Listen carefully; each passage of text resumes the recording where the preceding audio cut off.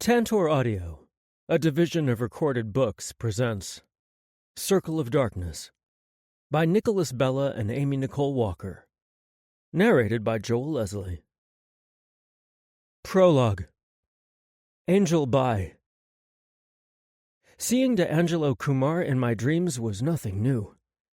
In fact, he'd been a recurring star in both my daytime and nighttime fantasies more times than I could count since I'd first laid eyes on him in Martinelli's Italian restaurant where I worked as a waiter. Damn.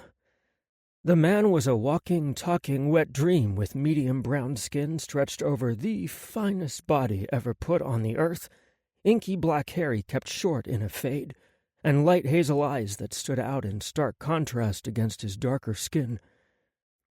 When he looked at me, it felt like he could see inside to the very heart of me. My fascination with him went beyond his looks, too. He carried himself like a man who knew his place in the world, which was wherever he wanted it to be. He was both mesmerizing and mysterious, and I was inexplicably drawn to him. I was used to people looking right through me like I didn't even exist, but not this guy. Our eyes connected the first time he sat at a table in my section, and I felt this unexplainable connection to him like I had never had with another person. It rattled me so much I dropped his plate onto the table and nearly spilled his spaghetti and meatballs in his lap. I felt tears of humiliation welling in my eyes as I tried to scoop the spilled food off the table and back onto the plate. D'Angelo had placed his hand over mine to still me, and I'd felt a buzz of awareness sizzle through me. I'd gasped and pulled my hand back in surprise. I'd held it up in front of me, half expecting it to look different or at least carry his mark on my flesh. I looked back at him and saw the same shock registered on his face. Then he closed his eyes and shook his head slightly before he reopened them. His usual mask of calm and cool was back in place so fast I doubted my vision. D'Angelo came to Martinelli's nearly every day that I worked after that. He always sat in my section, but that aloofness never faded from his face. He also couldn't seem to remember my damn name either. No matter how many times I introduced myself to him as Angel, he called me Ansel. It rolled off his tongue in such a melodious way I could almost convince myself that it was an endearment. I nearly Googled it, but I was afraid it meant the exact opposite of a pet name, and he was laughing at my obvious infatuation with him. There was no way he missed the way I blushed and stuttered in his presence, and it was equally doubtful that he didn't know the source of my discomfort. Yes, it was much better to pretend he had a pet name for me so I could continue fantasizing about him. That night, it wasn't one of my usual visions of my legs wrapped around D'Angelo's waist while he powered in and out of me that had me jerking up out of my sleep with a pounding heart. My body was covered with a fine sheen of sweat from fear licking at my body rather than the flames of desire from the passionate kisses I normally dreamed about with him. My stomach pitched and rolled, threatening to spill its contents in a violent fashion. I wasn't sure if I was sick because of what I saw in my vision or from the way my brain pounded in my skull. I'd never had such a physically debilitating reaction to a vision before, and I couldn't help but wonder what had caused the change in me. It had to have been caused by what I saw in the vision because I never in my life witnessed anything as scary. "No," I said out loud. "Please, no." I shook my head vigorously to try and clear my mind of what I'd just seen and what it meant to the beautiful man with the hypnotic eyes. I wanted to believe it was just a bad dream and not a vision of things to come, but I knew better. I'd made that mistake before, and it cost people their lives. As much as I hated it, I couldn't deny what I saw was a vision of things to come. D'Angelo would break into someone's home to steal a cross made of a bluish-looking metal. It wasn't your everyday kind of cross, either. It was sinister-looking, rather than sacred. As he neared it, a blue light emanated from the cross, and I watched in horror as D'Angelo writhed in agony as his soul was ripped from his body and absorbed by the cross.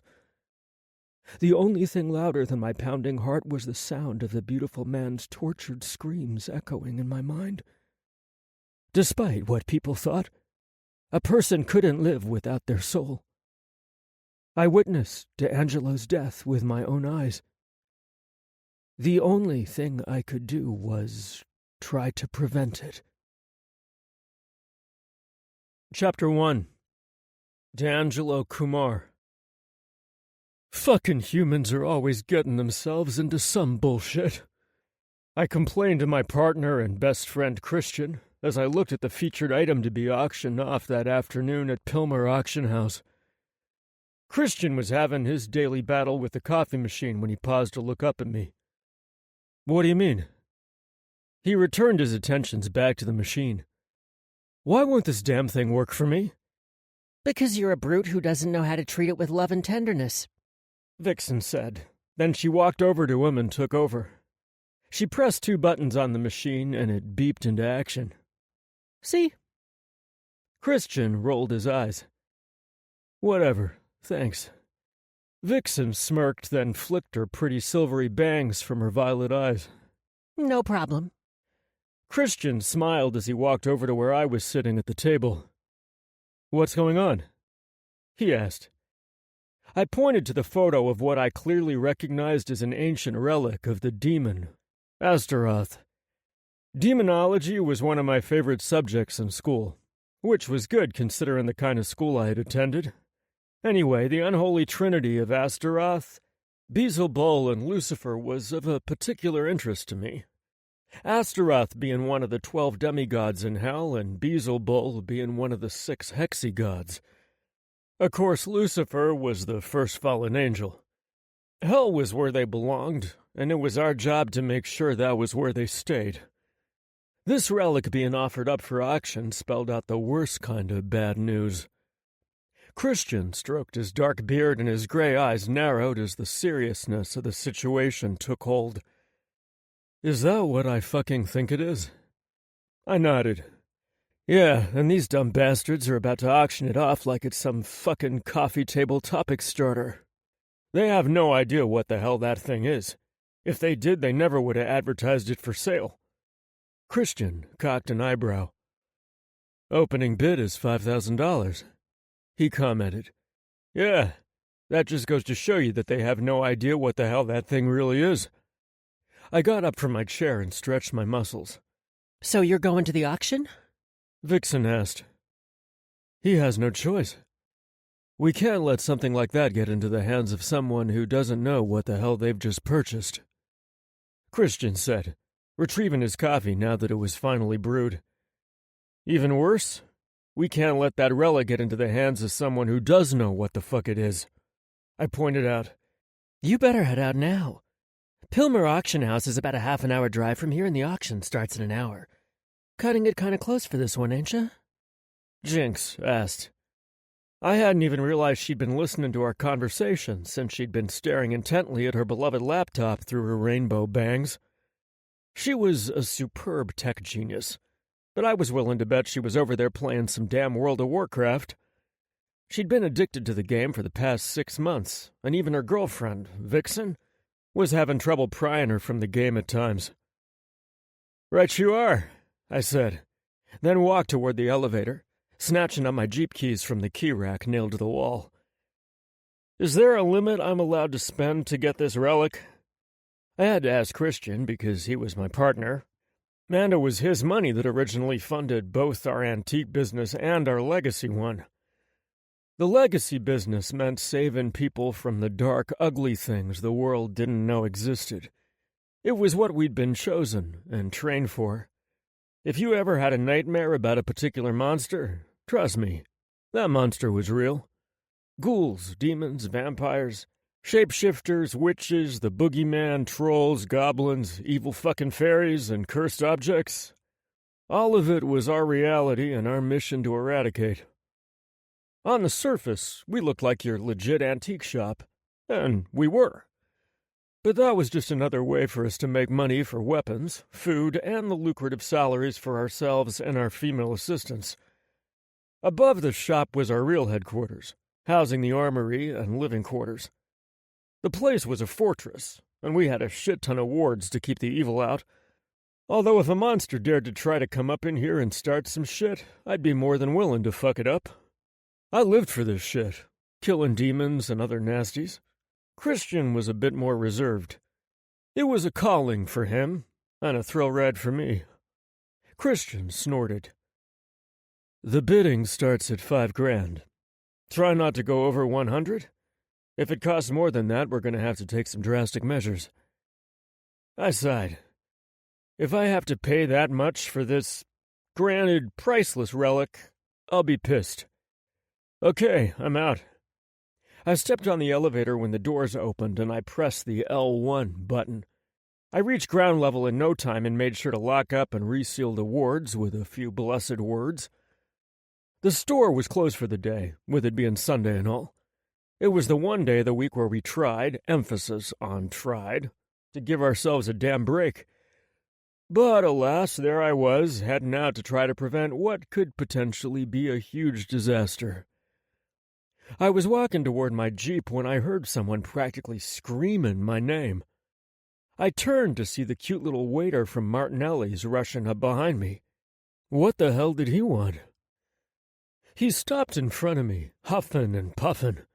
Oh, thank God, I caught you," he panted.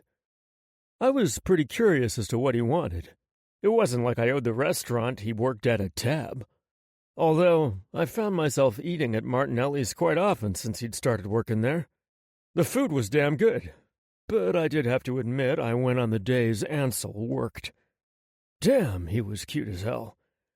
But as much as I loved to gawk at him, he was holding me up from the serious shit. Want to tell me what this is all about?" I asked. "I'm in a bit of a hurry." "That's just it. He paused and looked off to the side like he was hesitant to tell me something. "Look, Ansel, it's Angel," he snapped. For the first time I saw the fire blaze behind his beautiful brown eyes, which were a lovely feature from his Chinese-American heritage. He had many features that appealed to me that were flattering on him as well, but his eyes, those blew me away. And, well, his lips, too. I'd love to see them where they rightfully belonged. All over my body. I swore the fantasies I'd had staring at him left me with morning wood on several occasions. And on the others, sticky sheets. I like Ansel more, I said, purposefully ignoring his attempt to correct me. "Look, I'm really in a hurry, so if this can wait..." I let my voice trail off so he would get the hint. "You're in danger," he blurted out. I cocked an eyebrow. "In danger from what? What the hell are you talking about? And how did you find me anyway?" "What do you mean, how? You eat at Martinelli's more than I do. Besides, you always pay with your company account," Ansel said, pointing to the sign above our antique shop. "Oh, okay, that made sense. Fine. Now, about this so-called danger..." "Look, you have to listen to me. I know what I'm about to tell you may sound far-fetched, but it's all true." He was looking up at me with eyes that were pleading for me to take him seriously. So I did. "Tell me." "Okay, I happen to have visions sometimes, and when I have them this vividly, they usually come true," he began. I laughed. "Did you dream about me and you in bed? Well, I could see why you're flustered." He blinked in confusion, then rolled his eyes. "I'm not joking right now. Please pay attention." "Then get to the fucking point," I snarled. He was holding me up, and I didn't want to miss the auction over some bullshit-ass nightmare he'd had. "Fine, I dreamt you were in danger. You were breaking into someone's house, and some evil cross-looking relic was trying to steal your soul." Okay, now that gave me cause for concern.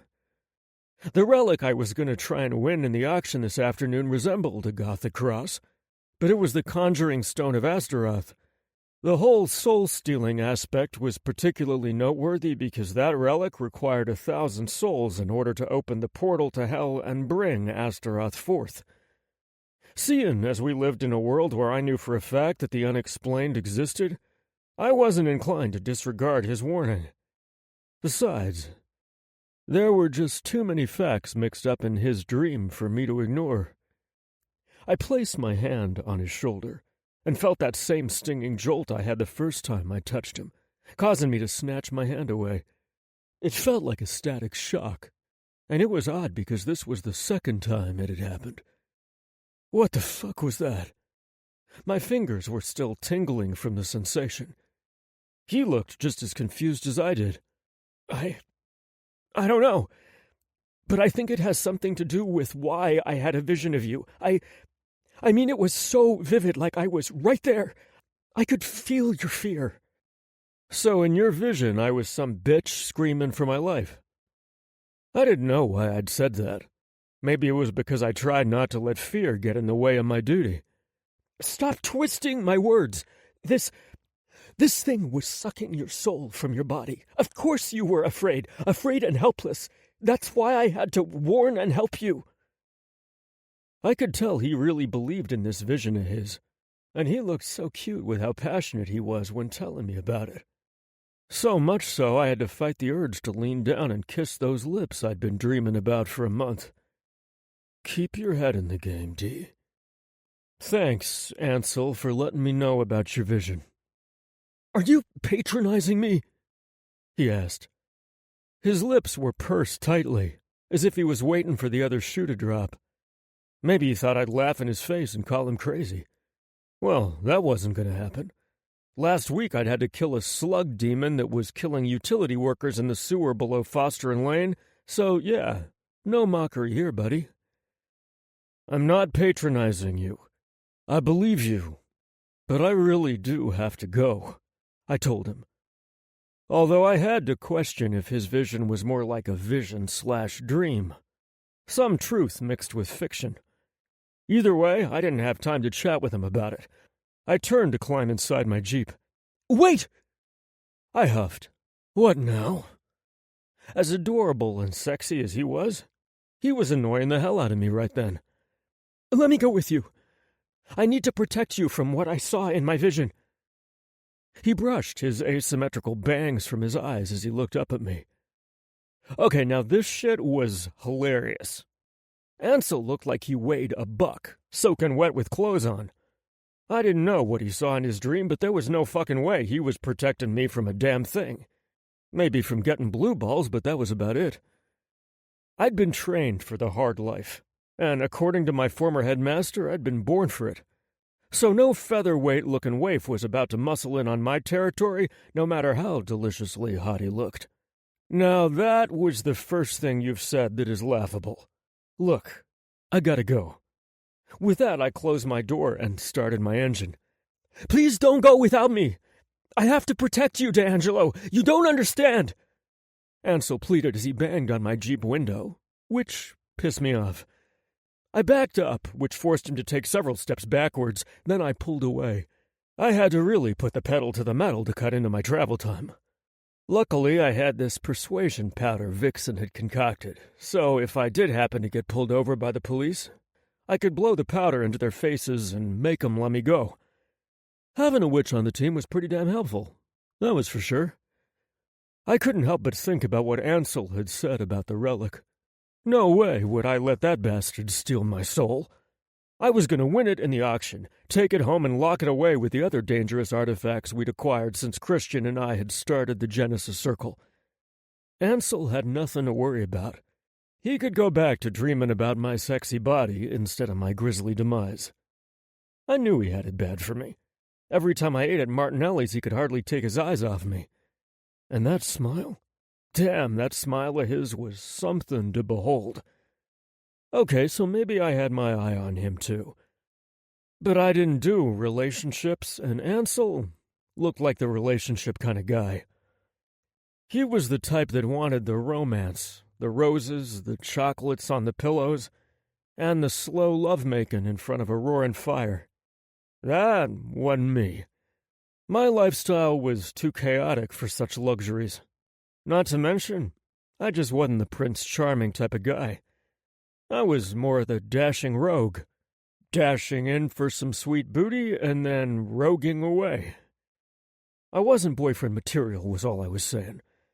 So I never made a move on him, even though I really wanted to.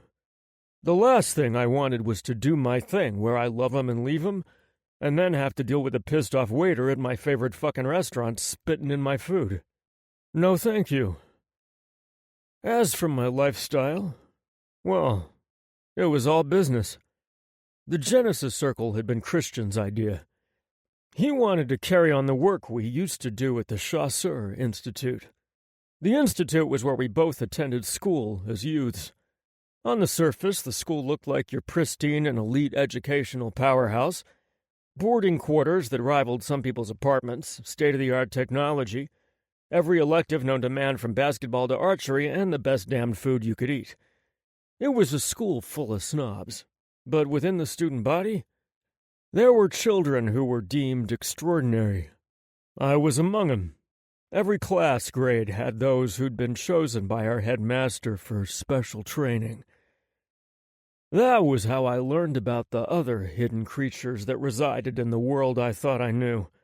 The things that lived in the shadows and fed off human misery, fear, greed, and despair.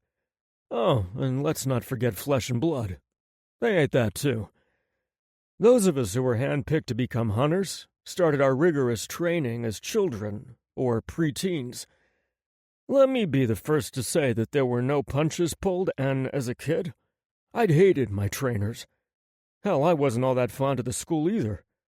Or was it my schoolmates? They teased me a lot growing up because I wasn't rich. I was only attending because I'd been granted a full scholarship. At first, my mother didn't know why I was being offered the full ride. It wasn't like I'd had the best grades in the public school I'd been attending, and ditching from time to time. The recruiter had convinced my mom I was just too advanced, and I needed to go to a school that understood my needs. Considering the school in question was the Chasseur Institute, an all-boys school, she jumped at the opportunity to enroll me, even though it meant I'd have to live there, which meant I'd have to move to another country altogether. It didn't take the powers that be long at the school to enlist me for the noble work of eradicating evil. Like I said, the training was harsh, but necessary.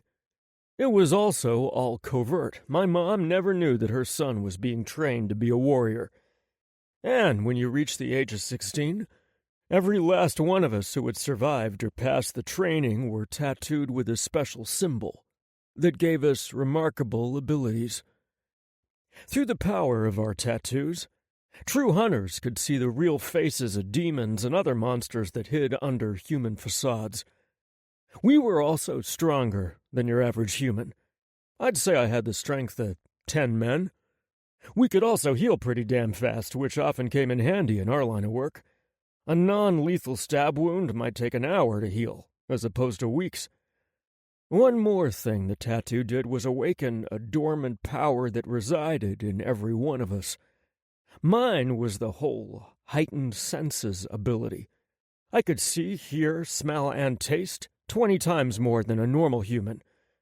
So, believe me when I say that Martinelli's was a restaurant that should be honored to be my favorite, as I didn't just taste food, I experienced it. Christian and I became best friends as children, and his special dormant ability was the power to see a person's deepest, darkest secrets. If you killed someone and didn't want anyone to know, then you'd better steer clear of him. We were both fine working as agents of the Institute until they decided to press us on the rules of their organization. Of course, these were rules neither Christian nor I could abide by. They wanted us to find our mates and marry. That sounded all fine on paper, but in reality, the mates in question had to be of the opposite sex. See, every hunter was required to be straight. They were to mate with a female fated to be theirs and procreate. One big, happy hunter family. That was one sure way to keep the line of hunters going. My parents weren't hunters, but someone in my family line had been at one point in the past. That was how the dormant gene passed on to me. Since my dad dumped my mom early on in my life, I could never ask him if anyone in his family was special or different. As you could imagine, that presented a problem for Christian and me since we were gay and in no way were we going to marry a woman just to procreate. The Institute viewed us as failures and abominations. They felt like we were betraying our oath and banished us. It was a bitch at first, to be cut off from the resources we needed to do the job we'd been born and bred for, not to mention the one place we'd called home for pretty much our entire lives. But we were tough sons of bitches, and had persevered. That was how the Genesis Circle had been created. We'd met Jinx and Vixen a year ago when we saved them from a cursed object. Trust Jinx to want the troll collection. Well, one of the fuzzy-haired bastards was evil and tried to kill her and Vixen in their sleep by stealing their breaths. At the time it was happening, Jinx and Vixen had 2 other female roommates. Once they had died mysteriously, Father Thomas had recommended they see us. Good old Father Thomas. He was a true believer, as we'd saved him from a demon who tried to corrupt his faith and his soul a few years back. All in all, we made some loyal and trustworthy connections and had a nice network of people we could go to for help. Though some of them weren't as trustworthy or loyal as Father Thomas, Vixen, and Jinx. Finally there. Good. I arrived just in time for the auction. Good thing it was a public event and not an invitation-only sort of affair. Although our antiques business had quite the respectable reputation. I doubt they'd give me much trouble if I just showed up, wanting in on the action. I parked and climbed out of my Jeep, then headed inside, taking a seat towards the back. The auction room wasn't too crowded, only about 30 people in total. I scoped him out as discreetly as I could to see who might give me some trouble. Not everyone who came to this auction were millionaires or billionaires. Also, not all insanely rich people looked the part. But there was one guy in the back who did look the part. Late 60s, buggy eyes, pudgy gut, rubbery lips that looked like he had a botched collagen injection. It was all topped off with a horrible bleached blonde toupee that looked like a bird had made a nest on top of his head, but thought it was too shoddy to lay its eggs in it, so it just left it there. You'd think with all the money he had, he'd go the distance regarding that toupee, but whatever. There was no accounting for taste. Of course, the same couldn't be said about his suit. It was immaculate, and I knew it had to have cost at least 10 grand. I sat there in the last row adjacent to Mr. Moneybags with a wispy toupee for the first 20 minutes, waiting on the item I came for to finally be presented. I did see a kick-ass sword that I'd have loved to own, but it was already going for 200 grand, seeing as it had once been wielded by the legendary warrior Hans von Hutson during the Great Wars of the medieval period. Sure wished I could have won that one. I was sitting there waiting and froze when I caught the very familiar scent of a certain sexy waif who was quickly becoming a nuisance to me. Mainly because I wanted to feel his warm body press beneath mine as I slid my cock inside of him and saw his face light up with pleasure. But I was trying so hard to keep him at bay. I feared that if I got a taste of him, I might not want to let him go, and like I said, my life was too dangerous, and that was why I wasn't boyfriend material. "Oh, thank God I found you," Ansel said, sitting down next to me. I looked at him. "How did you find me, and what the fuck are you doing here?" I snapped. "One of the chicks at the store told me. Besides, I've already told you, even if you don't want to believe me, I'm here to protect you." I looked at what he was wearing. Skinny jeans, pink sneakers, and a white t-shirt with some cartoon character on it mouthing off a sassy slogan. I shook my head, chuckling. "I don't need your 90-pound weakling ass to protect me." "See, that's precisely why you do need me. Look, my dreams don't lie. I saw you dying, and I'll never be able to live with myself if I didn't do everything I can to make sure that doesn't happen," he urged. "Oh, and I weigh more than 90 pounds, I'll have you know." I was just about to rip him a new one when the relic I was waiting for was announced. "We'll talk later," I said, then turned all my attention to the front. They had called the thing the Stellar Relic, claiming it came from Stellar Pilmer's private collection. The bidding started off at 5,000, and I sat back and waited while the others went into a bidding frenzy. Not too many people wanted the relic, Only about 5 were going toe-to-toe for it. I wondered if they knew what it really was. Whatever the case, the assholes had just jacked the price up to $50,000. Just when I thought it was about to die down and I could come in with a stealing bid, the bug-eyed toupee man in the gorgeous black suit with the silver tie raised his flag, and the bid up to $75,000. Damn. I was getting close to my limit. I decided to throw my bid into the mix. By now the other bidders stopped participating, and it was just the toupee guy in the suit and me going head-to-head. "Geez, he must really want that cross," Ansel said. "Which isn't good news for me," I grumbled, and then I raised my bid, hitting my limit. The guy in the suit paused, and the auctioneer did the whole going once, going twice thing, and just when I thought that little baby was mine, the motherfucker in the suit chimed in. $150,000, he said with a wicked, self-satisfied grin, as if challenging me to one-up him. Luckily for him, I couldn't. The bastard won the relic I came to get, and now I had to figure out another way to acquire the damn thing. Ansel frowned and looked at me. "It's all coming true.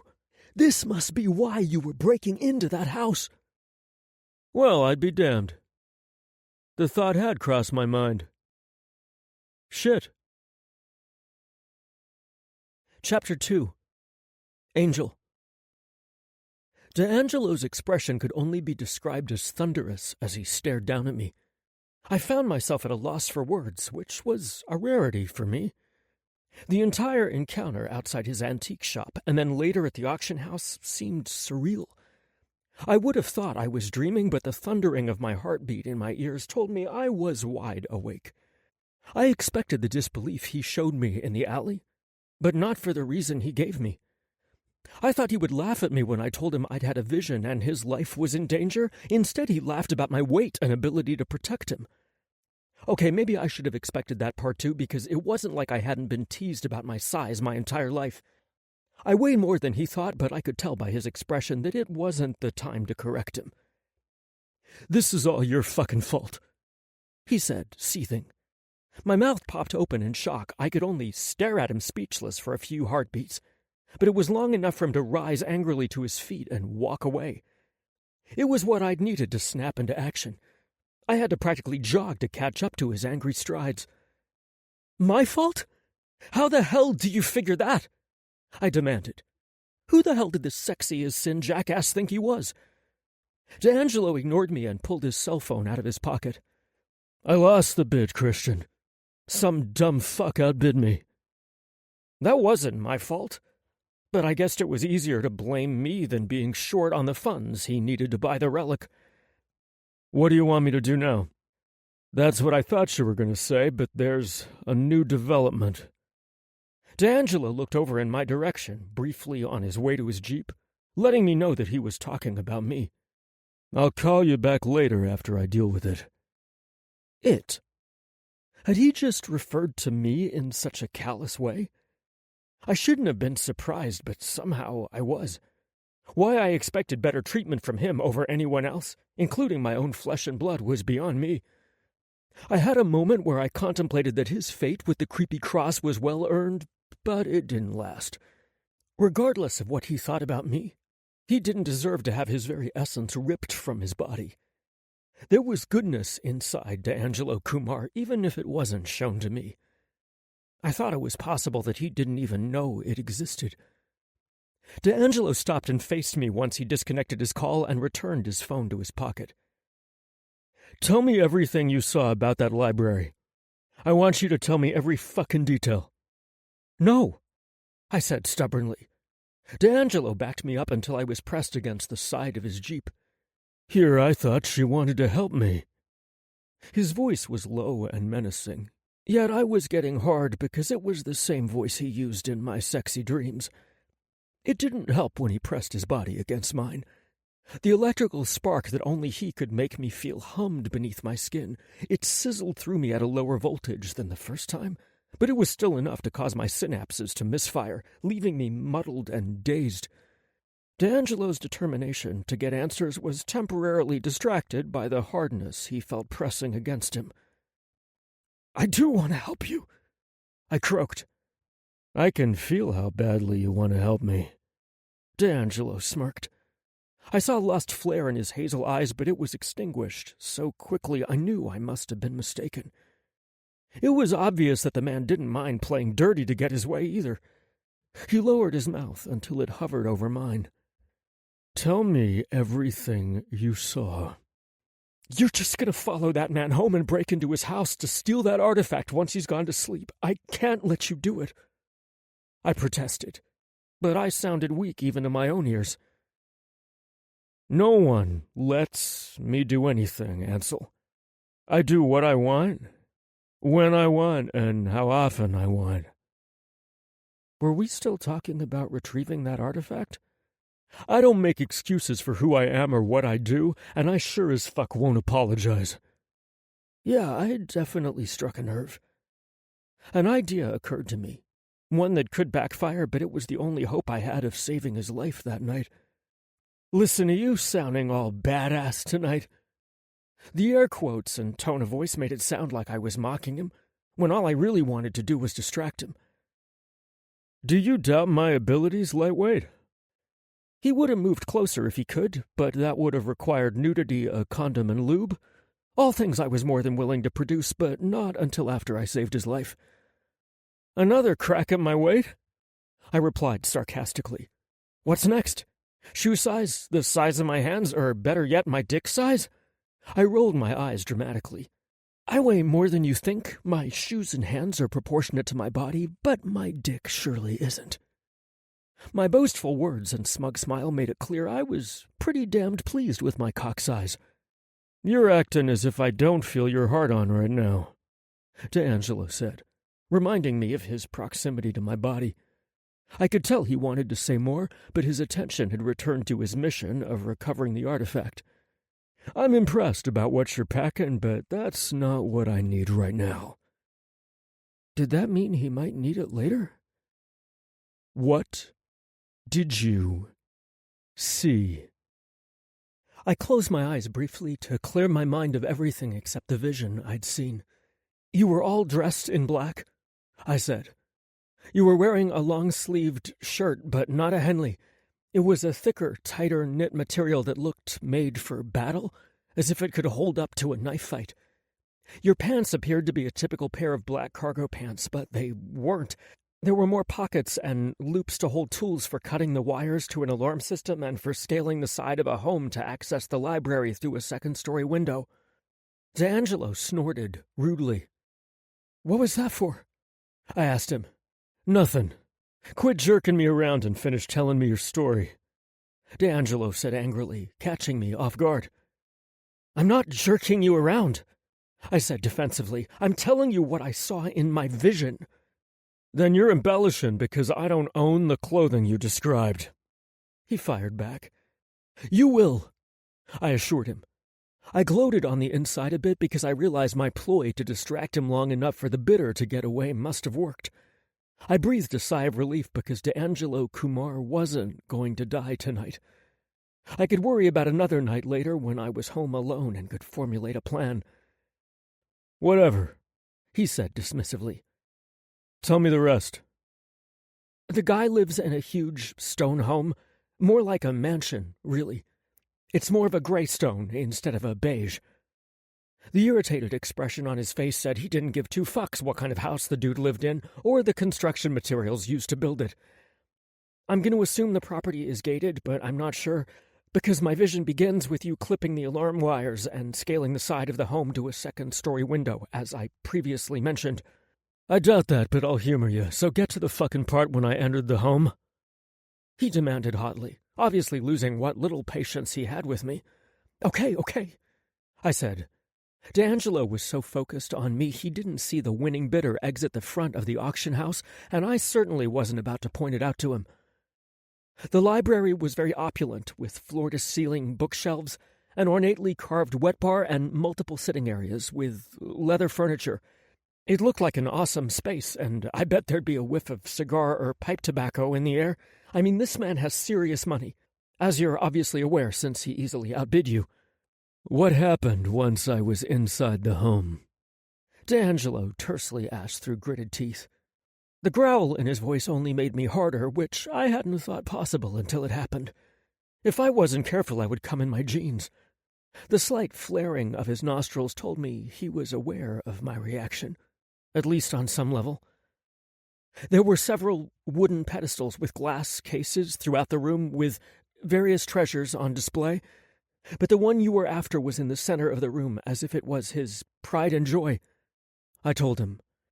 Can you describe any of the other artifacts the man had on display? D'Angelo asked. I wasn't sure why, but I knew my answer was important to him. I'm sorry, I can't, I replied, knowing that the answer disappointed him. It's okay, he said quickly. Keep telling me what you do know, Ansel. As you approached the glass confinement, the Gothic-looking cross began to vibrate a little. The closer you got, the more it shook, and the entire room rocked by the time you stood in front of it. Then this pale blue light started to form around the edges of it like wispy smoke, and I had to stop a minute to catch my breath because reliving the moment was worse than experiencing it the first time. D'Angelo's next move shocked me, more so than if he had kissed me. D'Angelo ran a finger softly across my cheekbone and said, I'm going to be okay as long as you tell me what you know. The tender way he spoke caused me to reopen my eyes and refocus my energy on keeping him alive. Everything else would have to wait. The light got stronger and darker in color once you lifted the glass display case off the pedestal. My voice started to shake with the same intensity as the relic, and my vision was blinded by the vibrancy of the light emanating from the evil device. Someone outside my line of vision began chanting, and the center of the cross opened. I watched as it ripped your soul from your body, D'Angelo. It wasn't quick because you fought it, and because you struggled, this thing took its time torturing you. Your screams. I covered my ears as if that could stop me from hearing his pain and agony all over again as the relic sucked his life from him. It was so much more intense than the dream. But why? What had changed? Nausea came on me quick and sharp, and much stronger than the first time. My body broke out in sweat, and dizziness washed over me. My heart pounded in my chest, and I was both hot and cold everywhere, and at the same time, my vision grew dark, and I realized I was on the verge of collapsing. I bucked my body until D'Angelo stepped back. Only then I could breathe the air I needed into my lungs. I bent over and supported myself with my hands on my knees, or else I would have fallen to the ground. D'Angelo placed his hand on my back, uncertainly, as if he wasn't used to offering comfort to someone. Now I know to approach the thing from behind, he said, as if that made everything better. I just need to... His words broke off, and I angled my head to get a glimpse of his face. Son of a fucking bitch! You did this on purpose, didn't you? Oh my God! Are you faking right now to slow me down? I would have been celebrating inside had I not still been reeling from my reaction to telling him about the vision. It was almost as if I was in the moment with him rather than seeing it in my mind. That was something that had never happened to me, and I couldn't wrap my head around it. D'Angelo began to pace and curse while he dug his phone back out of his pocket. The farther he got away from me, the better I felt. He was the reason why I reacted differently to the vision. But what did it all mean? I need a backup plan. Following the guy home didn't pan out. D'Angelo practically snarled into the phone. The look he pinned me with while waiting to hear his next order was enough to make my insides quake with fear. It just didn't, Christian, he said in response to the question he was asked. It's a long story and not one I want to get into right now, he said in frustration. What, that's it? Just come back home? Home? Was Christian his lover? Yeah, fine. I'll be there as soon as I can and we'll figure out what to do next. D'Angelo hung up and turned to face me once he was done. After I deal with you, he said to me. I rose to my full height and waited for him to blast me with the anger I saw in his eyes. I swallowed hard, not knowing what the man was capable of and how far my stunt had pushed him. "I'm not sorry," I bravely or stupidly said. I clearly didn't know when to keep my lips shut. "You're not, huh?" D'Angelo said, marching toward me. "You saw what that thing is capable of, and yet you hinder me when I try to stop it from falling into the wrong hands." He didn't stop until he once again had me pressed into the side of his Jeep. "Do you know how many deaths you could be responsible for?" "I know the one that I saved by telling him what I know the relic is capable of doing," I countered. "I also know that my vision wasn't going to come true tonight since you stated that you don't own the clothing I described." "How many people will die before then?" D'Angelo demanded, knowing it was something I couldn't answer. "Those deaths will all be on you." "They would have died anyway," I argued. "By saving you, I'm saving the world." I didn't know how the fuck I knew that. I just did. The same way I knew this wouldn't be the last time we argued about the relic. "Is that what you really think?" he asked. The anger had faded some in his voice, and I heard a hint of awe creeping in. D'Angelo placed his hand on my hip, and I could feel the heat of his fingers through the denim of my jeans. It felt like he was about to brand me. "You think I'm that important to the world?" "Yes," I whispered.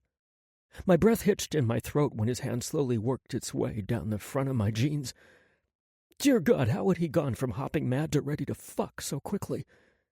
The answer came when he reached inside my pocket and yanked out my keys instead of unzipping my pants and taking out my dick. "Too damn bad you went to all that trouble for nothing," he said, turning away from me. "It was quite the show, Ansel." "Damn it, D'Angelo, I'm not making any of this up." He didn't slow down to acknowledge me. "What are you doing?" I asked as I followed him to my car. It wasn't hard for him to figure out which one was mine since it was the least luxurious one in the customer parking lot.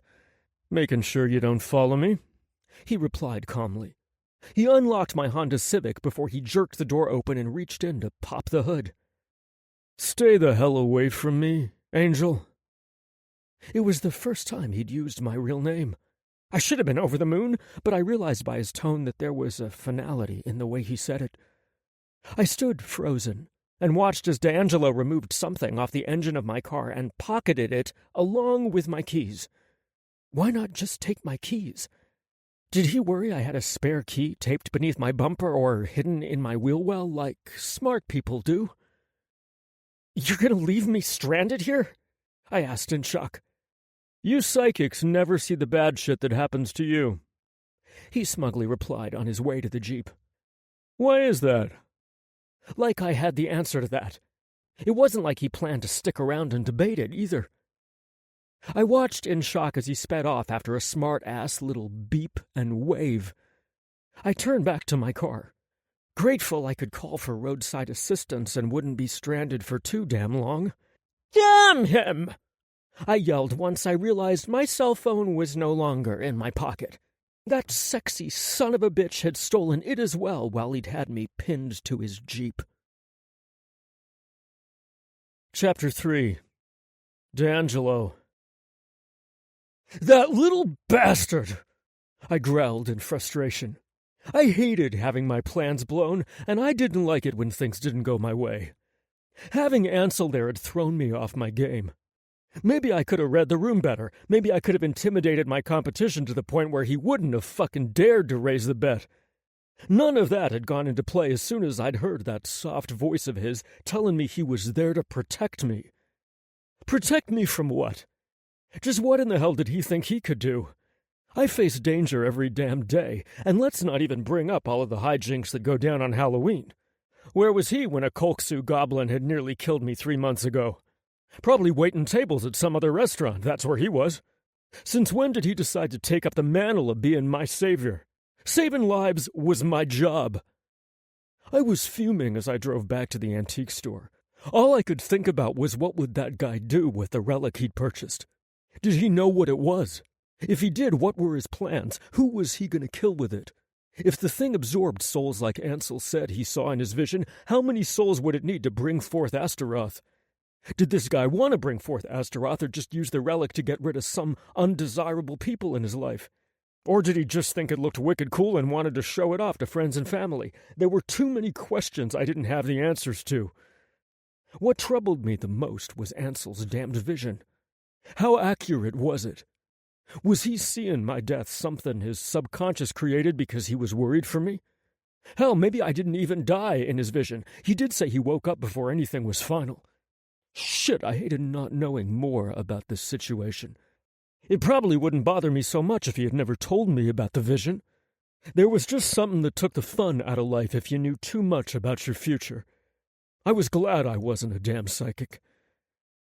The other thing that bothered me was how much attraction I felt for him, not to mention the amount of attraction he felt for me. Granted, he was physically smaller than I was, but what I felt raging hard between his legs had been impressive. Still, getting involved with him more than I already had was bad news. I couldn't allow myself to get wrapped up in my feelings for him. Best to keep it platonic. I managed to find a parking space on the street instead of using our underground garage and made our way inside our shop. Want to tell me what happened? In detail now? Christian asked me the moment I entered the living room. I plopped down in my chair and sighed heavily as I thought about how everything had gone to shit.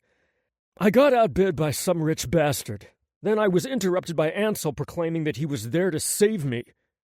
Christian cocked an eyebrow. Come again? Ansel totally distracted me, and I didn't see the buyer leave the auction house. Ansel? The waiter from the restaurant? The one you've been jerking off to? Christian asked with a look of confusion. Yeah, him. Did you have to mention I'd been wanking to him, though? He shrugged. Just wanted to make sure we were talking about the same guy. His name is Angel. Why do you call him Ansel? That's why I was confused. I like Ansel better. Okay, whatever. How did he distract you? I mean, you're normally all business when on a mission. Easily distracted, isn't you? Christian stated.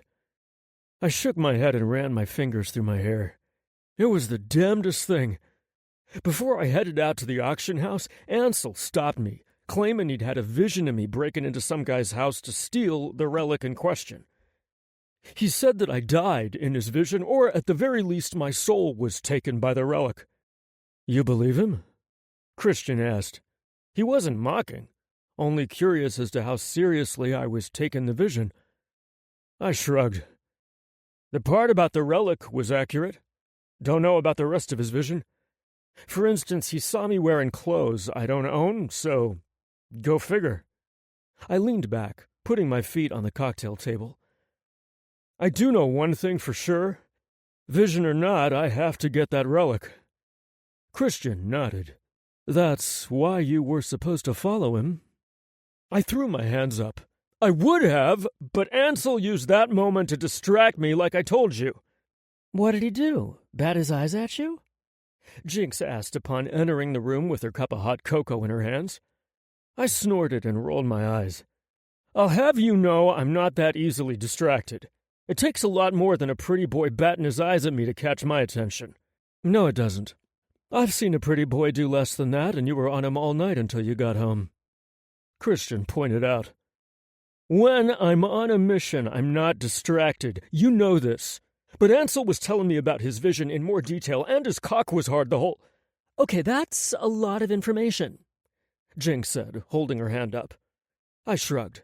Well, you wanted to know how I got thrown off my game. I'm telling you, I had to keep my crotch from touching his body because I was hard the whole time, too. Something about him really gets me going. She giggled. By the way, I've seen you checking that guy out. I bet it didn't take much for him to get your undivided attention. I can't quite put my finger on why I'm so attracted to him. Anyway, he was telling me about his vision. For instance, Jinx, I need for you to see what you can get on the guy who won the bid. Check out to see if he has a 2-story house with gray brick or stone walls. Find out his name and any other information. I gave her the description Ansel had given me of the home I break into in his vision. At the time that he was telling me, I didn't think those details were important. Turns out, they might be the key to locating this place. This guy might have multiple homes, and we needed to be able to narrow it down. Can I get a please and thank you with that? Jinx asked, cocking one snarky eyebrow at me. Woman, if you don't get your ass on that computer and look up that information, You'll do what? Not a damn thing, that's what. She shot back with a giggle. I'll sell your digital weapons to the first person to ask on WoW. I playfully threatened. Her eyes grew wide. You're crossing some lines now. That's dangerous territory you're stepping into. She jested, even though I knew she was mad crazy about that game and had a bunch of weapons, money, life, armor, and probably some charms and shit. I didn't bother with the game. I lived a real-life World of Warcraft. I gave in and smiled sweetly at her. Pretty please, with sugar on top. She grinned, baring her teeth.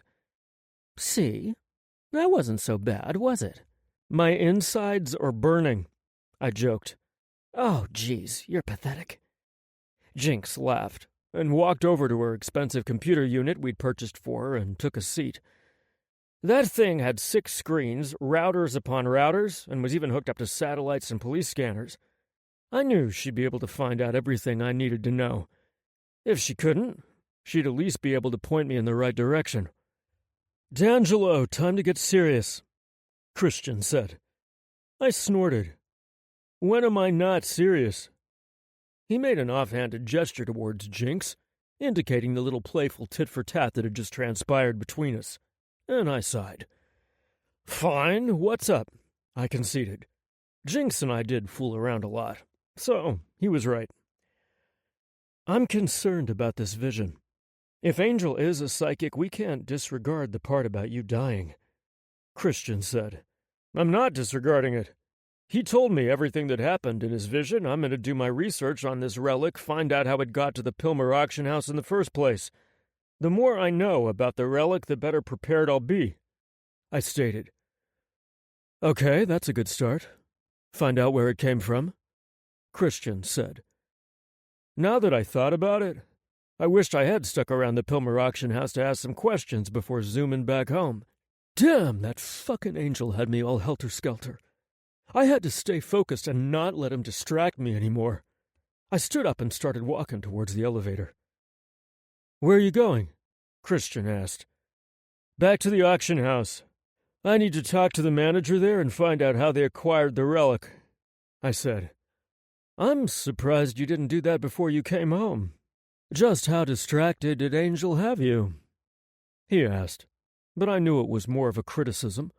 If nothing else, Christian was quite rigid. I thought he needed to get laid more than I did, but because of his ability to see people's darkest secrets, well, let's just say he didn't have the best date nights. I know. I fucked up. Won't happen again, I simply said. I didn't do the whole beating a dead horse thing. I messed up, I'd admit it, and keep moving. Christian got the message and didn't press. I made the inconvenient trip back to the auction house, but I did stop off to grab something to eat along the way. When I got back there, I saw that Ansel and his car were both gone. Good. I didn't need him around causing me trouble. I had a job to do. I climbed out of my Jeep and entered the auction house. I'd been there several times, making some nice, expensive purchases, so I was familiar with the manager, Jeffrey Manners. I walked up to his assistant's desk and she smiled up at me. Welcome to Pilmer Auction House. How may I help you? She inquired in a pleasant voice. I'd like to speak with Mr. Manners. Can you please let him know that D'Angelo Kumar of Things of the Past Antiques is here to see him? She nodded and made the call. I waited for the confirmation. Yes, sir, she said before hanging up the telephone. She looked up at me again. He'll be happy to see you in a few minutes. Feel free to have a seat if you like. She gestured to 4 very comfortable-looking chairs in the opposite corner of the room. I thanked her and took a seat. It didn't take too long before Mr. Manners was ready to see me. I entered his office and took another seat. Thank you, I said, making pleasantries before I might be forced to get nasty. My pleasure, Mr. Kumar. Now, how may I assist you this afternoon? The relic that sold for 150 grand today? Can you tell me how you came to possess it? I asked, getting right to the point. They had called it the Stellar Relic, which was the first name of the owner of the auction house, Stellar Pilmer. I found that curious because most artifacts that came to the auction house all had a point of origin. This one didn't, so they pretended like it came from Pilmer's personal stash. At least that was my hunch, and my hunches were rarely wrong. My question seemed to make Mr. Manners a bit nervous as he sat back in his chair, clasping his hands together in his lap. "I'm afraid I can't give out that sort of information on this item, sir," Mr. Manners said. Okay, he was about to make this difficult. "Surely you can give me some information. Was it acquired in an estate auction? Did the owner of Pilmer House get it in an excavation? Was it donated? These are simple questions, Mr. Manners," I said. I was trying to be polite, but if he didn't tell me what I wanted to hear, well, I had no problem being rude. "Mr. Kumar, you've been a model client, and we'd love to continue our business relationship with you, but I just can't give you that information," Mr. Manners said. Okay, now I was pissed. Not only could I see that he was lying about not being able to give me the information I wanted, but I could smell and hear him lying. The sound of his heart beating faster the moment I first asked the question, coupled with the extra beads of sweat sprinkling on his forehead, were dead indicators. I might not be able to see a person's deepest, darkest secrets, but I could tell when someone was lying to me because of my heightened senses. I was about to get physical with the man to get the information I needed, but then I remembered that I still had the persuasion powder Vixen had made for me. Perfect. I pulled the packet out of my pocket and leaned over his desk. "Mr. Manners, perhaps we can make a deal. Check this out." His curiosity got the better of him, and he leaned over to take a gander at what I had in the packet. When his face got close enough, I blew the powder at him, and he coughed and sneezed a little, then fell back in his chair with a dazed look on his face. That meant it was working. But it wouldn't last for long, just long enough for me to get the answers I had come for. "Mr. Manners, who is the buyer and where does he live?" I don't know who the buyer is, and he paid cash," Mr. Manners said in a slow cadence because the powder was really working on him. I hated that he couldn't even give me that information. That was highly unlikely, as every client had to at least have a file with this place. House rules. No file was set up on this buyer at all. Mr. Manners shook his head. "I've never actually met the buyer before he attended the auction, but he gave us an additional $100,000 to keep the transaction private."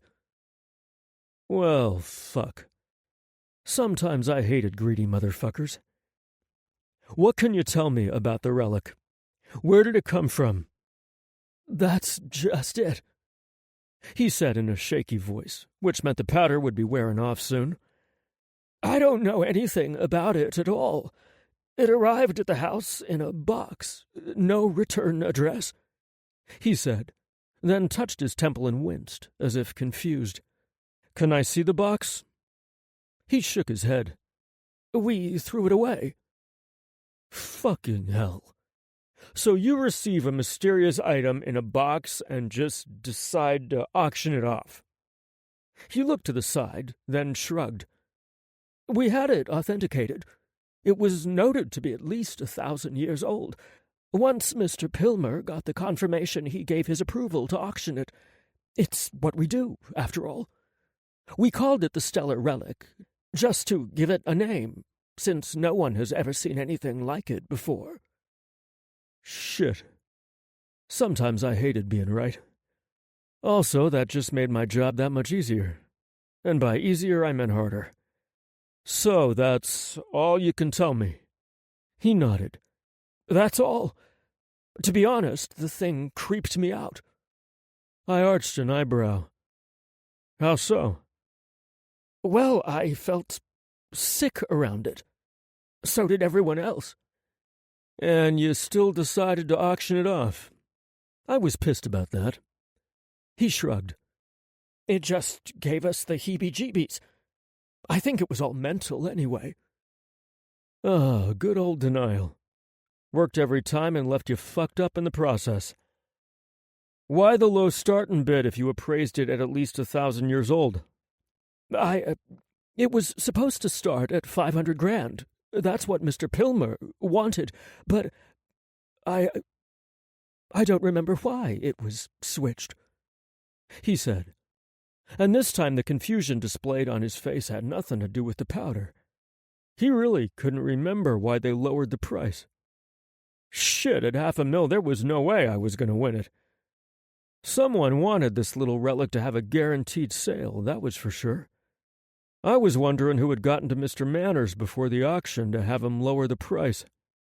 Do you remember talking to anyone about the relic prior to you listing it for auction? I asked. No.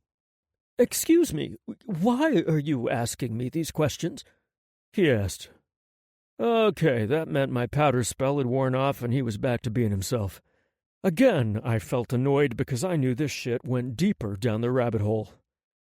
I want to thank you for taking the time out of your day to answer my questions. I hope we can continue to do business in the future. He smiled because he didn't remember me blowing the powder in his face. Of course, Mr. Kumar. We are always looking forward to working with you. He rose and shook my hand when I extended my own, and when he released it, I turned and left his office. I drove back home to see if Jinx had come up with anything since I was still batting zero. Sure, I had some information. Like I knew for a fact that other forces were involved with this auction. Nothing was random. But I still had to figure out who was involved and where to start looking. Any luck? Christian asked me when I stepped off the elevator, as he happened to be walking by with his cup of coffee on his way to the den. I followed beside him. Not really. Relic arrived in an unmarked box. They sold it to the buyer, who didn't leave his information, and paid in cash. I said.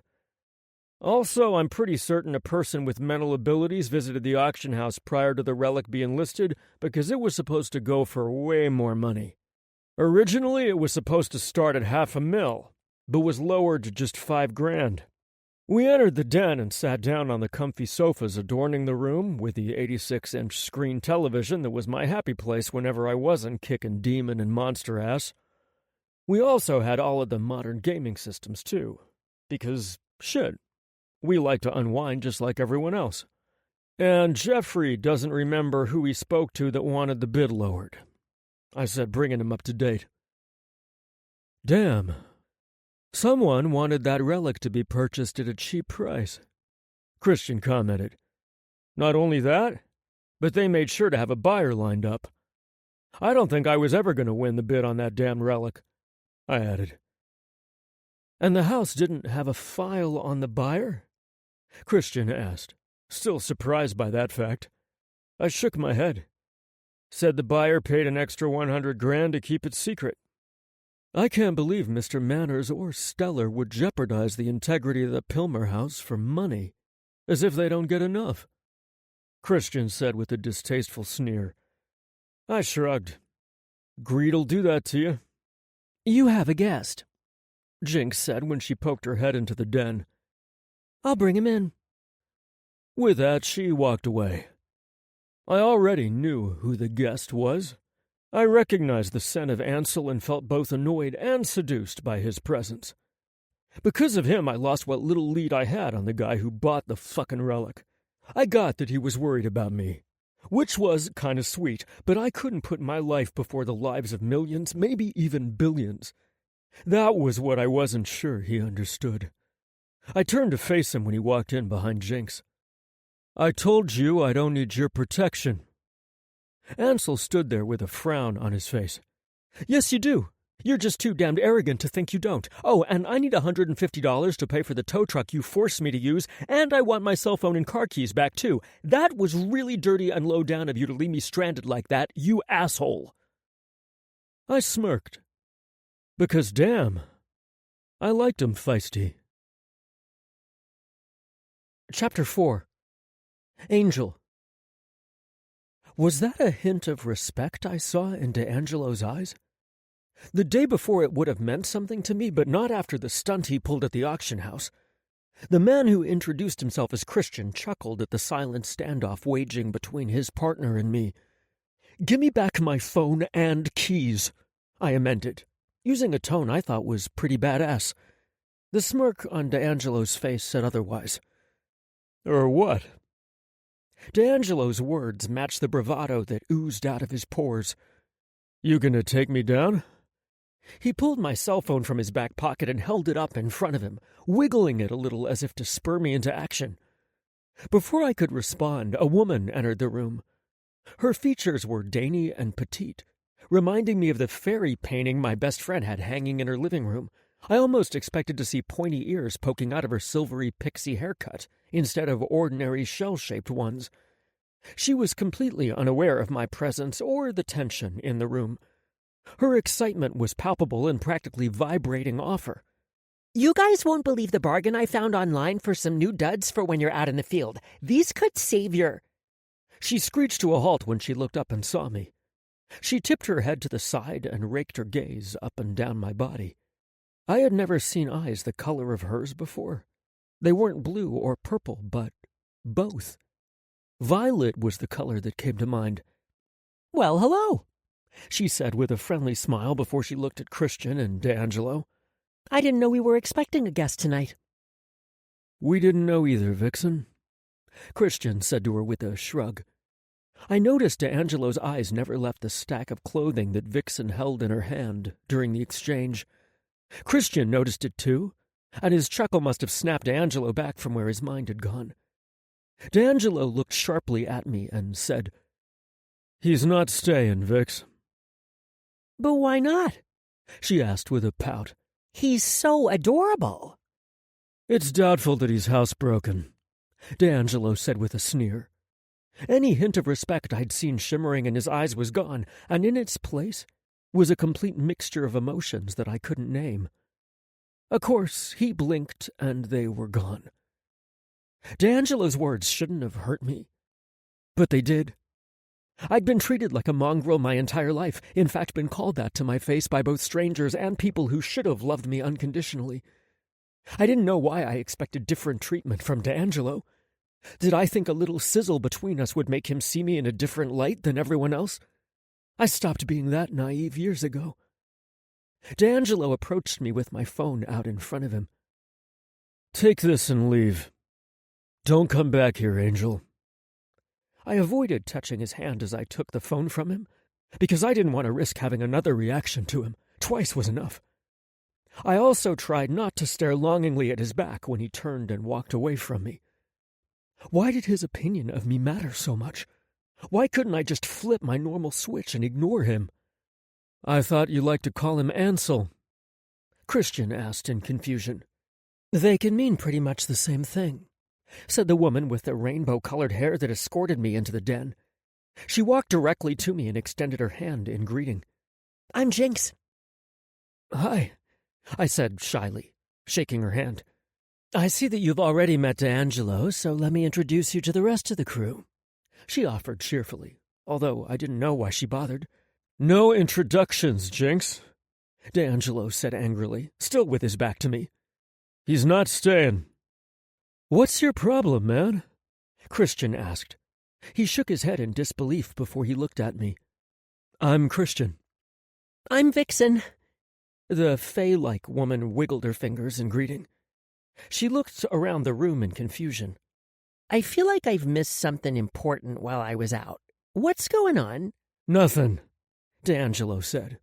"Oh, it's something, all right," Jinx said, then snickered. "Let me guess," I said to Vixen. "I bet those shirts look like ordinary lightweight V-neck Henleys, but they're actually fortified with a kind of metal thread that makes it harder to penetrate with a knife and maybe even slows down a bullet. I bet those cargo pants have extra pockets in them to hold tools that a regular tradesman wouldn't need." "How the hell did you know that?" Vixen asked me. "I didn't tell anyone about finding these clothes." "Fuck," D'Angelo swore, but he turned to face me once again. "I can take it from here, Angel. Thank you for what you're trying to do, but I don't need you." Another phrase I was used to hearing. "What the hell is going on? D, it's not like you to be so damn rude." Vixen asked, looking and sounding surprised. It was obvious I brought out the best in him.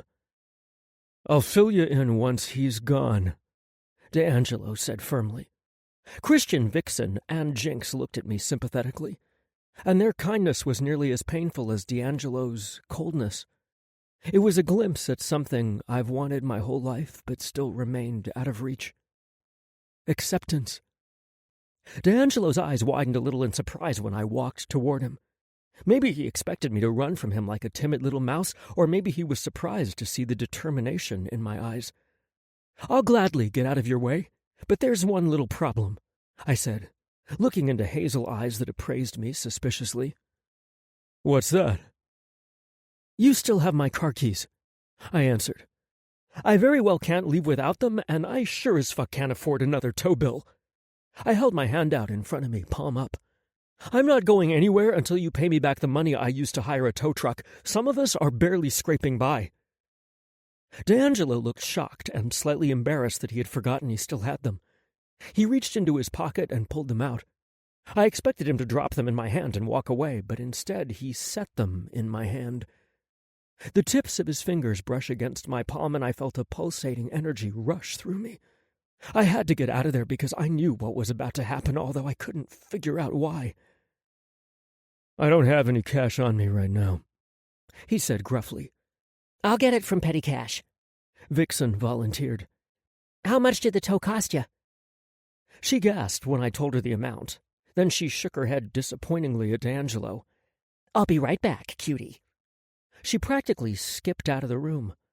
I wished I could bottle up her vibrancy and save it for a rainy day, or use it as a post-vision cure. I'd been having visions ever since I'd hit puberty, but they always came to me in my dreams. I had never had a vision while awake, but then again, what happened to me in the parking lot at the auction house had been a new experience also. Something had changed. Or rather, someone had changed me. I knew I needed to get the hell out of there as fast as I could. I couldn't bear the thought of them seeing me in such a vulnerable state after the way D'Angelo rejected me and my offer of help. Sometimes you just had to know when to pull up the stakes and leave. It was definitely one of those times.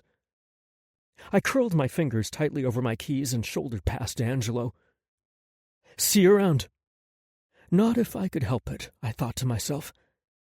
Vixen walked into the room just as I reached the doorway. She held my money out to me. I grabbed it quickly and tried to go around her. Let me walk you out, Jinx offered from behind me. I waved her off. I didn't want anyone to see what I was about to experience. My vision started to darken around the edges, and my blood roared in my ears. I felt like I was about to lose consciousness, and I wanted to make it to my car before that happened. Angel, wait! I heard D'Angelo call out from behind me.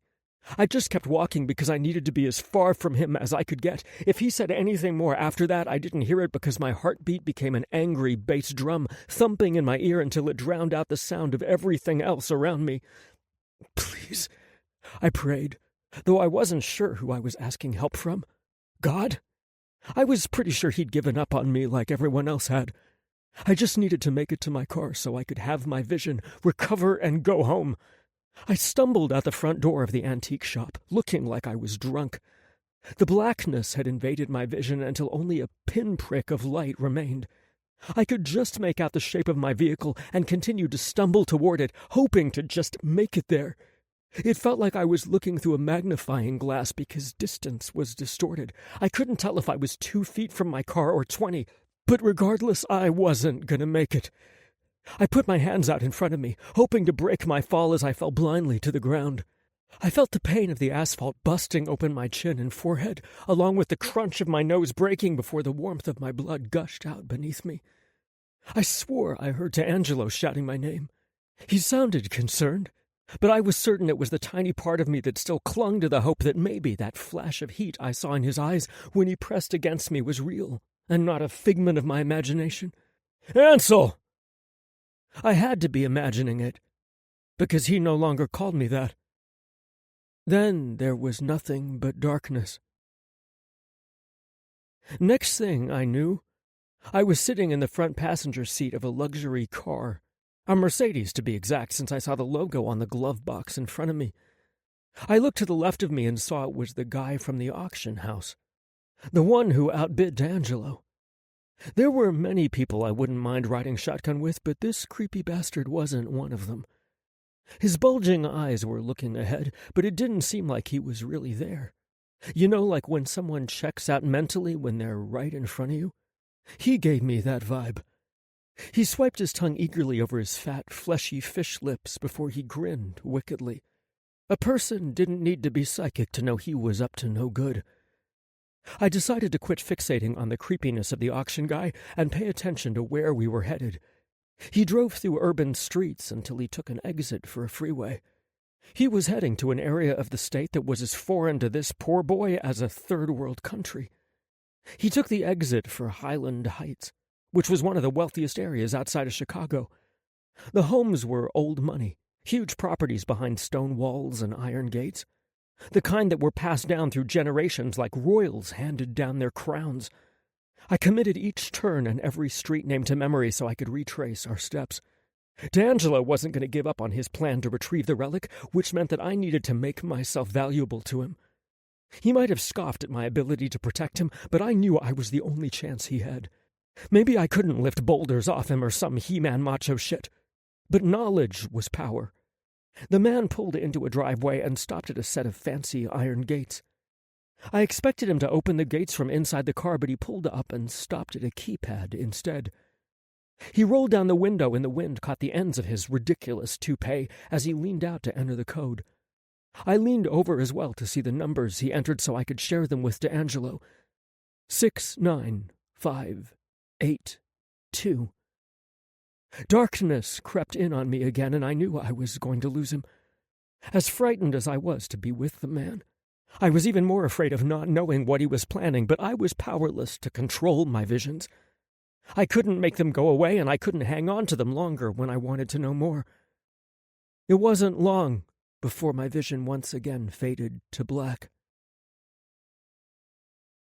"He's coming around," I heard a soft feminine voice say. "Get back and stop crowding him. Let him breathe." "When did you get so damn bossy, Vixen?"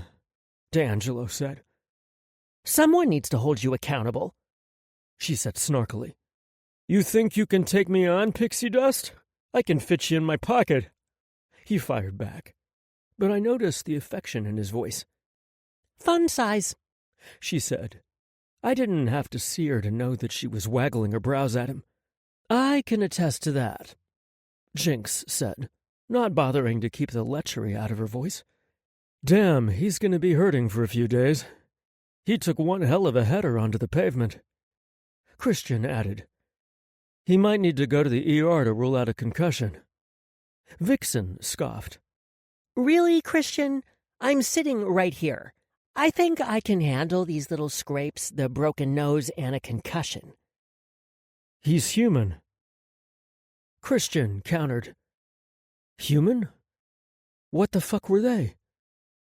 I probably should have let them know I was conscious the minute I came to, instead of eavesdropping on their conversation, but I liked hearing them banter back and forth. I knew as soon as I opened my eyes D'Angelo would throw me out on my ass. In fact, I was shocked that he had brought me inside. I could tell by the soft surface beneath my aching body that I had been placed on a bed or a sofa.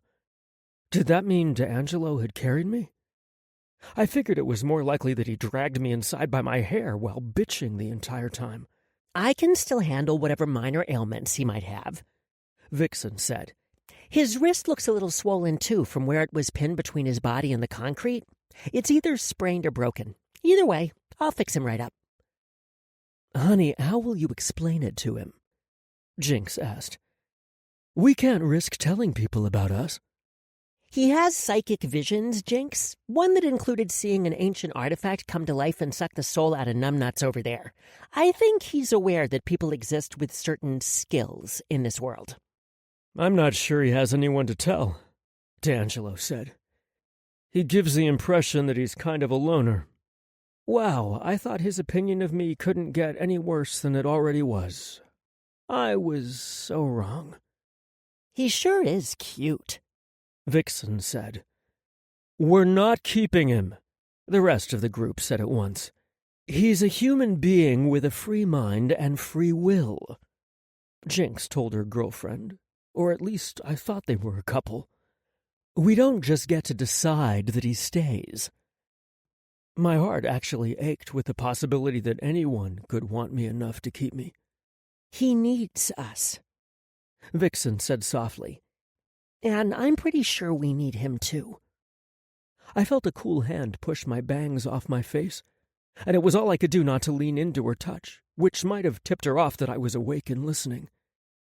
Let's get out of here and let him rest, Christian said. We'll check back on him later and maybe feed the guy before we send him home. He looks like he could stand to eat a few BLTs. Again with my weight. The room was quiet, and I thought that I was alone. I was exhausted from the vision I'd had, and my body ached from head to toe as if I'd been hit by a semi-truck. I felt comfortable and safe. Two things that had eluded me for a very long time, and I wasn't eager to part with them. A soft sigh escaped my swollen lips as I nestled further into the blankets. I knew you were awake, Ansel. The warm, dark voice in my ear made me shiver. I slowly opened my eyes and turned my head in the direction of his voice. Two things stood out in stark clarity to me. I saw genuine concern for me in his uniquely colored eyes, and he had gone back to using my pet name. This is all your fault, I said through lips that felt swollen and cracked. I was sure that I must have looked terrible. D'Angelo looked shocked at the way I responded to his statement. My fault. Yes, you. Fuck. My face hurt when I tried to talk, but I had shit I needed to tell him before the others returned. You've touched me a total of 3 times, and each time you've triggered a vision. The visions and the side effects afterwards keep getting stronger the more you touch me. Before you, I only had the visions in my dreams. I don't know why it's happening, but I know it's true. You're screwing up something inside me. D'Angelo shook his head like he couldn't believe it. Couldn't or didn't want to. I'll take you home after you've had a chance to recover a bit. I didn't want to leave him and the others yet. So I said the one thing that guaranteed they'd keep me, if only for a little while. I know where the man and the artifact are, I told him. Chapter 5. D'Angelo. You're a sneaky one, I see. First you convince Jinx to bring you to our office, which she knows is off limits. Then you somehow injure yourself by tripping on nothing. But if that's not enough, you eavesdropped on our conversation, I said, letting him know that I was onto his ass. And now you claim to know the exact information we're looking for. How convenient. Ansel rolled over onto his side so he could get a better look at me. First off, I didn't do anything sneaky to get Jinx to let me into your secret office, he said, complete with air quotes. I just told her you owed me money. She took one look at the tow truck releasing my car and must have known I was telling the truth. She told me to follow her. I had no idea where she was taking me. Secondly, I didn't just trip over nothing. Something happened to me, and I can't explain it. I had a vision, and that's why I fell out. And as far as it being convenient, well, that's something that should please you. I have information you need. Now, are you going to continue being an asshole and act like you don't need me, or are you going to accept my help? Okay, I had to admit he was feistier than I thought. Back at the restaurant, I never would have believed he could speak to me like he was doing now. Either he really believed he could help me, or... Shit. Did he feel closer to me? I couldn't allow him to get close. He wasn't prepared for what my world offered. I had to keep him at bay regardless of how much I wanted to wrap him up in my arms and kiss those luscious lips of his. It was getting harder and harder to resist my attraction to him, but I had to. I had to in order to keep him safe. Time to embrace the asshole he thought I was. Another vision, huh? Just what are you going to claim you saw this time, me crying in a corner? He snorted and then winced as he touched his aching temple. Don't be a dick. Hey, I wasn't the one eavesdropping, I stated, cocking an eyebrow. Ansel smirked and looked off to the side. Yeah, I knew his ass was guilty of something. He returned his gaze back to me, and there was something in his eyes that spoke to me. Or at least they were trying to, but I couldn't quite figure it out. Okay, so you got me there. What all did you hear? I crossed my arms over my chest as I waited for his reply. I knew he'd had to have gotten an earful. Fucking Vixen was so eager to flex her witchy healing skills. I saw the pain Ansel felt when he tried to shift on the sofa, and he moaned. I reached out quickly to help him get more comfortable. He looked up at me with those gorgeous eyes, and I felt something deep inside of me tingle. I knew he was sassy, and God, was he beautiful. Totally my type. But I felt something else drawing me to him other than my desire to feel what his insides felt like. And not in a violent way. The kind I was so familiar with when I'd punch a hole in some monster's chest. No, the way I wanted to feel Ansel's insides was by sliding my cock inside his tight hole and making him cry my name out in the heat of bliss-filled passion. What the hell? Get your shit together, D. I couldn't have those kind of thoughts right then, and especially not with Ansel. Feel better? I asked as I fluffed the pillow behind him. He nodded. Thank you. I gave him a curt nod, then returned to my chair. Okay, back to my question. How much did you hear? He frowned. You're all business. Ansel? I heard enough to know that Vixen thinks she can heal me, he said. What is that all about? I sighed heavily. See, this was why we couldn't let outsiders inside the inner sanctum. That's all you need to know. No, it's not, Ansel said. Then he tried to sit up but cried out in pain. You better take it easy, Christian said from the doorway. I knew he was standing on the other side of the door. Not only could I hear his heart beating, but I could smell his cologne a mile away. Having heightened senses had its moments, like now, or when I was out in the field. Not so much in other environments. I was wondering how long you were going to eavesdrop, I remarked.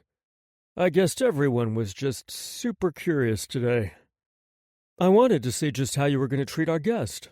You can be uncouth at times. Christian joked as he made his way into the room. He took the seat beside mine. I'm not going to beat him up and toss him out if that's what you're thinking, I snapped. I'm thinking we need to hear him out, Christian shot back, then turned his attention to Ansel.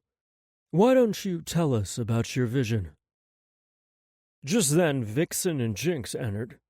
Both were carrying some herbs with them that I knew Vixen was going to use to work a spell in order to heal Ansel.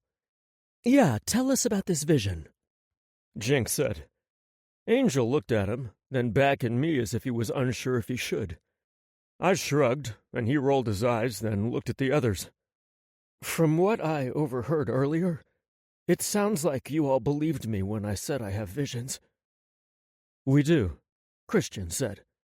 We have experience with things other people would write off as unbelievable. So please, tell us. Okay. I had one of D'Angelo dying, he said. Hey, you don't know that. You didn't actually see me die in your vision, I stated. He turned to me, then winced again as he swayed.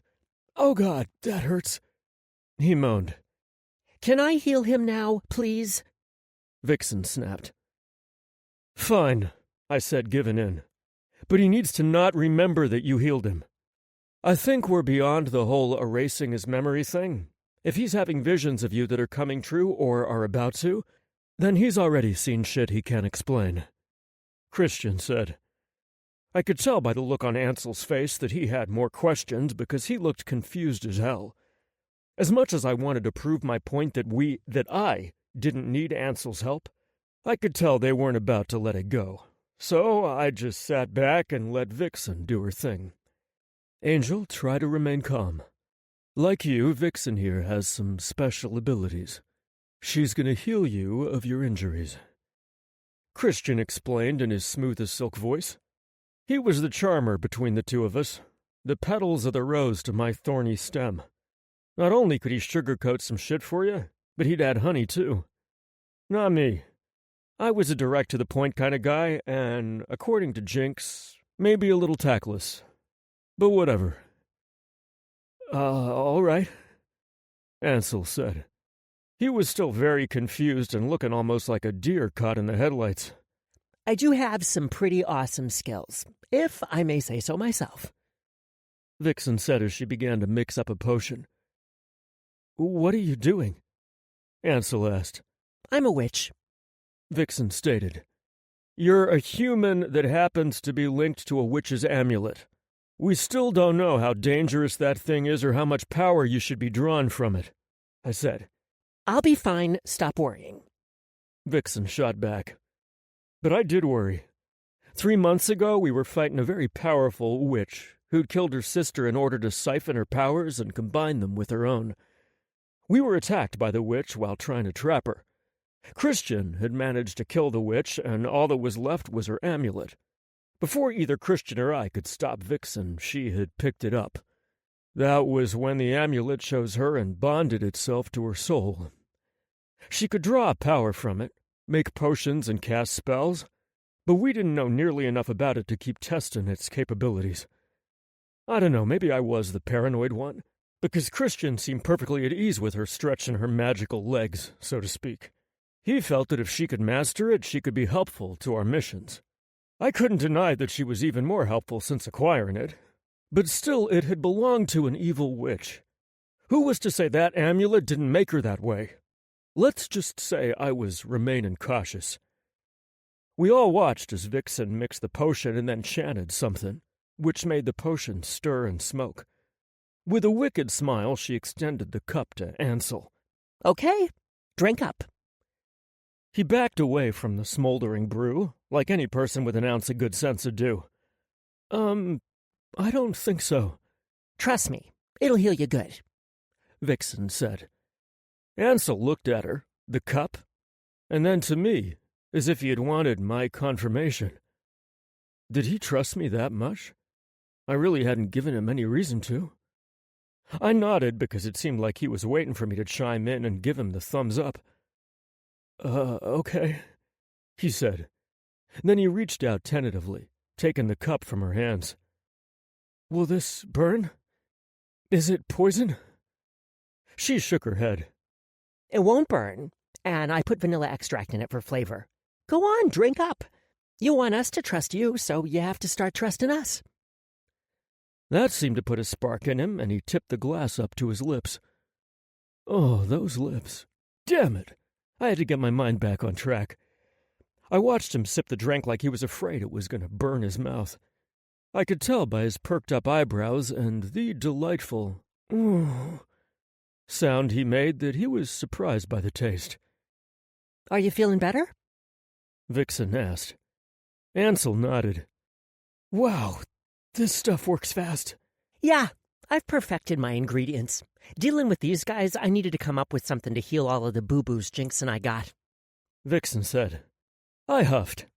Can we not pour out all of our damn secrets to a total stranger? I complained. I mean, why in the fuck was everyone so lax around Ansel? I think you're a bit too uptight, to be honest, Dee, Christian said. As far as I'm concerned, Angel is a client of ours. We have to get to the bottom of why he's having visions of your death. And before you try to say that my visions aren't anything you should worry about, I did predict everything up till this point, even the outfit you're going to be wearing, Ansel pointed out. I really wish you'd take me seriously, D'Angelo. I sat back in my chair, running my finger over my eyebrow. Listen, it's not that I don't take you seriously. Then what the hell is it? He asked, his pretty brown eyes staring at me with all of the concern he must have been feeling. It's just that I'm no stranger to danger, Ansel. So we're back to using Ansel, I see, he said, irritated. I smirked. Seems like you like it. Besides, I like the way Ansel sounds flowing off my tongue. By the way you've been staring at him, I'm sure his name isn't the only thing you want of Angel's. Oh, sorry, Ansel's on your tongue, Jinx teased.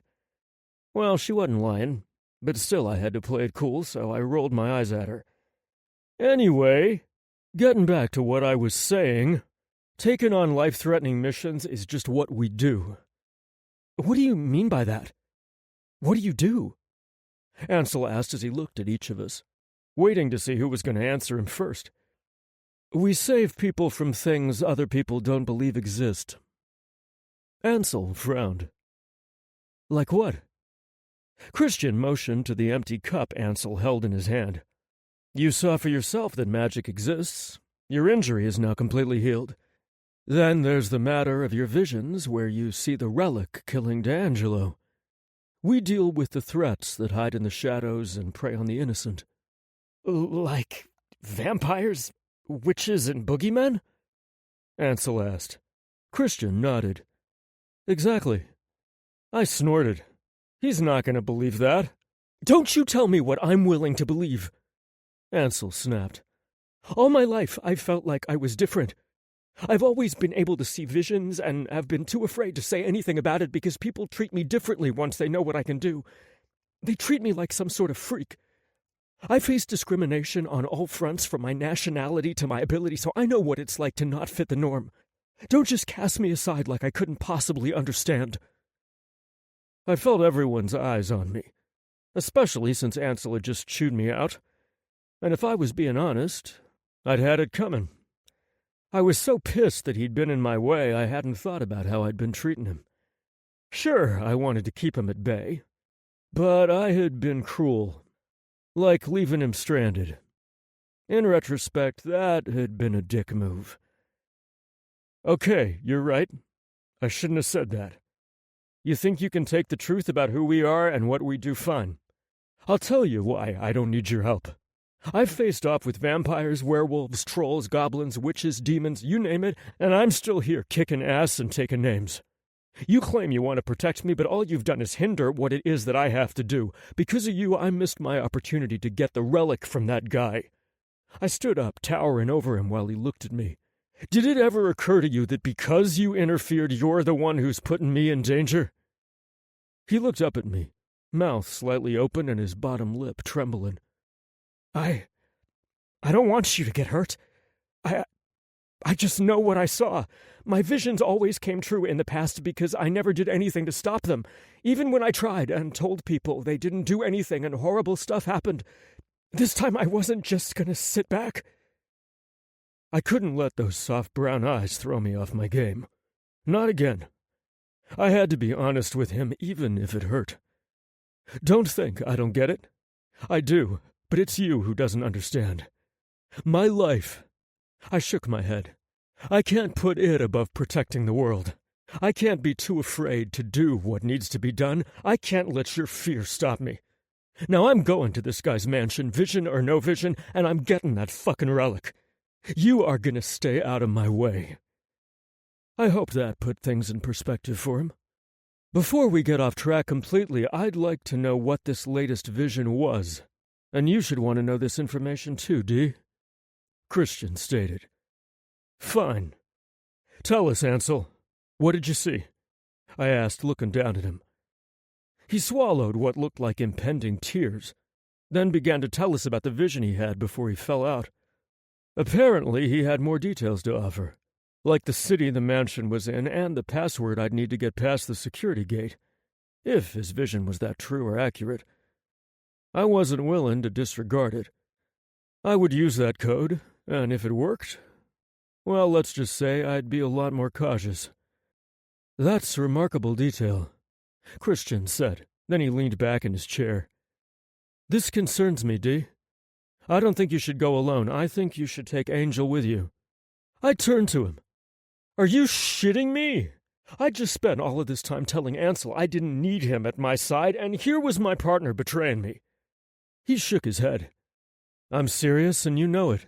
How is his coming along with me going to be helpful? The last vision he had made him pass out and damn near kill himself, I stated. I don't know why I had that vision while I was awake. It's been happening more and more since... Ansel trailed off and looked off to the side again. Since what? I asked. Since I've been in contact with you, he said. I scoffed. You've always been in contact with me. But you've never touched before, I bet, Vixen said, I noticed something flash between you two the last time we ate at Martinelli's. It was like a spark in the air, like a connection was made. That's probably why he just started having visions of you. Huh. That does make sense. Maybe the more time you spend together, the stronger that link grows. Christian speculated, then he turned to Vixen. V, please look into that a bit more, will you? You know how I don't like knowing what I need to know. Sure. I'd like to see what it all means, too. Vixen looked at Ansel. I've never met anyone who can see the future. Like I was saying, you should stick together. If he can see what's coming, you may be able to avoid danger. Christian said. I knew he was just trying to look out for me, but I wasn't too keen on working with someone completely new to the world I lived in. Really? With me having to carry him on my back like a baby because he can't stay conscious long enough to tell me what he's seen? I fussed. Fuck you! Ansel snapped. You may think you can handle all this on your own, but I know you need me. Why else would I be having the visions? I'm going with you whether you like it or not. Ooh, I like him, Jinx said. Is that why you let him into our secret office? I asked. Yep. He told me he had a vision of you dying and wanted to protect you. Plus, he said you owed him $150 for towing fees. Jinx shrugged. I don't know. I just got a great vibe off him. You know I have amazing intuition. Listen, I'm all for Angel joining you this time. D'Angelo, just suck it up like a big boy. You're working with a partner and that's that. Christian said. I frowned. You're not the boss of me, Christian. No, but I'm your best friend, and I don't want to see your pride get you killed, you stubborn ass. He shot back. Me either. Vixen and Jinx said together. I looked at Ansel in his petite frame and tried to imagine what it would be like for me to go on a mission with such a lightweight. All hunters were expertly trained and had the muscle mass to get the job done, on top of being supernaturally strong. Jinx and Vixen had been training with us, so even though they were pixie petite, they both packed a punch. Vixen even had the magic elements on her side. Ansel, well, he almost spilled my meal in my lap and had fumbled with it so bad I thought he was going to burst into tears. I didn't see him as being reliable backup, was all I was saying. He shrugged. You already know how I feel. Fine. I don't like it, but it seems that you won't let it go, so you're coming with me. Don't get in my way, and if you pass out, I'm leaving you on the ground and completing my mission. Do you understand? I asked him. I get that you're this badass monster killer, but you don't have to be so mean to me, Ansel said. I started to toss him another one of my comebacks, but when I saw that I'd hurt his feelings, I decided not to. I'm not trying to be mean. I'm just not someone who's tactful, Jinx supplied. Again, I rolled my eyes. I'm just all about business, like you said. I get the job done at any cost because I know what's on the line. I can't risk you holding me back because that relic is dangerous in the wrong hands. It's not a mistake that that guy won it today. I don't think I was ever going to be able to outbid him. Maybe he knows more about that relic than we do, and having that knowledge makes me uncomfortable. So as long as you know that about me, then we can do this. Ansel placed the cup on the coffee table and stood up. I won't get in your way. I nodded. Good. Okay, if you're going to do this, at least let me make something for you just in case you have another vision. We don't want you passing out. That's bad news for you and D'Angelo. It would leave you vulnerable. Vixen said. What are you going to make? Ansel asked. I'm going to make an anti-unconscious spell and put it on something you can wear that'll keep you from passing out, she explained. Great idea. Ansel beamed. Well, it looks like everyone has things they need to be doing, I said. I'm going to get my tools together. I walked out of the room to get dressed in the outfit Jinx had purchased that eerily resembled the clothes Ansel said I'd be wearing. A part of me almost decided against wearing it, but shit. It was perfect and had plenty of pockets to place things I needed. So, it was what it was. I didn't know what else to expect tonight. When I went on missions with a partner or partners, it was always with Christian and or the girls. Never with a novice. And definitely never with a novice that I was extremely attracted to. I didn't want Ansel hurt, but he wasn't going to let it go. So I was going to try my best to keep him safe. Damn. What the hell was I getting myself into? Chapter 6. Angel. I tried hard not to take D'Angelo's attitude toward me personally. He seemed to be genuinely concerned for my safety, which contrasted with his surly, abrupt attitude toward me up to that point. I tried even harder not to make too much of the fact that I was riding shotgun with him on a mission. I half expected him to toss me in the trunk instead of allowing me to sit beside him on the plush leather passenger seat. The biggest challenge of the night was trying to keep my physical reactions to his nearness under control. The smell of his body wash or aftershave in such a tight space was making me lightheaded, and my dick. "What's wrong with you?" D'Angelo asked abrasively. "What do you mean?" I asked in confusion. "What did I do now?" "You're moaning over there," D'Angelo replied almost in disgust. "You're still hurt, aren't you? I knew I should have left you at my home for Vixen to fuss over, Ansel. It's not too late, you know. I can drop you off at your home and—" "No!" I said vehemently, cutting him off. He needed me regardless of what he thought about my abilities. Besides, the leaking roof I lived under could never be called a home. "I'm not in any pain." "Then why are you moaning?" he demanded. I felt my face flushing hotly in the darkness of his Jeep. "Oh," D'Angelo said smugly. I could tell by his voice he was remembering the way my body reacted to him earlier that evening, when he'd pressed me up against the side of his Jeep. I hoped that my embarrassment would deflate my semi-erection, but I had no such luck. My body, namely Cockzilla, liked the fact that he was aware of how much I wanted him. "Thank you for highlighting another reason why I shouldn't have brought you along with me," he said in a growl. "We need clear minds on this mission, Ansel. Too much is at risk." "Why do you keep calling me that?" I asked. Anger was the only emotion strong enough to diffuse the fire the man stoked inside me, so I clung to it like a life raft. "It means God's protection," D'Angelo said calmly. "To me, that's what angels represent. They're meant to watch over us and protect us." His words shocked me into silence, but only for a few seconds. "It's good that you admit you need me," I purred. Where the hell had that throaty voice come from? I didn't flirt with guys. I didn't know how. "Let's not get carried away," D'Angelo said firmly, popping the little balloon of happiness inside me.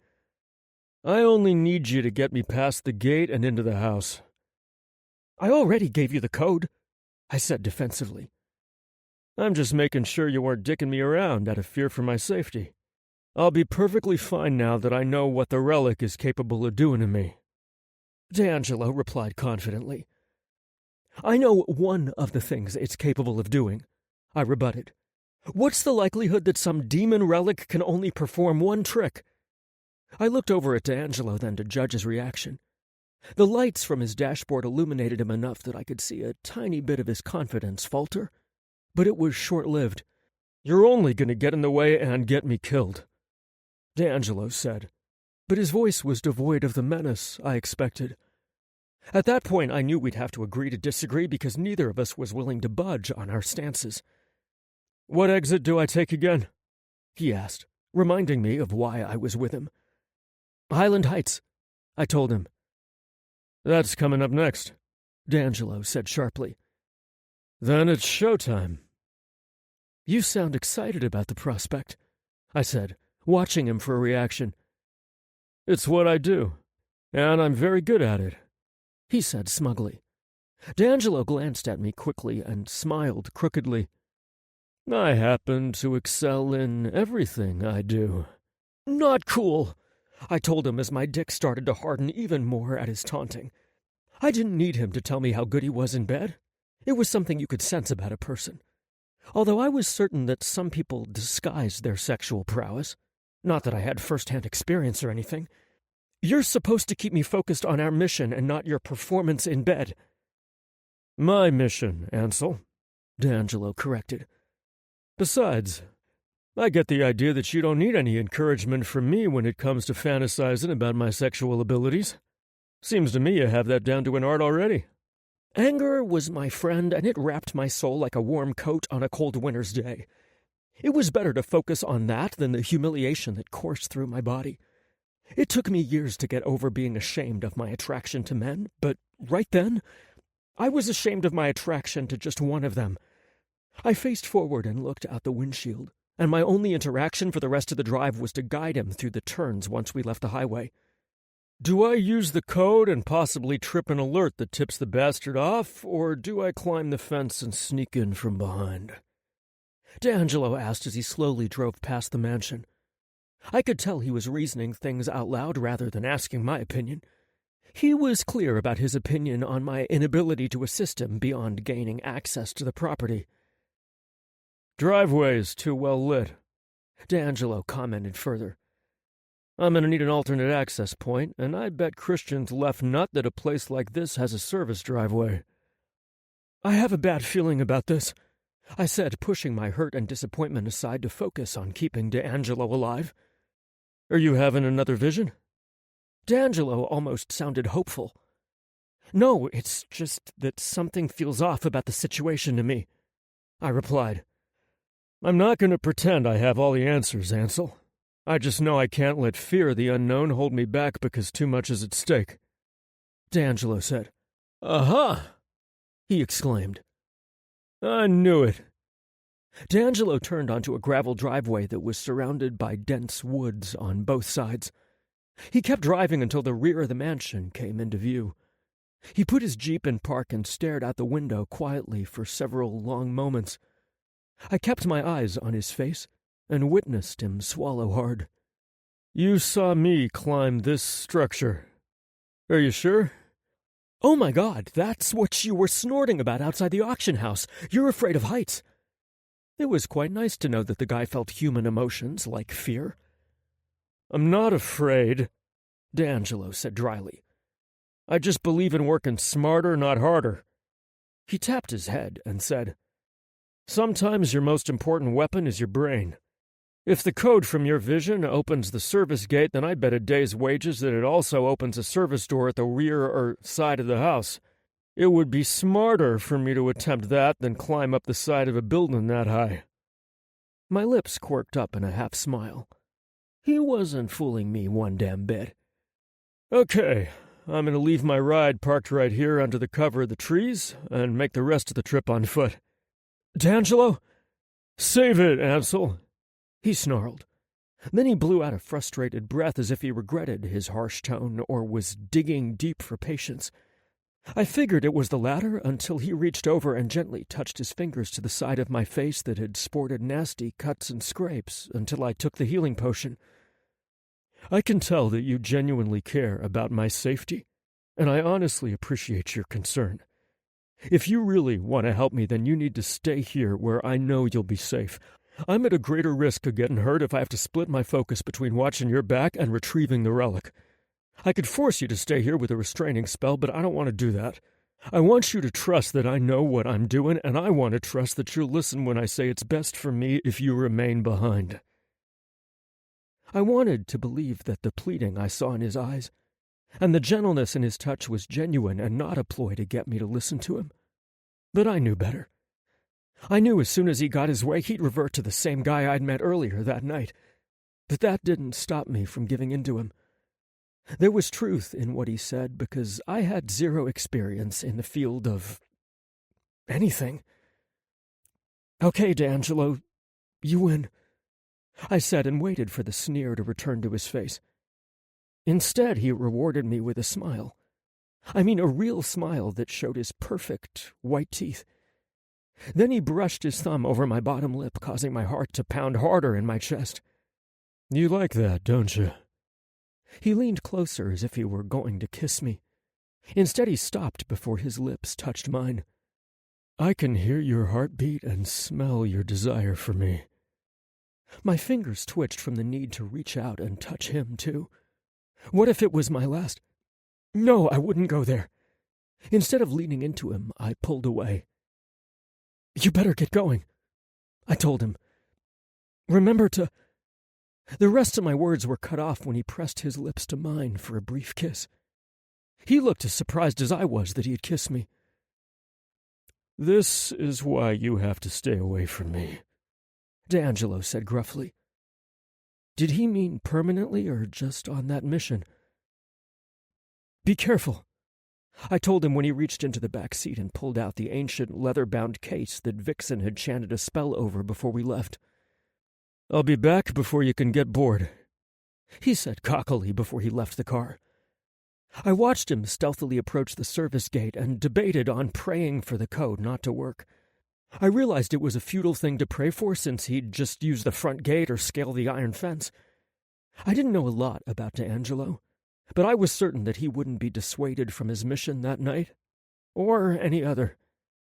D'Angelo gave me a thumbs up when the access code worked. My pulse thundered in my throat as I watched him walk through the open gates and disappear out of sight.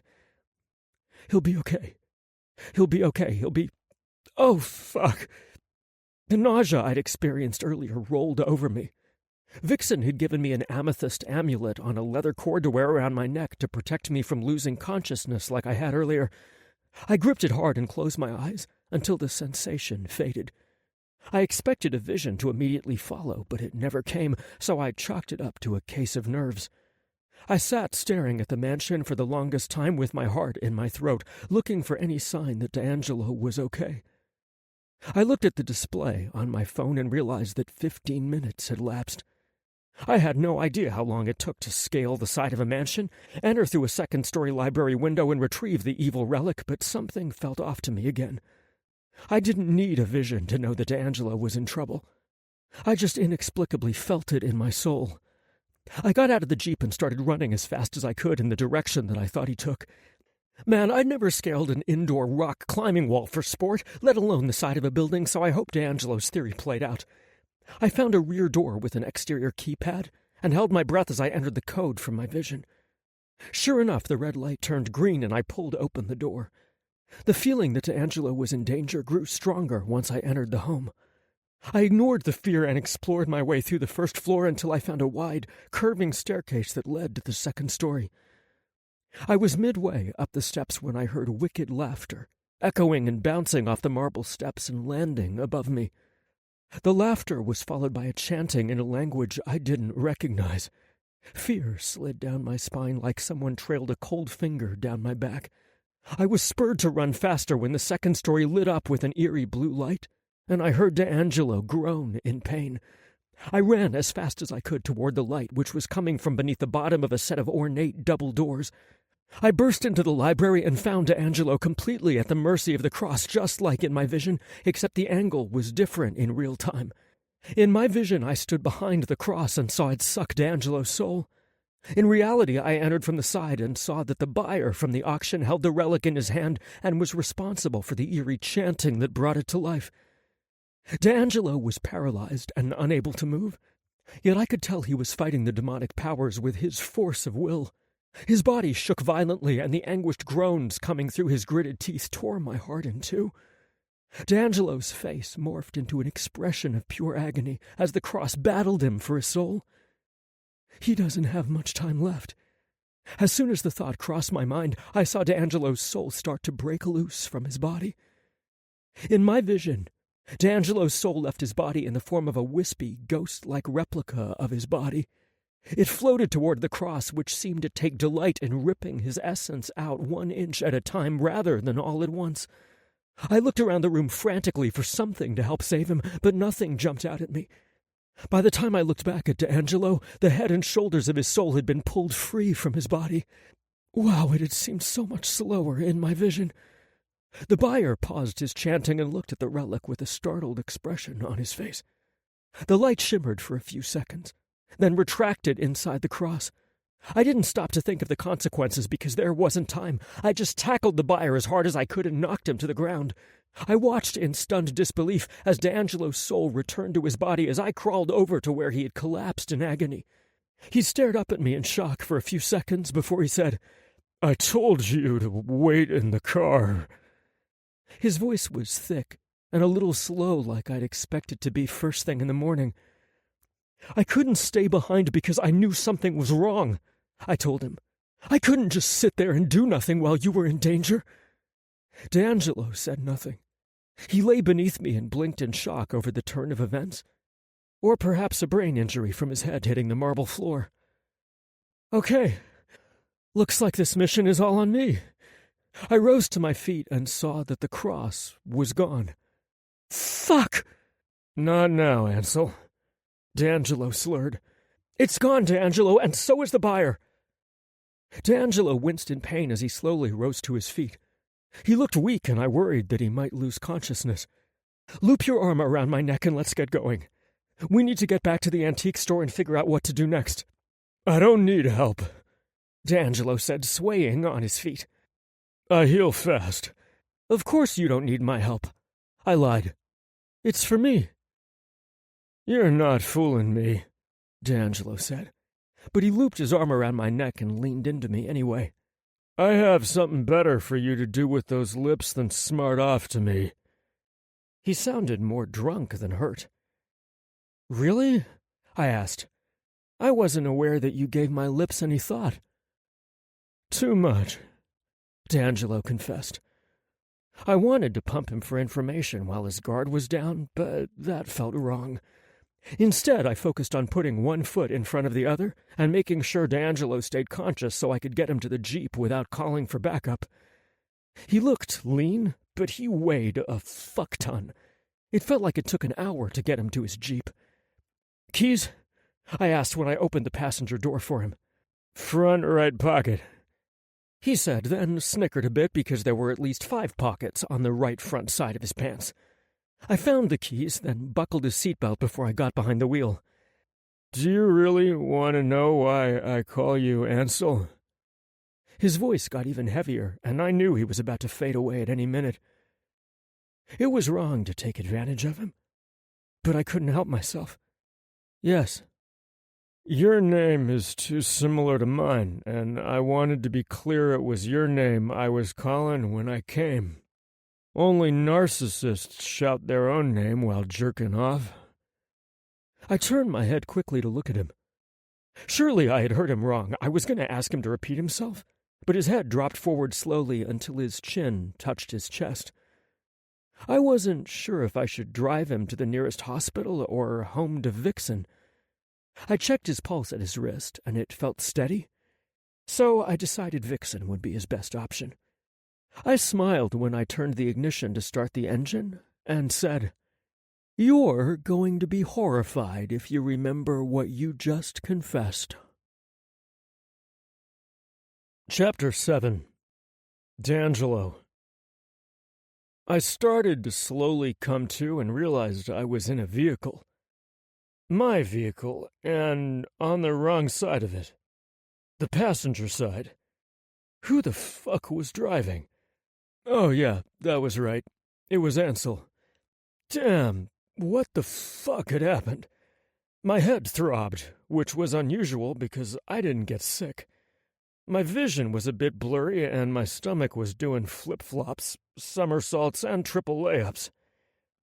Pull over, I demanded as I felt a violent wave of nausea wash over me. The Jeep slowed as it eased to the side of the road, and before the wheels even stopped, I was flinging the door open. My stomach lurched, and I vomited my last meal all over the graveled pavement below. I could feel Ansel rubbing my back as he tried to comfort me in one of my least sexiest moments. I was tough as hell, but here I was dizzy, sick, and weak from whatever the fuck that cross did to me. I spit the last of the bile on the ground and sat back in the seat, letting the cool nighttime air refresh me. I just sat there with my eyes closed, waiting for the nausea to pass. Another wave hit me and I leaned over again, letting it all out. Ansel patted my back, which in some strange way did make me feel better. Once more I sat back and tried to let the horrible fucking sensation run its course. Are you better now? Ansel asked in his soft, sweet voice. I shook my head. Not yet. To his credit, he didn't say anything else. Just let me sit in silence until I felt better. My headache wasn't as intense, but at least the nausea went on about its business and left me the hell alone. I reached into my glove compartment and pulled out a tiny bottle of mouthwash and a napkin.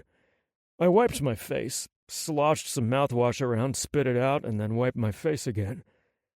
That would have to do. I closed the Jeep door and motioned for him to continue on. Ansel started the engine, and we were off. "What happened back there?" he asked. As much as I hated eating a plate of crow, I was man enough to own up to my own mistakes. "You were right, I was wrong, that's what happened." I cut my gaze to him to see if he was going to smile or gloat, but his expression was still one of concern. "The relic was trying to steal your soul. I was so afraid that my vision was coming true. I didn't know what to do, so I just tackled that guy when he paused his chanting. I'm so sorry he got away." Jesus. Ansel, you took a big chance even putting yourself in the same room with us. I would have hated for my own arrogance to have gotten you killed. He tossed me a glance. "What do you mean by that?" "We had no way of knowing if putting yourself in proximity to that cross would trap you in its vortex. You took a big risk to save me. Thank you. But please don't do that again." "I didn't think about that, I know. You acted.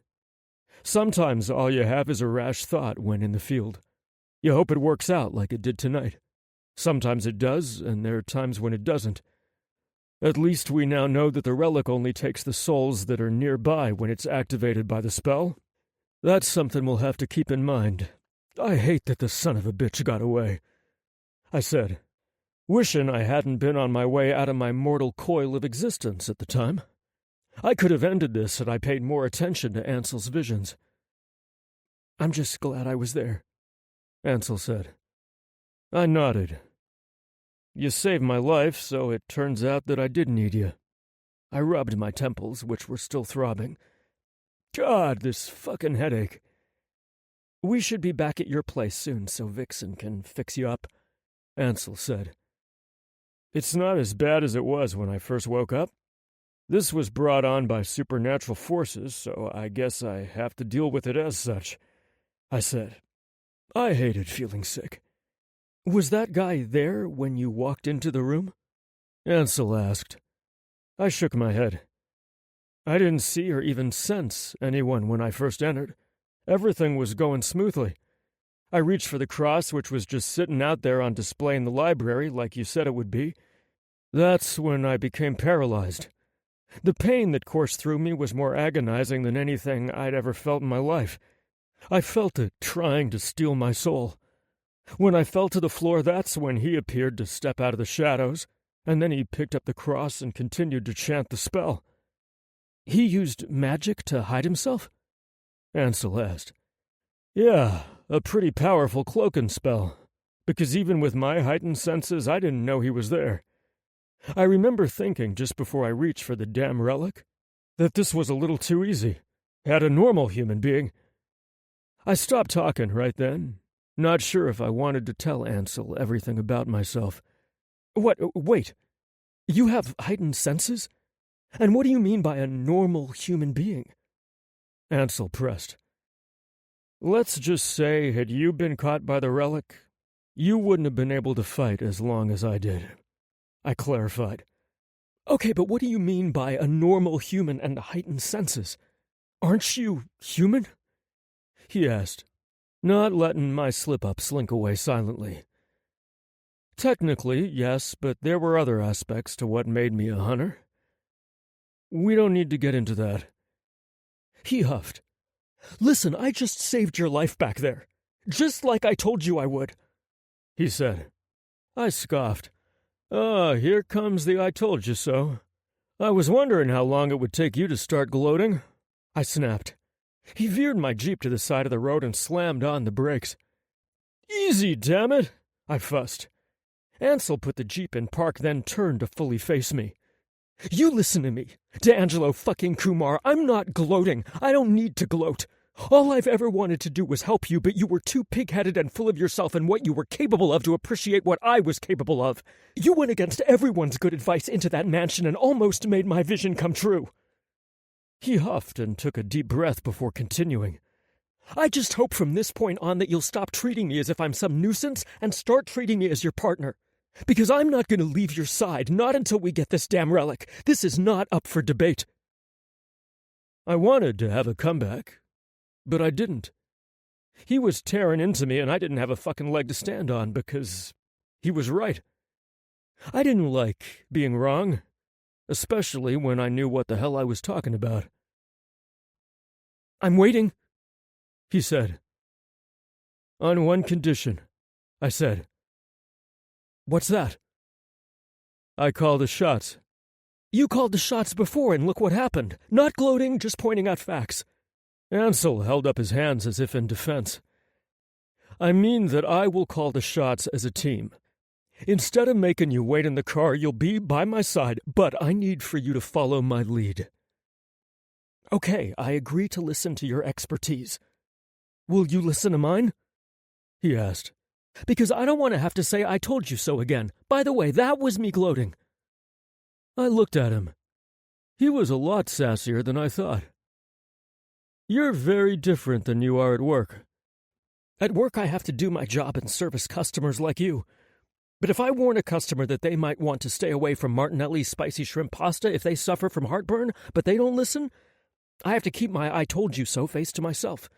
But they know. With you, I can be completely honest. Something tells me you appreciate that, Ansel said. I had to admit I was seeing a side of him I didn't realize he had in him.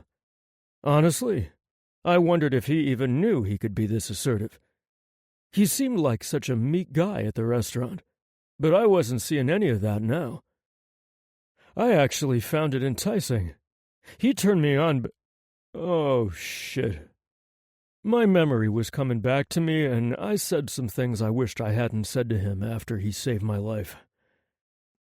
Are you going to take my advice? He asked again, pulling me out of my embarrassing recollection. Yes. We'll be partners, I conceded. Can we not get into how south everything went in there when we get back to the others? Ansel smirked and tossed me a knowing look. You were quite out of it. Yeah, you need to forget that bullshit I said back there, too. He giggled. Oh, about how you jerked off to me and why you call me Ansel? Shit. Yeah, just forget that I ever said that. I wished I could go back in time and change a lot about how this night had gone. Sorry, no can do. Those words are burned into my brain now. But as for the others, I'll just let you tell the story of why we don't have the cross, Ansel said. Then he put the Jeep in drive, and we were off again. I take it things didn't go according to plan.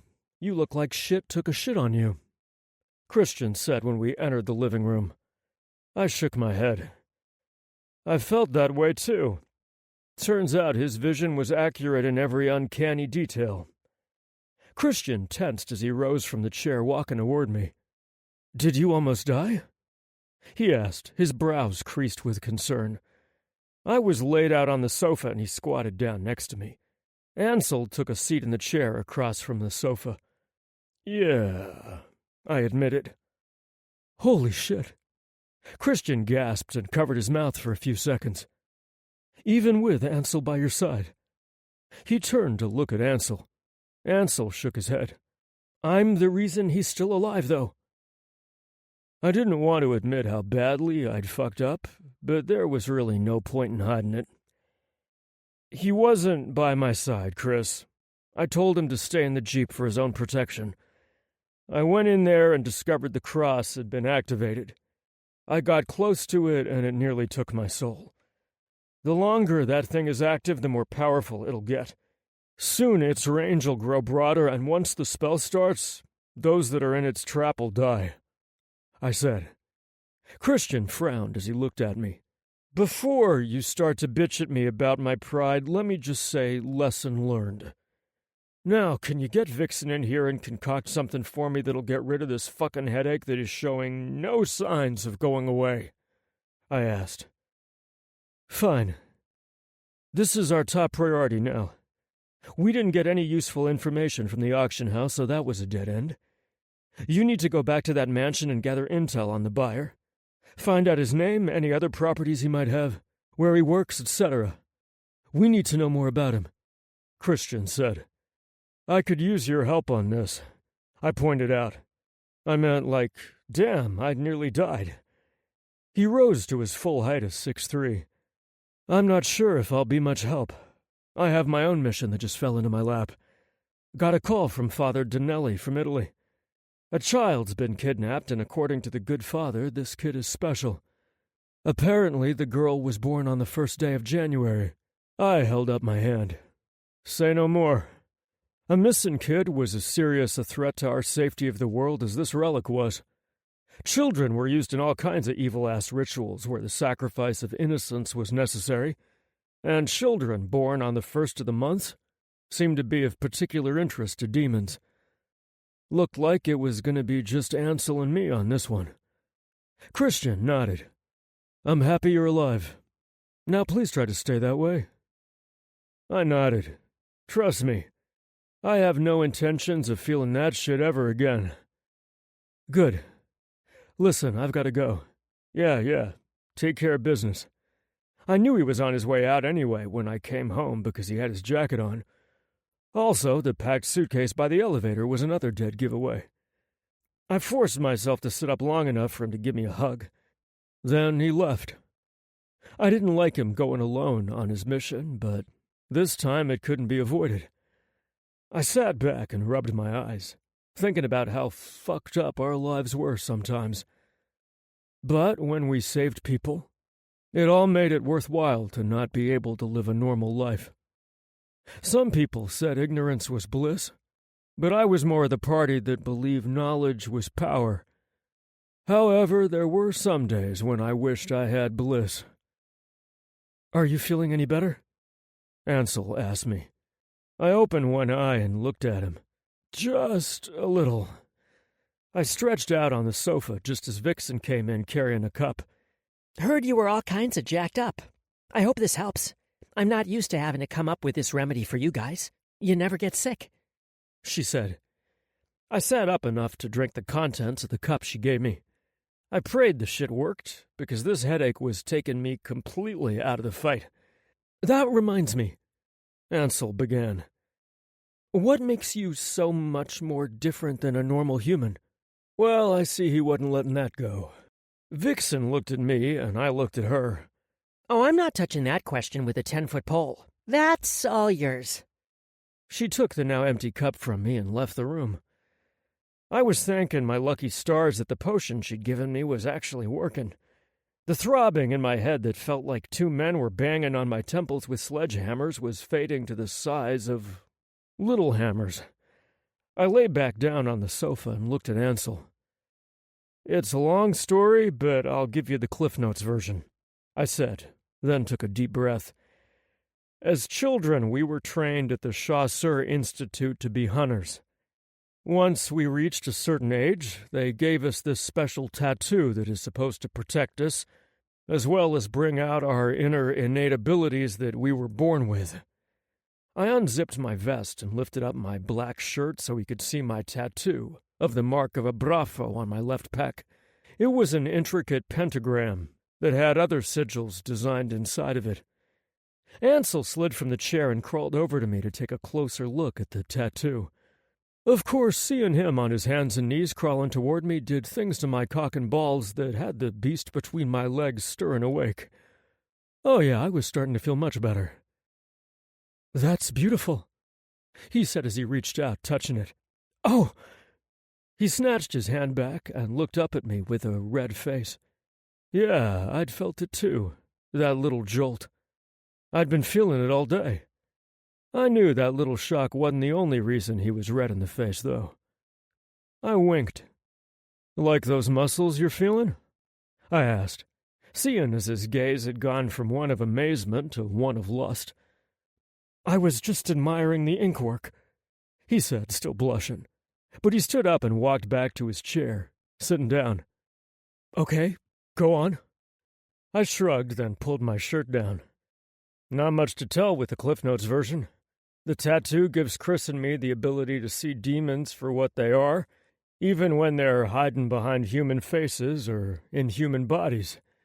I held my hand up because I could see the confusion on Angel's face.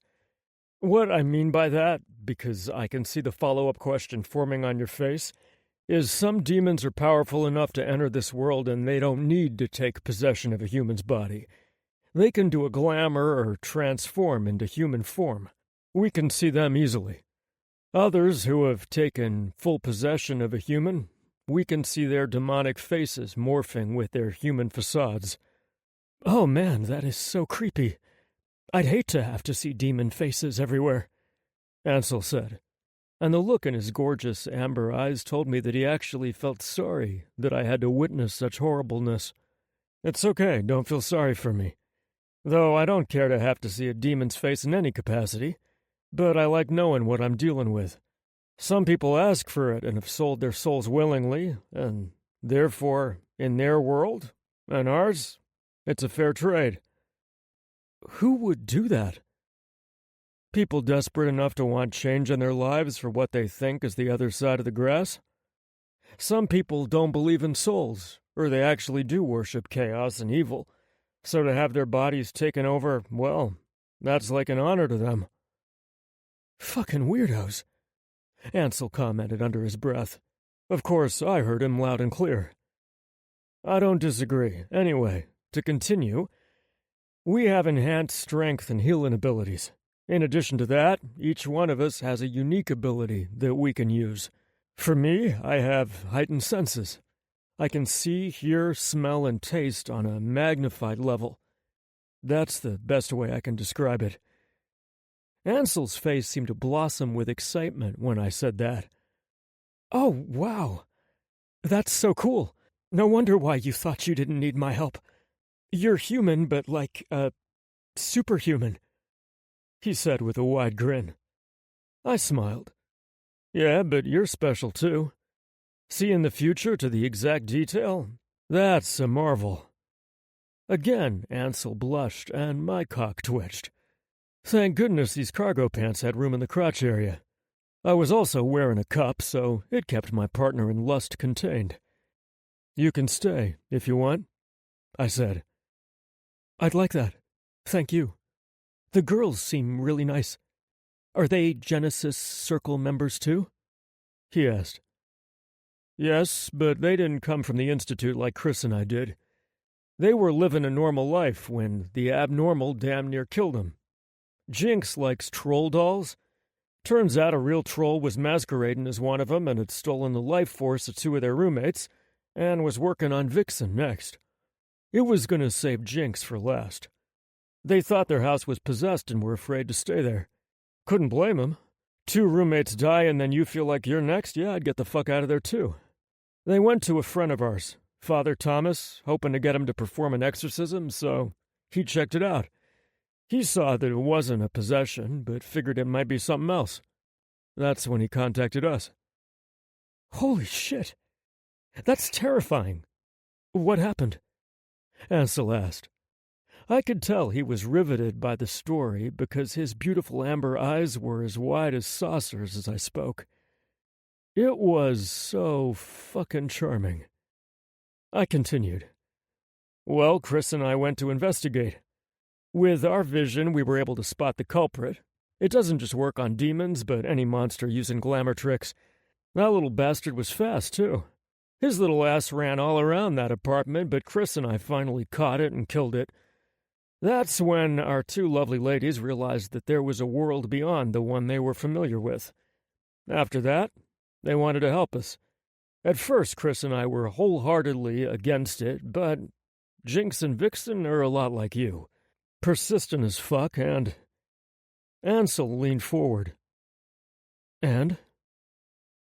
Adorable as hell, I said with a wink, and he blushed. They won us over like you did, so they joined the team. Jinx is a whiz with the computers, and after one of our missions where Vixen came into contact with the amulet you see around her neck, she got promoted to our resident witch. So, that's the short version of that. They've been so helpful and are like family now. I can't see life without them. As for you and me, well, I'm going to bed. I said, rising from the sofa. Be sad to go alone, unless you want to join me. I wiggled my eyebrows. By the look on his face, he was definitely giving it some thought. I wondered what he was going to do. Chapter 8. Angel. Surely he didn't mean what I thought he did. I narrowed my eyes and studied his expression, looking for any sign that he was teasing me. Did I want to join him? Hell yes, but the last thing I wanted was to agree only to have him laugh at me. D'Angelo walked, more like prowled, over to where I sat in the chair. I tipped my head back to maintain eye contact with him. His eyes appeared to have darkened with some type of emotion. I thought it could be lust, but I couldn't be sure since I had no experience to fall back on. I know for a fact that you're curious about my other superhuman talents. His voice was as smooth and rich as some of the expensive liquors I'd sampled at the restaurant, and like with the booze, warmth spread throughout my body until I felt slightly buzzed. Real smooth, dumbass. I think we both know where this is heading, Ansel. D'Angelo slid his hand around the back of my neck. I wanted to close my eyes to break the spell he had cast on me, but I couldn't look away from his mesmerizing stare. I can also tell you're not ready yet. His words had the same effect as pouring a bucket of ice water over my head. I pulled free from his grasp and rose to my feet, forcing him to take a half-step back. What the hell does that mean? I demanded to know. D'Angelo's sultry smile turned into one of pure amusement. You look like a pissed-off kitten. He reached forward to touch me again, but I raised my hand to block him. It's adorable. It was the label every man wanted to wear. Not. Don't call me that, I said in a low growl. You'll do what exactly? D'Angelo challenged. Scratch my eyes out. He chuckled darkly. Baby, I have better things for you to do with your fingernails, such as raking them down my back while I make you mine. D'Angelo's expression turned from seductive to stunned in a heartbeat, like he couldn't believe the words that came out of his mouth. I could see him erecting his shield in front of me, and I wasn't about to let that happen. For better or worse, we'd gotten past his indifferent phase, and I wasn't going back. There you go, confusing me again, I managed to stammer out. You've flirted and you've kissed me, then pulled back each time. Why do you do that? That wasn't a kiss, D'Angelo said, shaking his head. That's not an answer to my question, and what do you mean by it not being a kiss? You pressed your lips against mine. That's a kiss, I argued. You've never really been kissed before, or you'd know what I meant, D'Angelo said, stepping forward and closing the slight distance he'd put between us. Close your eyes, Ansel. I swallowed hard to dislodge the lump of emotion stuck in my throat. What? No. You can trust me, D'Angelo said tenderly. And fuck if I didn't do exactly what he said. That's my good guardian angel. Don't make me regret this, I warned, pretending that he hadn't just seen the way my body visibly trembled.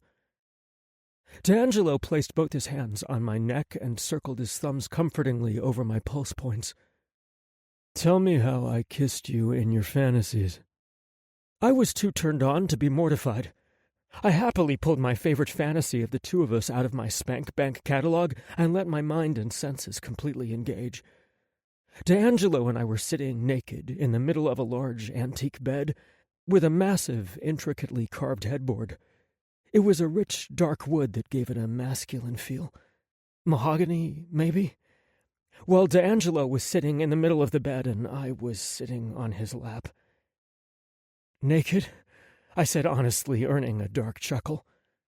Beyond that, D'Angelo said encouragingly. What stands out to you the most?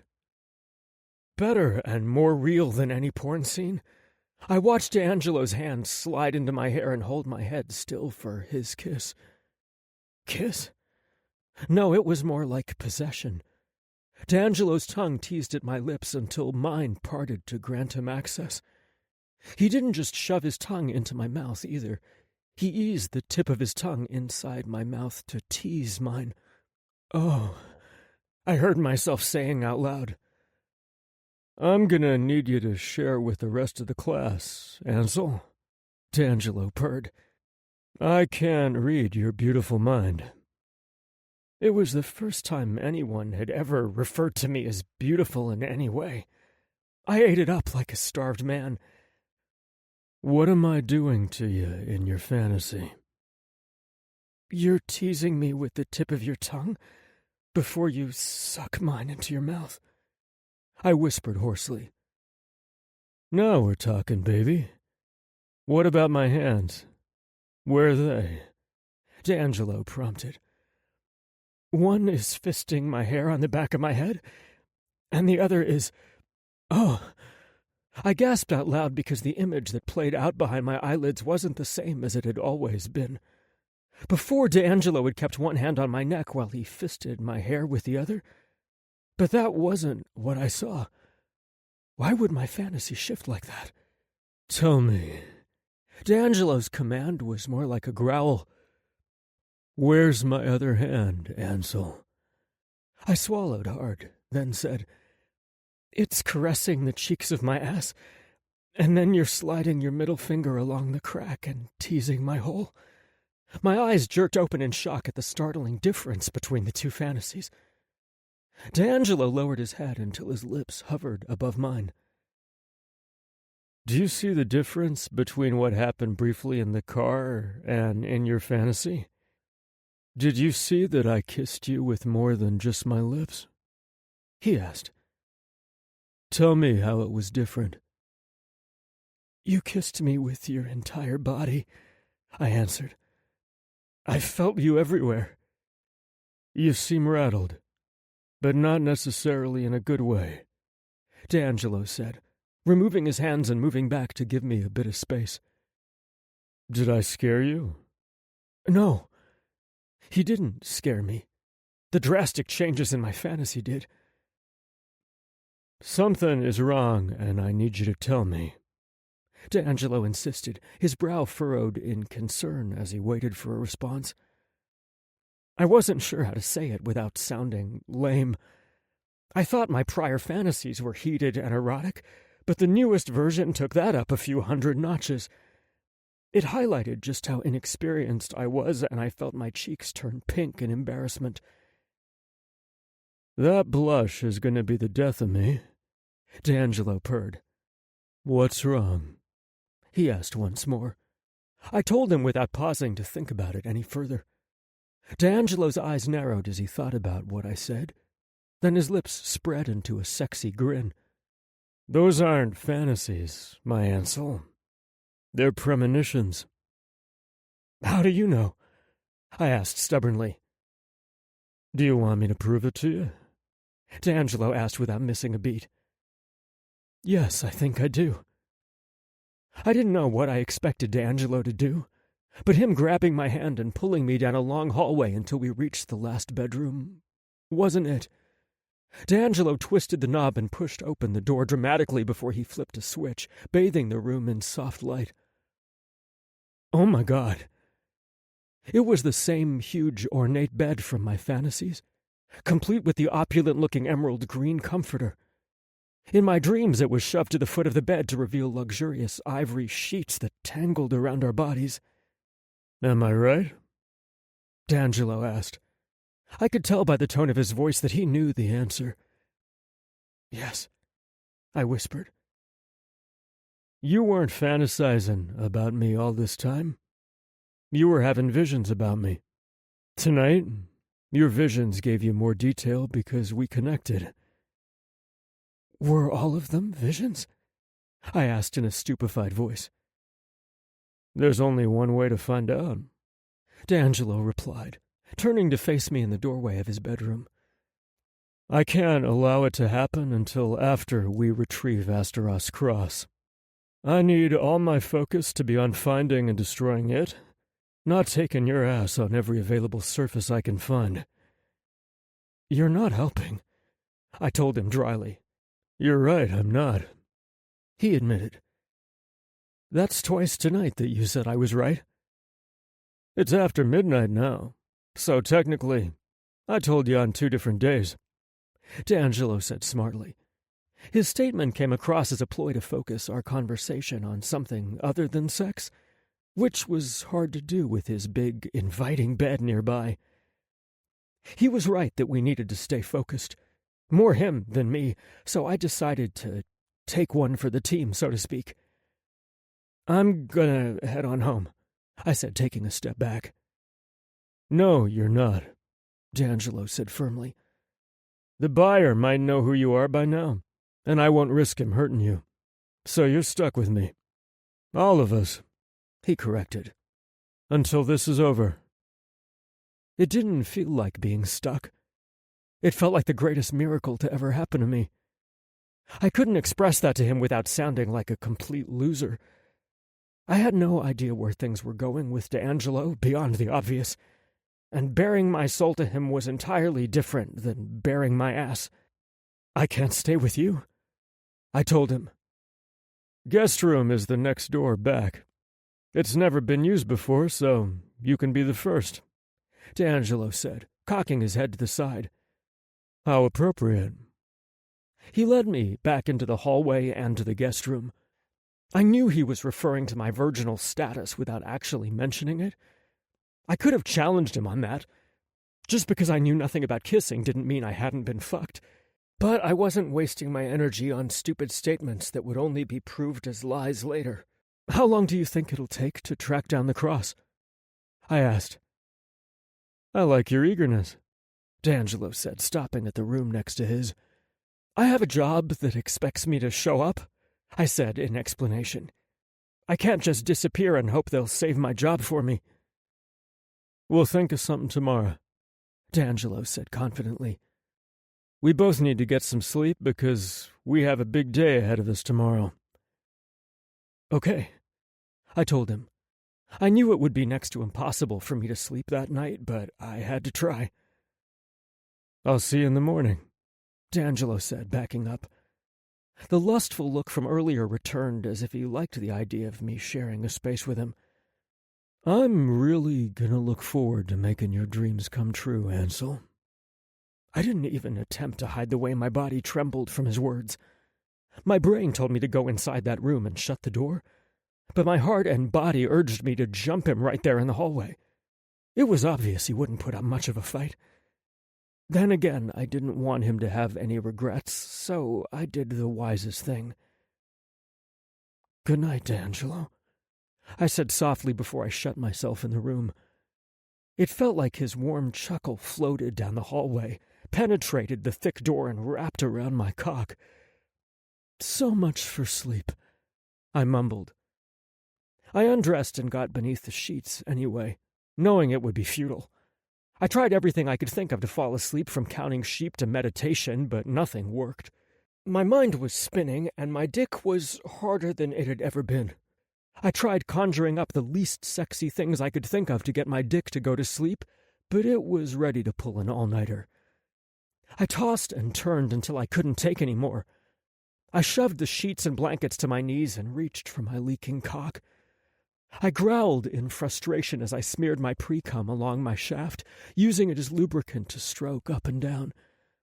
Knowing D'Angelo was in the next room only turned me on more. I reached between my legs and teased my hole with my middle finger while I jerked harder and faster, wishing it was his hand on my cock and his finger teasing my pucker. I covered my face with a spare pillow to muffle the cries of ecstasy when I shot my load all over my chest. I wasn't embarrassed about my need to come, but I also didn't feel the need to broadcast it. I cleaned myself off in the attached bathroom, then climbed back beneath the sheets. I was relieved when I felt my eyes get heavy and my body relax, because I knew sleep was finally around the corner. It felt like only 20 minutes had passed when I felt the edges of my bed shake.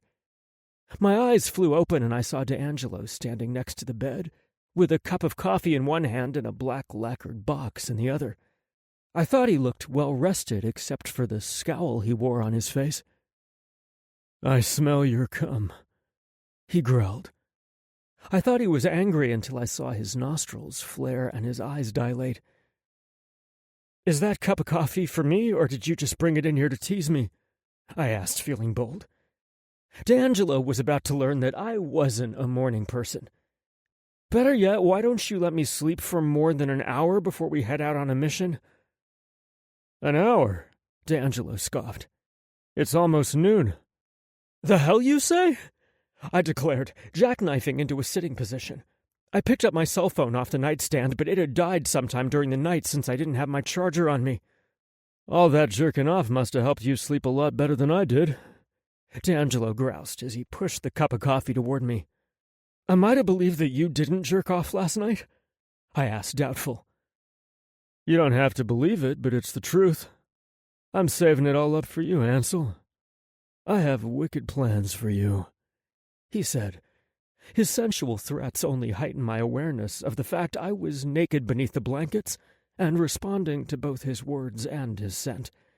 Absent was the embarrassment I would have normally felt, because accepting that I was going to be with him made me braver. "What's in the box?" I asked, looking to change the subject.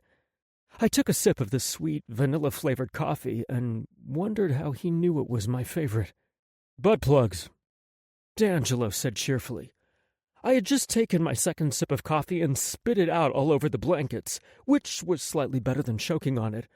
I looked at the mess I'd made, then pinned D'Angelo with a dirty look. "Really?" I asked irritably. "Why would I joke about something as serious as butt plugs?"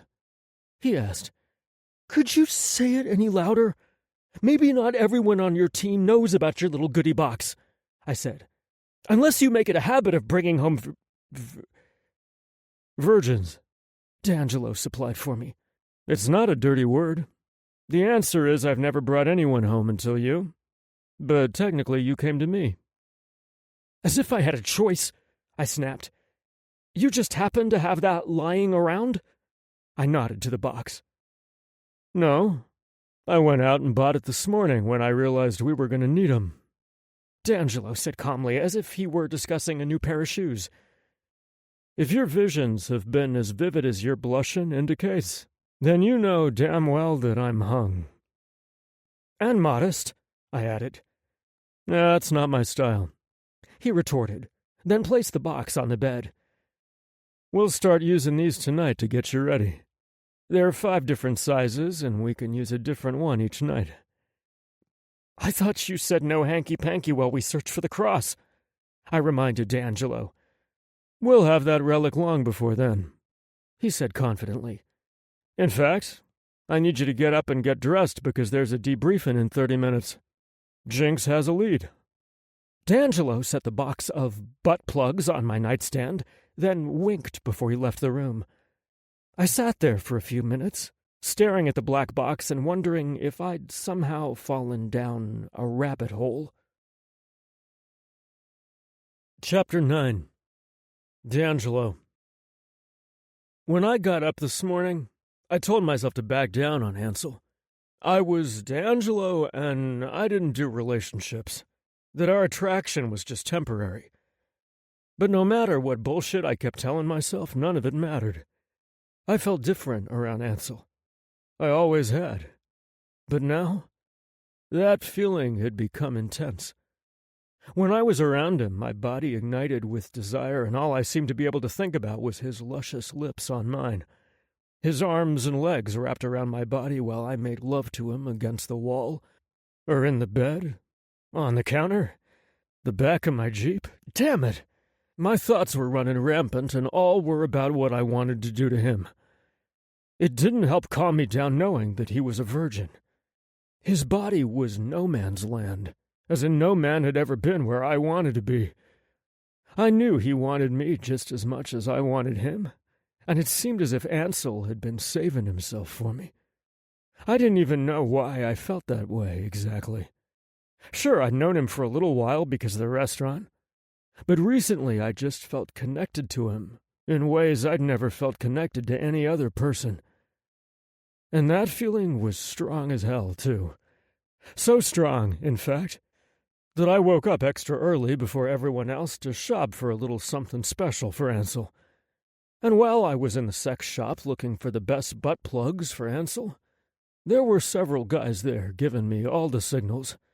Normally, I would have picked one and had him crying out in pleasure in the bathroom of the store.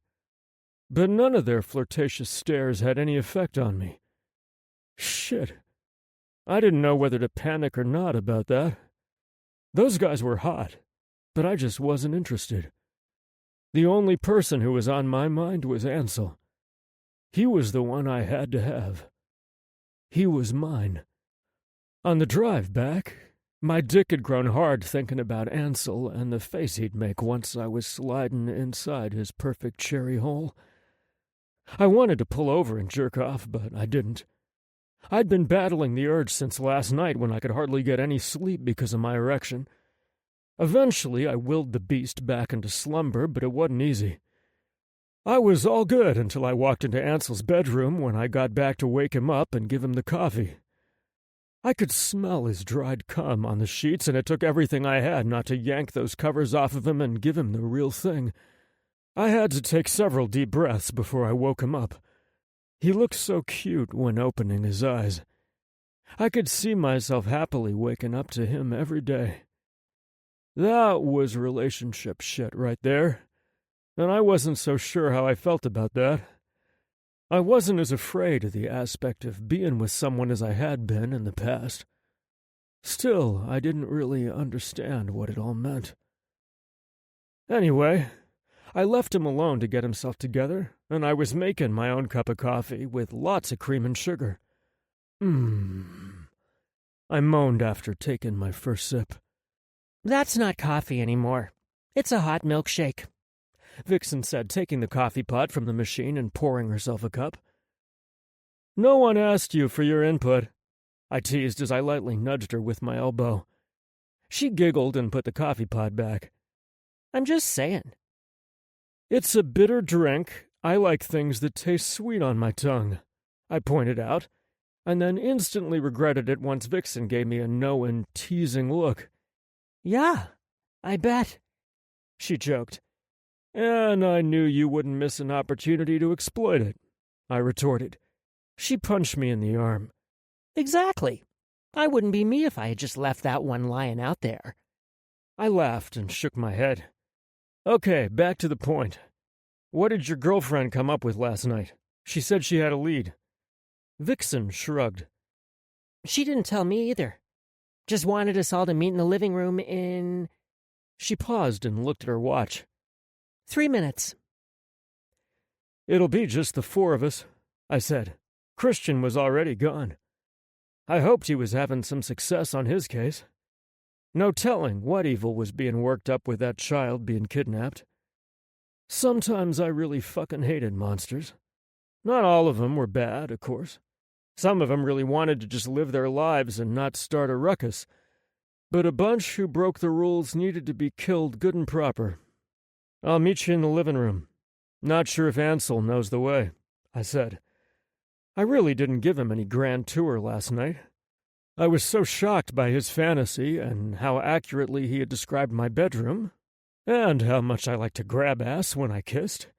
I wanted to prove to him that his dream was another one of his premonitions. Now that I thought about it, that was just one more thing that made me want him more. Knowing that it was damn near guaranteed that we would be rumpling my sheets someday. I'm surprised you boys actually slept in different rooms. I can feel the sparks literally flying off you two. The chemistry between you is that strong, Vixen said. I cocked an eyebrow. You can? What do you make of it? I was curious as hell, and maybe our resident witch could shine some light on what was happening between Ansel and me. She shrugged. I just get this vibe when you two are together. It feels like metaphysical pieces of a puzzle coming together, and it gets stronger each time you two are close. Maybe it's because you're both lusting after each other like crazy. Why don't you just fucking get it over with? Thank you for that insight, I said with a heavy sarcastic tone. Just saying, she quipped. See you in a bit. She walked out of the kitchen and I made my way to the guest room to gather Ansel. This time, I knocked on the door. He opened it a few seconds later and was fully dressed. Hey, You ready? I asked. Damn, he was so fucking fine. I was almost resenting this damn case because it was preventing me from shoving him back to the bed and staking my claim. Instead, I had to keep it together.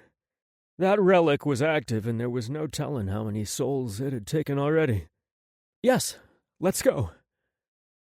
I led him to the living room, but I did give him a mini tour, pointing to doors both open and closed, telling him what they were.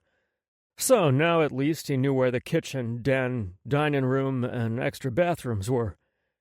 We entered the spacious living room with its comfortable suede seating. Jinx was sitting in one of the chairs with her legs crossed, and Vixen was lounging on the chaise. I gestured to the sofa, and Ansel joined me as we took our seats. Okay, Jinx, we're all here. What's up? I asked. Not good news, she began, which I had expected. 16 people were all found dead in a diner in the Bradenhurst neighborhood. It's as if it happened instantly. Holy shit, I snarled. Oh my God, Ansel gasped. 16 deaths? Vixen frowned, and I knew her heart was aching for all those innocent lives. She shook her head and sighed. I was pretty sure this was the work of the relic. I knew a lot about that artifact, but not everything. I didn't know where it had been hidden all of this time, or I would have found the damn thing and destroyed it.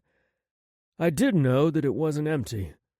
Almost 1,000 years ago, a demon had tried to free Astaroth and had given the relic 564 souls before a hunter had put an end to it.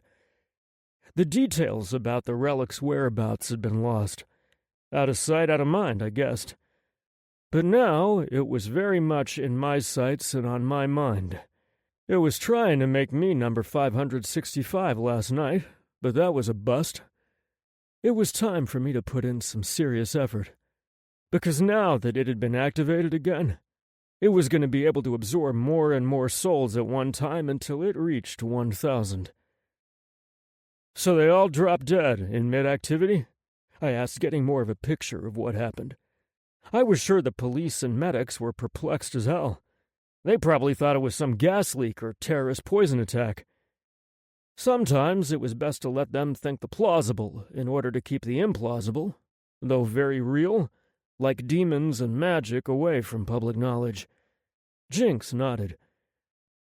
I've been monitoring police activity in hospitals to see if any alarms go off. That was a pretty big one. It's said that people were still eating and the cook was still cooking when they all just suddenly died at the same time. The coroner's initial report is pretty exact on when it all went down, which was 2:15 this morning. They couldn't find any immediate cause of death.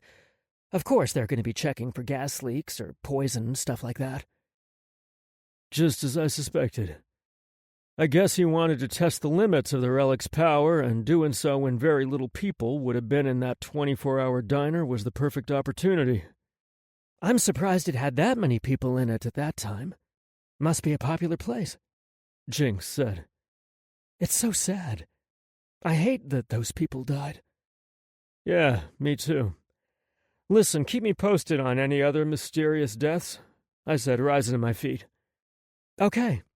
Where are you going? She asked. Back to that damn mansion to see what I can find.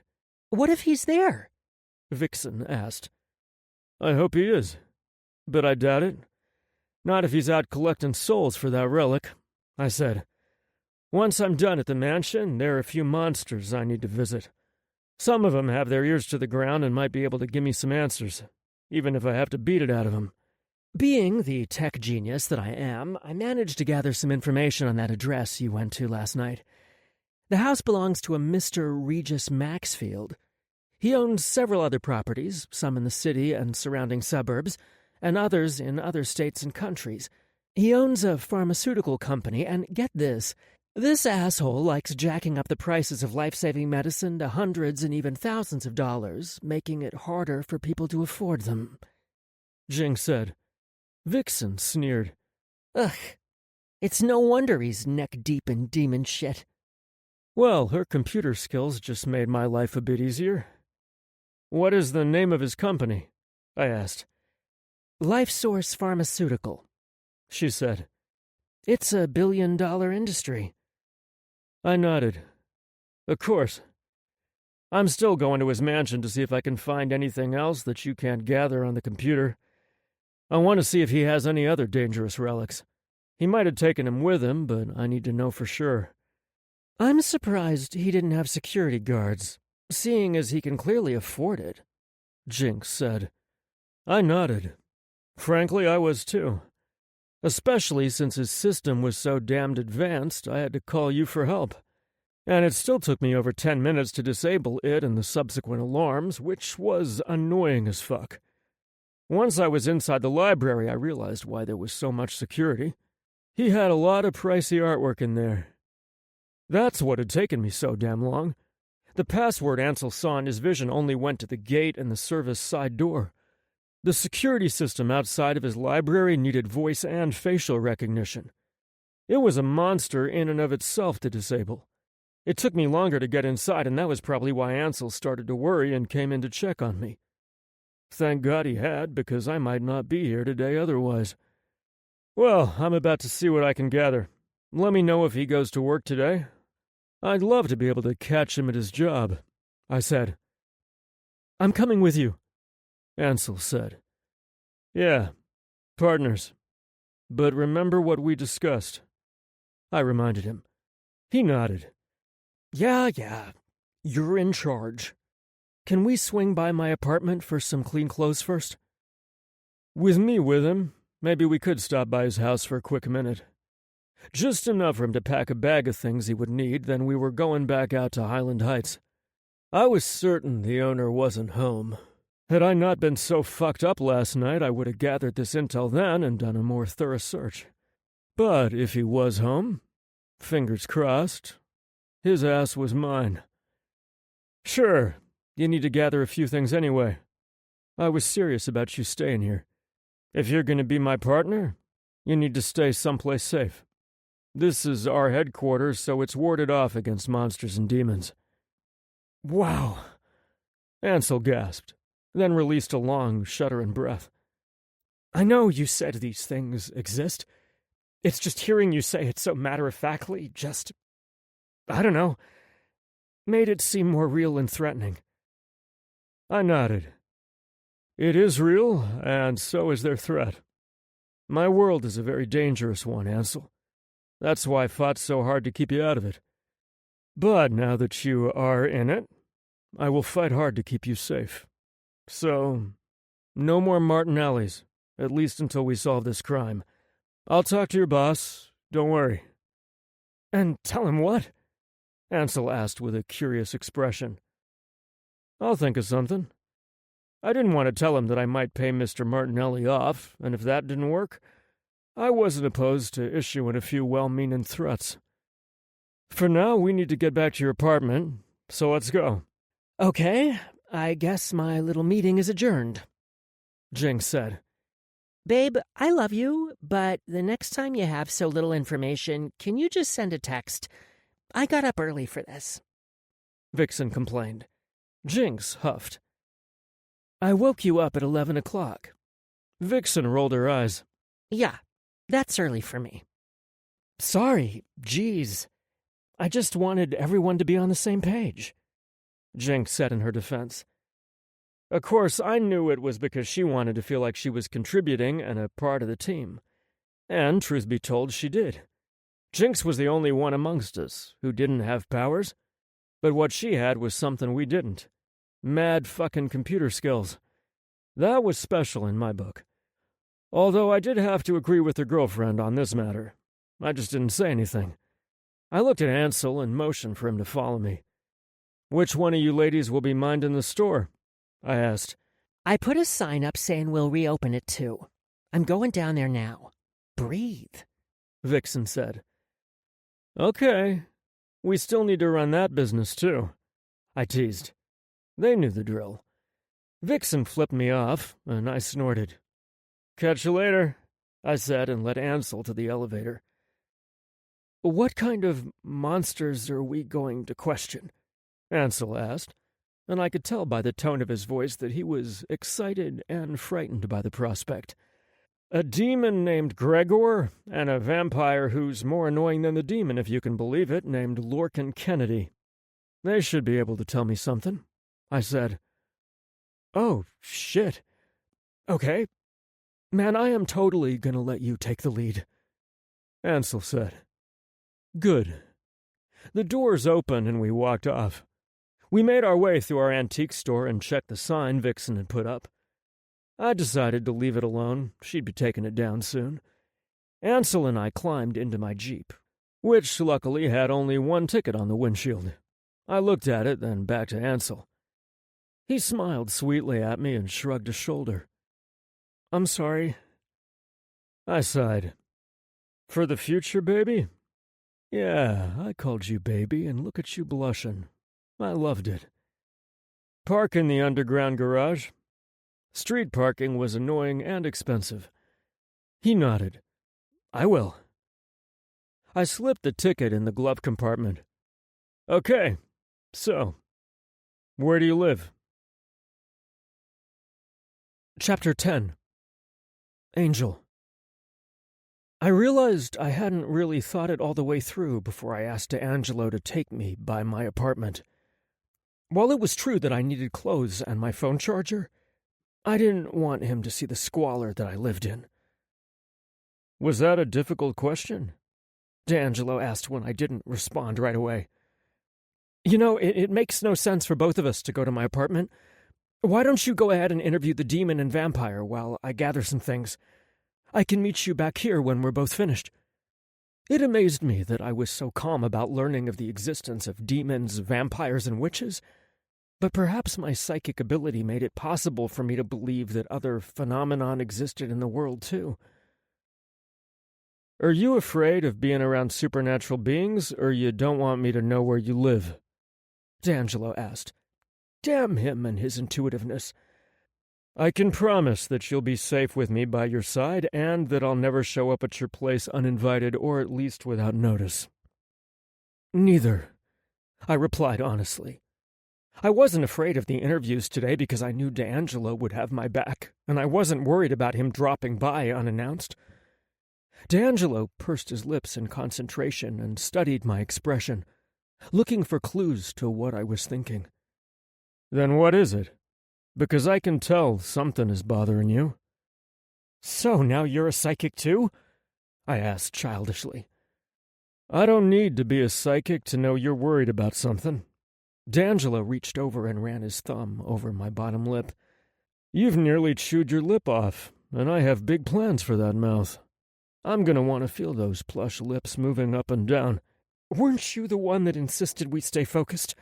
I asked, cutting him off before he could finish.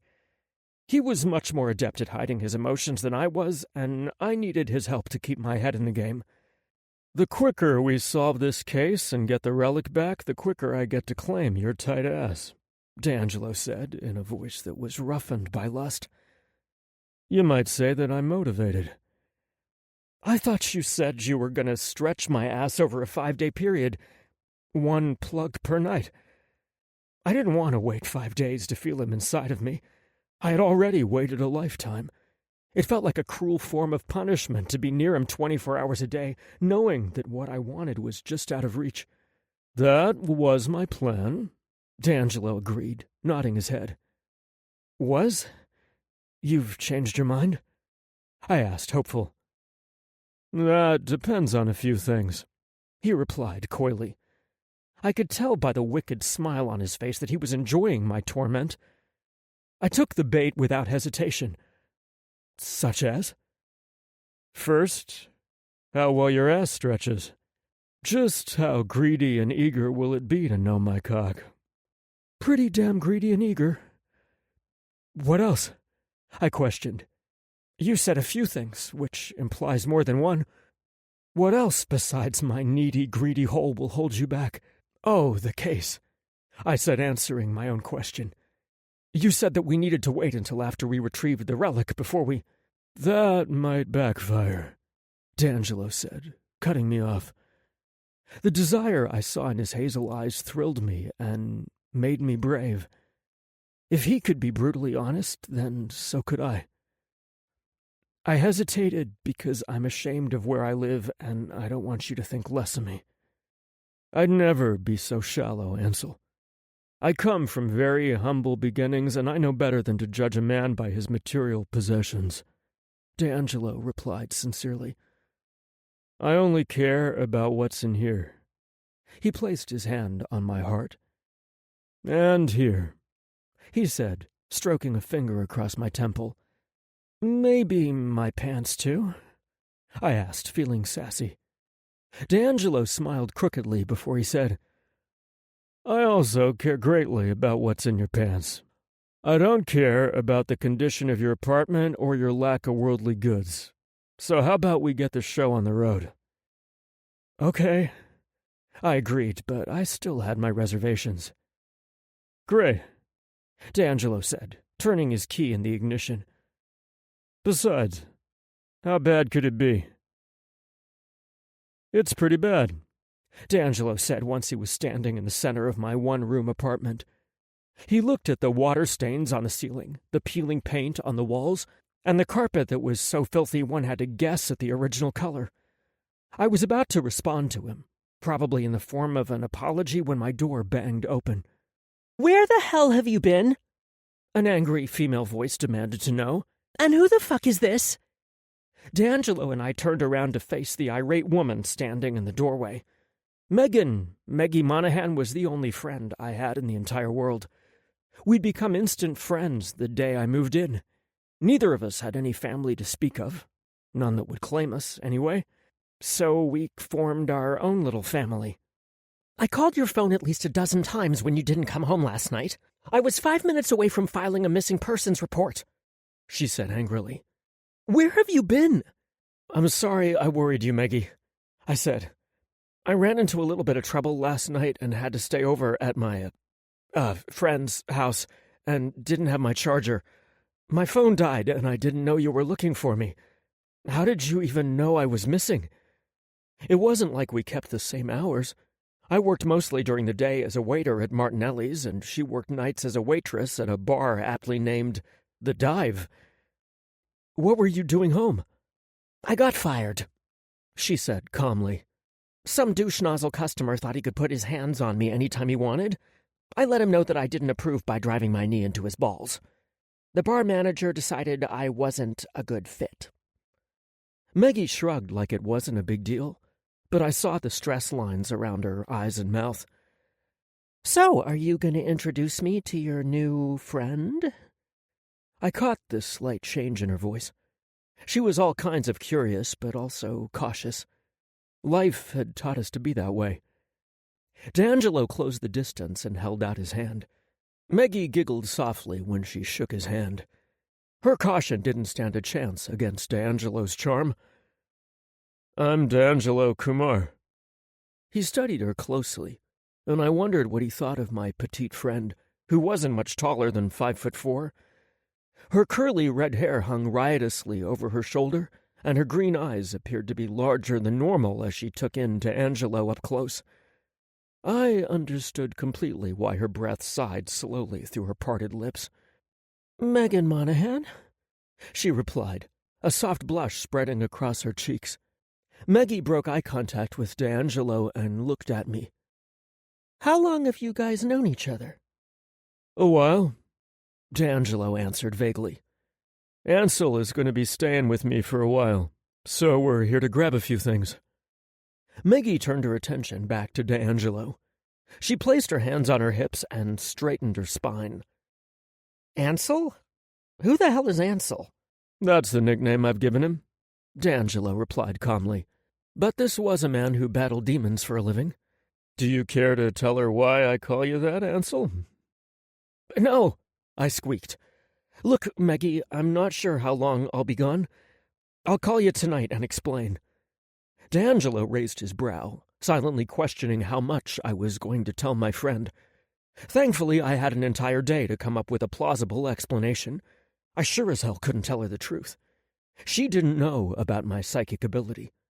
I had learned a long time ago not to trust anyone with the truth. D'Angelo was the one exception, which seemed to be the case when it came to several things. Meggie walked to me and searched my eyes. I don't like this, Angel. If you're in some kind of trouble... He's not in trouble, D'Angelo answered. I'm not talking to you, Meggie said firmly. He's more than capable of talking for himself. I'm not in any trouble, I assured her. I promise you that everything will be okay. I meant what I said, even though there was no possible way for me to know things would work in my favor.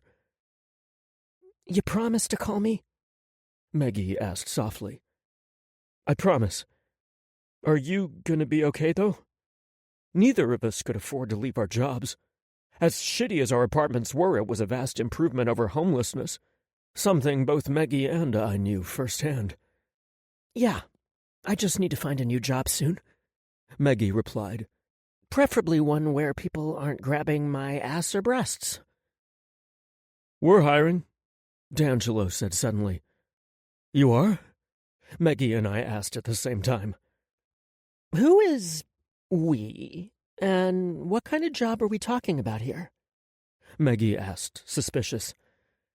I own an antique shop with a partner, and we're looking for another sales associate, D'Angelo said. I need to free up Allison's time to search for more artifacts, which she can't do if she's manning the shop all the time. Allison? Who the hell was Allison? I appreciate your offer, but I know nothing about antiques, Meggie said, her shoulders slumping forward in disappointment. You don't have to be an expert, D'Angelo explained. The antiques are cataloged with very detailed descriptions. If a customer asks for more information, you only need to type the item number in our computer system, and it'll bring up everything we know about the origin of it. You just need to be personable and reliable. He told her. Feel like giving it a shot? I don't know, Meggie said hesitantly. Don't you want to talk it over with your partner first? My ego can't take getting fired before I'm actually hired. Christian has his hands full right now, and we trust one another's judgment. Tell you what. D'Angelo pulled a card out of his wallet and handed it to her. Stop by and see Allison this afternoon. I'll give her a call to let her know to expect you. She can show you around, and you can make an informed decision on whether you want to work there or not. This is really nice of you, Meggie said. Why would you do this for me? You're important to Ansel, D'Angelo said in a matter-of-fact way that allowed no argument. Meggie tapped the card to her lips while she thought about her response. Thank you, D'Angelo. Please tell Allison that I'll be there in an hour. She looked at me and pinned me with her no-nonsense look. Call me tonight, or I'll hunt you down. I will. I kissed her cheek and shooed her into her apartment to get ready. I shut the door behind her and asked, Who the hell is Allison? Jinx, D'Angelo said. Oh, I replied. Jinx suited her so well I couldn't imagine her going by any other name. I guess that Vixen is a nickname too? D'Angelo nodded and said, Her real name is Vanessa. I appreciate what you're doing for Meggie. She's got a heart that's 100 times her size. It's been just the two of us for a while now, and... Hey, D'Angelo said softly, cutting me off. You don't need to thank me. We really need Jinx out of the showroom and in front of her computer. I hope this works out for everyone. D'Angelo tilted his head toward the raggedy dresser I had tucked in the corner of the room that doubled as a television stand. Grab some clothes and your charger so we can get going. Big plans, remember? My face flushed with heat. As if I could forget. It took me an embarrassingly short period of time to pack a few changes of clothes and my phone charger. My bathroom at his house had a new toothbrush and plenty of grooming products. This should do it, I said, zipping up my duffel bag. That's not much, D'Angelo noted. He looked over at my open dresser that still had plenty of folded items in the drawer. I'll be coming back here when the mission is over, I told him. Yeah, D'Angelo agreed, but he didn't sound happy about it. Ready? He asked, looking eager to get back on the road. As I'll ever be to hunt down demons, I answered dryly. The drive to the buyer's mansion was made in complete silence, except when D'Angelo called Jinx to let her know that Meggie was coming to meet with her about the position he had created for her that day. "Yes?" Jinx's voice sounded jubilant through the stereo speakers. "You guys are going to be outnumbered." "How do you figure?" D'Angelo asked. 3 gals versus 2 guys, she fired back. "We have Angel, so that makes it 3 against 3, D'Angelo shot back. He made it sound like my position with them might be more than temporary. I was afraid to hope. "Oh, we get to keep him after all," Jinx said excitedly. "One day at a time," D'Angelo said firmly, backtracking a little bit. "I'll call you with any information I find at the mansion." "Be careful, guys," Jinx said. "We will," D'Angelo said before he disconnected the call. I kept my eyes on the scenery through the windshield rather than chance a look at D'Angelo. My stomach was already in knots, and I worried what would happen if his mask of indifference returned when he looked at me. Worrying wouldn't prevent or fix anything, so I spent the rest of the ride trying to come up with a reasonable explanation of why I had to miss work until the buyer was caught. I couldn't say that I was sick because they'd require an excuse from my doctor to keep my job. Everyone knew I was estranged from my family, so saying that I had to return to California for a death in the family wasn't going to work. Even if they bought it, I risked someone seeing me around town while we hunted relics and demons. I was so busy with my thoughts, I didn't realize we'd arrived back at Regis Maxfield's mansion until D'Angelo called my name. I turned to look at him, and was happy to see concern etched on his face, instead of a blank mask. "Clear your mind of everything except our mission," he said firmly, but not harshly. "We're going in there to see if we can find any clues as to where Regis might have gone with the cross. It wasn't likely he returned after he vanished." "Got it," I said, nodding my head.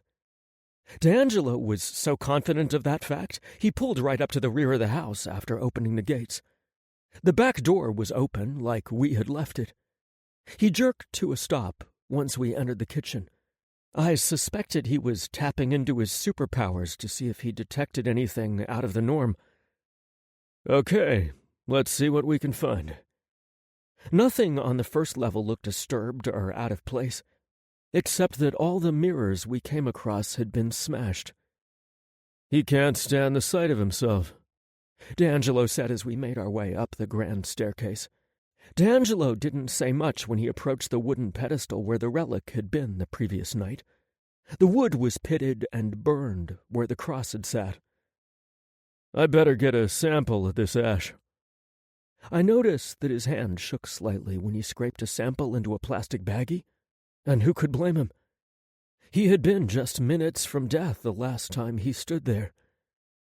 It wasn't so much his actions or his words that alerted me to the fact that he was more shaken than he let on. It was the connection I felt to him, which seemed to grow stronger every minute.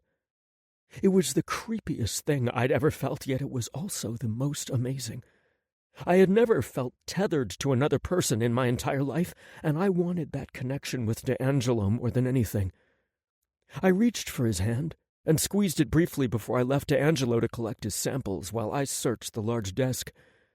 We already knew his identity, so I was focused on clues as to where he might be hiding, like evidence of another house he owned.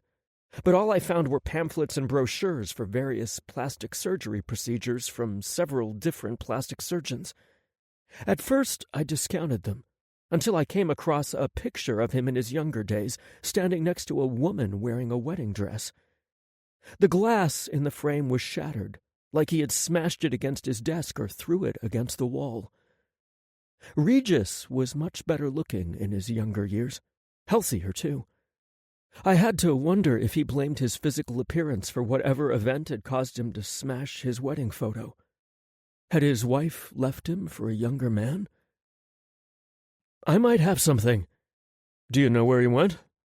D'Angelo asked.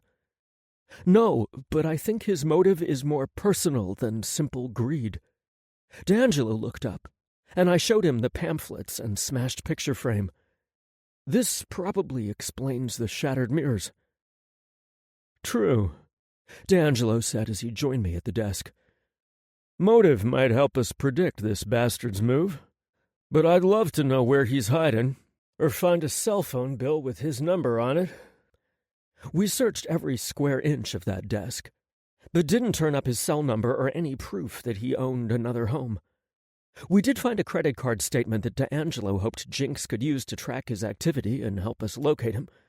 I learned that my D'Angelo was gifted at cracking safes. If his superhuman strength wasn't enough to rip the door right off its hinges, then he pressed his ear against the metal door and used his superhuman hearing to crack it. I was completely turned on by the intense look of concentration on his face when he listened to the inner workings of the lock, while he slowly turned the dial. I was certain he'd wear that same look once he had me pinned beneath him. Focus, Ansel. Hell, I was even starting to think of myself as Ansel instead of Angel. There would be times where I could relax and think about the sexual delights that awaited me, but standing in a demon's playground, which was what this room felt like to me, wasn't one of them. Uh-huh, D'Angelo said triumphantly, then turned the handle to open the safe. I still have it. Was there any doubt on your part? I asked. Not really, he confided with a cocky grin before he focused on the contents of the safe. Well, look what we have here. The soul of Agenta, he said reverently. D'Angelo bit his lip and narrowed his eyes while he thought about his discovery.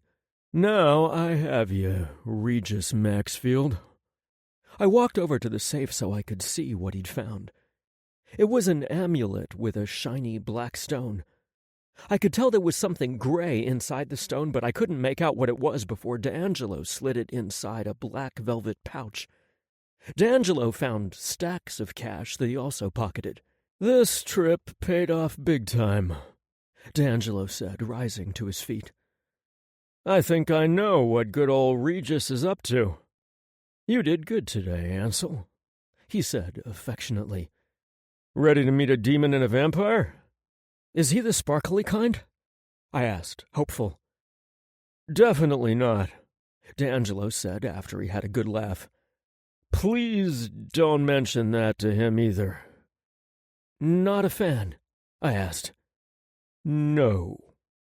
Fine. Are there any other rules I need to know? I asked, curious. A few, he told me. I'll fill you in on the way. Chapter 11. D'Angelo. I knew we weren't going to find Regis Maxfield at home. He'd probably never return to that place now that we knew about it. At least not until he was done doing whatever it was he was planning. At least it wasn't a complete bust searching the mansion. He ran out of it so fast last night, he didn't get a chance to clear out his safe that was located behind one of his expensive paintings in the library. Imagine my surprise when I found the soul of Agenta sitting there among several stacks of $100 bills, which I also took. Shit, he owed me for damn near killing me last night. Ansel and I climbed back into my Jeep and headed off to see Gregor first.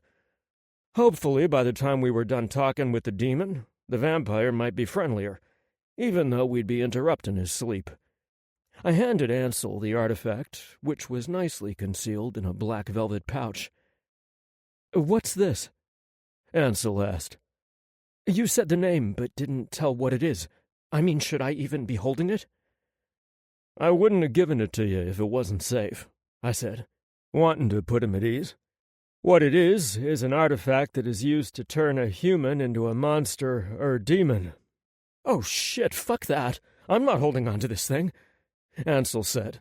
Then he opened the glove compartment of my Jeep and pushed the artifact in past some papers and closed the door. That's better. You didn't trust me when I said you were safe? I asked. I trust you. I just don't trust that thing. It's creepy. I mean, you just told me that relic turns people into demons. You'll have to forgive me if I don't want to hold it in my lap, Ansel said. I laughed. Yeah, I see your point. I shrugged. I guess I'm just used to all of this shit. So do you think he's trying to turn himself into a demon? Ansel asked. Not sure what the fuck the guy is up to. The more answers I have to those questions, the better. Then I'll know what I'm fully up against. I sighed. The fact that he has that relic leads me to believe he thought he had the relic to transfer his soul into another body of his choosing. If he tried to work that spell with the wrong relic, well, he very may well have left himself open to a demon or monster mutation. Spells are very specific, and you need all of the correct ingredients, sigils, and artifacts if you want them to work properly. Think maybe that's why his face was messed up? I snorted. Nah, that was just hack surgery right there. I hope he didn't pay the doctor for that botched shit. Fact is, I'm not sure what's going on. I didn't see a demon inside of him when he stepped out of the shadows. Of course, I was also out of my mind with delirium and recuperating from nearly dying, so I can't really trust my skills or what I think I know at this point. We'll get some clues today, I'm sure. Speaking of questions that need answers, what about my job? Ansel asked. Yeah. Sorry. You're no longer employed there, I said. His eyes bulged as he looked at me. What? You said you'd help me out. What the fuck? I did. You hated working there. Yeah, the food was great, but the pay's shit. Besides, it's safer if you work with me or the girls at the shop. I want to know you're safe. Ansel looked at me like he wanted to fuss some more, but then he sat back in the seat and sighed. I did hate working there, he admitted. He looked at me again, brows creased with confusion. How the hell did you make that happen? I shrugged. It was a simple thing. I had Jinx call your job and I spoke into her computer, but it was your voice that came out. So your boss thought it was actually you calling a quit. Ansel pouted. I thought she'd be happy about that. Now I was confused. I knew I might have crossed a line, but I was also very confident that I had done the right thing. Ansel shrugged. I don't know. I feel kind of robbed of the opportunity to quit that place myself. I nodded, seeing where he was coming from. If it's any consolation, I told him to kiss my ass when he told me that you weren't that good of a waiter. He whined. Oh, man. Now I really wish I could have told him that myself. Sorry, I wasn't intending to go the whole I quit route. But when he started giving me grief over sick days and shit, I lost my temper and just said fuck it. Jinx did record everything, so you can listen and laugh over it later, I said, hoping that would make him feel better.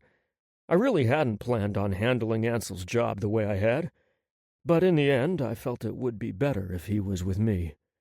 Ansel nodded. I'd love to listen to it. Thanks for that. I'd rather work at the shop anyway. Hey, now that I think about it, is working at the shop gonna be safe for me and my friend? The shop is warded against demons and the like, so, yeah, it's safe. That's one of the reasons I want you there. I was relieved that he was happy about what I'd done. What about when she leaves? Ansel said. I mean, the whole point of me staying there is because what we're working on can get dangerous. I'm sure monsters know where you all might live, they just can't get in there. I don't want anything to happen to my friend. Damn. I hadn't thought about that when I offered the job. Jinx and Vixen, and on occasion Chris and I worked the shop, but it was mainly the girls who kept it running. But they also lived on location. They knew about what we were and were prepared if or when shit got ugly. Megan didn't know about any of it. I guess I was going to have to run a few things by the others. I honestly didn't think about that, Ansel. I'm pretty good at reading a room and could tell that she was someone you cared a great deal for. She was down and out, and I just saw the opportunity to help, and possibly... I let my voice trail off because I was about to say something I couldn't take back. Possibly? Ansel asked, looking at me. I sighed. You're like a dog with a bone at times, do you know that? You gave me the bone. I'm not going to let you take it away. I smirked when he said that, because like it always seemed to do when I was around him, my mind went straight to the gutter. I haven't given you the bone yet." He blushed, but I could tell he wasn't going to be distracted by lust.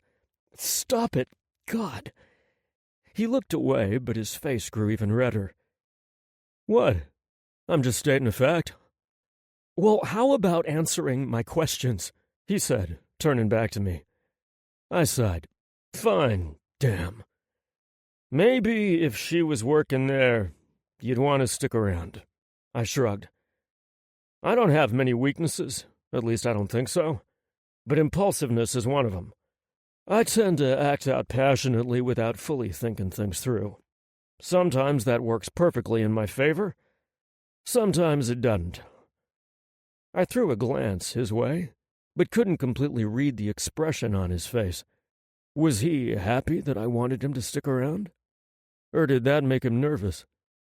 I wanted so badly to just stop the car and kiss him, but I wanted to get the job done, and we still had a lot to discuss.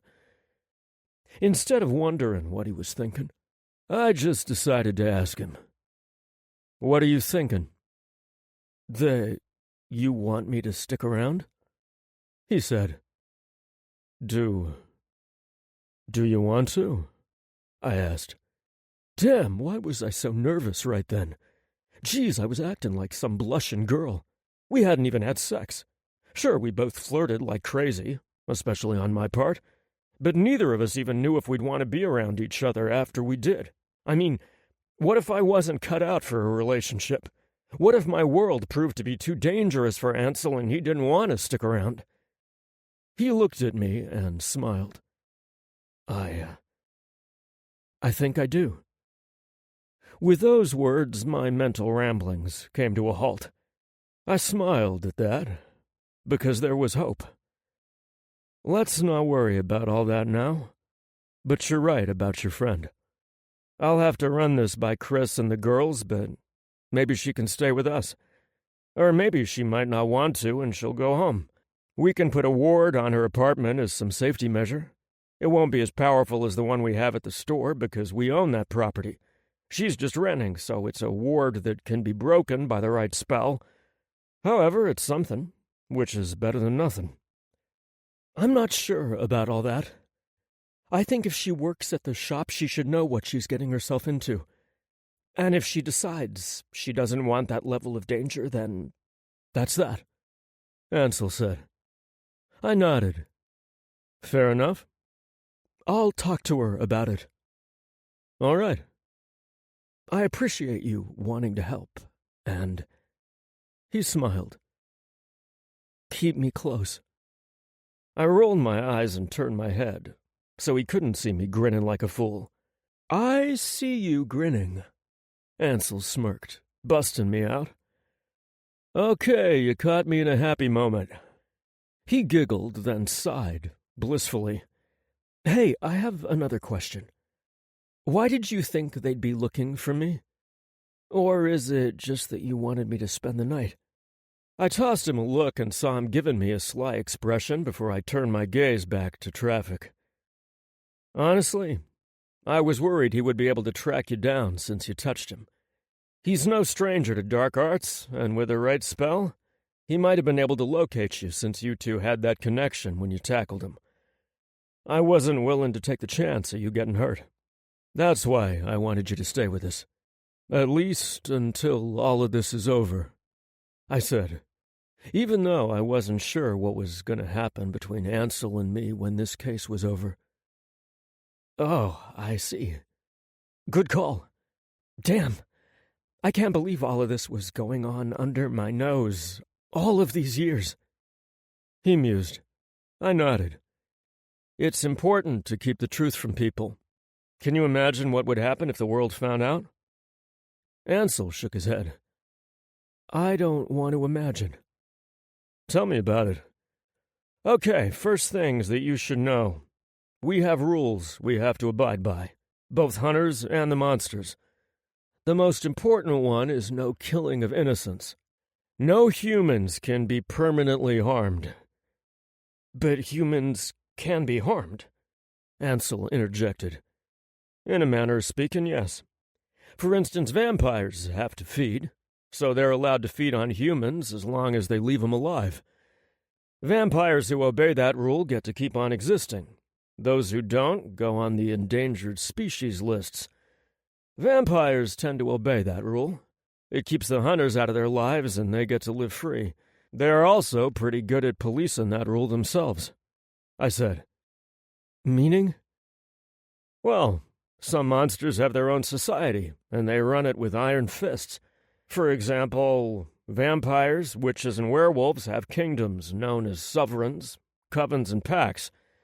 They like to keep track of their own, and if they have a rogue, they like to hunt him on their own. They tend to show us proof the rogue has been dealt with, and that keeps the peace. I said, Wow! How long have monsters and demons existed? Ansel asked. For thousands of years.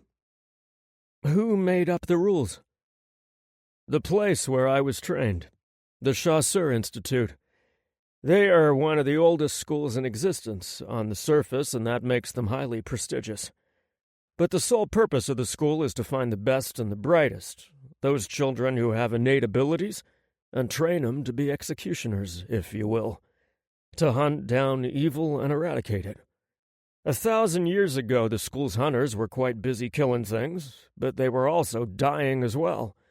It was a complete bloodbath. The monsters that didn't want to be hunted decided to call a truce, if you will. So, that's how the rules came into play. Were the hunters winning? Ansel asked. Both sides were taking major hits, and even demons and monsters that weren't doing any harm were targeted. They were the ones who stood up and made the first move toward a peaceful coexistence.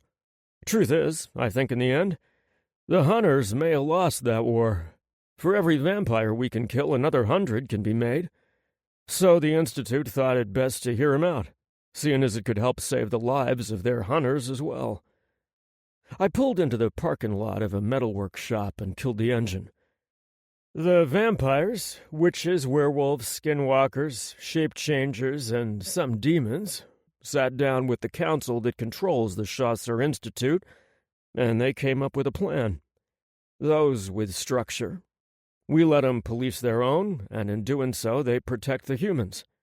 For the stragglers, like goblins, ghouls, and rogues that escape their nets, well, that's where we come in. So that's how the first 2 laws came into effect. Holy shit. That is a wild story. I can't believe it's actually true. What are the other rules? Ansel asked. No opening portals. No casting spells that do harm. No possessing human bodies that are occupied by human souls, I said. So the person has to already be dead? I nodded. And not murdered by a demon or demonic associate. So it has to be a regular human death that the demon had nothing to do with. Also, the demon entering this plane has to be approved by both the Institute and the Demonic Council. Why would the Institute ever agree to have a demon enter this plane? Trust me, it's not a decision they're happy with, just as the Demonic Council isn't pleased with the arrangement or rules set up. But the truth is, some demons aren't evil. A lot of them are assholes, but not necessarily malicious. They can also be helpful to humans, so that's why the Institute agreed. I informed him. Ansel shook his head in disbelief. A nice demon? Is there such a thing? Nice, it'd be stretching it, I said with a chuckle. So, do demons have their own hunters? Yeah, but they aren't nearly as interested in stopping demons from breaking the laws. They like to leave that in our hands, which is why we're in this situation now. That's why I'm touching base with Gregor. He's a lower-level demon, but he's a part of their community. He might be able to tell me something. Why don't we just go to the council? Ansel asked. I don't trust demons that damn much. Or at all, really. Not to mention they don't have a location. You have to conjure 'em all into one place, and they hate that. Out of all the monsters who made the pact to peace, the demons are the ones who break it the most, And they're the ones we have to watch more than the others, I said. Seems like they have a lot of leeway, Ansel pointed out. I shrugged. Witches can cast spells, but they can do no harm to humans. So, healing spells, a little lust spell, nothing that causes major chaos or mischief. That goes for some monsters and demons that feed off of causing trouble. No human can be killed or seriously harmed. The beings that don't want to play along, well, those are the ones that get hunted. So you're saying that it's basically impossible to get rid of all evil? So working out this peace is the next best thing? Ansel asked. That's pretty much exactly what I'm saying. Even if we were to try to open a portal to get rid of every monster or demon on this plane, a spell of that magnitude would leave this Earth vulnerable to more of them coming through, as portals are open both ways. We never want to risk that, because there is a huge chance it wouldn't work and only make things worse. Right now, people live in this world with little to no knowledge these beings even exist. We want to keep it like that, I said. Ansel nodded and looked out of the window. Where are we? Gregor's Metalworks. He owns it, I said, then climbed out of my jeep. Ansel did the same and then followed me inside. How can I help? Oh, it's you, Gregor said as he came around the metal sculpture he'd been polishing. Nice to see you too, Gregor, I said sarcastically as I approached him. I can't say the same, you bastard, Gregor retorted. What do you want? To every human eye, he would look like one of them. Blonde hair, blue eyes, about 5'10", and had a swimmer's build. He probably got laid a lot, and the human was none the wiser they were fucking a demon. However, from what I'd heard, the human was the lucky one. I didn't care, really, as long as the human was left unharmed.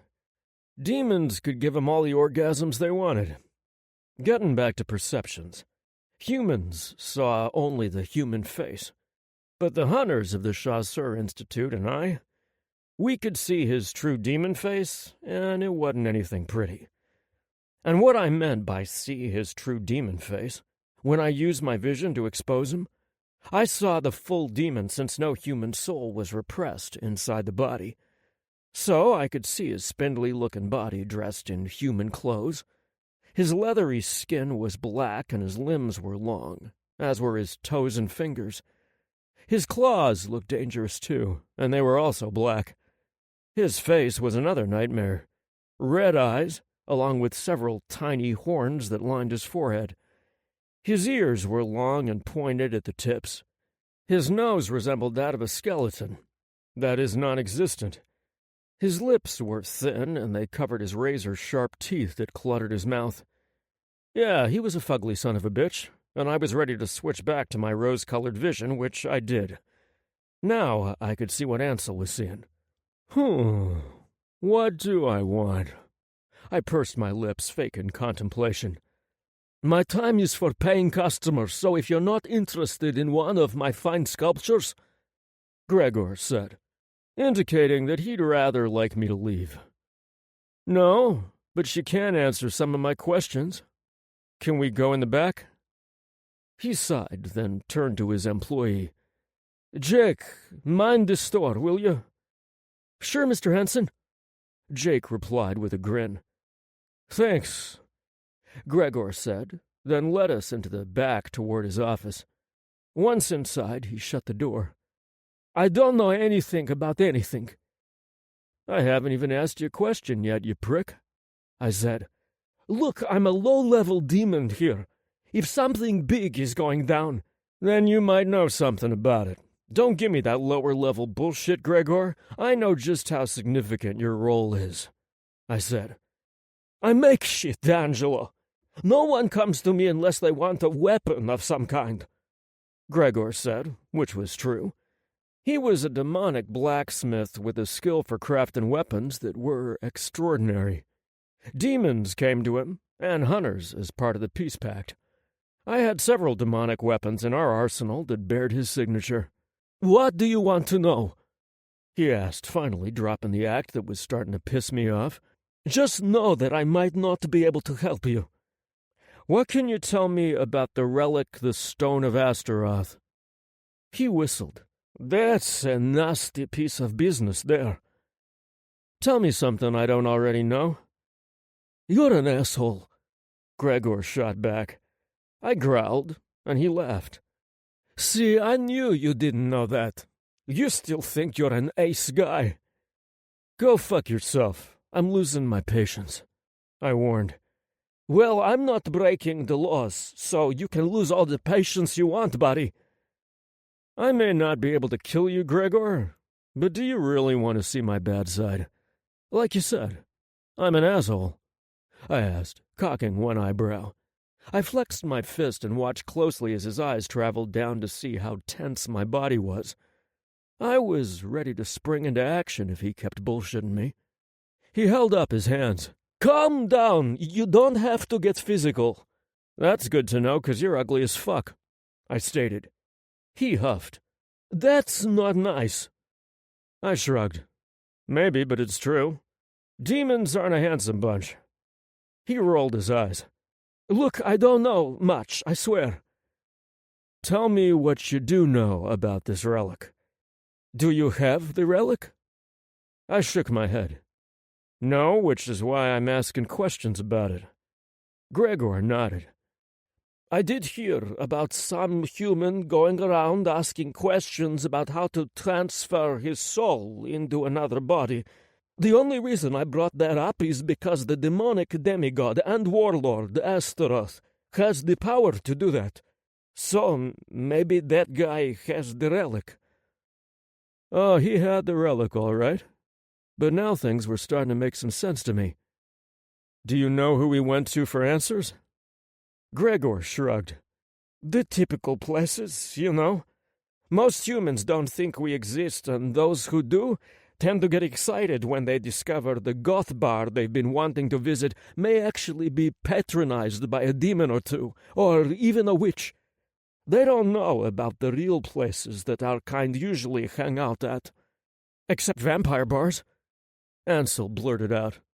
I turned to look at him and give him a reprimanding expression, but he gave me a sweet smile that melted away whatever anger I might have had. He was just trying to help, and I did say he was my partner. Sorry, he mouthed.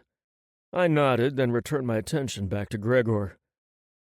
Boyfriend? Gregor asked, not that Ansel had his attention. Not your business, back to the subject, I said.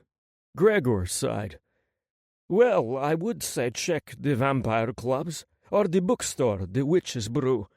A few humans know that the book club isn't your typical book club. He made air quotes. That's all you can tell me? I asked. He nodded. Yeah, like I said, I've been minding my own business, but when I do go to my hangouts, which, by the way, was hypnotic, I hear things others say. Hypnotic was the second location on my investigation trip. It was a dance club owned by the vampire Lorcan Kennedy, regent of Sector Dios in the Kingdom of Nero, also known as Chicago. He was young for a regent, as most were at least 1,000 and older, but he was badass and had earned the position. I wasn't looking forward to going there because Lorcan was one evasive and arrogant bastard. But if whispers were heard there, then all the more reason for me to interrupt that bastard's day rest. If you hear anything else, call me. I mean it, I said. Don't worry, I will. I'd rather be on your good side than bad, Gregor said, then opened the door to his office. I walked out and Ansel followed behind me. It wasn't until we got in the Jeep that he broke the silence. Are you mad at me for speaking in there? He asked. I was at first, but I have to realize that we're partners. If you think of something I didn't, I have to allow you to voice it. I'm just so used to doing this alone, I said. Don't you work with Christian a lot? Ansel asked. Only when the case is bigger than what I can handle. Most of the time we're out there doing our own things, like now. He's on a case dealing with a missing child. We can't always be there for each other, so we have to be tough enough to handle things on our own, I said. I patted his thigh. It was a good question. Sorry if I overreacted back there. I felt like I was the one who needed to apologize. I know you said that you were in control. Ansel said, Yeah, but we're also partners. I have to learn to work with you. If you think of something that you believe will be helpful info, go on and ask him. But if it gets tense, I'll step in, I said. He nodded once. Gotcha. Okay. He told me a lot without really telling me a lot, I said. What do you mean? We already knew Regis had the relic. I started the Jeep and put it in reverse. Yeah, but now I know his motivation. He wants Astaroth to grant him his wish of being younger, which is something that Astaroth can do. However, demons of his level normally don't play fair. Meaning? I put the Jeep in drive and started toward Hypnotic. Say you want to be young again. A demon like Astaroth will grant your wish, only instead of being 21 again, your ass is now 21 days old. Maybe he turns you into a 21-day-old embryo. If he's in a good mood, he might give you what you want, or he might fuck you over. That's the risk humans take when they make deals with demons. Damn, that's so messed up. I feel like I'm getting the craziest crash course ever. Ansel said, That's because you are. I'm dumping a lot on you, because we're in this together and these are things you need to know. I said, then continued. If this idiot was using the soul of a Genta to try and switch bodies, then he really fucked up. What he needed was the Eye of Azel, which we happen to have back at home. Because it can switch souls, it's an extremely dangerous relic. Unfortunately, there are at least 2 more out there. Oh, that's a good thing, right? That he didn't have the right relic? That means he'll need to come to you for something, Ansel said. I nodded. That's my hope. If he doesn't bring Astaroth here first, that demon may not need the relic in order to fulfill the deal. I want to let word get out that I have the Eye of Azel. If Regis still wants it, he may take the bait. If so, I can put an end to this before matters get to shit-hitting fan level. What can you tell me about Lorcan? Ansel asked. He's a pain-in-the-ass vampire who's been helpful in the past. I don't deal with him often because, like I said, the vamps tend to handle their own business. If I get wind of a human vampire-related death, I let him know. He's the regent of the area. It's his job to keep an eye out on vampire activity in this city. He makes sure no vampires are made without his permission and that newborns aren't abandoned by their sires.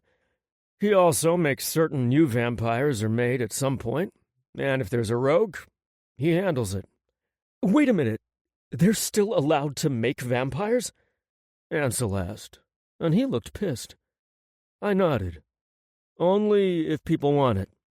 The Chasseur Institute decided a long time ago that you couldn't stop people from doing what they want to do. So if they make that conscious decision to become a vampire or witch or werewolf, etc., then that's on them. I mean, if they wanted us to hunt down every human who switched sides, Vixen would be on their hit list. Both sides had to compromise. I wanted him to understand the world we lived in, both the light and dark sides of it. When I mentioned Vixen's name, he seemed to calm down a little, and that was good. I guess he was starting to understand. I see your point. It's just, I hate that they can make more monsters, he said. I nodded. Yeah, me too. But it is what it is. As long as they keep it together, I go on about my business. Chris as well. Of course, he doesn't like them even more than me. He's never met Lorcan, probably because he'd be too tempted to chop his head off if they were ever in the same room together. Ansel arched both eyebrows inquisitively. Oh, really? Why? I sighed. A long, ugly history with vampires. His entire family was killed by vampires. Mom, father, sister, and brother. He is the sole survivor and beneficiary of the family fortune. Ansel gasped. Oh, my God. That's so sad. No wonder he hates vampires. I'd hate them too. The look of anguish on his face proved that he was horrified. He really didn't know Chris that well, or much at all, but he was hurt by the knowledge of what happened to his family. That just made me like Ansel even more. He was empathetic. I nodded. Yeah, it was rough for him going through all that shit. I think the police still have him as their suspect, even though they had no evidence he had anything to do with it. Chris really is one of the strongest guys I know. I mean, on top of that horrible shit happening to him, a vampire almost took him out when we were teenagers. It was our first mission. I was to stand back and only step in if or when it looked like he couldn't succeed on his own. The vampire was clever, and we both underestimated him. He bit Chris, and would have killed him had I not intervened. He just has a distrust of him. Shit! I don't blame him. I'd be scared of them too. They've pretty much stolen everything from him. He has no family now because of them. Distrust, not fear, I corrected. He hates them to his very core, but he doesn't fear them. Sorry, he said with a slight pout that made him look so fucking hot. I loved how he poked out that bottom lip. I was gonna get it soon. Didn't mean to imply that he was scared of them. I am, though. And you should be, because you have common sense. And it's okay about Chris. I just didn't want him thinking Christian was afraid to deal with the vampires. So not true. He'd fuck one up one of these days. We weren't kids anymore. It was just that he didn't care to be in their presence. Thanks. No biggie. Besides, you look so fucking cute when you pout. I said, giving in to my lust for just this moment. I grabbed him by the back of his head and leaned over, kissing him deeply. I wanted to show him what a real kiss felt like, and give him a little taste of what was to come, and hopefully come. I devoured his mouth, claiming him as mine, and he gave himself to me, moaning the whole time. I didn't want to, but I had to pull away. The people behind me were beeping because the light had changed. What was that? He asked as if he were out of breath. I knew he was because I'd stolen it away. That, my Ansel, was a kiss, I said, then sped off. The erection I got kissing him was worth it to see the look on his face and his own tent in his pants. I couldn't wait to be inside of him. Shit. Depending on how he took the first butt plug, we might be good to go. I didn't know if I could hold off for 5 days. Shit. 5 minutes was starting to be a challenge. I didn't want to rush things with Ansel. I wanted him to enjoy every second of it. I also didn't know what was going to happen with us afterward. Shit. Maybe that was why I kept wanting to focus on the case and derailed us getting together every time we got in the mood. Granted, the case was insanely important, but I also felt that Ansel was too. Shit, I knew it was inevitable. He already had a vision about us entangled in my bed. But what happens to us afterward? That was what scared me. I wanted him so badly. At times he was all I could think about, but then I was afraid of what those feelings meant. I'd never had him before. Fuck. I needed to clear my mind. Again. I didn't say anything else on the ride over, and neither did he. It didn't take us long to get to Hypnotic, which was a trendy club with mirrored walls on the outside that the patrons loved to look at themselves in. Is he going to be mad that we're waking him up? Ansel asked as he kept step with me as I walked toward the side door. Oh, yeah, but I don't give a shit. Vampires can be up during the day, they just don't like to. They aren't as powerful during the day either. A lot of their abilities don't work or don't work as well. So night is their time to shine, so to speak. But I need some answers from him, I said. Then I banged hard as hell on the door several times until it opened. Standing on the other side with a very agitated expression on his face was Stefan, Lorcan's day watcher. What the fuck, man? "Why are you here, and at this time of day?" Stefan asked. "I'm here on official business, so go wake up your master," I said as I pushed my way past him and walked inside. He snarled as Ansel followed in behind me. "He's not going to be happy you're here," Stefan said. "Do I look like I care? I wouldn't be here if it wasn't important." I pointed to one of the many black leather booths in the place. "I'll just sit here until you get him." I sat down and Ansel took the seat beside me. Stefan crossed his arms over his chest as he approached my booth. "You fucking hunters are habitual line steppers. One day he might not be so friendly. And when that day comes, I might not be so nice," I shot back. I watched as his jaw tightened, but he refrained from giving me any more veiled threats. "Wait here, and don't touch shit." Stefan pointed to the bar. "That's not open, so don't make yourselves at home. I wouldn't dream of drinking your cheap watered-down liquor. I'm sure he keeps the good stuff for himself," I said. Stefan rolled his eyes, then turned, walking away from us. I knew he was heading upstairs to where his master slept, and I sat back and turned to Ansel. "So, any questions?" He nodded. "Lots. First, Day Watcher?" "Yeah, a vampire of Lorcan's stature would no doubt have a daytime protector," I said. "Don't let his looks fool you. He's a deadly bastard. I only know that because I've seen Stefan in action. A team of rogue hunters came here to attack Lorcan during the day. They never made it past Stefan. Of course, I got wind of it and came to warn him just in time right before they attacked the place." "Really? Okay. So what happened with the hunters?" Ansel asked. He looked so excited to be learning all of this information. "Like with monsters who break the rules, they died. We have to be fair all around. We aren't supposed to hunt and kill monsters without just cause. We have to have proof that a law was broken before we can carry out executions. Lorcan obeys the rules. He keeps the other vampires in line. I was honor-bound to warn him of the attack and assist.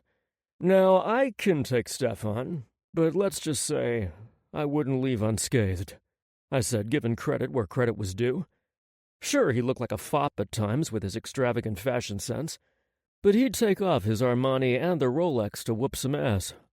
God forbid if you made him break a sweat or force his heavily product-styled ginger hair out of place. He also didn't take kindly to people making fun of his freckles. I had to admit, Stefan was a looker, with his bright blue eyes and well-toned body. I wondered if Lorcan and he ever fucked. I'd be surprised if they didn't. Considering he was his day watcher, the two pretty much went hand in hand with bedmate too. "I'm confused," Ansel said out of the blue.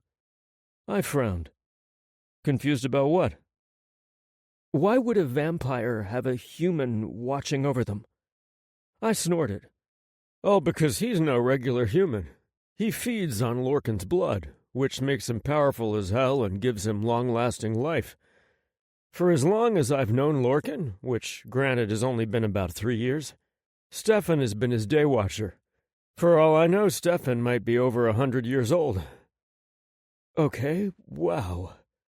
When you said your world was dangerous and that there was a lot to learn, you weren't joking," Ansel said, shaking his head again.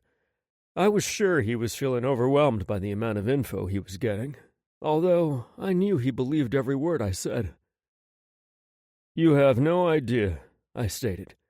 I looked up when the elevator doors opened on the second level. I watched as Lorcan stepped off, yawning. Stefan was trailing right behind him.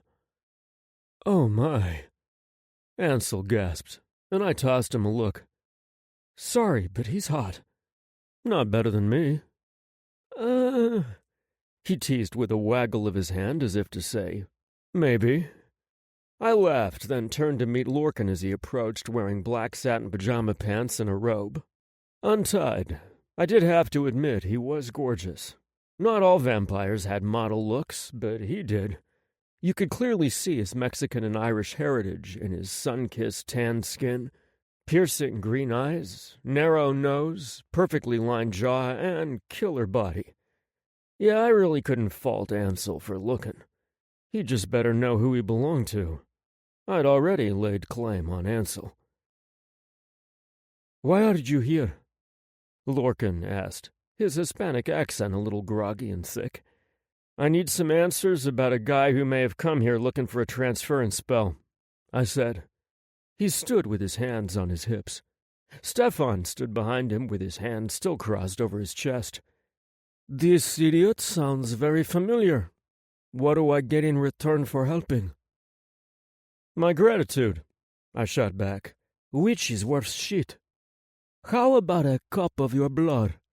I bet hunter's blood. Correction, the blood of a chasseur, hunter, is the elixir of all elixirs," Lorcan said. "We both know your lot are not like the run-of-the-mill hunters." I scoffed. This was why I hated to be bothered with this bastard. "For a cup of my blood, motherfucker, you better deliver me the man yourself. Then, and only maybe then, we could talk about me opening a vein." I watched his gaze sharpen. Then he smirked. "One day I will taste such a delicacy." "Is that a threat?" I asked, rising in my feet. I was about an inch taller than him, making Lorcan 6 feet even. He shook his head. "Not a threat. Just one day, you or your partner will need my help at any cost, and you already know my price. For now, I'll tell you what I can, if only to keep the peace between our two factions. The man's name is Regis Maxfield. He came to me, had heard that I was the real thing, a vampire. Apparently the demons at Hellfire have loose lips." He walked over to Stefan, grabbing a handful of the ginger's hair, then yanked it back, revealing the thick bluish veins in Stefan's neck. He struck, sinking his veins deeply into the man's artery. I heard Ansel gasp, but I put my hand on his shoulder, steadying him. Vampires liked all the human emotions, fear, lust, anger, etc. It helped whet their appetite. Meanwhile, Stefan was on cloud 9, moaning and rubbing his body along Lorcan's as the vampire fed from him. I bet the feeling was euphoric. At least that was what I heard. Even Christian admitted to it feeling exceptionally good that one time he'd been bitten. Once he'd gotten his fill, he released Stefan, licking the wounds closed. He turned his attention back to me. I bet he wanted to see if I was affected by his public feeding, but it was nothing I hadn't seen before. "Are you done? Can we get back to the reason why I'm here?" I asked. He chuckled as he ran his tongue over his bottom lip, licking up the smear of blood on it. "Sure. I was a bit parched, not used to waking up so early. Anyway, he came to me, begging for me to turn him into a vampire once he was young again, because he wants his immortality and doesn't care about the cost. I told him that I wasn't interested and sent him on his way." "Why weren't you interested?" I was curious as to why he'd turned down a man who was obviously rich as hell. Regis, especially if he managed to get himself into a younger body, could be beneficial to Lorcan's vampire sovereign. Old, vile, disgusting thing. His desperation was repulsive to me, and his botched plastic surgery. He shivered as he thought back to Regis, then scoffed. "I would suggest you go to Hellfire. Someone there told him to contact the demon, Orcal, in order to help him become younger. From what I've heard of that demon, he was banished to Hell and is a minion of the demigod Astaroth. As you know, demons never do anything for free." Lorcan said, "Now that's all I know, if you will." He gestured toward the side door we came in through. I caught the hint. "I'm sure we'll see each other again." He smiled, revealing just a hint of fang. "Don't we always?" I let him have the last word, because if I didn't, we might be talking way into the sunset with him trying to get the last word in. I gestured for Ansel to follow me, and we were out of there. Wow, I can't believe I was just in a room with a real-life vampire. Oh my God! Ansel blurted out enthusiastically before we could get back to my jeep. Yeah, as you can see, he put on a show for you. I'm sure he read your mind and saw that you were a virgin." "What?" Ansel exclaimed. I chuckled. "A virgin to this world," I said, completing my thought. "But hey, if you were thinking about that other virgin status of yours in there, he might have read that too." I turned, taking him into my arms, and grabbed a handful of that ass I'd been licking my lips at since we'd been together. "This is mine, so no sharing." Ansel smiled, and I couldn't help myself. I had to kiss him again. Once more, I made him weak in the knees, and I loved it. Maybe Vixen was right. Every time I touched Ansel, I never wanted to let him go. That connection between us that came to life with his spark just drew me closer to him. I wondered if he felt the same way. For now, I let him go, because we had a demon bar to go to. For the most part, none of the heavy hitters hung out at the Hellfire Bar. Maybe it was too tawdry for their tastes. Who the fuck knows? "Where to now?" Ansel asked as we climbed into my Jeep. "Hellfire. Maybe you can ask the questions, just to get your feet wet. I'll have your back this time," I said. It was about time he saw and truly experienced what this was all about. If we were going to have a future after that special night, then it was time we made sure that could come true too. Chapter 12. Angel. "Me?" I asked D'Angelo nervously. I'd have no idea where to begin. I was blown away that he was willing to trust me with such an important task, but I wasn't ready for it. Was I? "What do we know so far?" D'Angelo patiently asked me while he started his Jeep and pulled out of the parking spot. "Regis wants to be young again, and he's wheeling and dealing to make that happen," I replied. "He needs the assistance of a demon named Orkel, but rumor has it that he's been banished to hell to be a minion for Astaroth, the Soul Snatcher," I said. "See, you're getting it," D'Angelo said, competently navigating through traffic. "What worries you most about questioning the demons?" "I don't understand the demon hierarchy," I answered. "I don't want to mess up." "We'll get into all of that later, back at home," D'Angelo said. "Right now, just trust the instincts you're honing without realizing it and ask the questions we need answered. Remember." D'Angelo reached over and squeezed my thigh, comfortingly. "I'll be right there with you." "Okay. I can do this," I said. I'm not sure which of us I was trying to convince. "Of course you can," D'Angelo responded confidently. Luckily, the drive from Hypnotic to Hellfire was quick, which meant I didn't have enough time to talk myself out of my newfound confidence. I walked tall beside D'Angelo, and my poise stayed with me until every person, or demon rather, looked at us when we walked into the bar. I stopped in my tracks and tried to calmly assess the situation. I drew on D'Angelo's strength behind me. I felt the pressure of his strong hand on my lower back. "You've got this, Ansel." "I didn't expect to see so many people here at this time of day," I said quietly. Human bars and clubs were never packed with patrons that early in the evening. Admittedly, I lost track of time in all the excitement, but it couldn't have been much later than 5 o'clock when we arrived at Hellfire. Some of the patrons even rose to their feet when they saw us, like they expected trouble. "They look very unhappy to see us." "They're unhappy to see me," D'Angelo said. I noted a hint of pride in his voice. "Remember, just because we agree to play nice doesn't mean we like or respect one another." One man looked particularly nervous to see D'Angelo inside his favorite watering hole. The slender man swallowed hard and turned an unpleasant shade of white. "What'd you do to him?" I asked D'Angelo. "He had answers I needed about some rogue witches wreaking havoc and didn't want to give them up. Turned out he was intimately involved with one of the witches and was afraid of what she'd do to his dick if she ever found out he talked about her or her coven," D'Angelo told me. "And you somehow convinced him to talk with his dick on the line?" "Well, I convinced him to roll the dice on the witch. D'Angelo answered smugly.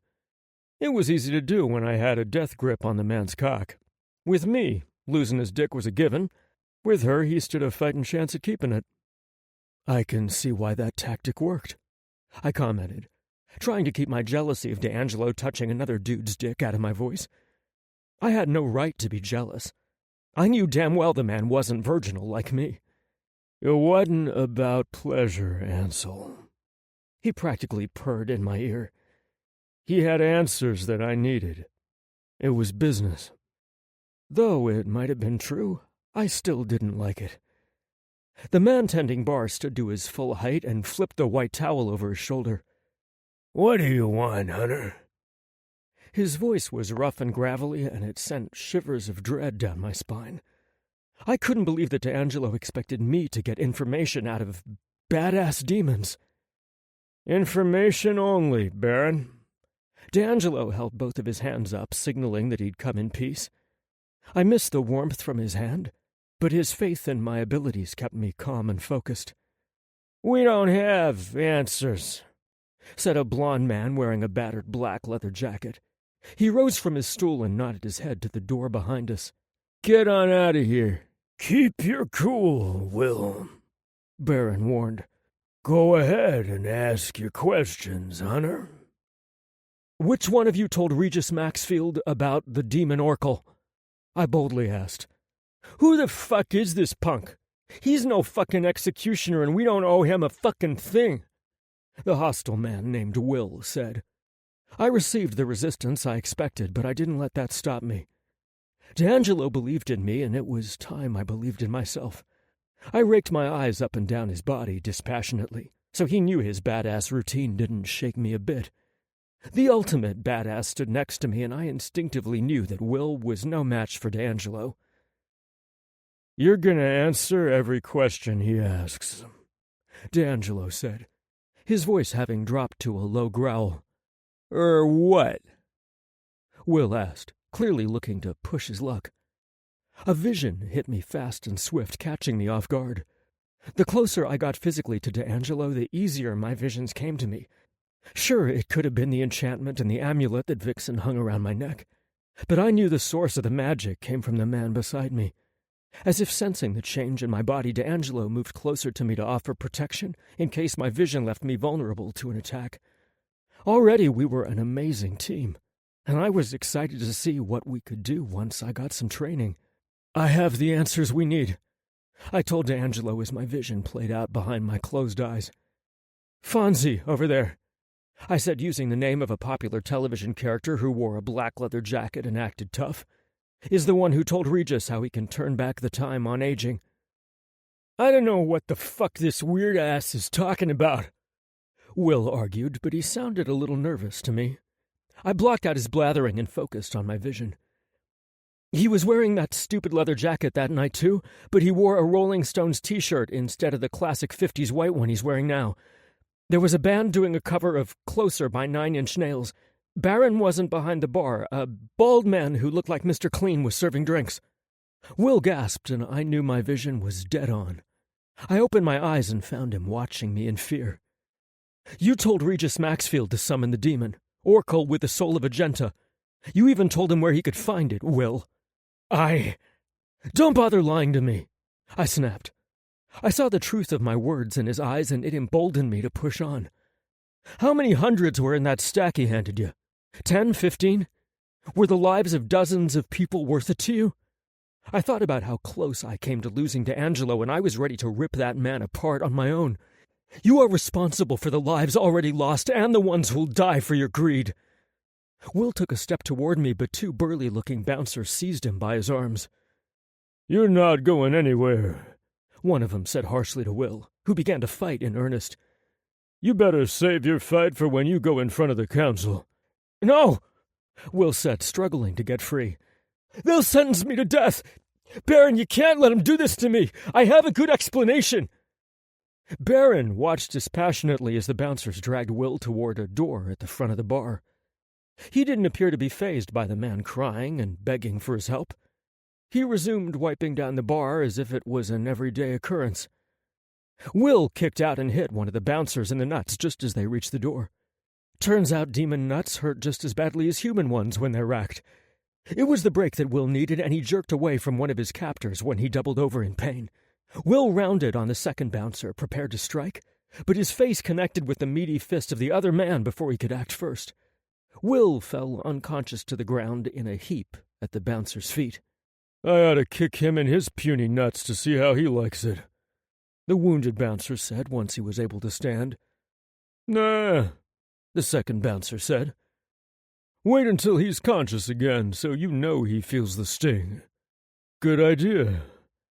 Each bouncer grabbed one of Will's arms and dragged him to the door. Baron turned and looked at me, not to Angela when the bouncers and Will were gone. "Did you get the information you needed?" "I have one question," D'Angelo said before I could respond. Baron turned his attention to him, and he asked, "Can you confirm that Oracle crossed the plain? Did you feel him?" Baron responded with a slight nod of the head before he returned to wiping down the bar in front of him. "That'll be all, then. Let's head home," D'Angelo said softly from beside me.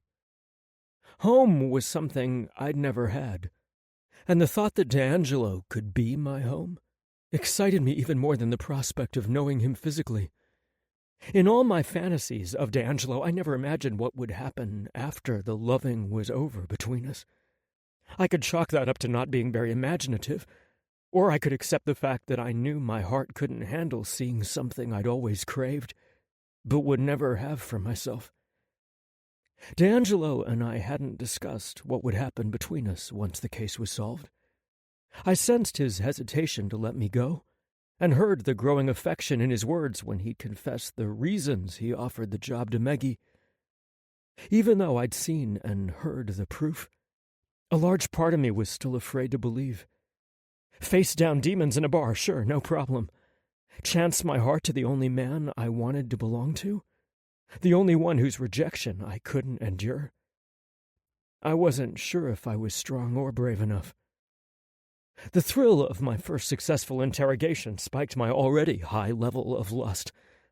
I boldly grabbed a fistful of D'Angelo's shirt when we got in his Jeep and pulled him to me for a kiss. I tasted his surprise, but that soon gave way to desire. I tried to climb the console that separated us, but D'Angelo placed a hand on my chest and gently pushed back until we broke our kiss. "I want you," I told D'Angelo. "Now." "Baby, we talked about this," D'Angelo said soothingly. "I don't want to wait for days. I need you tonight." "I'll take care of you when we get home, Ansel. I promise." D'Angelo turned away from me and started the ignition. I placed my hand on his leg and began stroking the length of his thigh. Peals of feminine laughter and a delicious aroma of Italian food greeted us when we returned home. My stomach growled loudly as I sniffed the air. D'Angelo chuckled, then threaded his fingers with mine and pulled me toward the kitchen. "I think our sexy time will have to wait a little bit. It seems you have a visitor." "Me?" I asked. But then I recognized my best friend's throaty laugh. "Meggie!" I exclaimed. I found her in the kitchen, sitting at the table with Jinx and Vixen. Her long red locks were pinned in a messy bun on top of her head, and the relaxed smile on her face was one I'd never seen in the years I'd known her. It seemed to me that I wasn't the only one benefiting from time spent beneath their roof. "Hi, honey," she said happily when she looked up from her massive plate of spaghetti. She had always been able to eat 10 times her weight in pasta. "This is the best spaghetti I've ever had. You must eat some." "Better than Martinelli's?" I asked her. "Yes, but don't tell Mario that I said that." She waved her hand toward the empty place setting beside her. "Sit down and eat. Tell me about your day. Did you shake down demons for information?" I stood staring at her in shock. I had told D'Angelo that I would tell Meggie the truth about the circumstances that we found ourselves in so that she could decide what she wanted to do, but I was prepared to ease her into it. "The girls briefed me on the situation," she said calmly. They knew you'd try to handle me with kid gloves, and I really don't need it. It's a lot to take in, I told her. Demons, witches, vampires, and superhuman beings who fight the big baddies in the world. You seem to have handled the news admirably well. The wine has helped, she said, holding up a nearly empty wine glass. Look, Angel, she began softly. I appreciate the way you want to protect me because no one has ever cared to try, but I'm a big girl, and I can take care of myself. Besides, I've had plenty of run-ins with humans vile enough to make these demons look like fluffy kittens. I knew that Maggie had been through a lot, but nothing she'd endured would compare to what happened if a demon decided to rip her to shreds. I could tell that she'd made up her mind, and like me, felt comfortable and safe for the first time in a very long time, if ever. I wouldn't take that away from her. My response was to walk to her and drop a kiss on her forehead before I sat beside her. I didn't realize how hungry I was until I inhaled the smells of Italian food.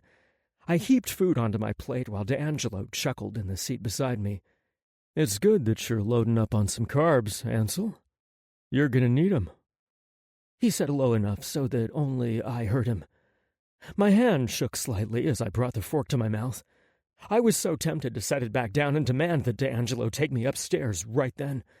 I knew firsthand how well spaghetti reheated, but one of the ladies went to the trouble of feeding us, and it would be rude not to appreciate their efforts. "Oh, my God," I said with a mouthful of food. "Right?" Maggie asked. "Best I've ever had." "That's what she said," Vixen said, nodding toward Jinx. "You've got that right," Jinx said emphatically, causing Vixen's cheeks to flush. "What did you learn today?" Vixen asked, changing the subject. I listened to D'Angelo tell the girls what we had discovered, even though most of it went over my head. It didn't help that D'Angelo traced my thigh teasingly beneath the table as he talked, like I'd done to him as he drove home. So far, I understood that Regis got the name of the demon who would change him back to a younger version of himself, but possibly used the wrong relic to attempt it. The soul of Agenta would open Regis up for demon possession, not give him the youth he craved. We knew Orkel crossed over and suspected that he has had Regis doing his dirty work for him. Lorcan mentioned that there were rumors that Orkel had been banished to hell to be Astaroth's bitch, but I don't know that for sure. It seems likely since Orkel, through Regis, gained the Stone of Astaroth and is collecting souls, D'Angelo said. Jinx placed her delicate hand to her neck and said, "That's some dangerous shit." "It is," D'Angelo confirmed.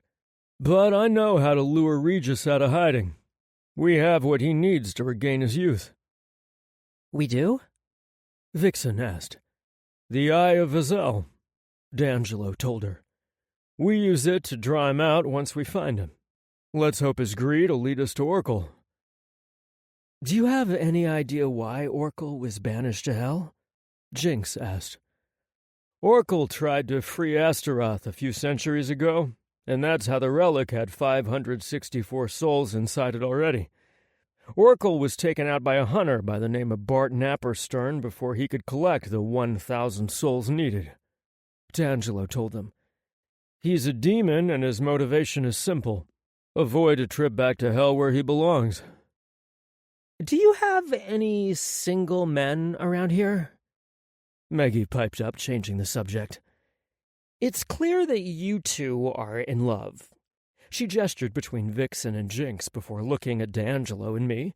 "It's clear the two of you are heading towards something. Am I going to be overhearing headboards hitting the wall all night long with no one to wear out my frustrations on?"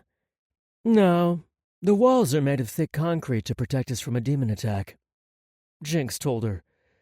"Christian is the only other team member, but he's gay like us." Maggie let out a long-suffering sigh. "Fine. Maybe you'll recruit a new member who will rock my socks." "One never knows," Jinx responded. "I do sometimes," I said jokingly, earning laughs from everyone but Maggie. She pointed her fork at me and scowled.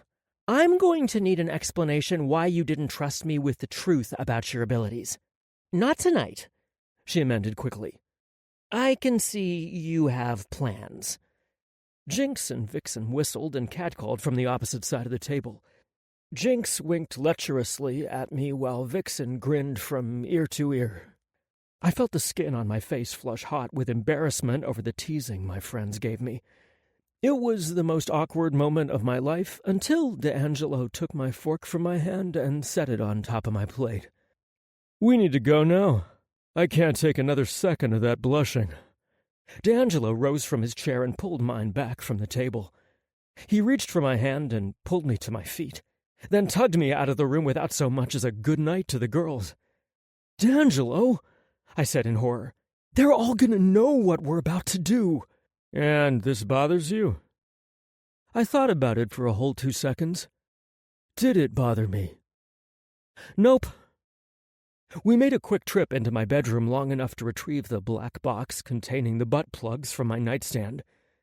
"You'll be staying with me tonight," D'Angelo said. Somehow he made those words sound slightly threatening. "You don't get to come again until I do." "So in like 10 minutes?" I said hopefully. D'Angelo didn't slow down until we reached the privacy of his room. "This is only day 1 of 5, he said. "Just kill me now, then," I whined. It felt like an evil fever took over my body and left me aching everywhere, partly because of my raging desire to be with him, and partly because of the secret I'd been keeping all day long. "Give me a few days and you'll die from pleasure," D'Angelo said confidently as he set the box on the bed. "Maybe we can speed things up a bit by skipping the smallest plug. Hell, if you've ever fingered your own ass, then you'd—" D'Angelo's words died in his throat when he flipped open the box and saw that a plug was already missing. "What have you done?" he asked me. "I fast-tracked my anal training," I told him smartly. I pointed down to where the second from the largest plug was missing from the box. I decided waiting 5 days wasn't acceptable to me. I can't be sure I'll live that long. "Ansel," D'Angelo admonished at hearing my words. "None of us can be sure we'll be here the next minute, let alone 5 days. I pulled my t-shirt over my head and toed off my shoes. It's been a little uncomfortable at times today, but all I had to do was think of how amazing it would feel to have you inside me to change my discomfort into wanting." D'Angelo just stood there, staring at me until I reached for the zipper to my jeans. He knocked my hand away so he could take over the task. D'Angelo's smoldering eyes never left mine as he slowly eased the zipper down. I wondered if the sound of the metal scraping along the teeth was louder to him with his enhanced hearing. Or was he able to drown the sound out to focus on a different sound, like the wild pounding of my heart? "You could have hurt yourself," he admonished softly, but he didn't sound very angry. The hungry look in his eyes told me he wasn't mad at me. It was more like he was mad to have me. "I was made for you," I told him as he pushed my jeans down to my ankles. I stepped out of them and pointed to my erection tenting the front of my black briefs. "I'm obviously excited about the idea of us, not afraid." D'Angelo released a long, shaky breath, and I knew his surrender was near.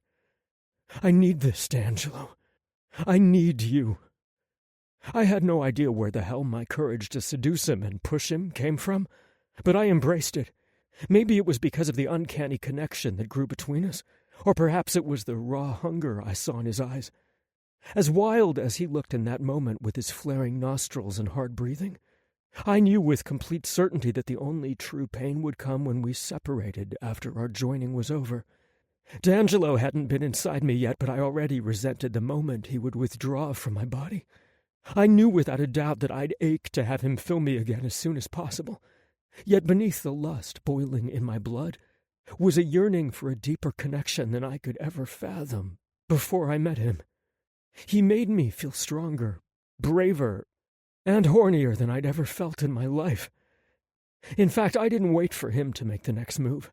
I pushed my briefs down my legs so that I stood in front of him, naked and wanting. I had zero experience to fall back on, but I'd seen enough visions of the two of us to know what he liked.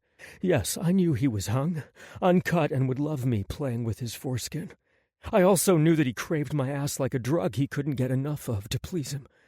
I proudly turned so that he could get his first look at my bare ass. D'Angelo's breath hissed between his lips, seconds before I felt the warmth of his hand on a rounded cheek. "Perfection," he whispered darkly as he traced his finger over the curve of my ass. "I'm gonna own it and every part of you, Ansel." Yes. My whisper sounded like both a plea and a promise. "Let's make you comfortable," D'Angelo said. He placed his hands on my shoulders and turned me to face him. "Get on my bed and lie down on your stomach." His no-nonsense tone sent chills dancing down my spine. I did what he commanded and listened to the sounds of him undressing behind me. "I want to watch you undress," I said with a pout. "Next time, you can undress me," D'Angelo replied. "I'm hanging on to my control by a thread, and if you put your hands on my body, then I worry that thread'll snap and I'll hurt you." "You'd never," I told D'Angelo. I felt the bed dip under his weight and the heat rolling off his body as he straddled my thighs. His heavy erection felt hot against my bare flesh. "Never intentionally," D'Angelo agreed. "Unfortunately, some pain will be necessary, but I promise you the pleasure will make up for it. I'll never take this gift for granted."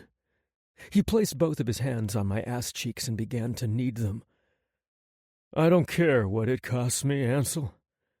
I'm going to make this night magical for you." I had no doubt about that. D'Angelo moved his large hands around to massage every inch of my skin. When he got closer to my crack, I felt the plug move inside me. It nudged the bundle of nerves that sent pleasure screaming through my body. That alone was almost enough to make me come. I moaned loud and proud, not bothering to temper my response to the things he made me feel and need. My legs were captured between his stronger ones, but I spread mine a little farther, invitingly. I desperately wanted him to replace the plug with his cock, to know what it really felt like to be coveted and desired by another living soul. "I can feel how close you are to coming, Ansel. I can smell it, too." I felt the sticky, wet heat of my pre-cum on my stomach and loved that he could smell my desire for him. I pressed against his hands, seeking more. "D'Angelo," I pleaded softly. His first response was a rumbling chuckle that made all the hair on my body stand up, and his second response was to grip the handle of the butt plug that protruded from my ass. "Please." "So needy," D'Angelo admonished playfully. "Yes," I hissed between my teeth when he pushed on the plug a little more, aiming it at my prostate gland. My ass clenched the plug tightly. D'Angelo leaned over my back and pressed kisses between my shoulder blades, then worked his way down my spine. Each kiss or flick of his tongue against my goose-pebbled flesh caused my ass to clench and quiver with need. "Oh, look at that pucker." D'Angelo traced my stretched opening with his finger first, then his tongue. "D'Angelo!" In all the visions I'd ever had, his tongue teasing my crinkled hole wasn't one of them. "Damn, I'm gonna need to make you yell my name more often." D'Angelo's threat sounded like a purred promise to my ears. "Please do," I said. The thick lust in my voice rendered it unrecognizable to my ears. My confidence only faltered briefly when D'Angelo slowly removed the plug from my ass. But then he soothed the stinging sensation with gentle flicks of his tongue. My gasp of surprise was met with the sexiest declaration ever spoken. "Nothing about you will ever be off-limits to me. There will never be a part of you that I don't want to taste and know intimately." D'Angelo lifted off me, and I heard him fumbling around in the drawer of the table beside his bed. He found what he needed quickly and returned to me. "Roll over, Ansel." I did so immediately, and got my first look at his naked body in real life. My eyes feasted on the defined muscles in his arms and upper chest before they trailed lower to take in his cut abs. and happy trail that led to the promised land. D'Angelo's thick dick hung proudly between his legs, and I swallowed hard because I was going to need to stretch a hell of a lot more to accommodate that. "It's not too late to change your mind," D'Angelo said tenderly. "We can wait, and—" "No, I want you now," I demanded. I reached for his cock, but he blocked my hands. "Put your hands over your head and keep 'em there. I'm having a hard enough time behaving as it is," D'Angelo warned. "Behave? Fuck that," I said, but I raised my hands above my head anyway. I regretted it immediately because I had the strongest urge to trace my fingers over the intricate tattoo of a pentagram inside a circle on his chest. It was like it called to me, but I decided to wait until after D'Angelo claimed me. I'd have plenty of time to lick and touch it later. My eyes shifted down to where D'Angelo rolled a condom down the length of his erection. I told myself to just relax and breathe because he wouldn't hurt me any more than necessary. D'Angelo growled in pleasure when he pushed my legs back to expose myself more to him. "Mine," he said while slicking my hole with oiled fingers. "All mine." "Yours," I agreed, somehow knowing that I'd never give that part of me to another man for long as I lived. Only D'Angelo.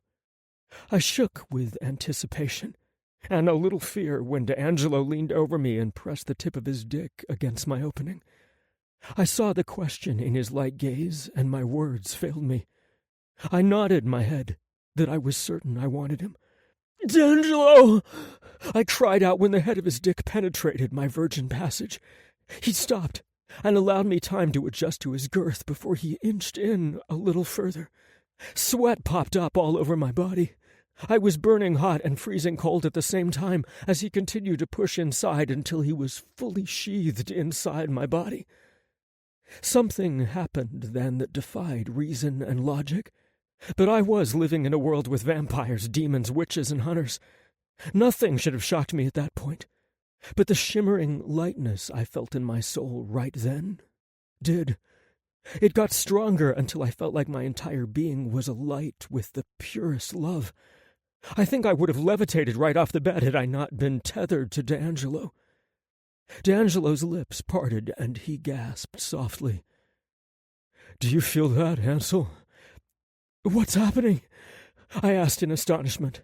I'd had orgasms before, and this euphoric feeling far surpassed an orgasm. D'Angelo lowered himself on top of me, threaded his fingers through mine over my head, and kissed me with a passionate promise I didn't know existed in the world. He pulled back after several long moments and smiled down at me, with eyes alight with wonder. "Our souls have bonded, Ansel. You're my mate." Chapter 13. D'Angelo.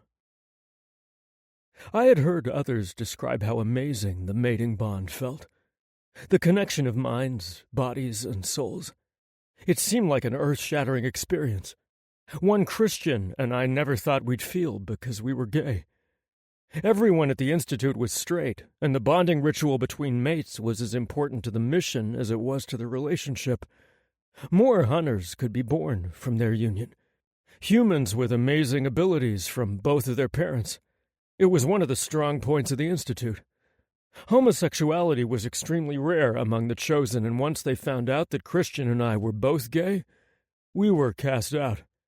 That was why we had formed the Genesis Circle. The moment I saw Ansel, I knew there was something about him that drew me to him. But I was afraid to act on impulse where he was concerned.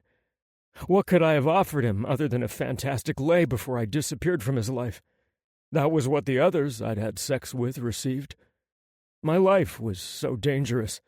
I didn't want to let my feelings for Ansel bring him into my world. So I told myself we weren't meant for each other. I kept him at bay. But it would seem that I never had the right to keep him away from me. Fate made that decision for the both of us. Apparently there was someone out there for me. I wasn't destined to die without ever knowing what love felt like. I now knew what it meant to have someone in my life who'd always be there for me, no matter what.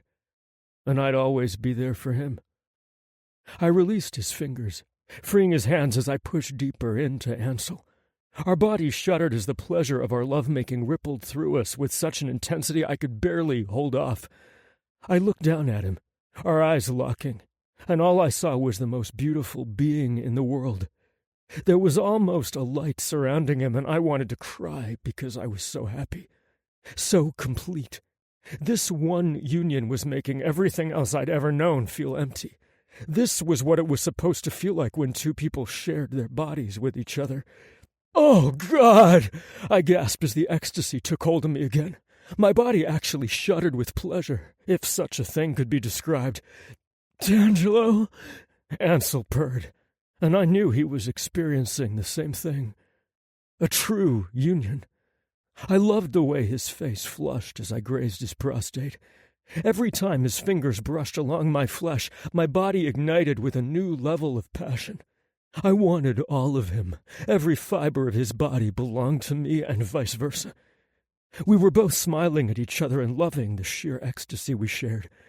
I slid my hands up the length of his arms until I reached his hands, and our fingers interlocked as I rocked back and forth on top of him, pumping my cock inside of his luscious body. His precious gift to me. "Oh, oh," Ansel moaned, and it was the most lovely sound I'd ever heard. I leaned down, kissing him, and he returned my affection wholeheartedly. I lost track of time and everything else as we made love. Finally, the moment came when both of us felt the ultimate bliss of our union. My muscles tensed as the sensation rolled through me like a tsunami.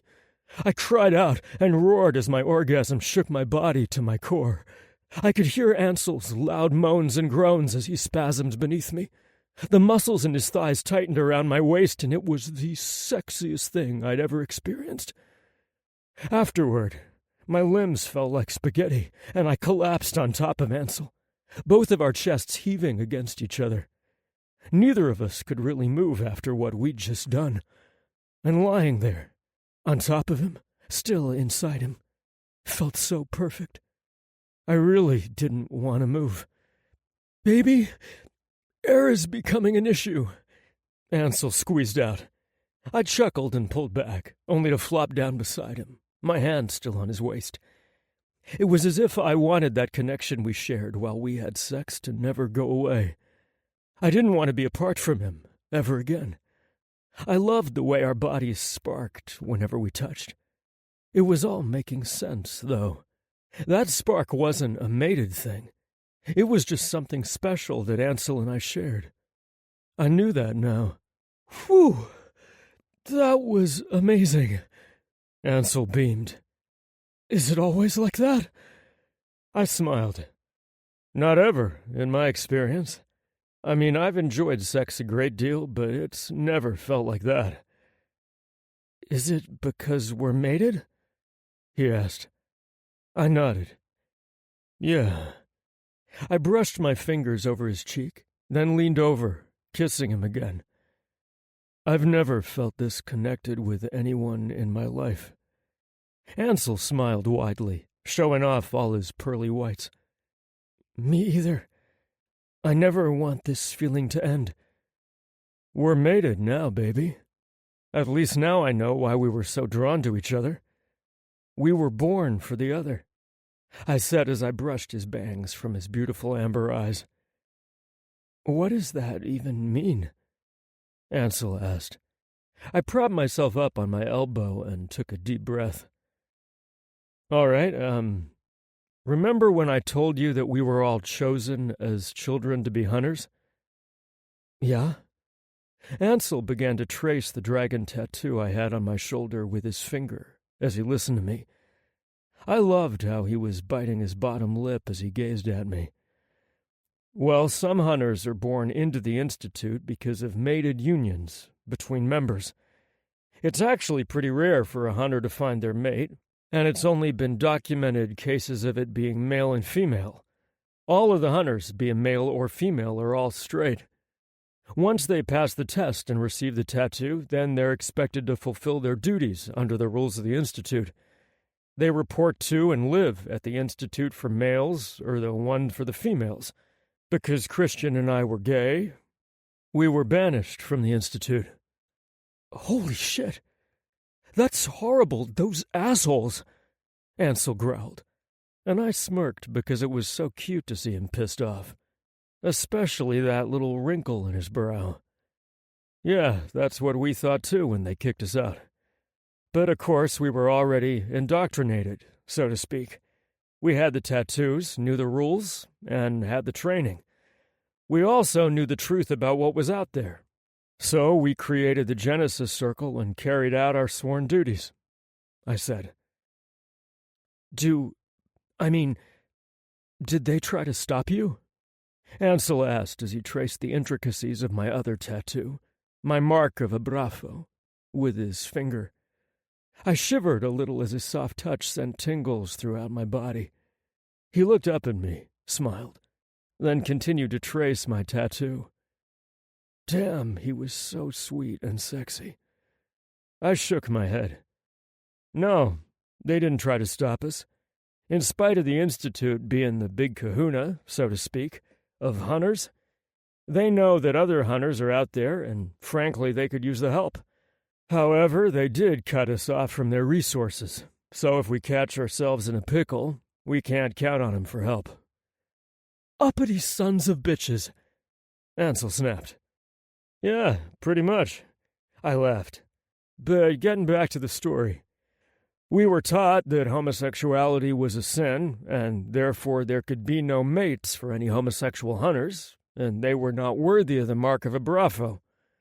Christian and I knew we were different, but we were too scared to say anything for fear that they'd kick us out. So we kept quiet, took to the training, and when it came to the tattoo ceremony, I remember being terrified, thinking my flesh wouldn't be able to take the mark. Why? Ansel asked as he continued to trace it. Because it's imbued with the blood of Christ and all other hunters before us. Ansel's finger froze on one of the points on the mark and looked up at me. Are you serious? I nodded. Yes, it's a blessed mark, Ansel. That is why we can see the evil of demons for what they are, regardless of their human faces.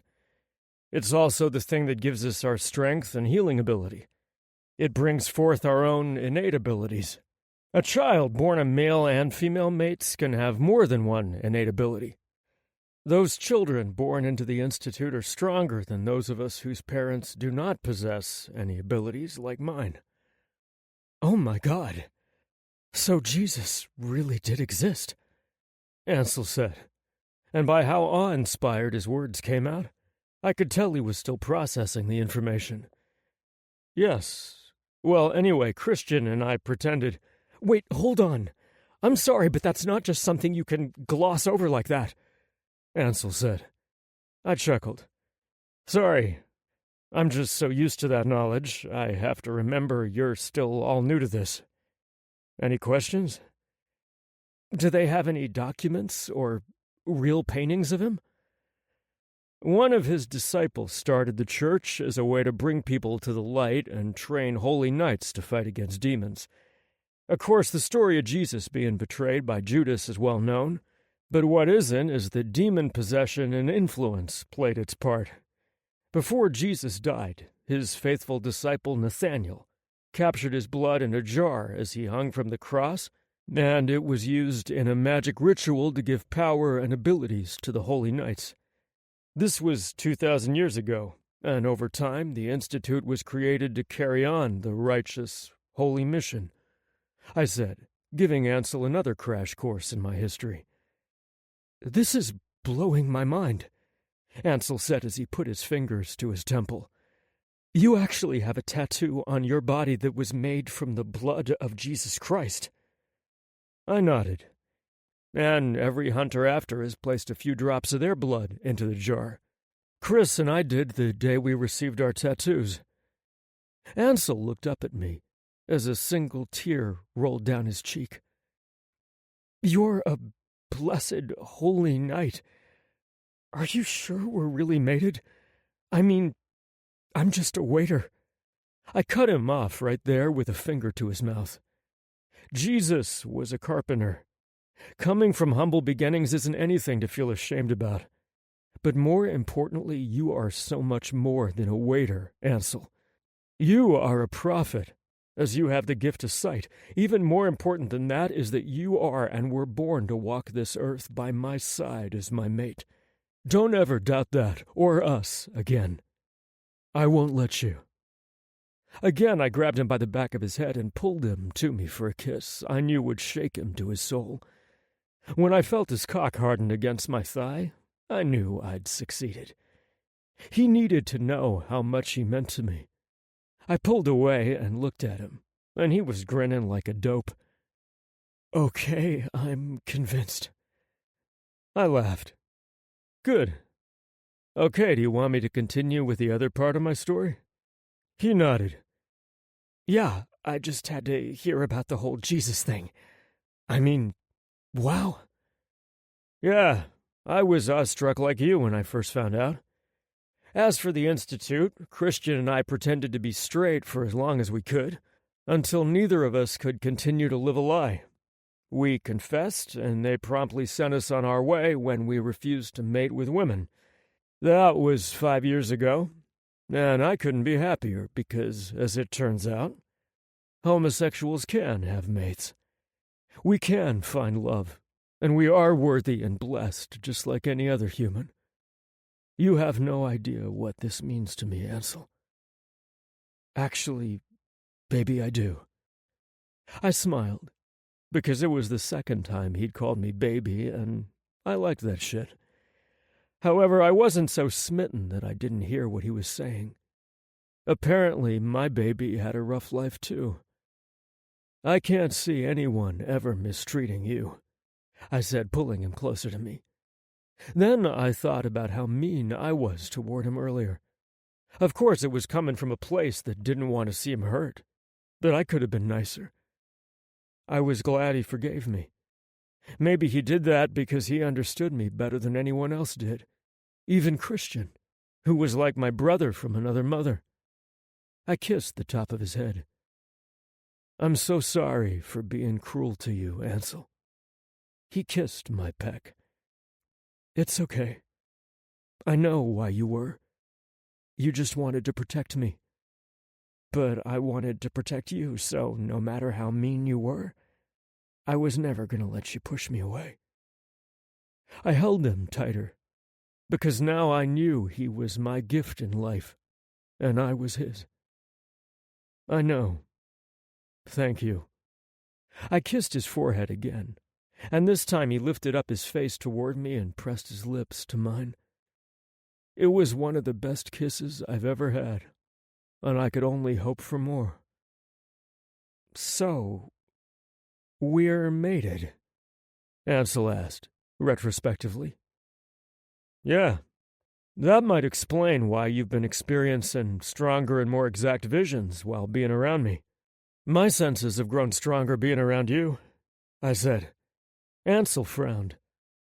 How strong? I laughed. I can still smell your cum from last night on your finger, stomach, and cock, even though you took a shower. Oh my God! He gasped, appalled as he covered his face with his hands. Oh, he looked too adorable right then. I pulled his hands from his face, which was bright red at the moment. Don't be shy. I like the way it smells on you. Makes me all kinds of... I ended in a lusty growl because I was starting to feel my desire rising for an encore. No doubt I was going to be making love to him again. I'm so embarrassed, he whined. Don't be. I'm just saying we make each other the best versions of ourselves. That's what mates do. And I'm just so happy we found each other. And in a restaurant, no less, I said. I thought back to when I'd first laid eyes on him. Who knew he was mine? The thought made me smile. But then I remembered what he'd said about his life, and I wanted to know more. What you're saying makes a lot of sense. I was wondering why things were so different for me since meeting you. I mean, I even felt drawn to work at Martinelli's, so that's why I applied for the job there. I was in need of cash, too, so I didn't think much of it. They were hiring and it all worked out. But I had no idea how amazing things would fall into place.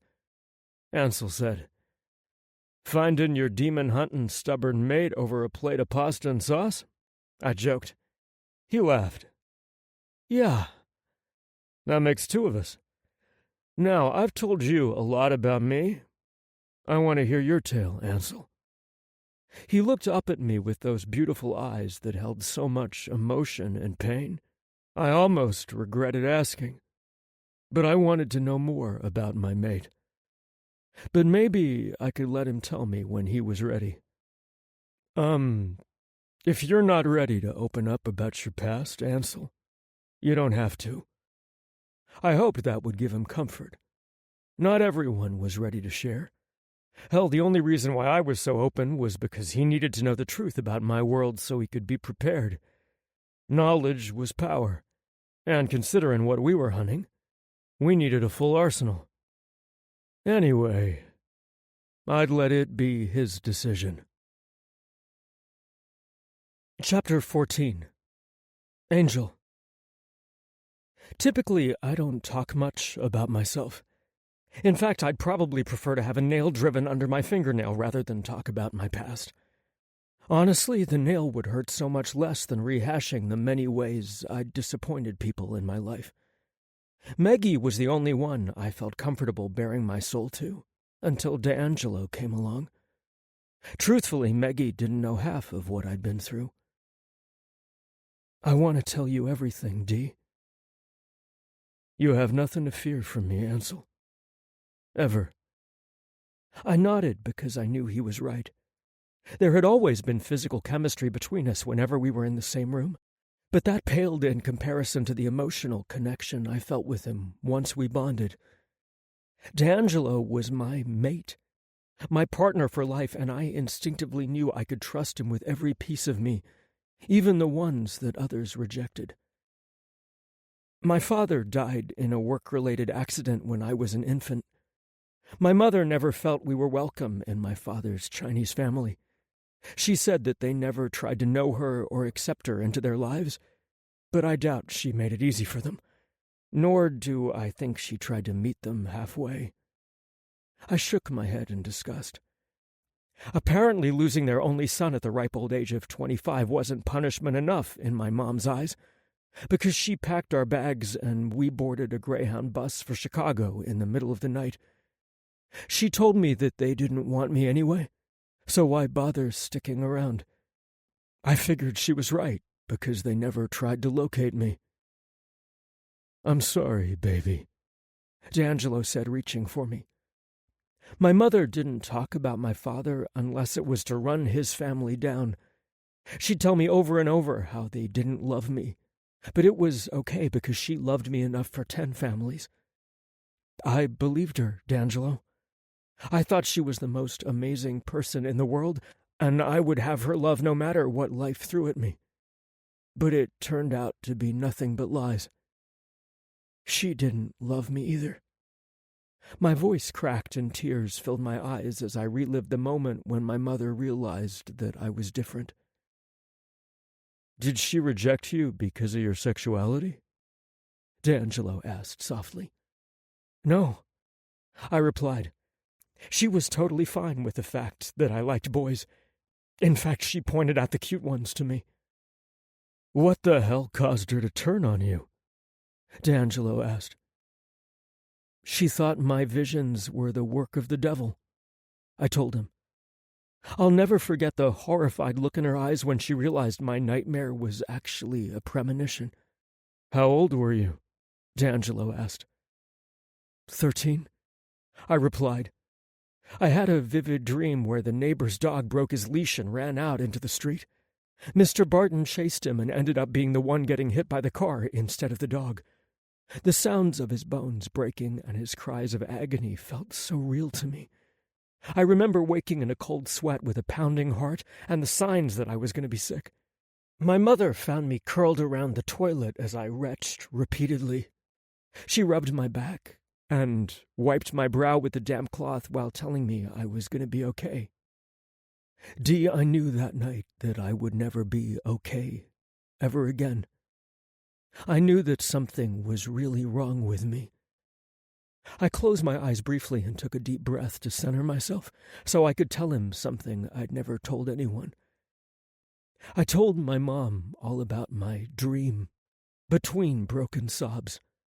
She assured me it was just a bad dream and told me that everything would be okay. You should have seen the fear in her eyes when my vision came true the next afternoon.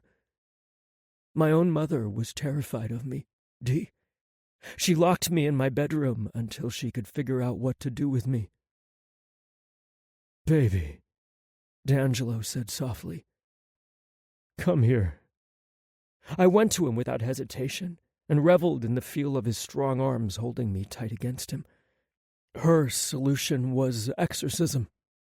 D'Angelo's body stiffened, but he remained silent. She brought in a priest who tried to excise the demon out of me.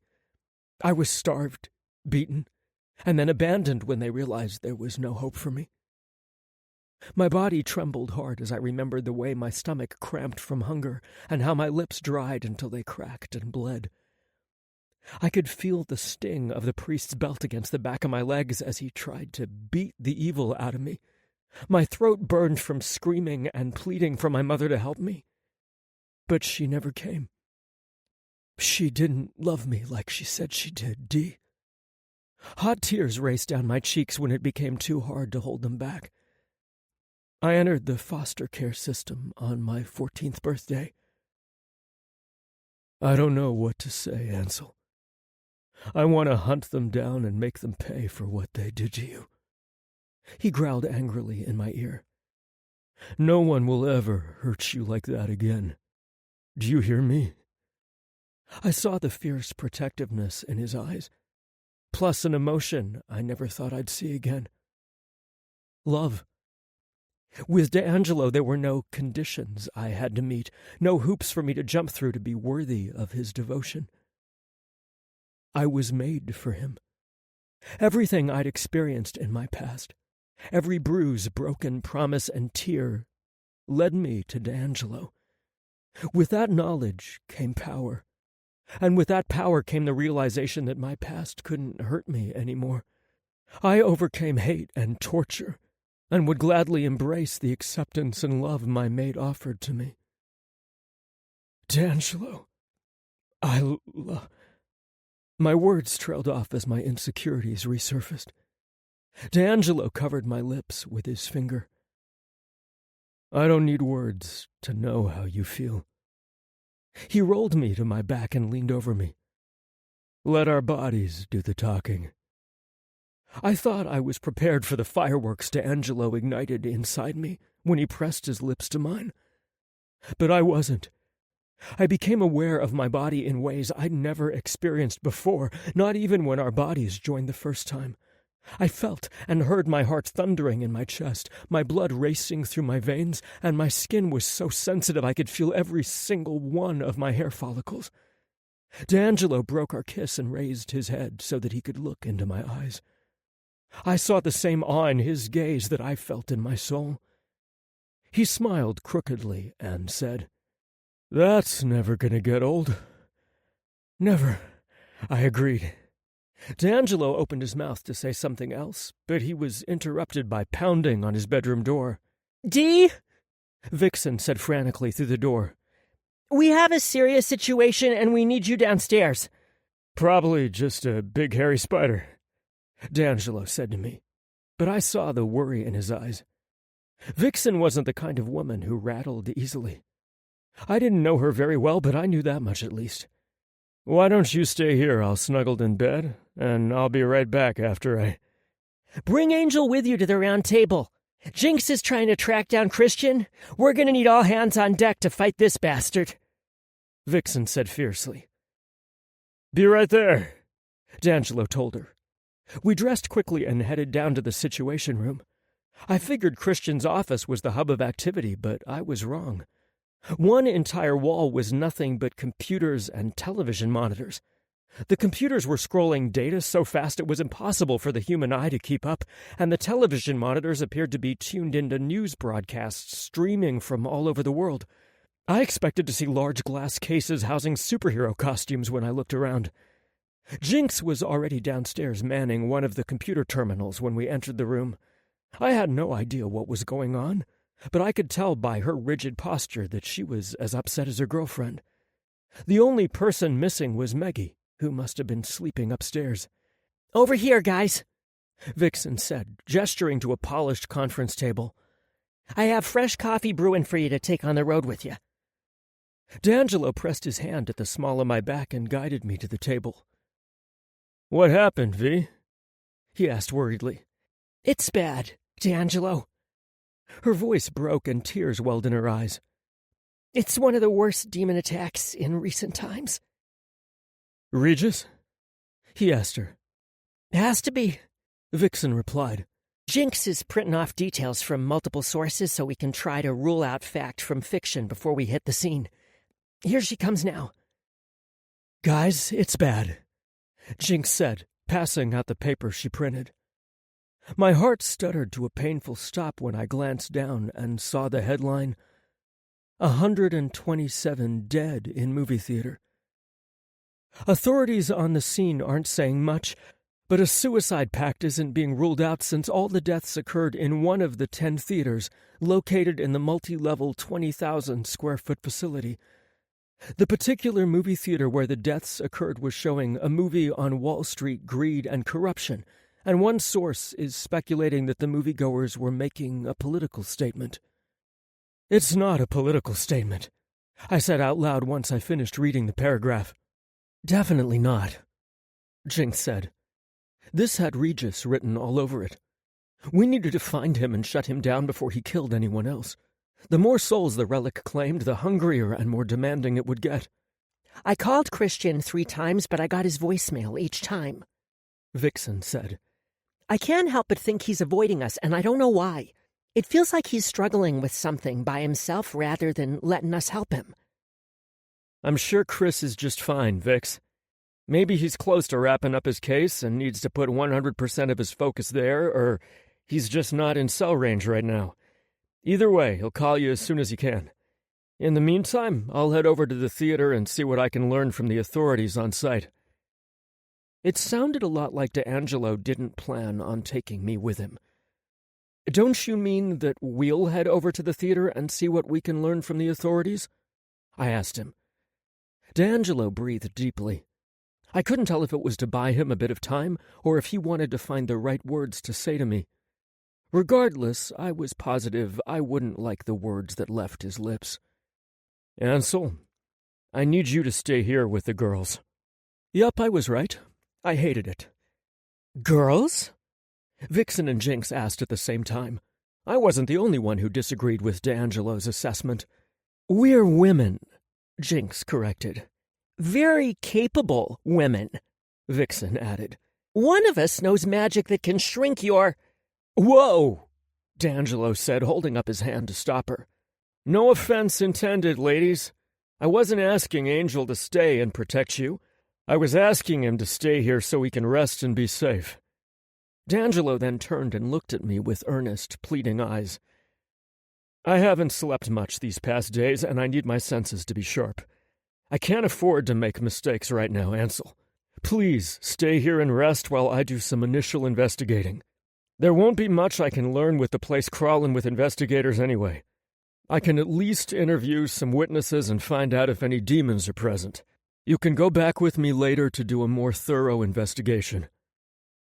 I would have been pissed off by his attitude just 24 hours prior, but I knew better than to question his judgment. If he said he should do it alone, then I'd believe him. He wasn't trying to demean me, he was trying to be practical and safe. I was a danger to him until I could learn how to handle my new heightened senses and physical reaction to him. "I'll do it," I told him. I saw the relief in his expression even though his body remained coiled with tension. "Thank you, Ansel."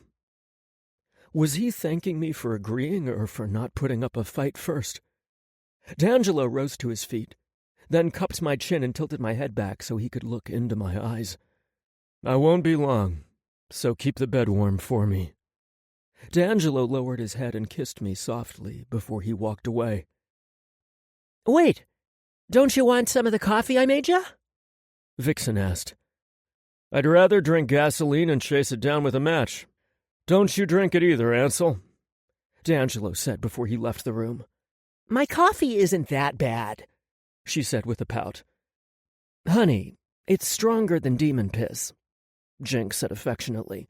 "How about I whip us up some hot cocoa, because no one is going to just head back to bed and fall asleep."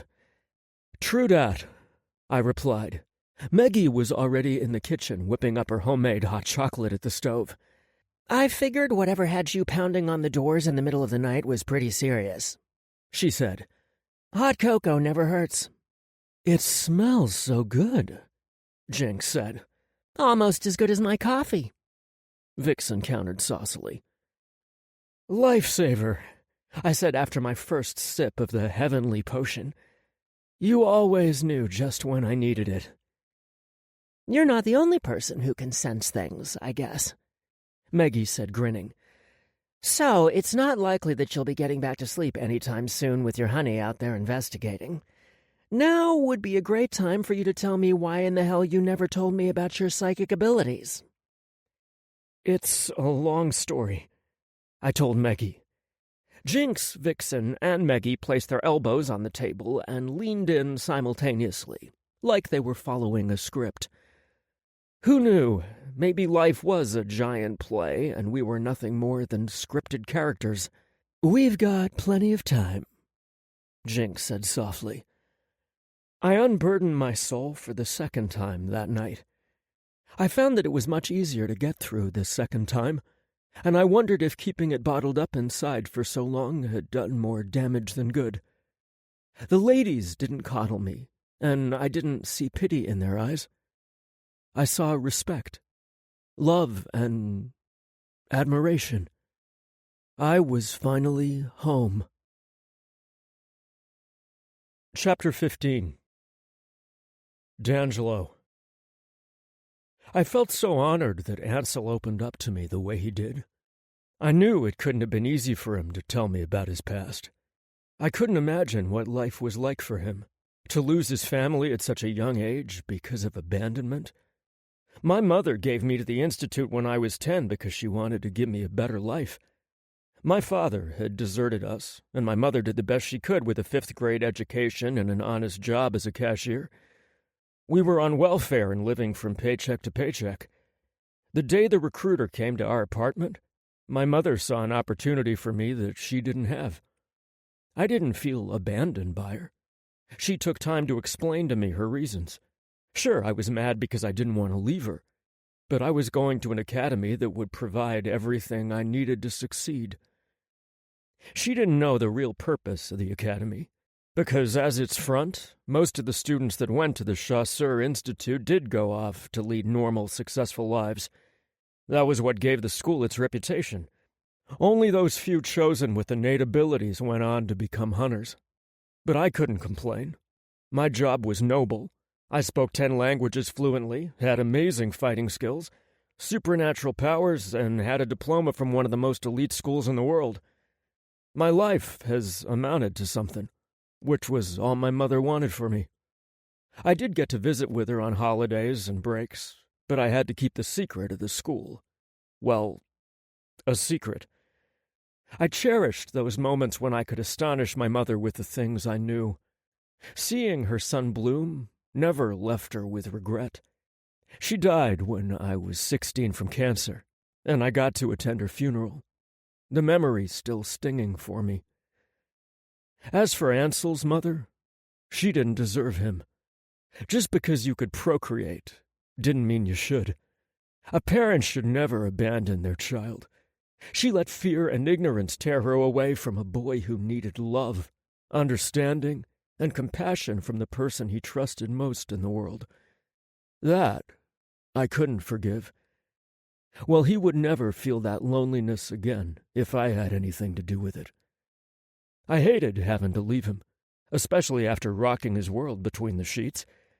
I'd been wanting to do that since the moment I'd laid eyes on him. Fuck this Regis bitch for pulling this evil shit and ruining my night. I was tired as hell, but I needed to get on the scene and do a little investigating. Maybe I could try to sense if there was any demonic residue, so to speak, from the relic. It didn't take me too long to get to the theater. It was about a half-hour drive from my home. There were a lot of cop cars there, ambulances, coroner vans, and of course nosy-ass onlookers. Not to mention the multiple media outlets all clamoring for a story. I got as close as I could before the cops blocked me. I knew they would. I just wanted to catch a scent, really.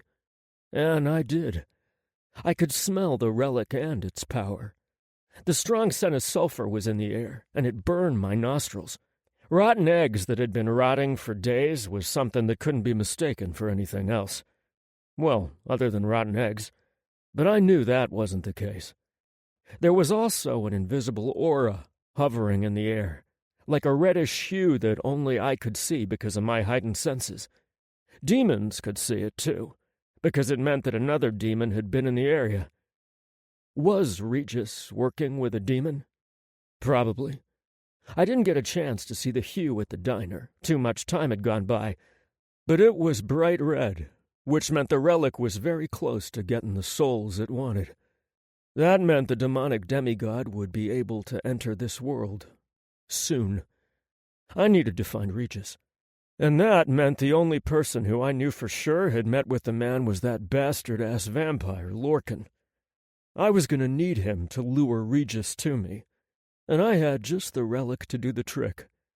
If Regis wanted to be in another body, a younger body, he was going to need the Eye of Azel. I was going to need Lorcan to get in contact with Regis to let him know he had a seller interested in making a deal. In the meantime, I did my part as a nosy onlooker and asked some of the others if they'd seen anything. Of course, no one had any information to give me. They were either just walking by the theater and saw the commotion and got curious, or they were in the theater, just not the same screen room where the mass deaths took place. There was speculation of a terrorist attack, like at the diner, with the use of poison gas. Then people came up with a serial killer that was poisoning people in public places. The panic was starting to rise, and it would only get worse for the world if Astaroth came through. At least I knew now that a demon was involved. Back at the mansion when I was first attacked, there was no scent of sulfur or demonic hue, which came when a demonic spell was used, which meant Regis had knowledge of demon magic in order to work that spell. However, seeing the hue now, smelling the sulfur meant either Regis was working with Oracle, or maybe Oracle was running the show from Regis's body. I'll find out for sure if I could lure him to where I wanted. I just needed to get back to Ansel. If I went to the club without him, he'd think I didn't trust him or didn't want him with me, and I'd never let him wonder if that was the case. He was my partner now, in everything. I knew that the moment our bond link solidified. I drove home and caught up with Jinx and Vixen in the kitchen. Did you see anything? Jinx asked. I nodded as I opened the refrigerator and pulled out an energy boost drink. I needed the caffeine overload to keep my eyes open right now. That relic is getting close to getting what it wants. It took over 100 souls tonight, but it can take more. I think 1 or 2 more activations and the demon will come through. I'm heading out again to Lorcan's club. Ooh, Lorcan, Vixen purred. Watch it, Missy, Jinx hissed. Vixen shrugged. What? I'm just saying he's pretty freaking hot. She walked over to Jinx, wrapping her arms around her waist and kissing her on the cheek. Don't worry, I'm strictly pussy. Okay, I said, breaking up the little kitty cat fest. Fact is, I want to use the Eye of Azel to lure this bastard to me. Once we have him, it should stop the killing. I can get the relic from him and avoid a demonic disaster. Please do. Go on, get moving, Vixen said. Then she turned her head, returning the kiss Jinx gave to her. I downed the drink in my hand, letting the caffeine do its job. You could have had my coffee if you needed a boost, Vixen said. I have enough hair on my chest, thank you, I remarked. Shut up, she retorted with a flash of her middle finger. I chuckled. Vixen's coffee was a wicked potion of black crude sludge that was stronger than 1,000-proof whiskey. I had no idea what she put in the concoction, but I made the mistake of taking a sip one day and was up for 36 hours, jacking off, playing video games, running on the treadmill, dancing to music that wasn't playing, and a whole bunch of other shit just because I had too much energy to burn. Thanks, but no thanks. She was always making it, too. I avoided it like the plague, and so did Jinx. In fact, Christian was the only one who seemed to appreciate her coffee. I walked out of the room and into my bedroom where Maggie was sitting on the bed, legs folded, talking to Ansel. I thought I told you to get some rest. Ansel snorted. Like I could sleep without you next to me ever again. Aw, I had to smile at that. You're going to make me blush. He smiled. I'd like to see that. Besides, if I was asleep, I bet you were going to wake me up, right? Well, he had a point there. Yeah. So, are you ready to go? Sure. But where are we going? He asked as he climbed out of bed. To Hypnotic, Lorcan's dance club. Should be teeming with patrons about now, I said. Oh, can I come? Maggie asked. I cocked an eyebrow. Any other day. Well, I'd still advise against it. It's a vampire bar, Maggie. Vamps are allowed to feed on humans. They also have the ability to control you mentally and make you give them your blood. Walking into a club, especially knowingly, means you're accepting those unspoken, unwritten terms. The only thing they can't do is kill you, but you're still taking a huge risk. I wouldn't recommend it. Another reason why I'm going to have to deny you is because we're on a mission to stop this asshole Regis from killing a few hundred more people. We're not going to a party. When I said that, I saw recognition of how dangerous our situation was come into her expression, and she nodded. I see. Okay. Please be safe. I nodded and nodded my head for Ansel to follow me. See you later, Maggie. He kissed her cheek, and both of them followed me out of the bedroom. By the time Ansel and I were on the elevator, I could hear Maggie talking with Vixen and Jinx. The elevator door closed, and in no time, Ansel and I were climbing inside my Jeep. Do you think he'll help us? Ansel asked. His ass better, but you never know with monsters. Some of them are cooperative, and some are straight-up assholes. Lorcan can be both, depending on how he's feeling. I told Ansel what I'd learned at the crime scene, bringing him up to speed on what was going on.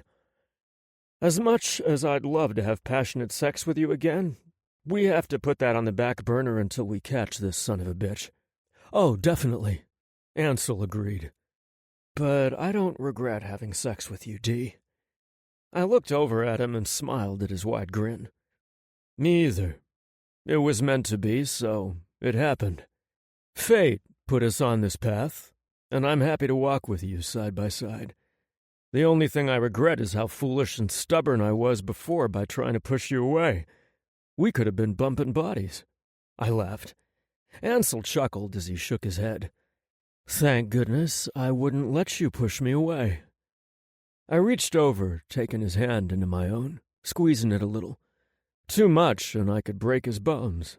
I was that strong. Thank goodness. We pulled into a parking spot at Hypnotic and climbed out. It was one of the few nightclubs that had its own parking garage, which Lorcan charged for. It was pretty packed with cars, so I knew the club had to be booming. I could hear the music violating the speakers as we walked towards the elevator. Just a loud thumping and drumming of erratic rhythm from pop music. I hit the only button I could, which was the ground floor, indicated by the little star by the G. There were 2 levels to the garage, and they were P1 and P2. We were parked in P2. This wasn't the elevator Lorcan used. His would have had a button to access his home, which was over the nightclub. I'd never been inside his home, but I was guessing it was pretty luxurious. He looked like the type to be materialistic. The elevator doors opened and the loud music damn near blasted us back against the wall. Damn. It was obnoxious as hell, especially for someone with heightened senses. I had to tune him down or suffer. I stepped off the elevator and Ansel followed me. It took me a few minutes to locate Lorcan. He was in his VIP section, with his manservant Stefan and several humans, along with 2 other vampires who looked to be feeding. Of course, to the casual patron, they might have thought that the couple was just making out, doing a little necking. I was sure some of the people here knew what was going on, and hoped to be picked one day to be fed on. Some people I just didn't get. I cut my way through the sea of people gyrating and copping feels toward his section, and was stopped by the vampire bodyguard that protected the red velvet entrance. I looked past him to Lorcan, and saw the high-ranking vampire roll his eyes, but he knew the business. "Klaus, let them through," Lorcan called out. Even over the loud music, the vampire didn't have to yell, but Klaus heard him perfectly, and so did I. Klaus stepped aside and unlatched the rope so Ansel and I could ascend the 5 red-carpeted stairs that had a gold rail lining them. There were aesthetically pleasing red and black satin curtains hanging from the ceiling, I guess to provide privacy for when they wanted to feed and not make a spectacle of themselves, like the 2 who were now licking their bloody lips clean. The sofas and chairs looked very comfy, with the expensive Italian leather and nice glass cocktail and end tables. I wonder how much he charged to rent out the VIP section. "What can I do for you this time?" Lorcan asked, once I was near. He had his arm around a pretty blonde guy with bee-stung lips meant for sucking cock. Of course, I wasn't interested in anyone but Ansel, but I had no problem admiring. As for the vampire himself, gone were the satin pajamas from earlier. Now he was wearing a badass charcoal suit with a black shirt and tie. The black patent leather shoes were shiny enough to see your reflection in. The jacket was left open in that casual way, making him look like he was too cool for school and shit. His hair was slicked back and parted, not tousled, and that gave him a commanding appearance. His green eyes were watching Ansel and me carefully. "We need to speak privately," I said. Again, Lorcan released a long sigh and motioned for the others to leave. "What business does a rejected chasseur hunter have with our regent?" one of the vampires asked. "Not any of yours," I snapped. His human meal ticket was looking like he had just experienced the best high and orgasm of his life. There weren't any puncture wounds on his neck, so that meant the vamps were covering their tracks. As for the vampire who was now challenging me, he was tall, average-looking with brown hair, blue eyes, and a snarl on his face as he stared up at me. I also caught the unmistakable sound of a menacing growl.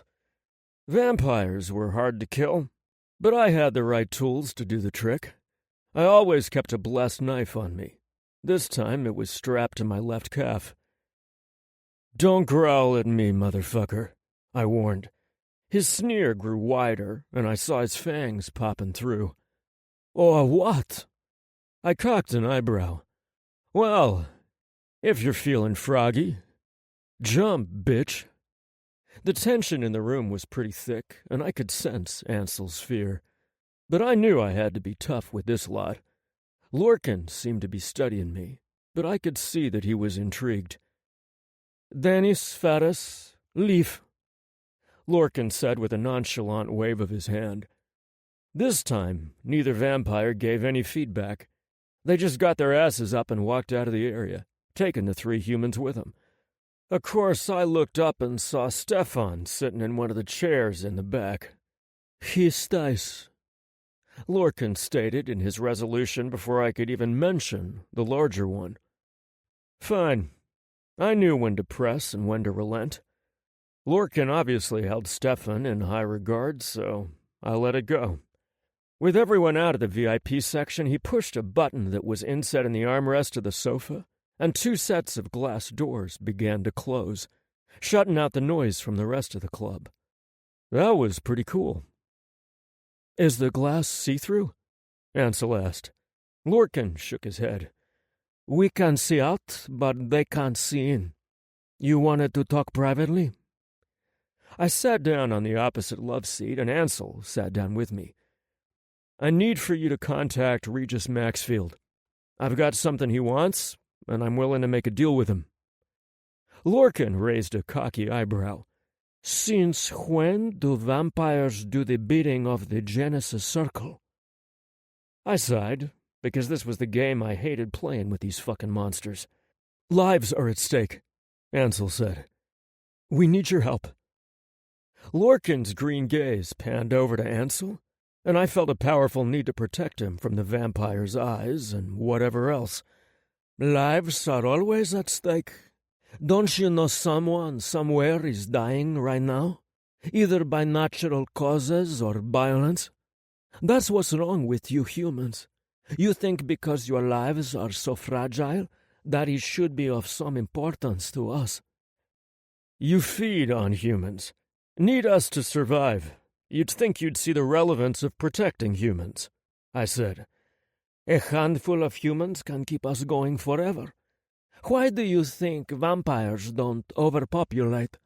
Our survival is the only thing I hold in regard," Lorcan said. I sighed heavily again. "What's this shit, Lorcan? Are you still pissed that I interrupted your day nap? What the fuck is it going to take to get you to do the right thing?" I was annoyed as hell right about now. I hated having to deal with this ornery-ass motherfucker.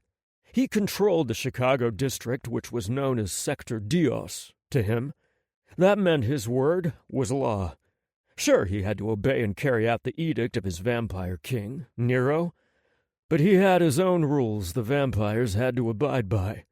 So, calling him an arrogant bastard went without saying. He was also the one who approved new vampires being made, and who had to keep all of the vampires in line. He had soldiers who helped him keep order, but it was all his responsibility. That was a lot of power for a vampire as young as him to have. It made me wonder just why he was so damn special, but I never asked. Lorcan smirked. "Am I frustrating you, Hunter?" His Spanish accent was particularly grating at the moment, so yeah. "You're pissing me off because I'm trying to save lives and you're over here bullshitting as you always do," I snapped.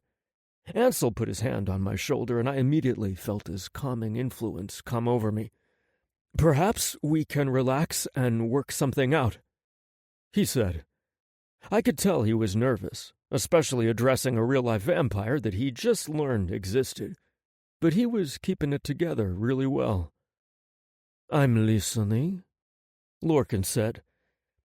"This Regis will unleash the demon, Astaroth, onto this world if we don't stop him." When he mentioned Astaroth's name, I saw Lorcan's eyes narrow in recognition.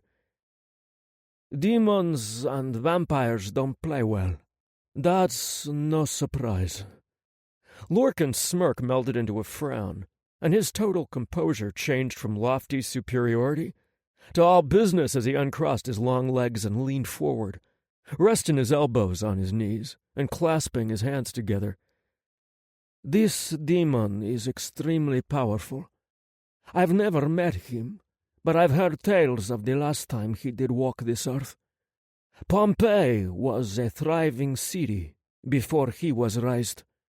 "I thought that was because of volcanic eruption," Ansel stated. Lorcan shook his head. "Demonic powers. They are dangerous, and keeping the most powerful ones in hell is everyone's duty. So, I will help you. What do you need from me?" Well, I'll be damned. Okay, well, maybe my hot-headed approach wasn't always the best way to get things done. Seemed like Ansel's sensible method worked wonders, even on a vampire like Lorcan. I was learning from my mate. Not that I thought I would change much. This was me, but I could keep my mouth shut like I did and let him do the talking from time to time. We could be good cop, bad cop. Okay, now it was time for me to take over. Regis wanted to be a vampire, right? Lorcan nodded. "He did, but I'm allowed to permit so many procreations a year. Some must be done to keep our ranks strong. He was too repulsive to me to warrant my approval." A simple yes would have sufficed, but okay. I'm sure he left you contact information, in case you changed your mind, right? Lorcan frowned. He did, but I didn't keep it. My decision was made. I still have it, sir. Stefan said. Lorcan turned to him. Why do you keep it? He was rich. You know how the king likes to recruit influential people into the ranks. You might have changed your mind, Stefan said. Lorcan turned back around, lips pursed. Yeah, he had nice lips, too. I wondered if it was his looks that Nero took favor to, and if that was the reason Lorcan was promoted. That is true, but I still think I might have passed on this guy. Anyway, Jess, apparently I still have his contact info. Lorcan said. Well, can you please contact him? Let him know you've changed your mind. You'll turn him, but if he wants to be in a younger body, he'll need the Eye of Azel. Let him know you have a dealer willing to make a deal in mind that has the relic he needs, and you're willing to meet him tonight. Lorcan snorted. Even if I was going to approve his initiation, I'd never do it myself. Wouldn't want to put my lips on his flesh. He doesn't need to know that. I wasn't going to tell him. Calm down. Lorcan rolled his eyes again. Stefan, fetch me this idiot's information. Stefan stood up and left like a well-trained manservant and walked off to do his master's bidding. What is he using to kill people? Lorcan asked while we waited. The Stone of Astaroth. It needs so many souls before the doorway can open and Astaroth can walk through its portal. Once it reaches 1,000 souls, all hell will break loose.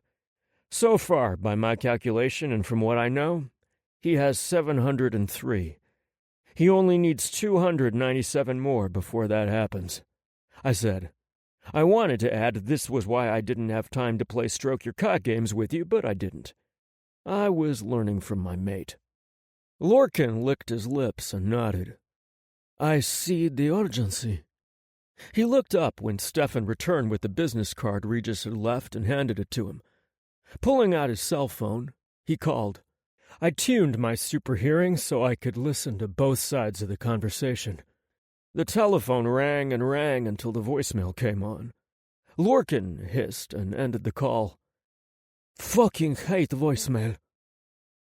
If he doesn't answer, I'll need you to leave a message, I said. And I will, but let's give him a chance to answer, shall we?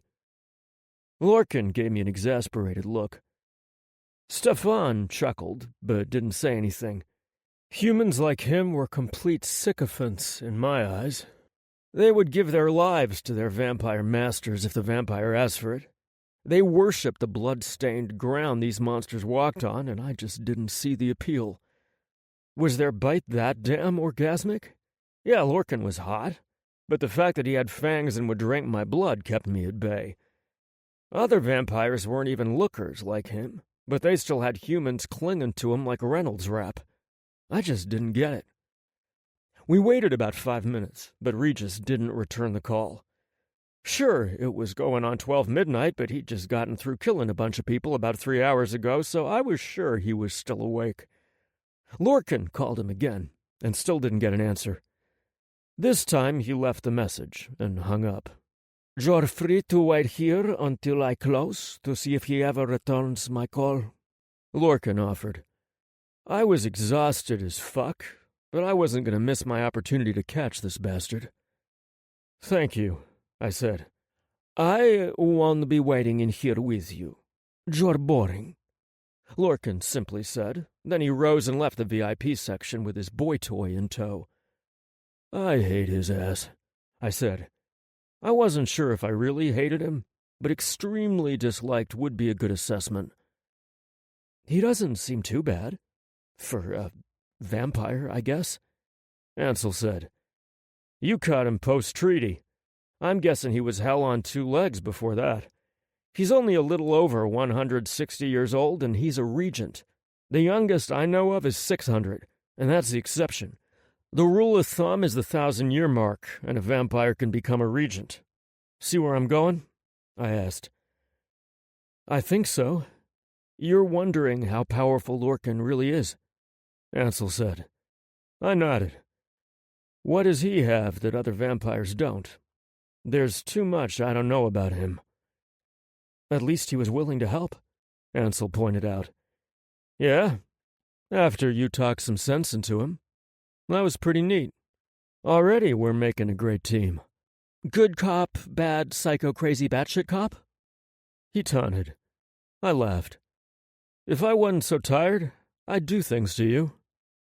Oh, no, you won't. Not in this club, Ansel warned.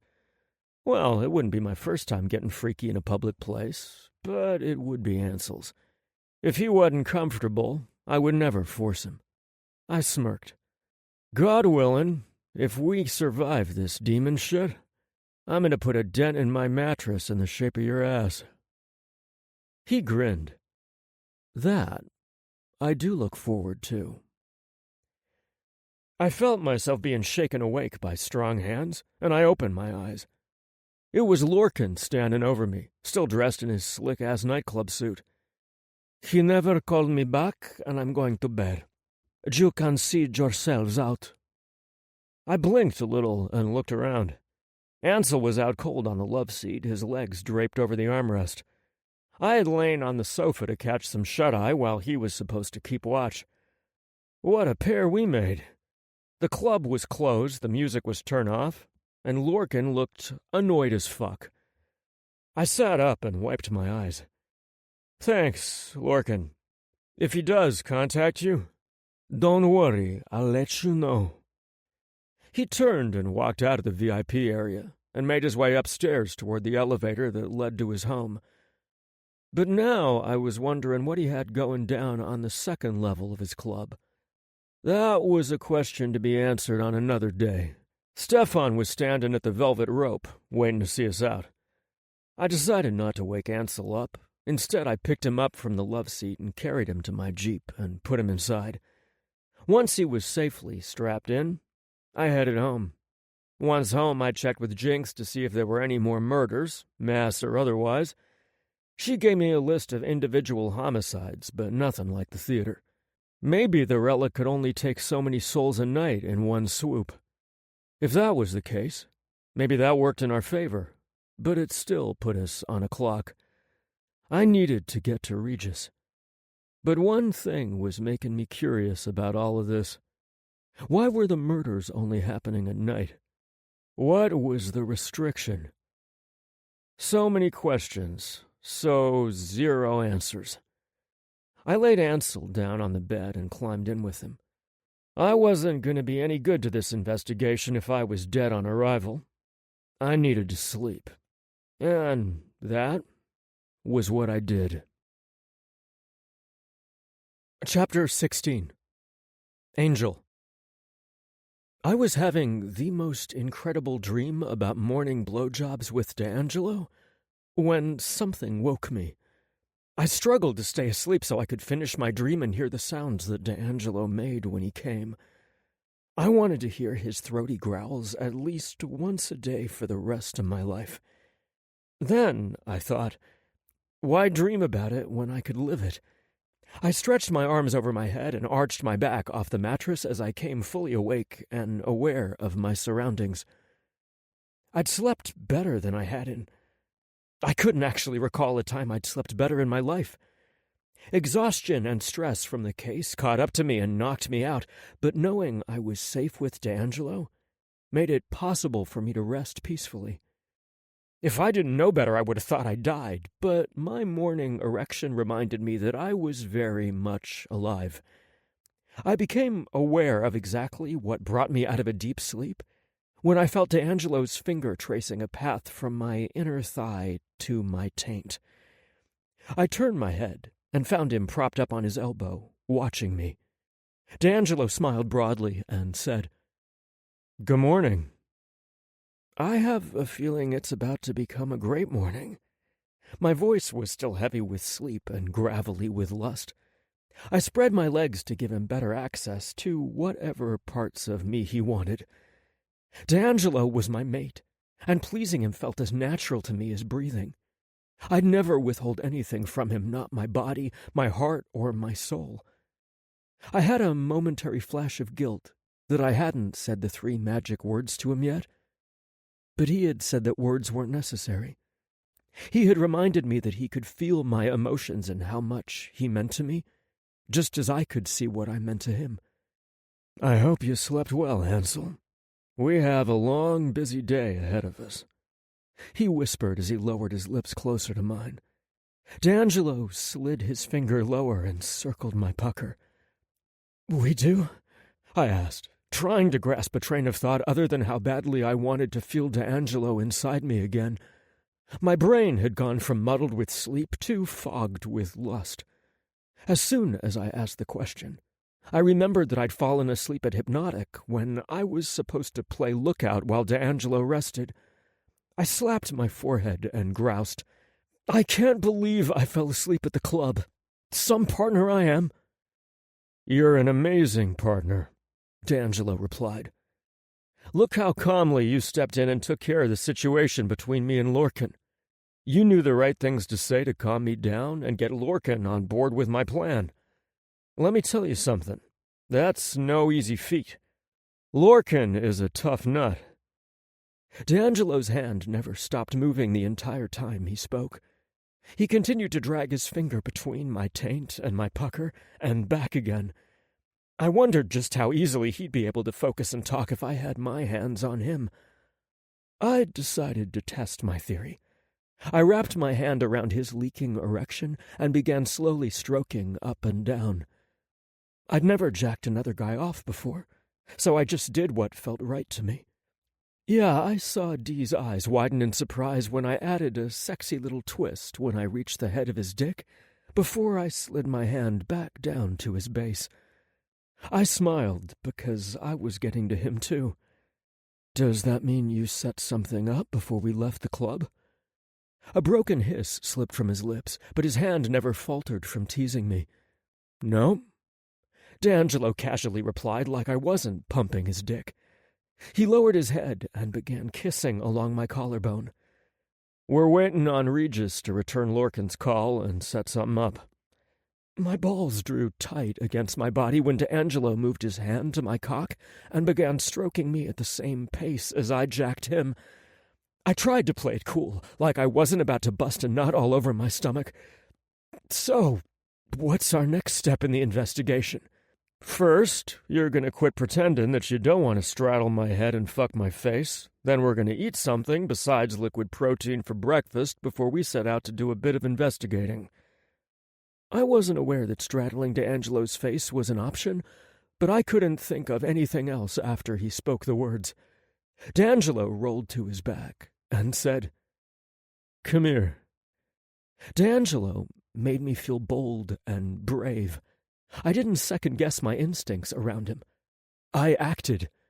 I got to my knees, but instead of facing the headboard, I turned and straddled his head so I could suck his dick at the same time he sucked mine. "So fucking sexy," Dee said as he lapped at the leaking cum from my slit. "Oh." He drove me wild by teasing the sensitive spot beneath the crown with his tongue. "D'Angelo!" I wanted to make him as crazy as he made me. I lowered my head and took his dick straight to the back of my throat and swallowed around the head. D'Angelo gripped my ass with both hands and sucked my cock into his mouth. My guttural moans were muffled from having a mouthful of cock, but I was certain that he heard my pleasure loud and clear. I reached between Dee's legs and massaged his firm balls at the same time he reached for mine. Sucking, slurping, and moaning echoed around the room as we pleasured one another. I tried to pull out of his mouth when I was about to come, but D'Angelo wouldn't let me.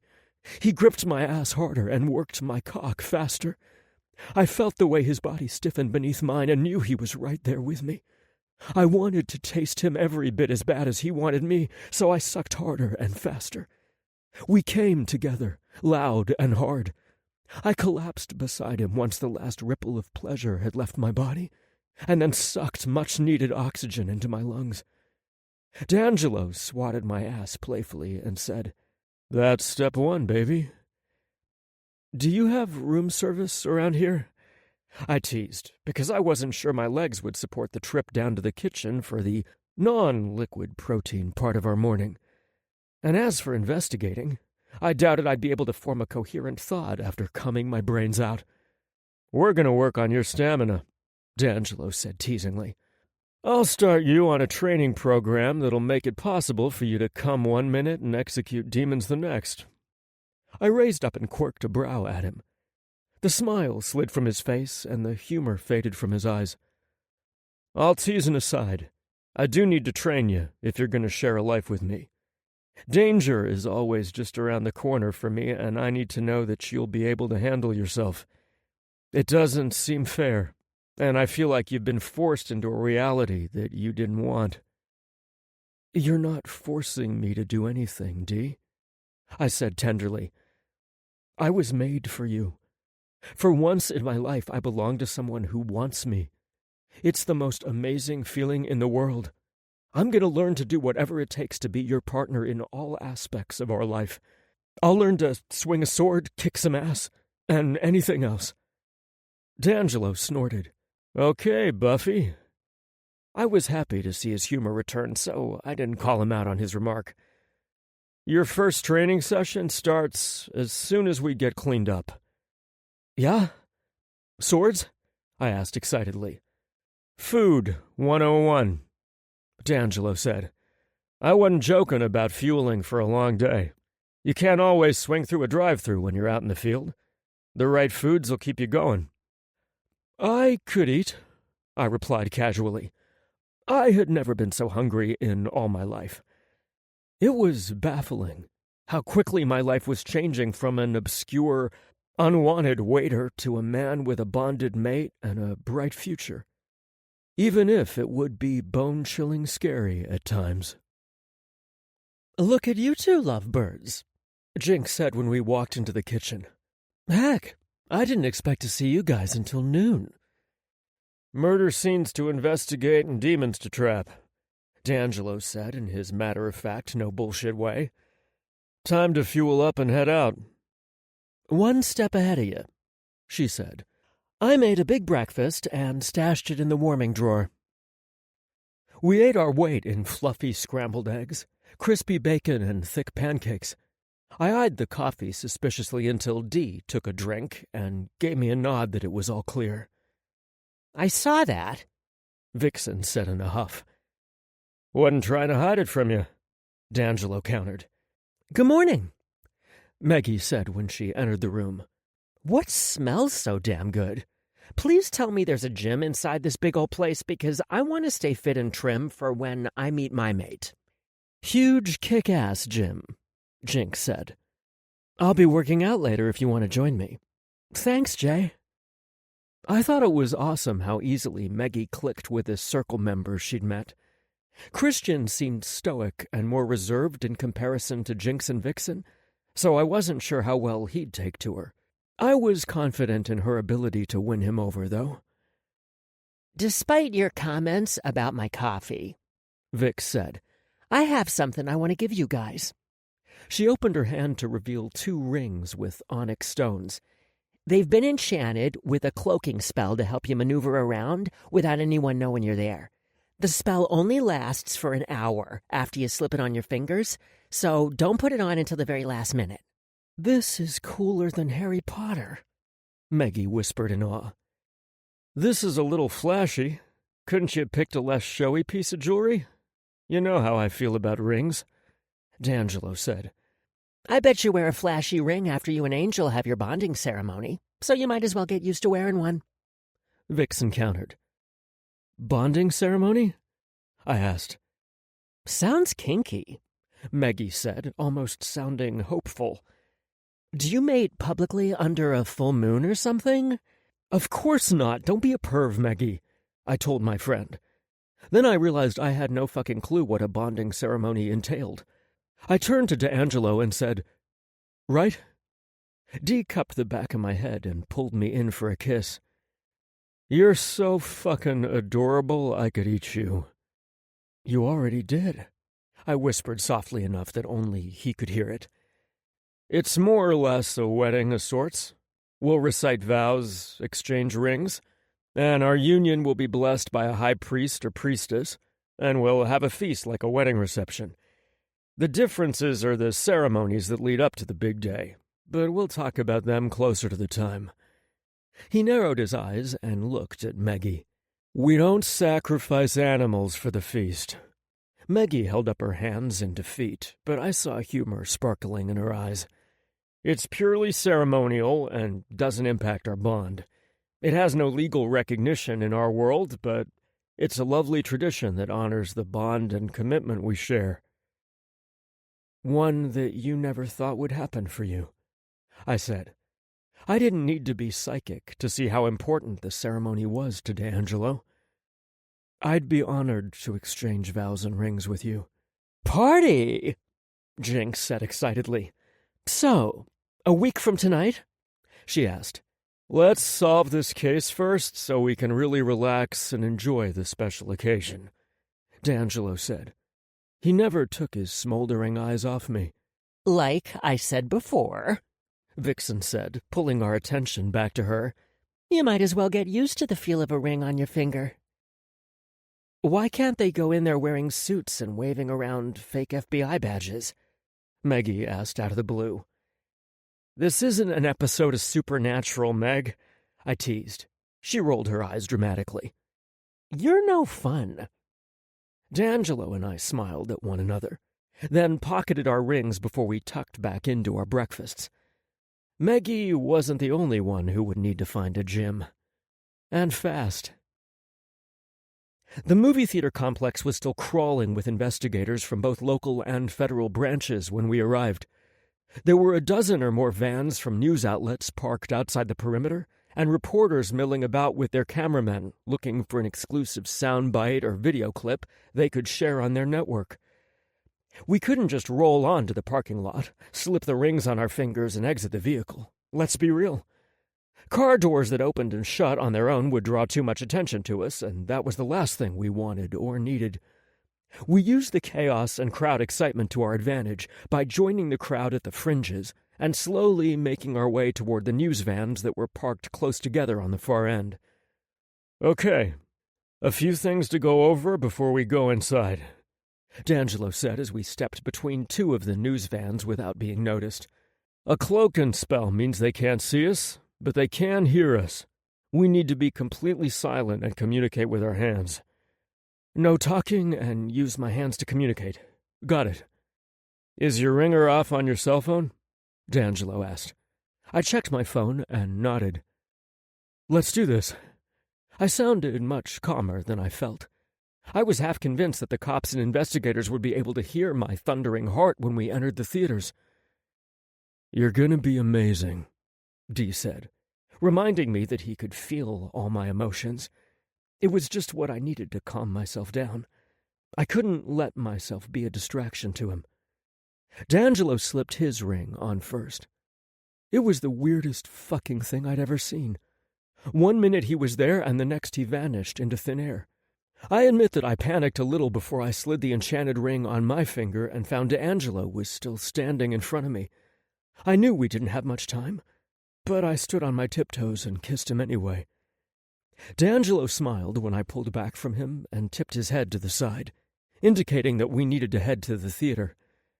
It was the weirdest damn thing to walk up on someone who had no idea you were there. I'd heard people talk about feeling invisible, and I had even felt that before. But it was nothing like the real thing. I followed Dee's lead when he ducked beneath the crime scene tape, then entered the open door at the front of the movie theater complex. Even though the complex had many theaters inside, it wasn't hard to figure out the one where the slayings had occurred. We followed behind a man wearing a blue jacket with FBI printed on the back, and he led us to the right theater. The room was crawling with crime scene investigators collecting evidence to take back to their labs. I had no idea what the hell we were looking for, and I doubted that Regis had left an obvious clue that would lead us to wherever he was hiding. But I figured D'Angelo wanted a backup plan, in case the one with Lorcan went tits up. I saw something on the floor that broke my heart. It looked like a school ID for a teacher who appeared to be in her late 20s. She smiled happily in the photo, and I just knew that she was loved by her students. Although I didn't know it for sure, I suspected that Allison Flanagan was one of Regis's victims. I had the strangest urge to pick the ID up to see what school she worked at and started to do so, but D'Angelo placed his hand on my arm to stop me. He pointed at two police detectives standing off to the side not more than 6 feet away.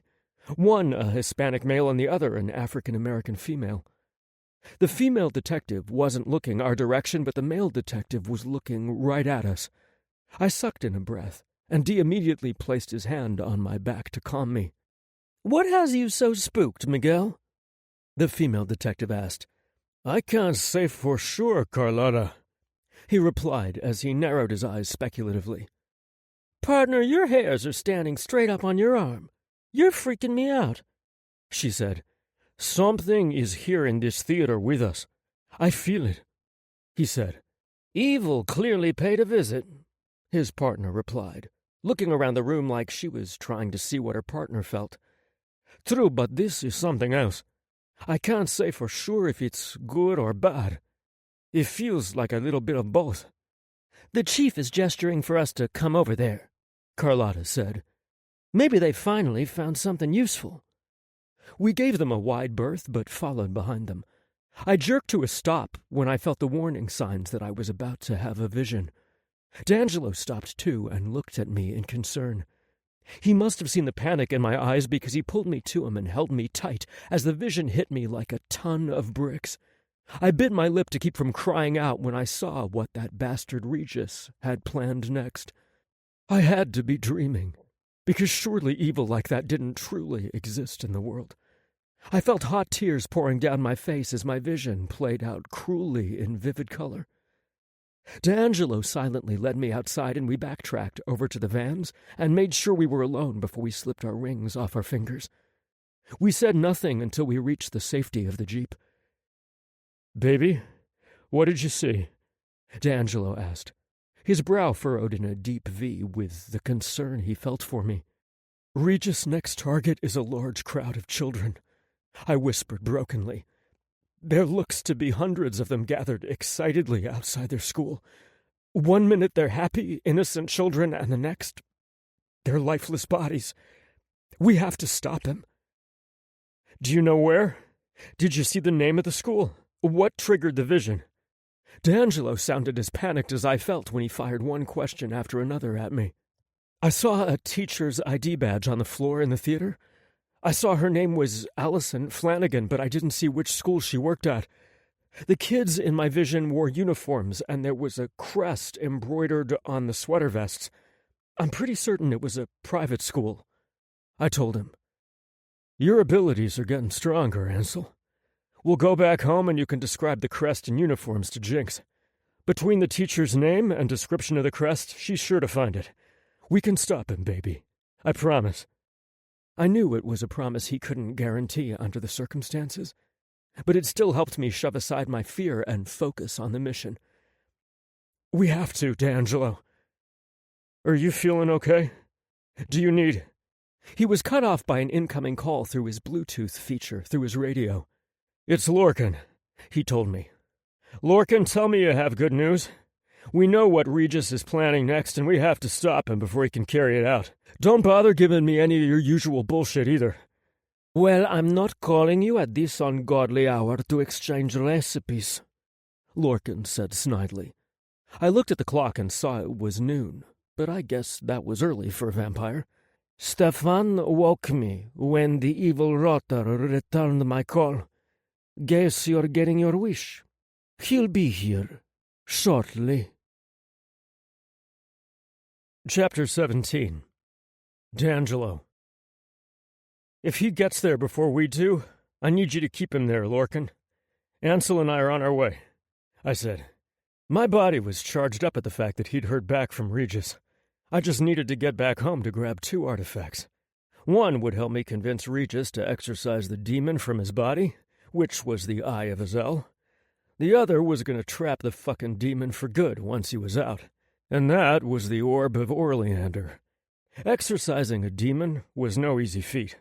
The evil bastards liked to anchor in deep and not let go when it was time for evacuation. This would be a delicate process, and I needed all the right tools. I'll have you know I'm not thrilled about having to lose sleep over this case of yours, Lorcan pointed out. It's not like this isn't your case, too. The guy came to you first, and if Astaroth is freed, literally all hell will break loose. I know you don't want that. I'm sure your sovereign will reward you for your dedication and sacrifice to protecting his kingdom, I said, putting things in another perspective for Lorcan, the testy, blood-sucking son of a bitch. Stop trying to sell it to me. I know how serious this situation is. Just get your ass here. With that, he ended the call. I looked at Ansel. There isn't anything more we can gather here. I'm sure they'll find that ID. There was something off about that cop, but I can't put my finger on it. I think he sensed us there.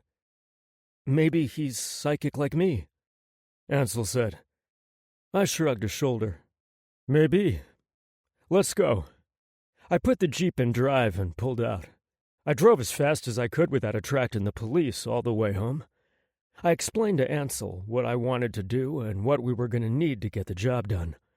Ansel was on board, and I called Vixen ahead of time so she could have the stuff ready. I didn't want to risk Regis leaving Lorcan's club. If the demon was inside of him, his actions could be very unpredictable. If the demon was his partner, well, same thing. But I wouldn't know until we met. I pulled up to the shop and Ansel stayed in the car while I ran inside to get the materials. Vixen was standing at the front desk, and when she saw me, she reached under the desk and handed me the box with my holy water, holy oil, salt, and 2 artifacts. Is this all you'll need? She asked me discreetly, as we did have several customers browsing our store. Please tell me Jinx has finished working on that cloaking device. I think we're going to need it, I said. Yeah.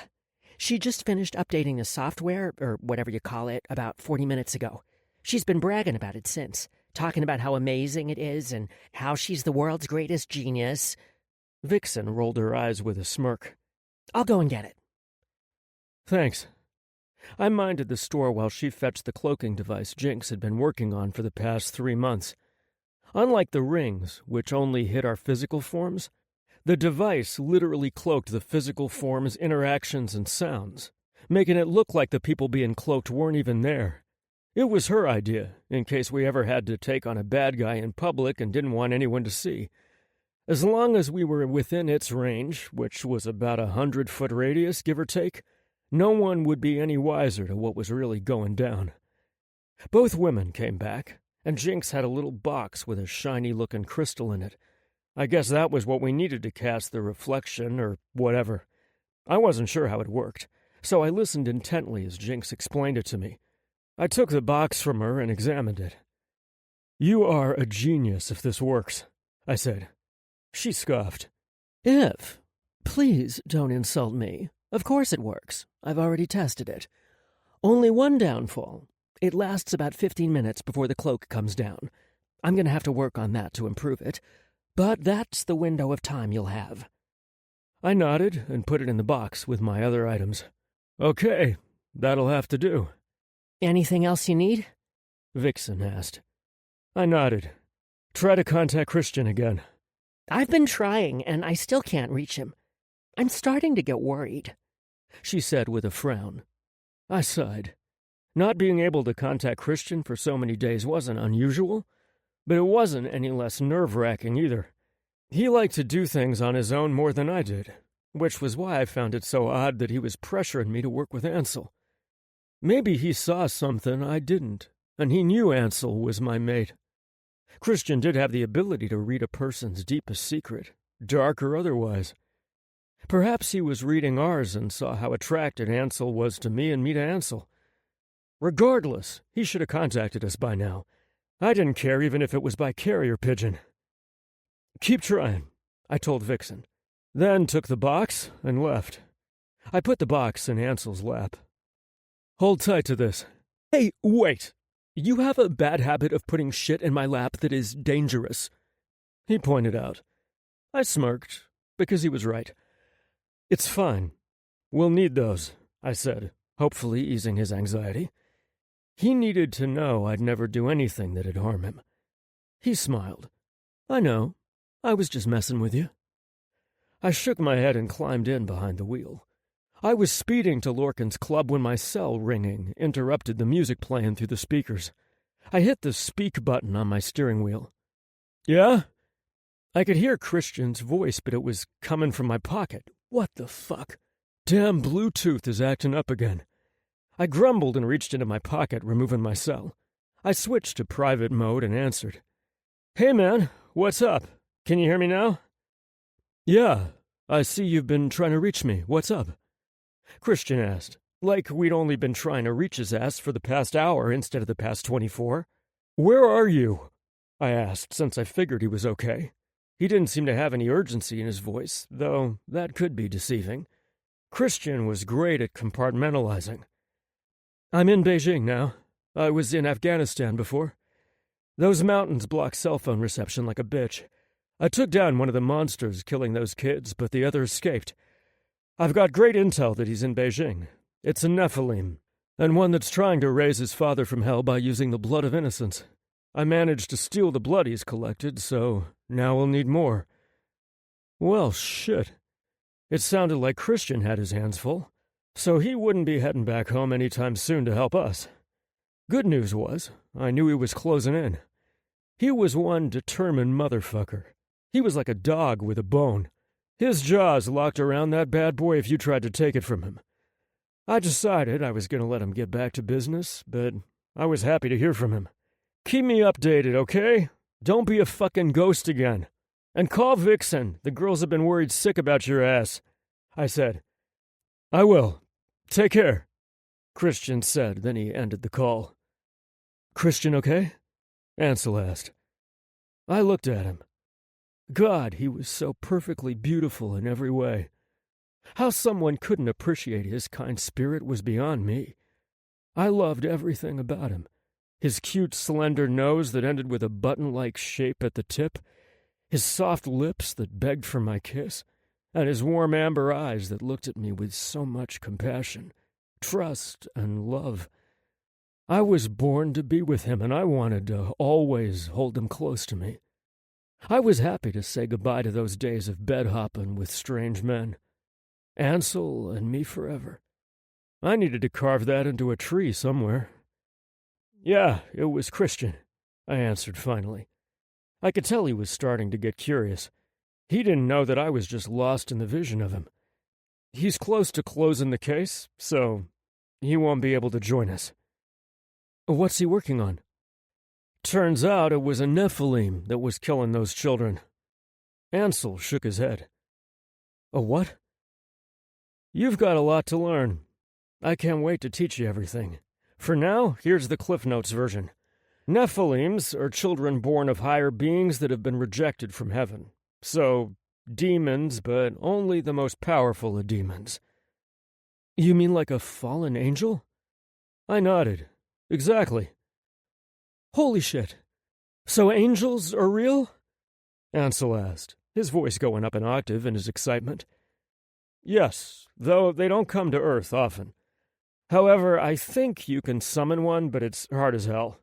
It would require someone willing to give themselves over as the vessel and the killing of a high-level demon to even get their attention. Angels are God's warriors, so they only recognize a warrior of their own caliber. They also don't care for humans. They're an arrogant bunch. Even after you've done those things to try to summon one, they'll only come if they want to. Demons are different. They love to break out of hell. After certain seals are broken, big baddies can be set free, like the claimant of 1,000 souls from the relic will release Astaroth. Now he's bad news, but he's not a fallen angel turned demon. However, he is the son of one. If Astaroth decides to release his father or mother, I can't imagine what would happen." "So one of these fallen angels got out and had a baby?" Ansel asked. I could tell he was absorbing all of the information I was giving him. There was so much of it. "A Nephilim is the offspring of a demigod, which is the offspring of a hexigod. The hexigod is the fallen angel. If there's one thing that can bring an angel to earth, it's when fallen angels, known as hexigods, are released from their prisons in hell. I've never personally faced off with a hexigod, but from what I've heard, they are damn near impossible to kill with what we work with on this plane, I said, hoping to put things in perspective for Ansel. Astaroth is a demigod. Is Orkel a Nephilim? Ansel asked. I shook my head. Not according to data collected back when he tried to pull this stunt centuries ago. He's just an upper-level demon, which is a pain in the ass enough, trust me. I guess that's a silver lining. Yeah. I continued to update my partner. So, this Nephilim that Christian is tracking down wants his daddy back. Are Nephilims evil? Ansel asked. Not necessarily. They have a great capacity to be both good and or evil, just like humans. Their fathers may be big boss demons, but their mothers are still human, with morals. Nephilims are immortal and powerful, but they can be killed too, with blessed weapons like what we have, or by another Nephilim. I've even known vampires to kill one. Vampires are that powerful? Ansel asked, as if shocked by the information. I nodded. It's a reason why they're arrogant like that bastard Lurkin. The only way to kill one is to pierce their hearts with a blessed weapon. Or decapitation, sunlight, or fire. But even if you try to decapitate one, you'll need a blessed weapon. Their bones are very hard to break or slice through with normal weapons. It's almost impossible, unless you have super strength. That's why most human slayers use fire. That's also why most vampires have human bodyguards to protect them during the day. Wow, Ansel puffed out. I could tell he was developing a little more respect for Lorcan, the vampire whose club I was only 5 minutes away from now. I decided to continue. Vampires are a pain in the ass to deal with if you're trying to take one down. They are fast, strong, have mental powers where they can glamour you or read your mind. The older they are, the more powerful all their abilities grow. Those guys become regents, eventually, like around millennia. They need to be that old to be able to handle the challenges of that coveted role, such as disobedient vampires. I wonder just how special or strong Lorcan is for why he's a regent at such a young age. It's really nagging me. He's like 150, right? Ansel asked. I nodded. A bit over that? His eyes widened. And that's young to you? I nodded. Again, for a regent? Yeah. But Lorcan has been a regent for the past 98 years, which means he got the position at only 69 years old. Oh, now I see what you mean. Well, now I'm curious as to how badass he is. Ansel said. We're here. I just hope that son of a bitch Regis is here too. I pulled into a parking spot in the garage and climbed out. I helped Ansel climb out too as he was holding the box. The elevator was disabled. I figured because the club was closed, so we walked around to the side door like before. I knocked on the door twice before it opened. Stefan was standing on the opposite side dressed in a pair of black jeans and a white satin button-down shirt with an interesting pattern on it. I couldn't say it was my style, but he claimed to be into men's fashion, so I kept my mouth shut. "'Bout time you got here,' he said, as if he had better things to do. Motherfucker was probably just standing in the room watching Lorcan sleep and rubbing his nipples. I could smell his lust for Lorcan whenever I was in their presence. I wondered if the desire was mutual. Didn't seem that way. Lorcan only seemed to want Stefan's blood and servitude. "'Where's Lorcan?' I asked, not even wanting to respond to his snide remark. I was all about business right now. Both Ansel and I stepped into the club and looked around. "'He's in the VIP area with Mr. Maxfield's tasteless dressing ass. You two should get along fabulously,' he said, throwing that little insult in at the end. Again, I didn't take the bait. Stefan was as insufferable as his master, in my opinion, but I needed Lorcan, so I'd play nice. For now. I walked over to the VIP section with both Ansel and Stefan behind me. My body was so tense I swore I felt like my muscles were wound up tight like a coil, ready to spring into action. As we approached the area, I saw Lorcan sitting on the sofa with one leg crossed over the other. He was wearing a white satin bathrobe and satin pajama pants. His slippers were black, though. Pompous ass. Again, he didn't look too pleased to have to be awake during the day, but tough shit. The other man with him, who I could only see from behind, I presumed to be Regis Maxfield. As I came around, I saw that it was Regis, and he was sitting in the chair, fidgeting, as it were. Just by looking at the man, I couldn't see if there was a demon inside of him, but I felt something was off about him. I took a few steps closer toward him and stopped in my tracks. In the reflection of the glass walls, I saw it. The demon that was hiding deep inside Regis's body. I'd never seen anything like this before. Just how in the hell was this demon-riding passenger inside his body? Either a demon killed the human and took full control, or the human soul was trapped until it died. Either way, the demon was behind the wheel, and therefore I could always see it. This was uncharted territory for me. It was as if his features and Mr. Maxfield's features were blended, making the human's features appear distorted, demonic in the reflection. I could see little horns protruding from his forehead, fanged teeth in his mouth, and a snout-like nose, but the rest were still human features. I cleared my throat and continued forward, as if I hadn't noticed it. I was going to have to feel my way through this one. "Took you long enough?" Lorcan complained.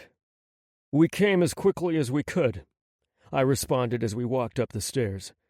Lorcan arched an eyebrow as he looked at me, then at Ansel. I didn't have his ability to read minds, but I knew what the bastard was thinking. "Sorry to disappoint, but we were all business, Lorcan." He sighed and shrugged. "Too bad for you, then." Vampires had a great sense of smell, but nothing like a werewolf, or even mine. I could still smell the scent of my cum on Ansel and his on me, but obviously Lorcan couldn't. Now, if it were blood, well, that was another story. Vampires could smell a drop of blood a mile away. "Speaking of business, Lorcan tells me you have something I want," Mr. Maxfield interjected. "I have something you need." I took the seat opposite Mr. Maxfield, who I'd call Regis for now. Ansel sat down next to Lorcan, who gave my mate a lingering look. One that, on any other day, would have sent me into violent action, or at least would have caused me to make a comment or two about keeping his fucking eyes to himself, or something like that. But this was serious and not the time to throw around my machismo. I looked at Regis. "Let's not beat around the bush. You made a mistake a lot of novice humans make when they encounter demons. You made a deal with one." "How do you know?" "I know things. It's my job to know 'em. So, when a demon tries to get you to kill hundreds of people, I like to be there to put an end to it." Mr. Maxfield scoffed. "I have nothing to do with those deaths." I smirked. "Come now, Mr. Maxfield. You're in possession of the Stone of Astaroth, and you did have the soul of Agenta. These are very dangerous relics, especially in the hands of a clueless human." Regis gritted his teeth and rose to his feet. "I had nothing to do with those deaths." Ansel reached out, touching Regis's arm. "Please, we only want to help you. Hear us out." Regis gave my mate an angry glare and snatched his arm away. "I came here to purchase whatever artifacts you said you were selling, not to be accused of murder. You've got some balls, buddy." "Sit down, Regis, or I'll put you down," I snapped. It was time to take off the kid gloves. This son of a bitch was denying what we all knew to be the truth. I didn't have time for his bullshit, especially if he was planning on killing a bunch of kids. With the tone of my voice and the threat behind my words, he seemed to reconsider his stance of leaving and sat back down in the chair. Lorcan chuckled, then yawned. Perhaps he was bored and entertained at the same time. Who knew with him? I turned my attention back to Regis. Listen, I know the demon is inside of you. Did that happen when you used the soul of Agenta? He looked around like he was contemplating on lying, but then he sighed and nodded. Yes. You were trying to put your soul into another human? What about his soul? Ansel asked. Regis held his hands up. He was a criminal, had killed his wife, but was never convicted due to lack of evidence. So save your judgment. I was going to do great things with his body. He didn't deserve his youth or looks. Regardless, I interjected because I didn't want to get off topic, you need the Eye of Azel in order to transfer your soul into that of the younger body.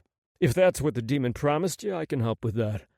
Besides, with the Eye of Azel, you don't need a living being, just a fresh vessel. I really had little to no intentions of getting this man into a younger body if I could help it. But if I had no other choice, I was going to visit the morgue to see if I could find him a newly dead corpse. No one alive, that was for sure. Thing was, I needed him to believe me so he'd allow me to perform the exorcism. It was easier to extract the demon if the human host wasn't fighting the exorcism. I could tell I had his undivided attention now. The rage was melting from his expression, and he was looking thoughtful, as if he were trying to figure things out. You claim to have this Eye of Azel, I supplied. It was the real relic you were looking for, but were fooled into purchasing the soul of Agenta. Whatever ritual you used to try to put your soul into another body was corrupted by that relic. That is how the demon breached the two worlds and entered into ours using your body. I was able to put two and two together now that I knew he botched the spell with the wrong relic. That was why I couldn't fully see the demon, who I assumed was Orkel. They were sharing one body, and perhaps Regis was still in full control. Highly irregular. Regis frowned. 2 worlds. Ours and hell, Lorcan stated. When you fucked up your ritual, you opened a gateway to hell large enough for a demon to get through. A minion of Astaroth, to be more exact. Your body was used as a conduit, and that is why you're possessed.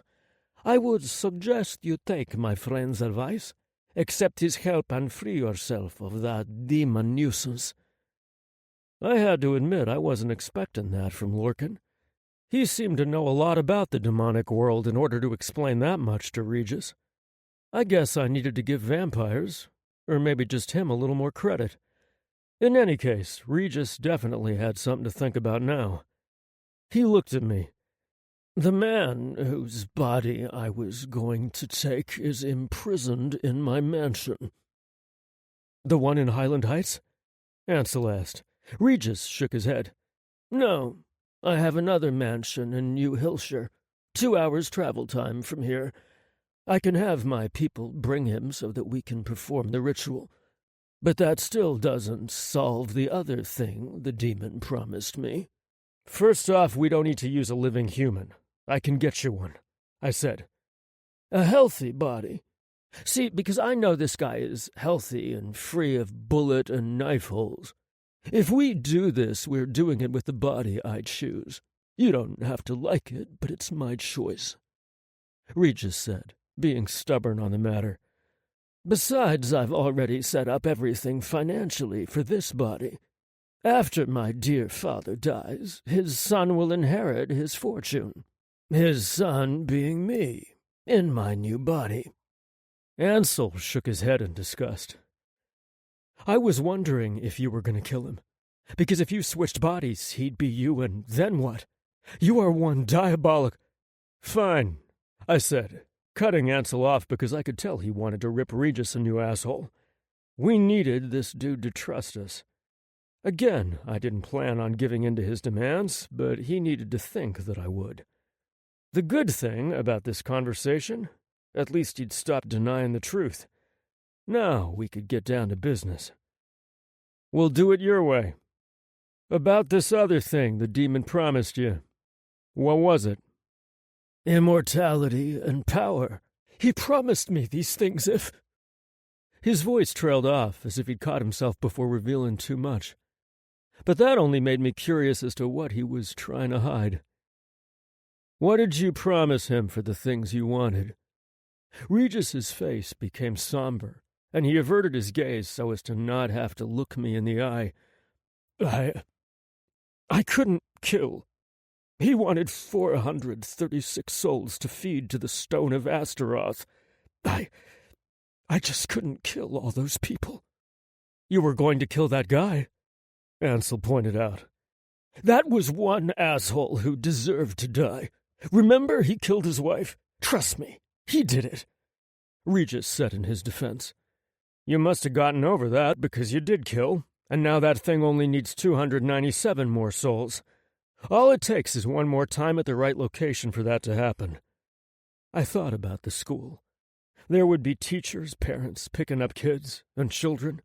More than enough souls for that relic to absorb and release Astaroth. Jesus Christ.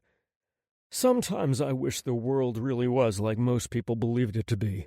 Free of monsters and demons and the ever-present threat of hell on earth. I didn't kill those people, Regis continued to protest.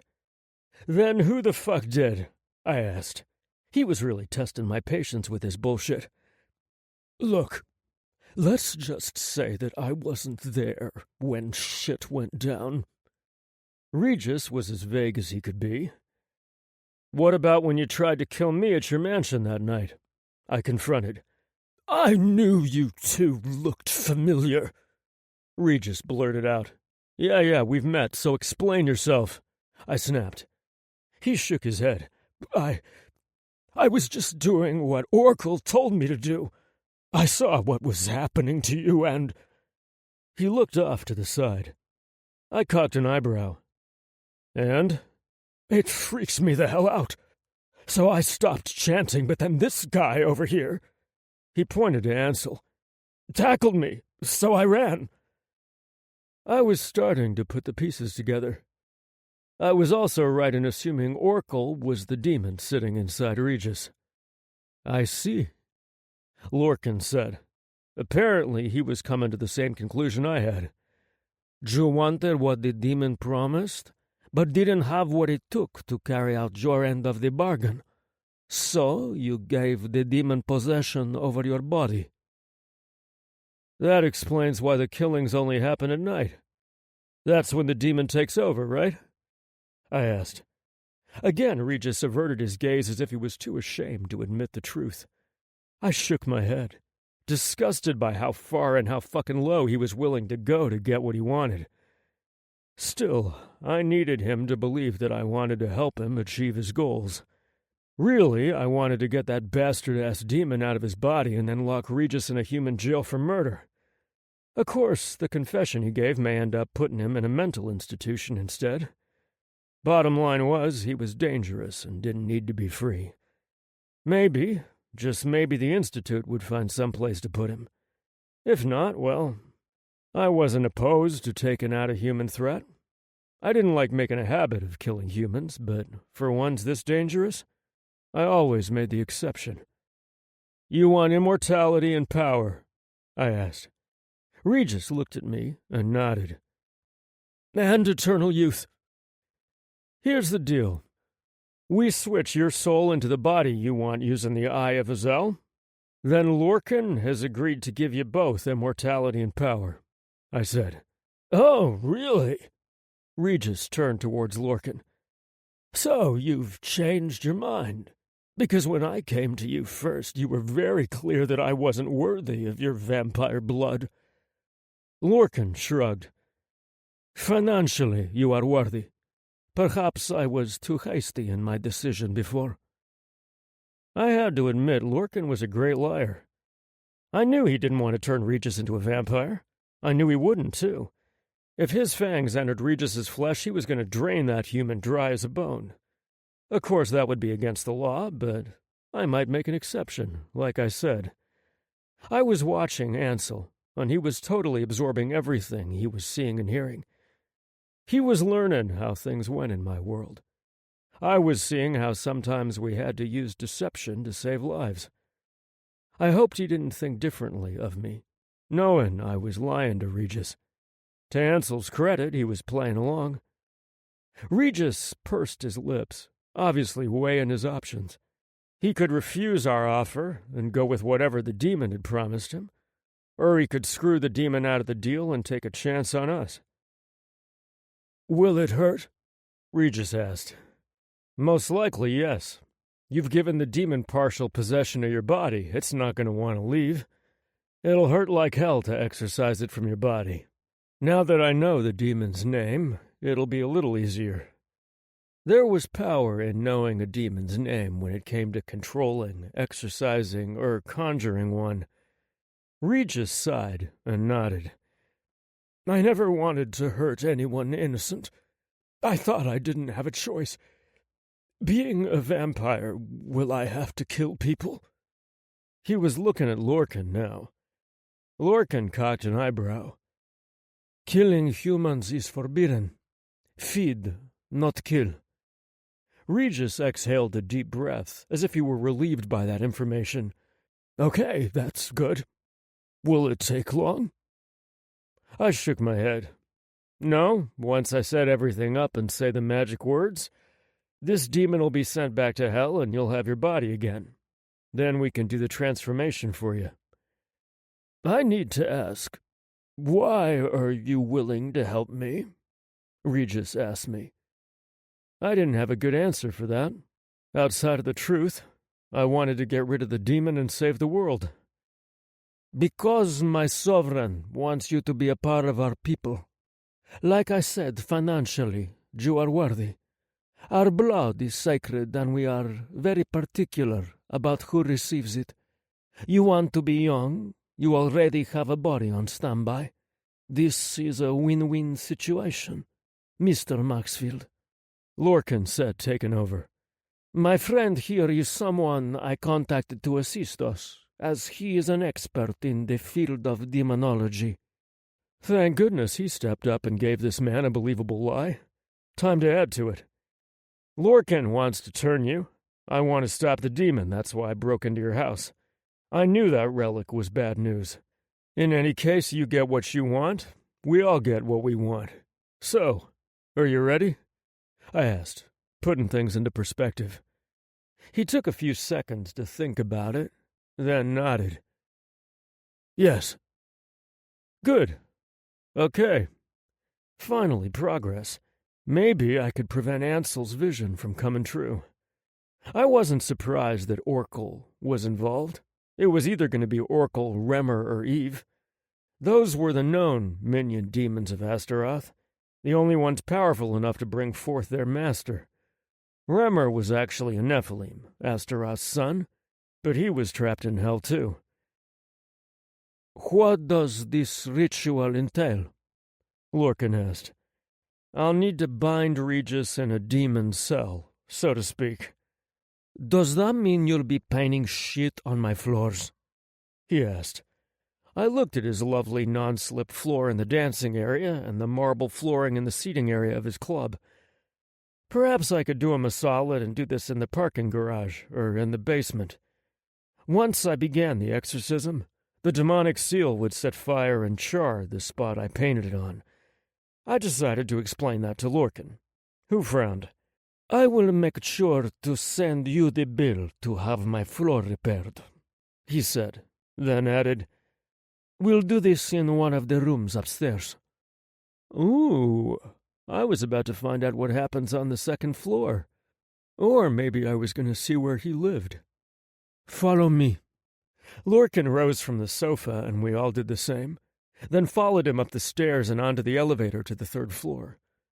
Oh well, I guess I wasn't about to see where he lived because there were obviously 3 more stories to this place. We walked off the elevator, and he led us to a room that had some bondage gear all around it. Chains with cuffs connected to red velvet walls, chains dangled from the ceiling with hooks.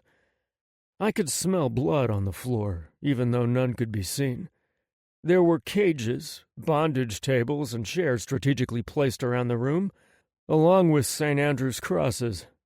I looked at Lorcan. "Should I even ask what this room is used for?" I looked at Ansel, and he was being very careful not to touch anything or let anything touch him. But I could tell he was curious by how he was looking at everything. Lorcan chuckled. Some vampires have particular tastes. I assure you, Mr. Kumar, no human was killed in this room. As a matter of fact, I think whatever you're going to sear into my floor would fit in this room. It would only add to the ambience. I shook my head. I didn't want to imagine what vampires or humans were doing in this room. Pain and sex didn't match well in my book. I was all about pleasure, giving and receiving. I didn't say any more on the subject. I just walked over to Ansel and pulled out a jug from the box he was holding. I'll teach you how to do this too, okay? I told him. For now, I'll just watch you, Ansel said. I nodded, leaned over, kissed his forehead. Then I stepped away towards the middle of the room. The floor was black marble with gold flecks. The room was nicely decorated. You know, if you took out the BDSM shit. I might do a little light spanking, but I couldn't really see myself doing the hardcore stuff that this room lent itself to. I opened the jar and poured the holy oil in a circle first, then walked back over to the box, removing the paintbrush. Getting the sigils right was essential in working any spell. One wrong design and you could be totally fucked. I dipped the brush in the oil and painted each intricate design carefully until the seal was complete. All right, now I need for you, Regis, to stand in the middle, I instructed. Regis hesitated, but eventually he did move to the middle of the seal. I suppose he really wanted to get rid of the demon more than following through with the deal he had made with the thing. He still didn't know if he could trust us, but maybe he wasn't 100% sure if he could trust the demon either. The lesser of two evils, I guess that's what Lorcan and I were to him. I'd take whatever I could get at this point. I looked at Lorcan and Ansel. Once I start, I cannot be interrupted no matter what happens, okay? Lorcan nodded. I looked at Ansel, who hadn't given me confirmation yet. Okay? I don't want you hurt, he said, then put the box down to give me a hug. I hugged him back, trying not to squeeze him too hard. He didn't have the super strength that I did. I didn't want to break him, even though I wanted to hold him as hard as I could just to feel him closer to me. I released him. The demon will lash out, so you should stay a safe distance away. I have to do this. It's what I was born to do.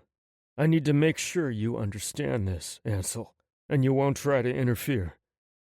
I was studying his worried face and hating that he was even in this position. But this was our world, and we both had to get used to it, and get used to feeling worried about the other. I was so accustomed to just looking out for number one on these missions. Now I had to look out for two. Ansel nodded finally. Be careful. I will. I smiled, then motioned for him to stand back farther. Lorcan took him by the arm and moved him to the far corner of the room, and then he stood in front of him. If I didn't know any better, it would seem the vampire wasn't as heartless as I thought he was. Perhaps there was more to him than I suspected. Now I was even more curious about who Lorcan really was than before. I put the jug and brush back into the box, and then pulled out some rosary beads, one for me to hold and the other to go around Regis's neck. I knew the exorcism spell by heart for this level of demon. There were 9 levels of demons, just like there were 9 levels of hell, and you had to use the right spell according to the level of demon, or you were sure to fail the exorcism. We had to study each spell every day for 6 months in the Institute, and every once in a while they gave us a pop quiz to make sure we remembered. I knew all 9 spells like I knew my name. Of course, the 9th level spell could only weaken the demon. The 9th level was a hexigod. They didn't possess humans. Didn't need to. You just couldn't shove them back into hell with a few words. You could bind them temporarily until you could call in an angel to finish the task. As for the demigods, they didn't need to possess humans either.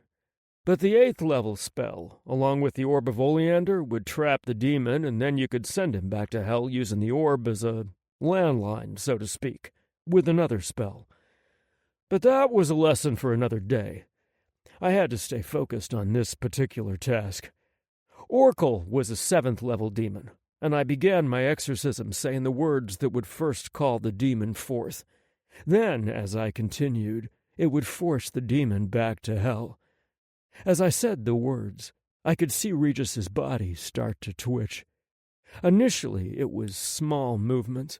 Then he began to shake more violently. His eyes rolled up inside his head, and he began to foam at the mouth. All signs that the demon was fighting me. That was why it was so important to make sure the human was willing. I was going to get enough opposition from the demon side of this. I sprinkled more holy water on Regis's body as I spoke the spell, and he thrashed his body from side to side, snarling and growling in an inhuman voice. I could see out of the corner of my eye Ansel clinging to Lorcan's back as he watched in a mixture of fear and awe. Fuck you, Hunter! Regis said in a voice that was much raspier and gravelly than his own. I knew then that the demon was surfacing. I could even see his true face better hidden behind his human facade. I continued to say the words. I couldn't break the spell sequence. Regis's body began to convulse, his arms flailing about as his legs seemed to spasm in some grotesque dance. This demon was really fighting. It didn't help that Regis had not only allowed himself to be possessed in the first place, but he'd given the damn thing permission to take control of his body. This was gonna be an ugly exorcism. Regis's face twisted into a horrible mask as the demon's features became more prominent. Red eyes, yellow sharp teeth, and its pug nose with its flaring nostrils. He's mine, the demon growled. Then I felt an invisible force lash out at me, sending me crashing against the wall of chains. The metal clinked behind the impact of my body, and I refused to break the spell even though my body throbbed from the pain. I steadied myself and approached the demon again. The demon yelled, its foul breath beating me in the face, making me want to gag. It was hot and putrid, like you'd expect a demon's breath to smell. I was sure the whole room was filled with the rancid scent. Still, I continued to say the words. I was nearing the end of the exorcism and starting to worry, because it seemed as though the demon was getting stronger. I had to continue, though. I couldn't stop, because once you started, if you did stop for whatever reason, you left a two-way portal open that was unchecked. Anything could travel from hell into our world on that level, or a being could accidentally be sucked into Oracle's level of hell. And level 7 was a really nasty place to be. Again, the demon cursed at me, growled and hissed, but I continued until the last word was free of my lips, and that was when Regis's body fell to the floor in a crumpled heap. His body was literally dripping with sweat, and his chest heaved as he slumped there in the confines of the seal. Something was wrong. Very wrong. I needed to see Regis's face, because this hadn't gone down like I had expected. "Regis?" I asked and slightly shook his shoulder. Regis slapped my hand away hard enough to snap the bones in my wrist. I felt the instant pain shoot up my arm as my wrist went limp. Again, he sent another blast of power, which thrust Lorcan, Ansel, and me back against the walls with such force it rattled my body and knocked the air out of my lungs. My head smashed against the chains, giving me a nice dose of dizziness. I slid to the floor, my vision blurred. I watched through a cloudy veil as Regis rose to his feet. His face was still human, but I could clearly see Oracle's demonic features now. Somehow, Regis was now gone and Oracle had claimed full control of the human vessel. The demon smiled at me, then said something in his language that I could loosely translate into freedom and break. After he said his words, the entire building began to shake like we were experiencing an earthquake. Just then, the floor cracked where I'd painted the seal, thus breaking it.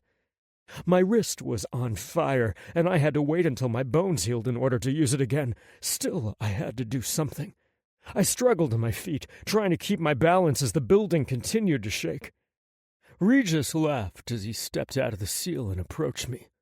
"Hunters, you think you're stronger than us, smarter than us, Boy, I have lived eons before your little institute even existed. I walked the earth long before your Christ bled for your sins. It is his blood that gives you the abilities you have, none of which are a match for me or my master, Astaroth. He will rise, and when he does, you better pray you're already dead. I pulled my blessed knife from my back sheath, and it was a struggle, because the demon was asserting his power over me, over all of us, actually. Ansel and Lorcan were both plastered against the walls by a force keeping them immobile. The demon looked down, seeing my knife as I knew he would. I felt like I was moving in slow motion, even though I was trying as hard as I could to attack this son of a bitch. The demon laughed. "I don't think so, little hunter." He grinned, showing off his teeth. Human in the front, but I could see his demon fangs behind the human mask. Again, I was blasted against the St. Andrew's cross. My head slammed against the hard wood of the cross before I fell to the floor. My head took another blow when it clashed with the hard marble tile. That was when everything went black. "Please, baby. Please wake up." The sound of Ansel's strained voice began to draw me out of my state of unconsciousness. I slowly opened my eyes and became aware of a throbbing headache, followed by a violent wave of nausea. I gagged, and before I knew it, I spewed my stomach contents on the floor in front of me. Ansel was rubbing my back as I puked. "Gross," I heard Stefan say. I was in too bad a shape to give his bitch ass a comeback. I dry-heaved a little, then swallowed hard, trying to calm my stomach down. I laid my head down on Ansel's lap and let him rub the throbbing pain from my skull with his gentle, loving fingers. "Are you okay?" I asked him. My words were barely a whisper, but I needed to know that he was unharmed. "Yes, I'm not hurt. Badly, that is. I've got a few bruises. We'd all be dead if Lorcan hadn't used his fire on that demon. Too bad he got away. Good news is, I know where he's going. I had a vision. Baby, I need you. Please be okay." The sound of tears and pain in his voice was almost too much for me to bear. I forced the cobwebs out of my mind and sat up. That fucking demon was stronger than anything I'd faced before. Not to mention he was a slick one. In retrospect, I could see now why my exorcism didn't work. Hold the fuck up. Did I hear Ansel correctly? Lorcan used his fire? Last I remembered before my head got smashed into a wall was that both he and Ansel were pinned against the wall by the demon's powers. I needed clarification.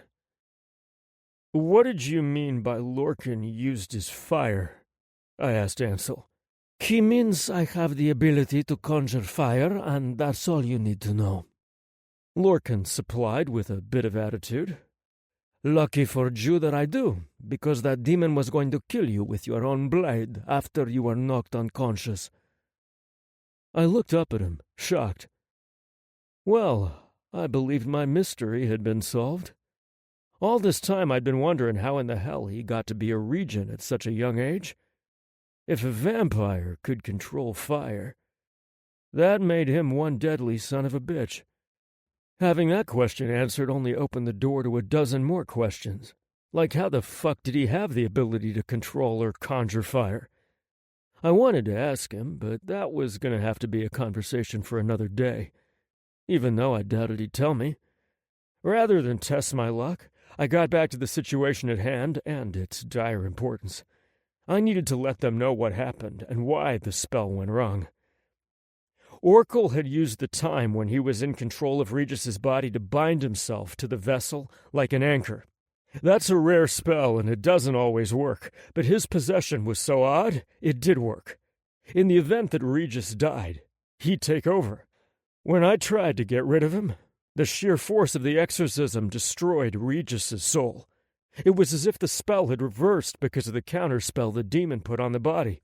If I had known beforehand that the demon had done that, I would have tried to lock the demon down in Regis's body first, making the body a sort of prison for the demon. Then I would have killed Regis, because at that point, I had no other choice. Kill him? But wouldn't that have still freed the demon? Ansel asked. I shook my head a little, because I was still seeing stars. Death by fire spell, 7th level exorcism would have destroyed the vessel, and the demon would have been sent back to hell that way too. I try not to kill humans if I can help it. But had I known that Regis was doomed, I would have done that instead. Now we have to track down this fucking demon. It really was a shame that Lorcan couldn't have taken Oracle out with his fire. It would have saved me the trouble, for once. But you're injured, Ansel said, pointing to my obviously broken right wrist. I groaned and winced when I cradled it. It's healing. Feels more like a fracture now than fully broken. Of course, I still couldn't use it fully. When? Lorcan asked. In about 24 hours. Maybe a little less, but I need Vixen to whip up one of her potions. We don't have time for that. You've been out for 10 minutes. The demon probably has its souls by now, especially since he's no longer bound by Regis and the deal he made that only allowed him control at night. Lorcan said. Then he walked over towards me. Drink my blood. The fuck I will, I snapped. The fuck you'd better, if you want to stop this demon. Look, it will heal you instantly and give you added strength. For a bit. You won't be bound to me. All you need is a little. Lorcan explained. Instead of acting like an uninformed child, be grateful I'm willing to share my blood with you at all. Well, I guess he had a point there. I really did need to get back into the fight. And that wasn't going to happen with me all banged the fuck up. Time to man the fuck up and bottoms up on this vamp blood. Something I didn't think I'd ever be doing, by the way. Lorcan bit into his wrist and extended it to me. He licked his own blood from his lips as his fangs receded. I looked at his wrist with the 2 bleeding holes. God, this was so gross and wrong. Had I still been in the Institute, they'd surely kick me out for doing something like this. But since they kicked me out for sucking cock, fuck 'em. Neither Christian nor I had to follow their rules anymore. We made our own. I took his wrist and put my mouth on the wounds, and sucked. It wasn't like anything I had expected. It was actually very fucking good. Damn, it was good. My cock throbbed instantly and was hard enough to hammer nails into stone. Jesus Christ! No wonder so many humans wanted to be around him. Demons and other monsters, too. Okay, that's enough, Lorcan said. Then he snatched his wrist and his beautiful, delicious blood from me. I had to catch myself from reaching out and grabbing his wrist and forcing it back to my mouth at all costs. My chest was heaving, and I wanted to fuck like there was no tomorrow.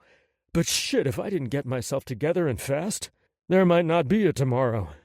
My wrist was healed completely. The throbbing and nausea were gone. I felt revitalized and stronger. Yeah, they were a great drug. I also saw why they policed themselves as strongly as they did. If the world knew how amazing vampire blood was, oh shit, things would get really ugly. Thanks, Lorcan, I said as I rose to my feet. I helped Ansel to his feet. I thought about Ansel's vision and how the kids were going to be killed during the day. Before this failed exorcism, Oracle only had control of Regis's body at night. Now he was free to kill at will. My exorcism allowed that to happen.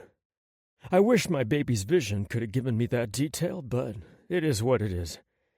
This is all new territory. For now, we had a demon to kill. The demon took your knife, Ansel said. I have more weapons in the jeep. We need to go. I kissed him quickly. If I survived this mission, I was going to make love to him all day and night. I was going to put up a do not ever fucking disturb sign on my door and just ravage him. That was if we both survived. Take Stefan with you, Lorcan offered. I'm going with them? Stefan asked, shocked by Lorcan's command. Jess, You have my blood and can offer the aid in my stead. But what about you? I need to protect you, Stefan argued. If we don't stop this demon, you won't be able to protect me. Now do as I've commanded. Go. Lorcan ordered. Stefan ceased whatever protest he wanted to give and nodded. Ansel said, catching everyone's attention. I don't mean to be rude or anything. I really don't. But that demon rendered you kind of powerless, Lorcan. How can your human servant help us? How dare you? Stefan snarled. I watched him ball his hands into fists as if he were going to lash out at Ansel. Touch him and see what a real hunter can do, I warned. Enough!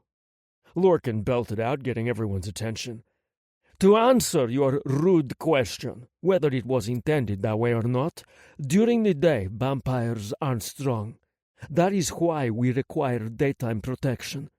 I am willing to offer you mine in order to stop this demon. Remember, don't look gift horses in their mouth, or I might not be so helpful in the future, especially when it means putting myself and my businesses at risk. Thank you, I said, hopefully putting an end to a potentially unnecessary squabble. I really didn't mean to offend, Ansel said, then picked up the box with our stuff in it. I know, baby. Let's let this go. We've got to catch this demon, I said, then walked out of the badly damaged room. Ansel and Stefan followed me. I was sure Lorcan was going to send us one hell of a bill. I wasted no time getting down to my jeep. Stefan did a little grumbling, but kept it to a minimum. I looked at Ansel, who was sitting in the passenger seat with the box in his lap. Okay, baby. You said you had a vision. What did you see and where are we going? Chapter 18. Angel. I heard Stefan snort at D'Angelo's term of endearment, but I ignored him. I knew the situation was dire. Hell, I'd seen the aftermath of that demon's visit to the school in my vision. But all I could think about right then was how lucky I was that my mate was still alive. Yes, we had serious work to do, but I wasn't going another minute without telling him how I felt about him. I love you, D'Angelo, I blurted. I felt my cheeks heat with embarrassment for the way I handled my declaration. I wouldn't say the tension faded from D, but a sweet smile spread slowly across his lips. I love you too, Ansel. I'll show you when we get back home. Oh, for fuck's sake, Stefan snarled from the back seat. I didn't agree to this soap opera bullshit. Suck his dick if you must, because I wouldn't mind seeing that, but save that lovey-dovey crap for when we kill that motherfucking demon. Damn, D'Angelo, I thought you were more badass than this. Shut the fuck up, bloodbag. D'Angelo snarled at Stefan without taking his eyes away from mine. He offered me another smile before he looked at our unhappy sidekick in the back seat. I looked too and saw that Stefan's face was almost as red as his hair, which made the freckles stick out on his nose. The fiery flash I saw in his light blue eyes told me he was ready to tangle with D'Angelo. Dee didn't seem too worried about it, though. You should be so lucky to have a mate to share your life with, but you're too busy holding out hope that Lorcan will see you as something other than an appetizer. You don't know what the fuck you're talking about, Stefan said, but his voice didn't sound as confident as his words. It was obvious to anyone who looked at the two men that Stefan was in love with Lorcan, but the vampire didn't return his human's feelings. I finally knew what it felt like to love and be loved, and I felt bad for anyone who didn't get to experience that amazing feeling for themselves. Apparently I hadn't learned to hide my feelings because Stefan took one look at me and flipped me off. Someone still acts like he's in the 3rd grade when he doesn't like what he hears, I said, not sure where my bravery had come from. Do you two dumbasses want to suck face and joke, or do you want to stop that demon before he kills again? Because the quicker we get done, the quicker you guys can drop me back off at Hypnotic and can go literally fuck yourselves. I couldn't argue with his reasoning. even if I didn't like his crude talk. I saw the name of the school. It's St. Bridget Academy. There are a lot of kids, teachers, and parents gathered outside the building for some reason when Oracle strikes. It's probably the last day of school for these kids. Maybe the school has something special planned for the kids and their families are attending also, D'Angelo replied. He whipped out his cell phone and looked up the location of the school, then looked at the time. We better get over there and get into position. Where did this take place? Front of the school or side? I'll know when I see the school. Great. We'll just cruise around the school like a bunch of perverts, Stefan grumbled. Do you have a better idea? Because I don't see you offering to do anything except bitch, D'Angelo told the irritated Ginger. Unless one of us gets hurt, I told Dee. Then we can drink his blood and revive ourselves. The fuck you will! Stefan yelled at the same time D'Angelo roared with laughter. I'm not your damn drinking fountain. Oh, baby, D'Angelo said, wiping the tears from his eyes. Only you could make me laugh with so much on the line. I didn't think that was necessarily a good thing, but he didn't sound angry. I'm confused, I replied. Lorcan said to take Stefan with us because he has Lorcan's blood and can offer aid in his place. What reasonable person wouldn't have thought we'd drain him like a Coca-Cola if we were injured? You're so literal-minded, D'Angelo said, reaching to touch the side of my face. And so fucking cute. Stefan cleared his throat. What Lorcan meant was that Stefan is stronger than an ordinary human because he drinks vampire blood. He's not as strong as I am, but he's not too far behind. D'Angelo shook his head a little, then started the Jeep and pulled into traffic. Okay, tell me everything you saw in your vision. I didn't want to remember seeing those people jerking and writhing in agony as that monster sucked the souls from them, especially not those innocent children. He didn't make it quick and painless either. He slowly tore the essence from them while doing his creepy chanting. Seeing that monster destroy those lives in real time would be much more painful, so I had to suck it up and tell Dee what he needed to know. I didn't see him, not where he stood or anything. In my vision, I was facing the crowd as he sucked the souls from them. I did see the name of the school over an arched entrance, but I don't know if it was the front, back, or the side of the building. What other sounds did you hear? D'Angelo asked me. Strange music? I replied. It sort of sounded familiar, but I'm having a hard time placing it. Recognition was right there and just outside of my grasp. Oh, like knowing if he likes Bieber or Britney helps us out. What are you going to do, crank up Metallica to slow him down? Stefan snidely asked. Damn it, Stefan, I almost had it before you opened your big mouth. I don't know why, but I think that crappy music is important. D'Angelo reached over and ran his hand over the back of my neck when he stopped at a red light. Lorcan probably likes his big mouth, D'Angelo quipped. Ha, ha, ha, Stefan replied. Lorcan wouldn't know anything about my mouth. Our relationship isn't sexual. Maybe not for the vampire. I was surprised that Stefan would confide something like that, and I thought we were having a moment until he spoke next. Why do you sound so fucking cocky, D'Angelo? I saw how you nearly blew a load in your pants as soon as you tasted Lorcan's blood. You didn't seem to be too concerned about your boy toy in the heat of the moment. You are a fucking prick. I oughta... Stop! I placed my hand on D'Angelo's bellowing chest to try and calm him. Don't listen to him, baby, because I'm not. I know that you love me and that I'm your mate for life. It wasn't Lorcan that I wanted, D'Angelo assured me. Yes, his blood was like an aphrodisiac and I wanted to fuck, but you were on my mind, not Lorcan. Aww, Stefan said snottily. I won't go as far as to say I ever liked you, but I've at least respected you, D'Angelo said, glancing up in his rearview mirror. We've always been professionally cordial, so where's this hostility coming from, man? I didn't ask you to come along. Lorcan commanded you to tag along with us. The car behind us started honking when the light changed green and we hadn't moved. "Fuck you, asshole," Stefan said, and then turned in his seat to flip the driver off. Of course, it was doubtful they saw the gesture through Dee's tinted windows. When he turned back around, I was happy to see the animosity was no longer on his face. "Hey, Angel, I'm sorry for what I just said. That was really unfair to you. To both of you," he amended.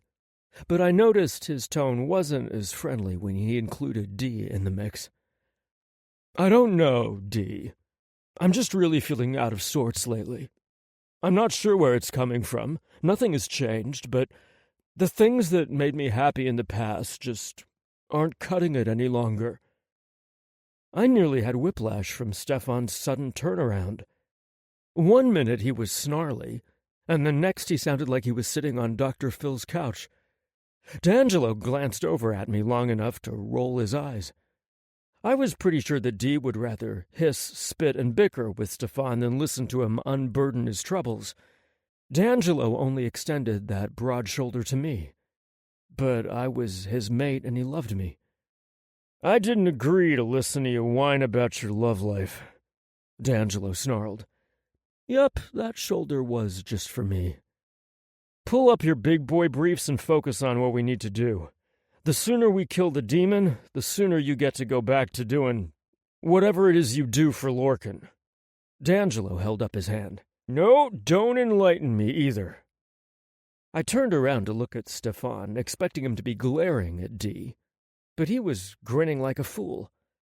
I could tell he was dying to come back at D'Angelo with a snarky response, but he wisely kept his mouth shut. I sat there beside D'Angelo, riding into battle, but in a jeep instead of a horse, against a scary mofo demon with a goofy fucking grin on my face. It wasn't that I was under some misguided notion that I was a fearless warrior, because I was scared out of my damned mind, and I didn't know jack about killing a demon. The thing was, I'd lived my whole life in fear of something or other, so I was kind of used to it. The difference was that I no longer feared being unloved, or feared loving someone else. I was truly loved and wanted for the first time in my life, and if it was my last day on Earth, at least I knew what that felt like. D'Angelo must have sensed my emotions through our bond, because he reached over and cupped the back of my neck. His hand was warm, and the weight of it kept me tethered to him. "We're gonna kill that bastard, and then we're gonna go home." "Oh God, here we go again," Stefan groused. "And celebrate all night long. No one better knock on our door," Dee said, paying no attention to our guest. "I have many things to show you." "Yeah?" Stefan asked, sounding interested for the first time. "Like what? Were you a virgin?" I turned to pin him with my meanest glare, but he wasn't scared of me. He grinned from ear to ear. "Oh, so now you remember that I'm back here and clam up when you get to the good shit." "Shut your fucking mouth," D'Angelo said between gritted teeth. It was obvious he didn't like Stefan thinking or picturing anything intimate between us. "Yes, Daddy," Stefan said playfully, ignoring Dee's dangerous tone. "Ooh, no," D'Angelo said. "Stop that." "No daddy kink, huh?" Stefan asked. "I'm gonna twist your nuts off when this mission is over." D'Angelo had lost all traces of humor. I thought it was because Stefan crossed some kind of line, but I realized the real source when he spoke next. "We're here, so let's get our heads back on the mission and keep our eyes peeled for Regis." "This isn't the entrance I saw," I told D'Angelo as he drove by the front of the school. There were more trees and shade, so the sun was on the opposite side of the building. D'Angelo drove around the block so we could see the side entrance to the left and the rear of the building. "Nope, it must be the right side." I sucked in a sharp breath when Dee made that final turn because it was identical to my vision. It still shocked me how accurate and detailed they were after several years of living with them. I had never been wrong, not once. There were minivans, SUVs, and sedans parked along both sides of the street. It looked like the parents, mostly moms with some dads mixed in, were milling around the outside of the building. Some of them looked happy that the end of the school year was minutes away, and others not so much, but they radiated vibes of expectancy, which told me we had showed up in the nick of time. All talking ceased as the three of us searched the perimeter for Regis. There was nowhere to park on that side street, so D'Angelo circled the block again until he found one just around the corner at the rear of the building. "It's time to suit up," D'Angelo said when he put the Jeep in park. He wasted no time getting out of the Jeep and circling around to the back. He had the hatch open and was sorting through his tools by the time Stefan and I joined him. "Whoa," I said when I looked down at the wicked-looking weapon he picked out. It had a long blade that ended in a sharp point and two curved prongs projecting from the handle. "What the hell is that thing?" "It's a psi," D'Angelo replied. "This one happens to be blessed, so all I need to do is get close enough to stab Regis with it in a vital place like the heart." "So, you think you're just going to walk up to an elementary school carrying that sword and no one is going to call the cops? You'll be shot dead before Regis shows, mi amigo," Stefan said. He had a good point, but I could tell by the arrogant lift to Dee's brows that there was more to his plan than he'd revealed so far. D'Angelo snorted in derision. "It's cute how you think this is my first rodeo, Steffi." "Do not call me that again," Stefan snarled. "Don't insult my intelligence again," Dee countered. He pulled out a long black coat like the kind you'd see a hunter wear in a television show or movie. D'Angelo slipped it on and slid his wicked sigh into a special holder on the inside of the left side. Stefan snorted again and shook his head. "Yeah, you don't stand out like a sore thumb at all in that getup, Blade. No one wears a long black coat like that in June. It's like you're itching to get shot or something." "Fellas, can we save the testosterone for the battle?" I turned to my mate then and said, "Tell us about the rest of your plan." "I have a cloaking device," he replied. "Like the rings we wore into the movie theater?" I questioned. "No, this is more scientific than a spell," Dee replied. "Our group uses a combination of blessed skills, magic spells, and cutting-edge technology. Look, the rings worked great at the movie theater because we only wanted to slip in unnoticed. That won't work in this case unless we can somehow slip a ring on Regis's hand before we kill him."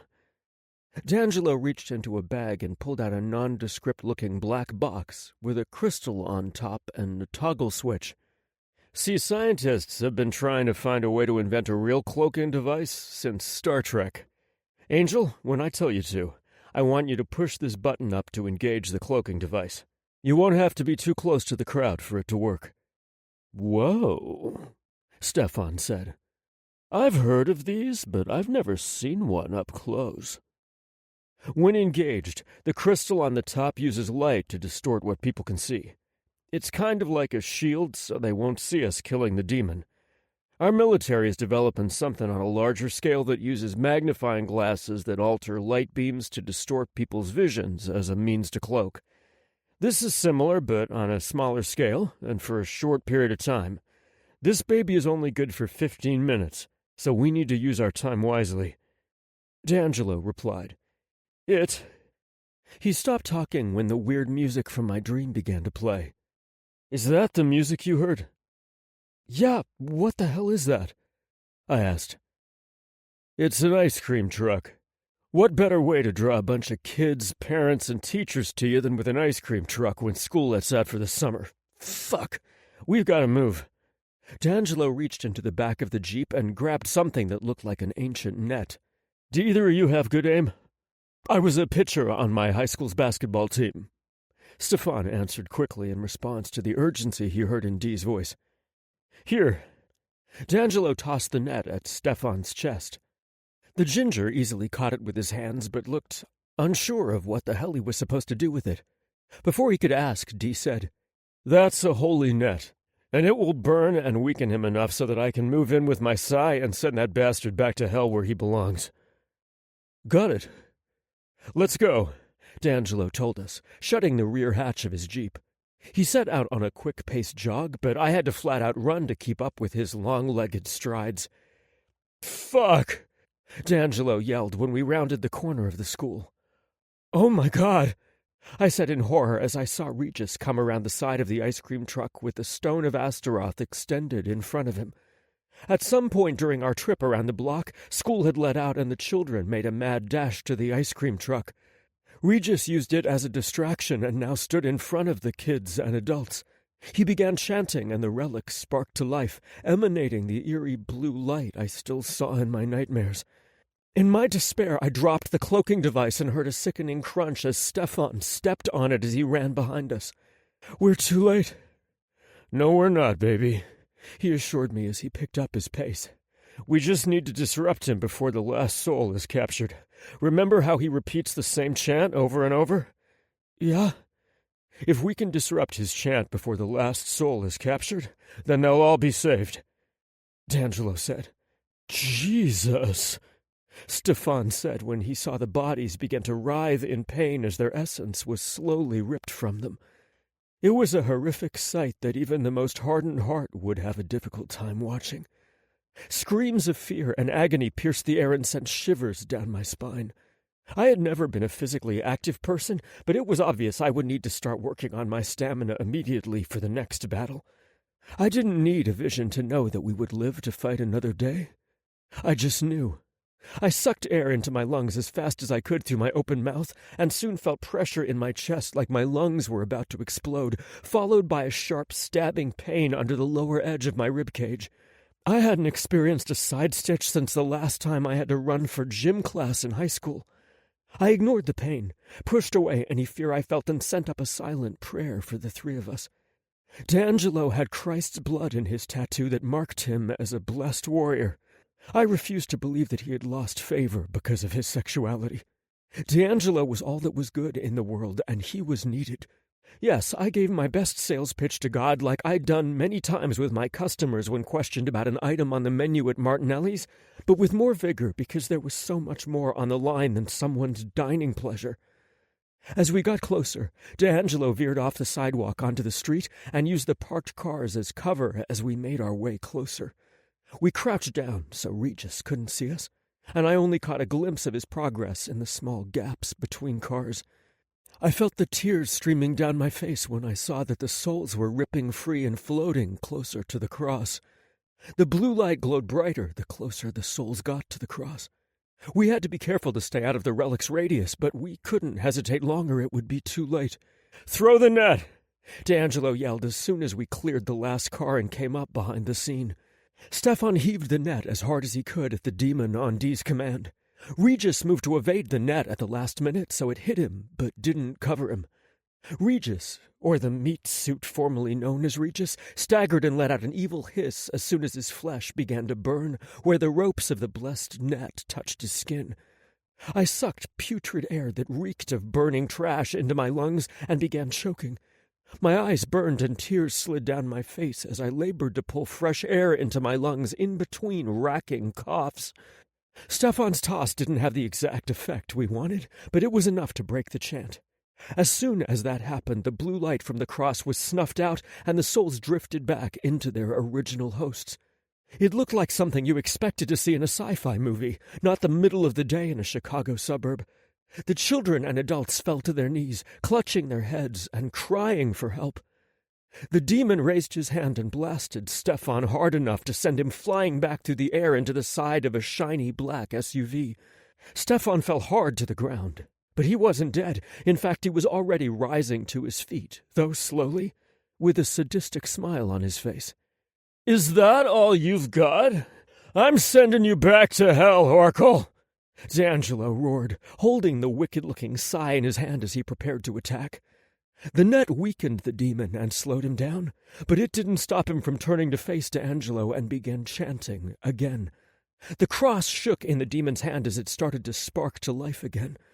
The demon grinned evilly as he chanted louder and faster. The blue light began shimmering around the edges of the relic, and it was only a matter of time before the soul-sucking rays captured the soul that meant the most to me. I didn't have time to think. I only had time to react. I drove myself into the demon's side as hard as I could once again. I was too much of a lightweight to knock him to the ground, but I surprised him enough to stop him from chanting. He pushed me off him like I weighed nothing, and I fell to the ground. Luckily for me, he didn't throw me 10 feet like he had Stefan, because I wouldn't have been able to just shake that off.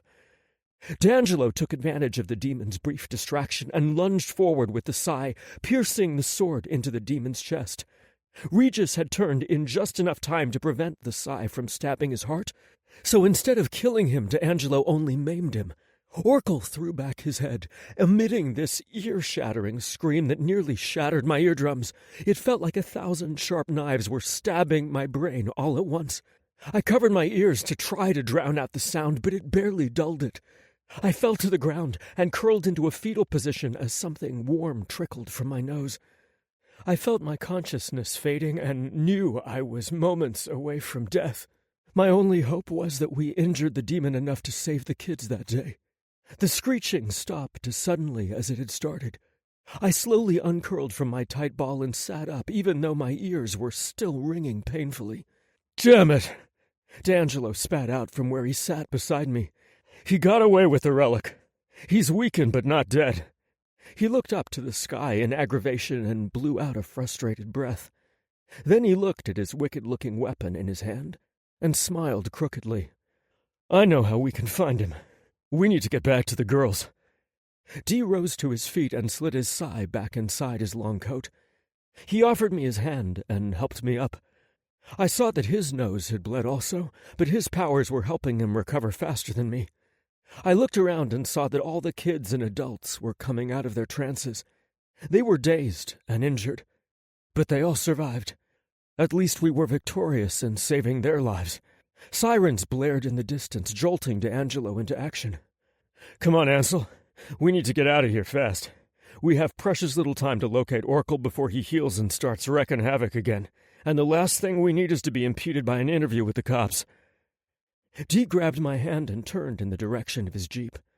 Stefan was lying unconscious on the sidewalk.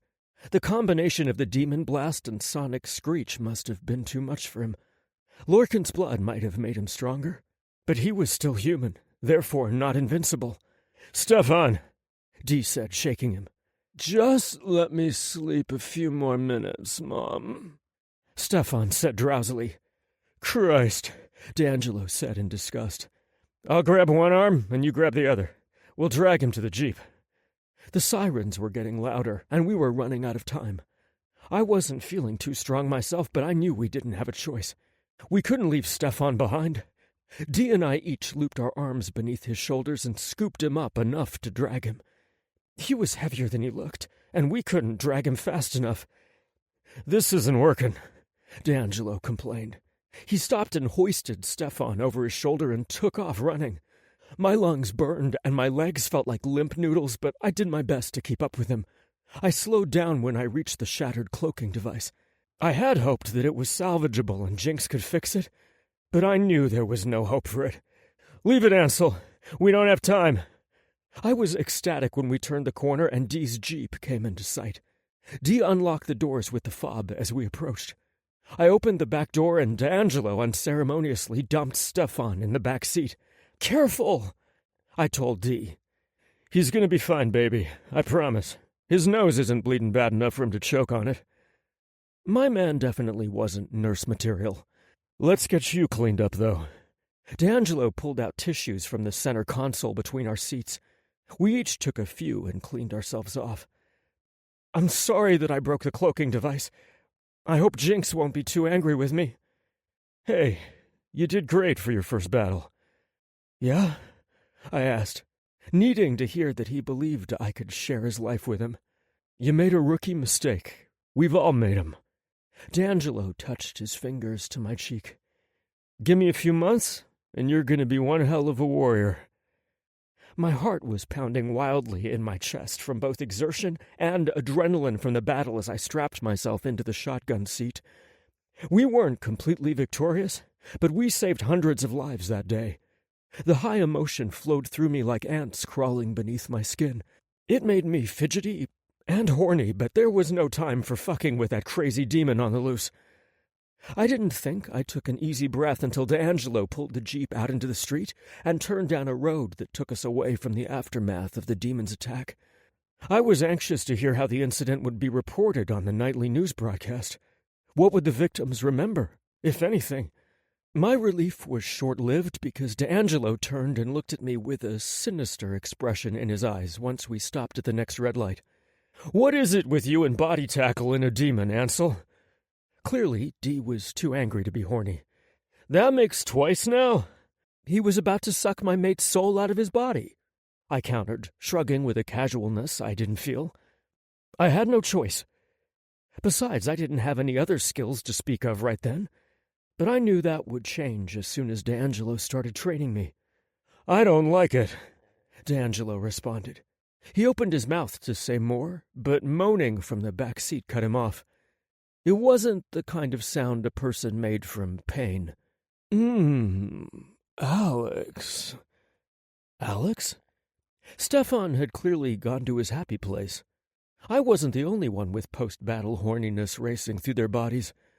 I looked over at D'Angelo, and he was grinning. "So, that's his problem." "Who's Alex?" I asked. I thought the guy was hung up on Lorcan. "Alex Reno," D'Angelo replied, as if that somehow explained it. "He's Lorcan's second-in-command." "Oh, cozy," I chuckled. I glanced back and saw that Stefan was smiling in his sleep. "Are we gonna tell him what he revealed?" "Hell no," D'Angelo replied. "I don't want or need to know anything about his personal life. Getting chummy with Supes or their humans is not on my to-do list. I only care about killing that demon and then locking myself in a room with you for 2 days." "I thought you said 1, I asked, disbelieving that I could have a rational conversation after battling a demon. This wouldn't have been my reaction a week prior. So much had changed in my life. All of it for the better because of the man sitting beside me. "I can smell your arousal, Ansel. There's no way I can burn through that in just a day. It's going to take at least 2. "Oh. Business first, though." "Drive faster," I told him. D'Angelo snickered but sped up to reach home quicker. Stefan started to come to as we pulled into the underground private parking garage beneath the warehouse used for the antique store and our personal residence. "Did we get him?" I heard him sit up slowly. "Not yet, but we at least saved those lives and weakened him," D'Angelo said proudly. "Where are we?" "We brought you back home with us," Dee told him. "You're going to stay on our main floor with our sales associate Meggie, while my ladies work their magic." "What kind of magic?" I asked D'Angelo. "Why can't I go too?" Stefan asked groggily. "We don't allow Supes or their humans in our center," D'Angelo said firmly. "Suspicious bastard," Stefan grumbled. "I could have left your sorry ass behind but didn't, so I think you should be a little more appreciative," Dee said. He parked the Jeep and looked into his rearview mirror so he could see Stefan. "I'm even going to be nice and have Vixen fix a little something for you to drink that can help you revive even faster than Lorcan's blood will." "No thanks, man," Stefan said quickly. "I'll grind it out." "Suit yourself," D'Angelo said with a shrug. Meggie smiled when Dee asked her to hang out with our reluctant guest. I think she liked feeling like a part of the team.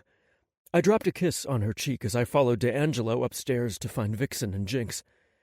The girls raptly listened as Dee and I told the story in tag-team fashion. "Can I see your sai?" Vixen asked. D'Angelo pulled the wicked blade from the coat he still wore. "Perfect. His blood is still on the blade, so I can perform a locator spell to find him. It's doubtful he went too far before he decided to hide and heal." Vixen quickly set up what she needed to perform her magic. She put the ingredients in the center of a city map of Chicago. "Let's hope this works." She began chanting as she dipped the sai into the clear potion. It turned a dark shade of red and thickened until it took on the consistency of blood. Vixen continued to chant as she poured the liquid at the top of the map. The liquid thinned out until it ran in a rivulet across the map and stopped on the far eastern part of the city. Vixen continued to chant and placed a ring with a black stone on top of the spot. As soon as the ring touched the map, it absorbed the enchanted liquid and began to glow a light shade of red. Vixen stopped chanting and picked up the rock. The locator spell gives you a general location. This ring will glow a brighter shade of red as you near the demon. Dee leaned over the table and studied the map. I somehow doubt that Oracle is at the bus station, he replied calmly. It's more likely that he's hiding in the rat-infested sewer system that runs beneath the bus station. Rat-infested? I asked weakly. They'll scurry away from us. Besides, I won't let anything happen to you. D'Angelo said convincingly, then gave me a quick kiss. I can't wait to tell Stefan where we're heading next. He's not going to want to get his snazzy clothes dirty. He returned the sigh to his interior pocket, and we returned to Meggie and Stefan. The fuck you say? Stefan replied when Dee told him we were heading into the sewer system. Do you have any idea how much I paid for this outfit? He might have been bitching, but he still followed us to the Jeep. I don't give a fuck, Dee answered. You're going to when you get the bill from my dry cleaners. He practically pissed and moaned the entire ride across town, which took forever since we were trying to maneuver through rush-hour traffic by then. Once again, all chattiness came to a standstill when we reached our destination. I felt the seriousness of the moment wash over the interior of the car. Let's go kill this asshole demon once and for all. D'Angelo expertly led us through a tunnel beneath the bus station until he reached a round manhole cover. He glanced down at the ring a few times, and it had glowed darker with every step we took inside the tunnel. This is the only entrance that I know about in this area, and our best bet to find Oracle. He pulled a small flashlight out of his coat, turned it on, and put it inside his mouth so his hands could be free. The stench of raw sewage assaulted our noses as soon as he opened the cover. It was all I could do not to vomit. I wanted him to be wrong, but the ring glowed a dark red color that nearly looked black. Here, rub this beneath your nose and it'll help with the smell. D'Angelo pulled a small jar of something from another pocket. Magic? I asked, accepting the jar. Vicks Vapor Rub. Cops use it a lot to combat the smell of decaying flesh at a crime scene. Fuck. Stefan mumbled something about Inspector Gadget's coat before he smeared some under his nose. Let's get this over with, asshole. D'Angelo went first, then me, and Stefan brought up the rear of our trio. The climb down took so long it felt like we were descending into hell. Smelled like it, too. That Vicks could only do so much. I didn't even want to think about what was floating in the dark, stank water that we slogged through as we followed the ring. I heard the sounds of rats scurrying on both sides of us, but kept my eyes looking forward. I had to be brave if I wanted to help my mate. Up ahead! Dee yelled and started to run, splashing rancid water on me as he did.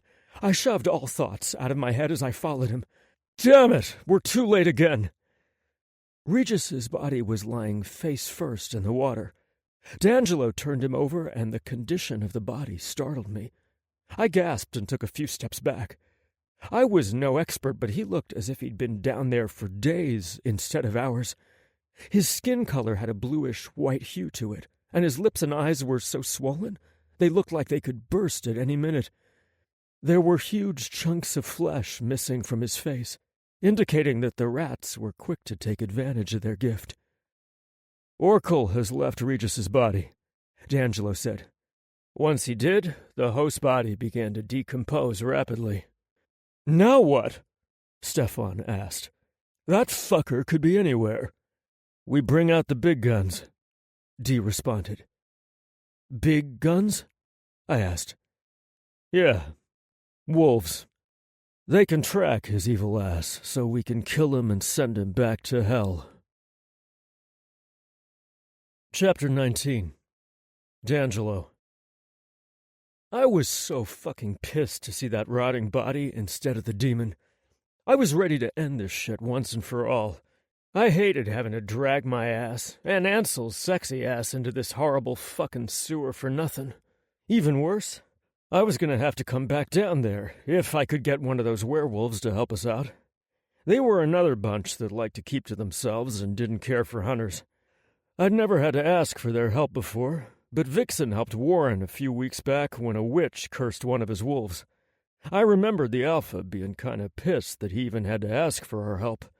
The good thing was that his wolf member was alive today because of us, and his ass owed us one. Time to cash in that chip. I turned, looking at the disappointed and disgusted faces of my mate and the loudmouth bastard Lorcan had cursed us with. They looked how I felt. We can go back up for now. Thank God. I thought you wanted to hang around here longer, Stefan said. The sewer isn't a place I like to visit, Stefan, I said as a rat scurried past my leg toward Ansel and Stefan. Oh, shit! Ansel yelped and damn near leaped into my arms to get away from a big fat rodent with its long hairless tail. Stefan moved out of the way, but shivered in disgust afterward. Okay, I'm ready to get out of here, Ansel said as he was still clinging to me. Sure, let's go. I led him back to the manhole opening and we all climbed out. We stunk like the sewer and I couldn't wait to take a shower, but all of that was going to have to wait. I pulled out my cell phone and called Vixen. I needed Warren Jackson's number. She gave it to me, and I thanked her before hanging up. Let's hope he has the same number, Ansel said. I looked at him. Oh, please don't say that. Sorry, he said with a sweet smile. My outfit is fucking ruined. I'd be too embarrassed to even take this to the dry cleaners. Damn this whole situation, Stefan whined. Fuck your ugly-ass clothes, you damn fop, I snapped. I was so annoyed with his ass at this point. I'd take Lorcan over him right about now. Hey, I'm here in the muck too, helping you, he retorted. Because you were ordered to? This is real shit, Stefan. If we don't kill this demon and prevent Astaroth from rising, all hell will break loose. I could care less about your flashy outfit, I said, hoping to put things into perspective for him. I didn't wait to hear any more bullshit from him before dialing Warren's number. Luckily, Stefan decided to keep his comments to himself for once. The Alpha answered on the third ring. Who's calling? Warren asked. His voice was a deep baritone. You could just hear it rumbling through his chest. No doubt it was intimidating to the wolves of his pack. Warren, it's D'Angelo. I'm calling because we need your help, I said. He sighed. Didn't take you long to cash in that favor I owe you, I see. That's because shit is about to hit the fan. Listen, Warren, I'm tracking a demon that just abandoned its human vessel and could be anyone anywhere right now. Don't you have, some freakishly strong senses? Can't you track him down? I can't track a demon in its non-corporeal form. A wolf's sense of smell would be able to do that. Please, we need you now, I said, hoping I was pressing upon him how important it was that he come to our aid. Jesus Christ, I knew I was going to regret having to ask you for help. Where the fuck are you? Warren groaned. I gave him our location, and he groaned again. And I was having such a good day. I'll be there in about 10 minutes. He hung up, and so did I. Is he coming? Ansel asked. I nodded. He's not happy about it, but he'll be here. I was actually happy he didn't send one of his wolves. With him being the Alpha, he was the strongest. I can't believe I'm about to meet a real-life werewolf, Ansel said in an excited tone. They're all right, I guess, Stefan said. They tend to keep to themselves. They have their own bars, clubs, restaurants, stuff like that. Is there more than one pack? Ansel asked. In this city, there are 4 packs. North side, west side, east side, and south side packs. No, they don't really get along. They don't like to share territory, which is one of the reasons they keep to themselves, and they have their own businesses. Warren is the Alpha of the south side pack, known as the Warriors of Anarchy, I said, giving Ansel the 411. Like a gang? He asked. I nodded. You could say that, yeah. Each pack does have their own names, cuts, and territory disputes, which we as hunters stay out of. As long as no humans are killed or injured in their wars, we leave it to them to handle. Why can't they get along if they're all wolves? Ansel asked. Stefan rolled his eyes and huffed. I see your sweetie pie has like 1,000 fucking questions. I'm gonna go over there and sit down. With that, he walked over to the bus stop by the alley and took a seat on the bench. With one whiff of him, I was certain he wouldn't have to worry about anyone sitting down next to him. I turned back to Ansel, since we had time to kill, and decided to break it all down for him. I wanted him informed as much as possible. He still had so much to learn, but I loved how quickly he was absorbing all of this in such a short time. I walked over to the side of a store and leaned against the wall. Ansel joined me. Werewolves are very much like their animal counterparts. They are extremely territorial. They aren't friendly to lone wolves that breach their territories, and it's up to the alpha if they kill that wolf or let him stay as one of them. They have their own ceremonies for induction, too. They do turn on full moon nights, which they do on the property set aside for that. We can't have werewolves in animal form roaming all over the city freaking people out. So they obey that part of our peace treaty. If they don't, we will hunt them down. It's not easy to kill a werewolf, as you'll need pure silver weapons like knives, swords, or bullets, or in our case, a blessed weapon. I looked down the street, waiting to see Warren pull up. Time seemed to be standing still or dragging its ass. Every second that passed, I knew Orkel was getting further away.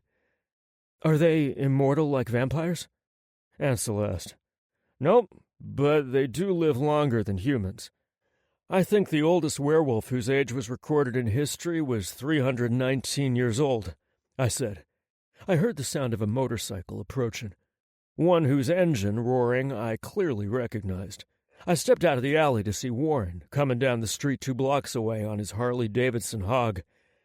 He's here, thank God. Warren pulled up and parked his bike.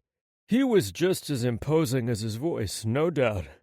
He climbed off his cycle, wearing a pair of mirrored shades, black jeans, leather steel-toed boots, a white T-shirt, and a black leather cut with the insignia of his pack sewn on the back. The title on the front of his vest over his left pec said, Alpha. Under that was his nickname, War Machine.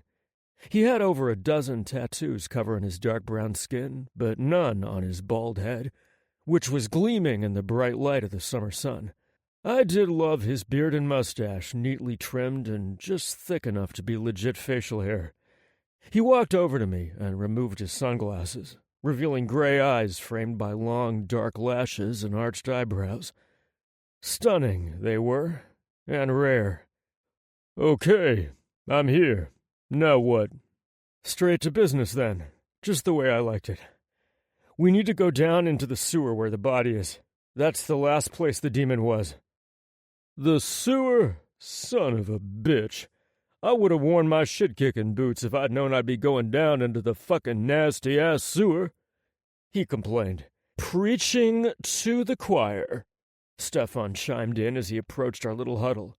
Trust me, I wasn't happy about it either, but let's go. Do I have to go back down there too? Ansel asked. I looked at him. He was staring at Warren with a look of pure wonderment, the same way he looked at Lorcan when he'd first met him. I was also sure he was noting how handsome the man was, because there was no denying that fact. But I didn't feel threatened. I knew Ansel only had eyes for me, and me for him. I answered his question. No, just Warren and I need to go. You two can stay up here. I wasn't going to go anyway, Stefan commented. Damn, I'd be glad to get him back to his precious vampires. I led Warren back down into the sewer, and to Regis's body. Oh, shit. How long has he been down here? Warren asked as he covered his nose. About 2 hours at the most. He cocked his eyebrow. Really? Looks like he's been down here for at least a month. Smells like it, too. Shit, motherfucker. You may have to owe me a favor for this one. Damn! Got me smelling this horrible-ass bullshit. Do you realize how sensitive my sense of smell is? Had I known this was the gig, I would have sent my Omega.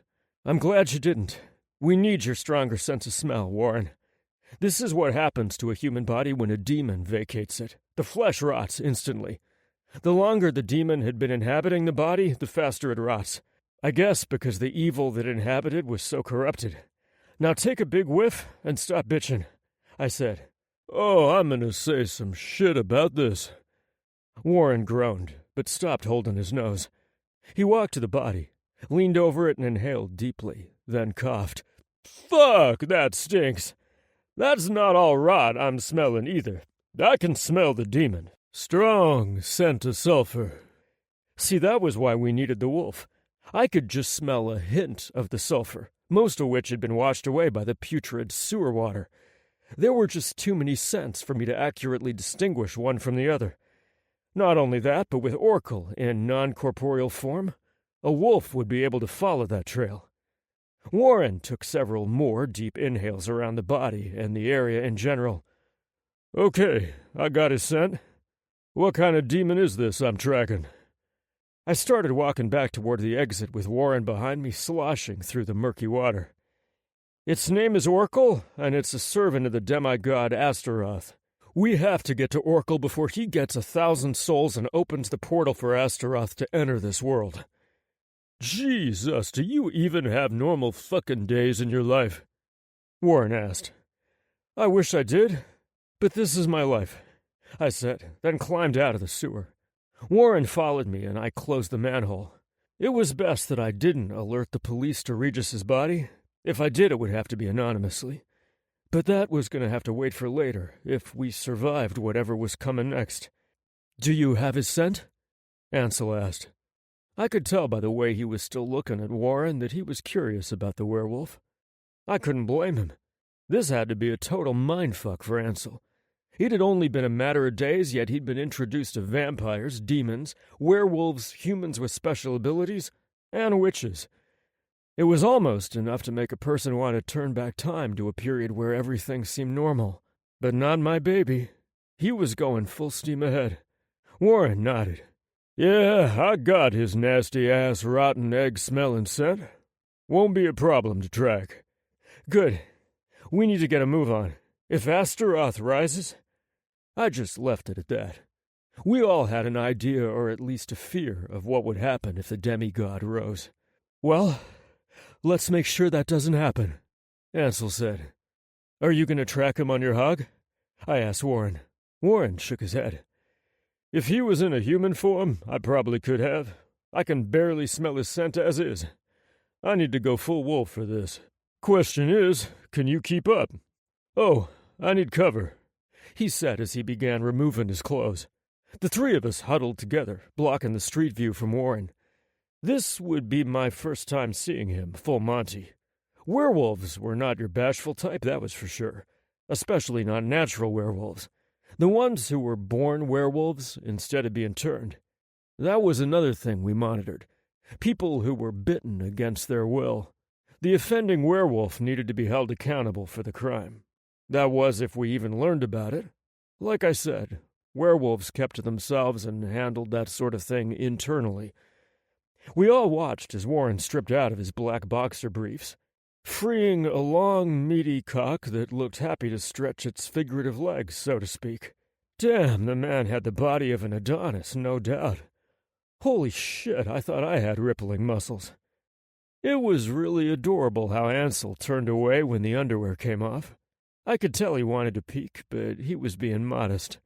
Couldn't say the same for Stefan, though. By the way he was staring at Warren, and his cock in particular, I was surprised he didn't take out his cell phone and snap a photo or drop to his knees.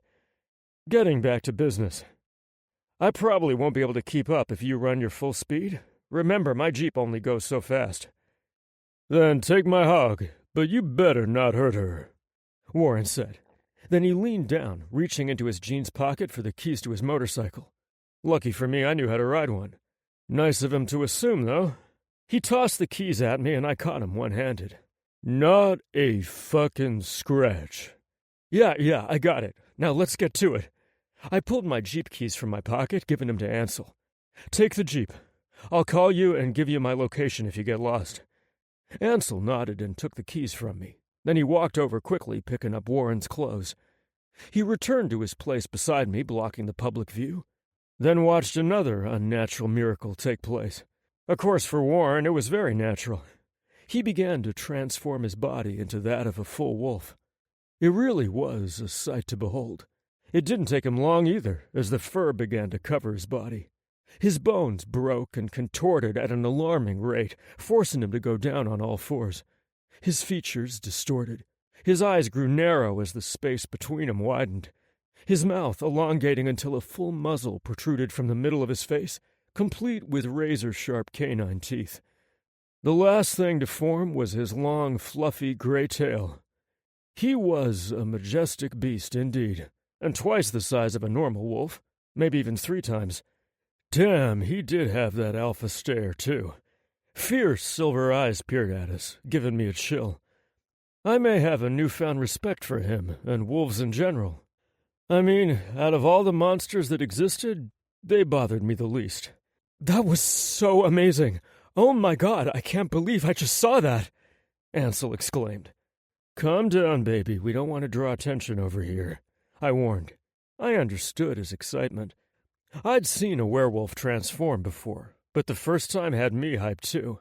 You just didn't see that kind of shit every day. I'm sorry, I didn't mean to get so loud. It's just... Oh my God! He was still in hyper mode. I know, but right now, you need to get to the Jeep, I said. He nodded. That's right, sorry. Okay. He ran to my Jeep, climbing in. It was pretty cool to see, Stefan said, then followed Ansel to my Jeep and climbed into the passenger seat. I guess he was trying to play it cool. I wondered if he'd ever seen a werewolf transform. Vampires and wolves didn't really bother each other, but sometimes they did frequent each other's businesses, if they were bold enough. It wasn't common, but who was to say what Stefan knew or didn't know? I ran over to Warren's motorcycle and started the engine. As soon as I did, Warren took off running northbound. I hoped that son of a bitch Oracle wasn't in the northern wolf territory, because that meant Warren could only help us so far. Please, God, I need a win right now. The wind was whipping me in the face as I pushed Warren's bike to the extreme in order to keep up with him on all fours. Werewolves were fast as hell. Most could outrun most cars, as their top speeds could exceed 120 miles per hour. Warren didn't make it easy for me to keep up either, but I didn't complain. He had to follow the trail of a demon, and I had to follow him. He paused briefly in an alley behind a bar, took a few more sniffs, then he was off running again.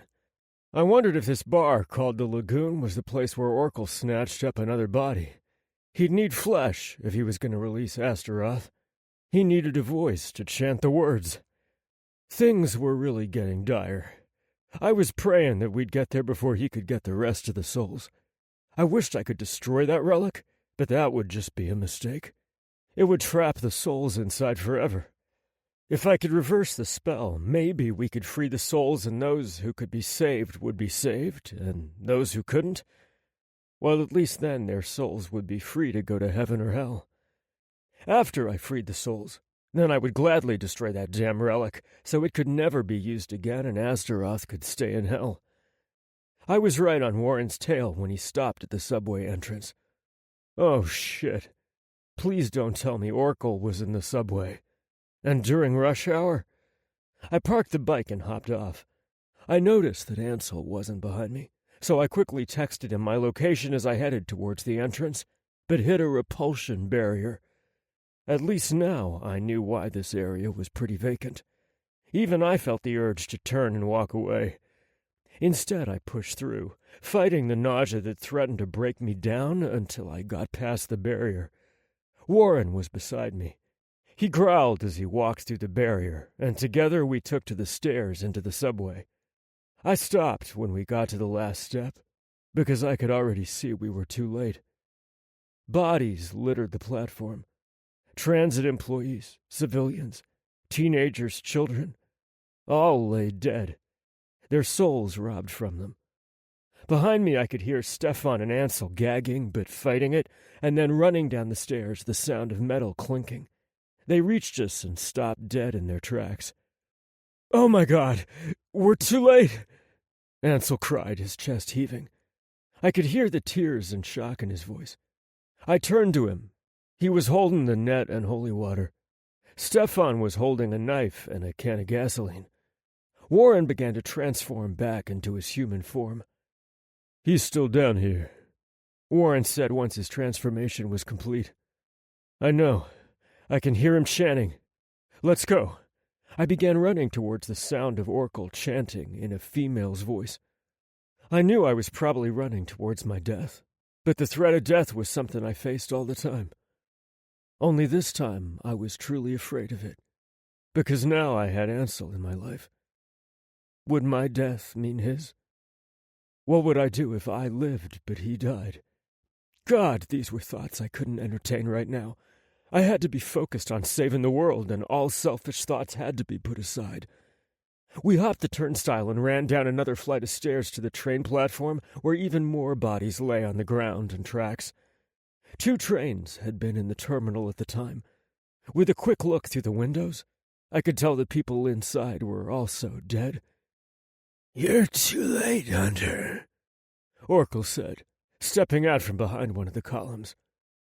He was wearing a female's skin, a blonde, Caucasian woman with red lipstick to match her red dress and heels. Demons didn't really care about matching their gender with whatever gender they were in hell. Shit, maybe they didn't have specific genders in hell. That was always a mystery. I wondered if the human was still inside. Most demons had to make deals with humans to let them in, but one as powerful as Oracle could just body snatch. Shit, I wished Regis had left this motherfucker in hell where he belonged. This was why humans shouldn't fuck with dark evil forces. "My master is rising, and soon this world will belong to the demons." As soon as he said that, the ground beneath us began to shake until a deep crack formed, splitting down the middle of the platform. I dodged to one side, and Ansel had to leap to the other as the crack widened. You could actually see the fires of hell licking the surface. Black smoke was belching sulphurous fumes into the air, choking me, Ansel and Stefan. I looked around with watery eyes and didn't see Warren, but I knew he was near. Yes, rise, my master. Take your rightful place on this plane!" Oracle yelled as he approached the crack. Her face was a mask of wicked glee as Oracle grinned from ear to ear. He was distracted as his eyes remained glued to the thick black smoke that was coming up from the crack. Loud, screeching noises bellowed, the sound echoing off the walls and ringing my ears. I was discombobulated as I struggled to my feet. My equilibrium was completely thrown off. I stumbled towards Oracle, throwing my body at him. We tumbled to the floor, rolling until he ended up on top. He pinned me to the ground by my throat, cutting off my air supply. "I'll give you this much, Hunter. You were tenacious in your pursuit of me. I'm way out of your league, but you never stopped trying to take me down. I suppose one could be flattered, but not me. I was just annoyed that a flea like you dared to pester me so." He snarled. I could see my vision blurring, which terrified me. I couldn't afford to lose consciousness right now. I reached up, grabbing the demon's hand that was wrapped around my neck with both hands, trying to free myself, which made Oracle laugh. "Still trying? Give up, and maybe my master will take pity on you and kill you quickly," he taunted. "You know you're no match for him, don't you? You have to know this. Hell, you're no match for me. And all of your pathetic training at your audacious little academy amounts to shit when you're facing true power." I reached up, attempting to jab my thumb into his eye, but he laughed again as he took hold of my wrist and pinned it to the ground. "I've been waiting to kill one of you arrogant hunters for a while now. You're not the one who sent me to hell, but you'll do," Oracle said. Then I felt him increase the pressure around my neck. Seconds felt like hours as I struggled to breathe and stay awake. "Fuck you!" I managed to spit out as tears flowed from my eyes. The only reason I was still alive was sheer will at this point.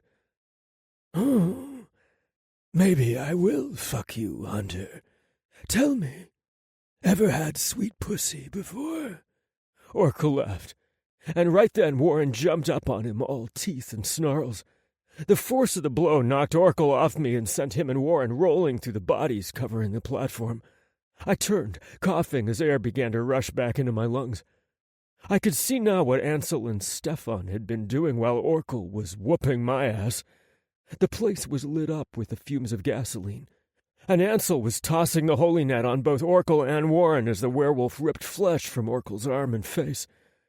Oracle screamed when the net trapped him. Warren howled, but I believed it was in frustration as it couldn't burn him. Yet it weakened them both. I had to get back into the fight. The horrific howling coming from the crack portal to hell was distracting, but I couldn't let it stop me from doing what needed to be done. I pulled my sai from my coat and ran over to them. Ansel was doing his best to hold Oracle down, having tossed his body on top of both of them. God, he was so brave right now. I was so proud of him, but I didn't have time to tell him just yet.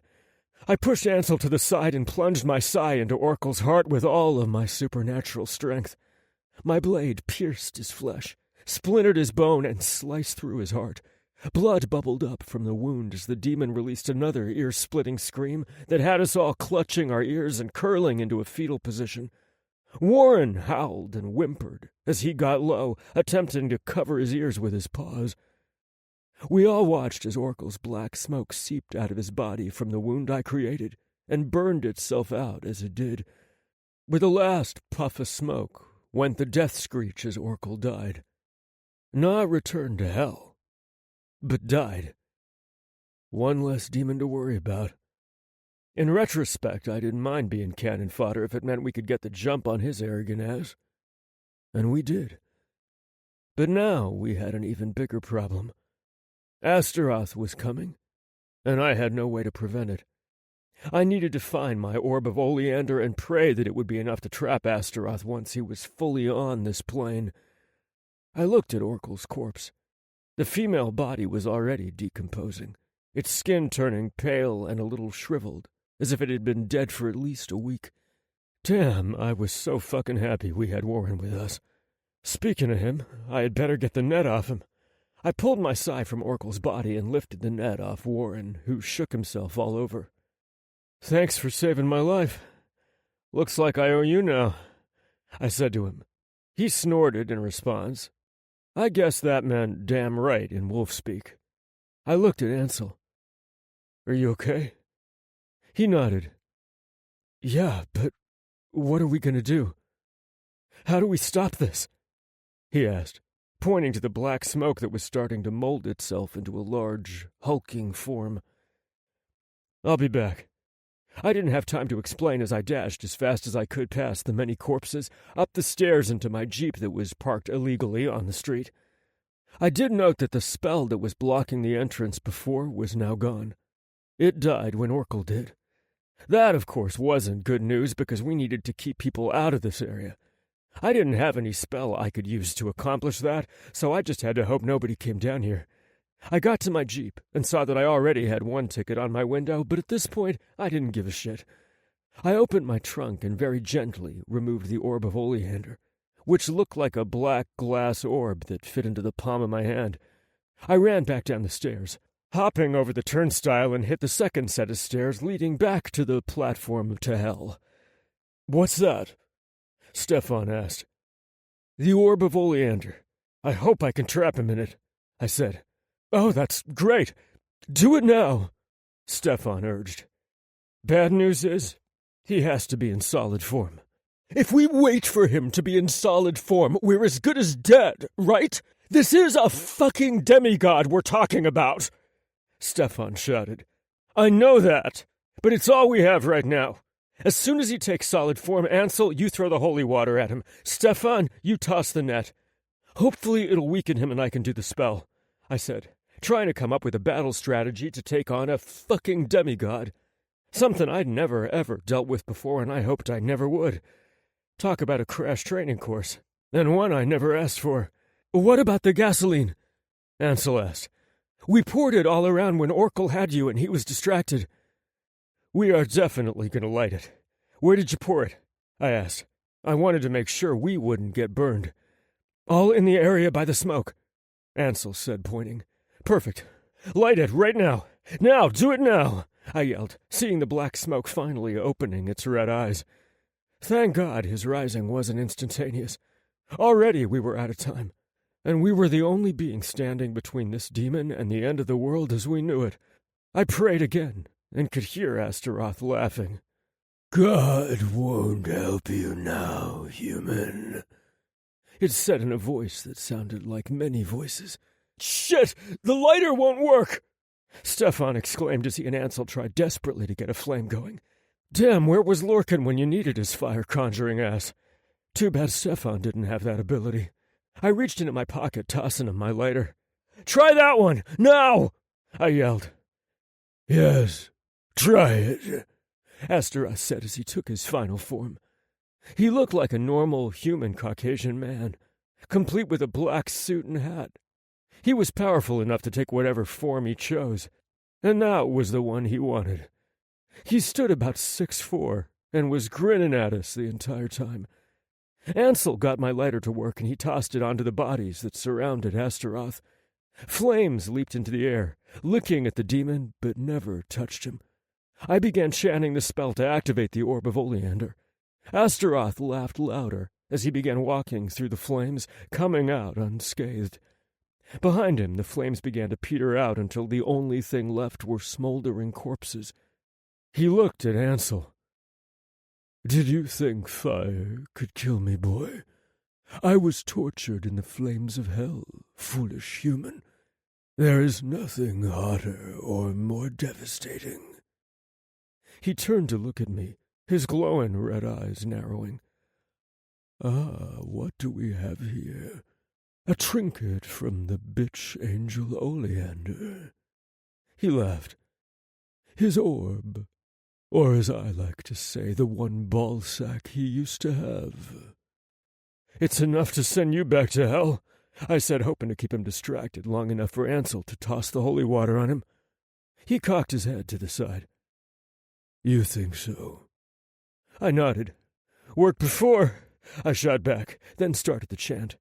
Right then, Ansel tossed the water, and at the same time, Stefan tossed the net. But the demon teleported out of the way, stepping behind Ansel and swatting him like a fly. My heart literally stopped in my chest when I saw my mate flying high in the air, his body crashing into the stationary train. He landed with a hard thud and was knocked unconscious. I wanted to scream his name. I wanted to roar in a rage and run to his side, but I couldn't break the chant of the spell. This might be our only chance to trap the demon. I had to let the others sacrifice themselves to create the distraction I needed until I had Astaroth trapped again. Stefan lunged at Astaroth, slicing his blades into empty air as the demon dodged every blow. His laughter was maniacal as he taunted us. "Fuck you, you demonic bastard!" Stefan yelled in his frustration as he turned, searching for the demon. "Ha ha ha ha! Your race is so weak. Conquering you will be easy, almost to the point of disappointing, I see," Astaroth said. The taunt seemed to come from the shadows, since the demon was nowhere in sight. "Then why are you running, bitch?" Stefan yelled, and Astaroth appeared behind him, raking his claws down his back. "Ah!" He cried out as he dropped to one knee, his blood now soaking the back of his clothes. Yeah, that outfit was ruined. Astaroth grinned down at him. "Who's running?" Warren came to Stefan's side, and together they tried to combine their efforts. A werewolf and a vampire servant, both risking their lives to save the many. If we survived this ordeal, I would not forget this. The orb began to glow, finally. The spell was awakening it. "I don't think so." Astaroth snarled, and he lashed out, mentally knocking Warren and Stefan away from him as they tried to charge him. They were sent flying in two directions and landed with hard thuds on top of the corpses. Astaroth teleported in front of me. "Fun and games are over." I kicked at him, but he teleported, coming up behind me and punching me in the back of the head. The blow was so painful I saw stars, and the chanting I was doing came to a halt as the world spun around me. "I'm done playing with you humans. It was cute at first, But now you've just pissed me off, Astaroth sneered. Then he grabbed the orb from my hand and threw it against the wall, shattering it. No, fuck! I snarled, then rammed Astaroth. He didn't move when my body slammed into him, and it felt like I'd hit a brick wall. He grabbed me around the waist and tossed me into the air. I hit a column hard enough to break ribs and fell 10 feet to the ground, nearly falling into the deep crack in the platform. I burned my arm on the edge where the flames of hell still flickered, causing me to snatch my limb back. Shit! I groaned as I struggled to my feet. Well, you don't give up easily. I like that. Astaroth walked towards me and stopped briefly to kick Warren, sending the wolf crashing through the window of a train, shattering it. I could smell canine blood. I knew Warren was seriously hurt, but I didn't think he was dead as no silver was involved. Not to say decapitation wouldn't do the job. I looked to see Stefan also unconscious. The demonic blow he gave them with the force of his power probably would have killed a normal human. Lorcan's blood link was certainly doing the ginger favors right now. I didn't have anything to use on him, really, except my other sai, and I wasn't even sure if it would be enough to take him out. But I was sure as hell gonna try. I knew I had to get him closer, so I pretended to be more injured than I was, even though I had several lacerations and broken ribs. When he reached for me, I let him lift me up. My lip and nose were both bleeding freely, as well as several wounds all over my body. I could feel blood trickling down the sides of my face. This really was the worst-ass whooping I'd ever taken. Astaroth grinned, revealing razor-sharp teeth like something nightmares were made of. I wonder how you taste, he asked. Then he bit my shoulder and I screamed, feeling all 32 of those razor-sharp teeth piercing my flesh. More blood gushed down my chest and back, but I forced myself to ignore the intense pain and use this opportunity to hurt him. I stabbed him in the back, piercing his body. But when the blade hit his heart, it felt like I'd hit solid steel. Astaroth released his bite on me to scream in agony, his face transforming from that of an average male to that of a demon, complete with horns and snout.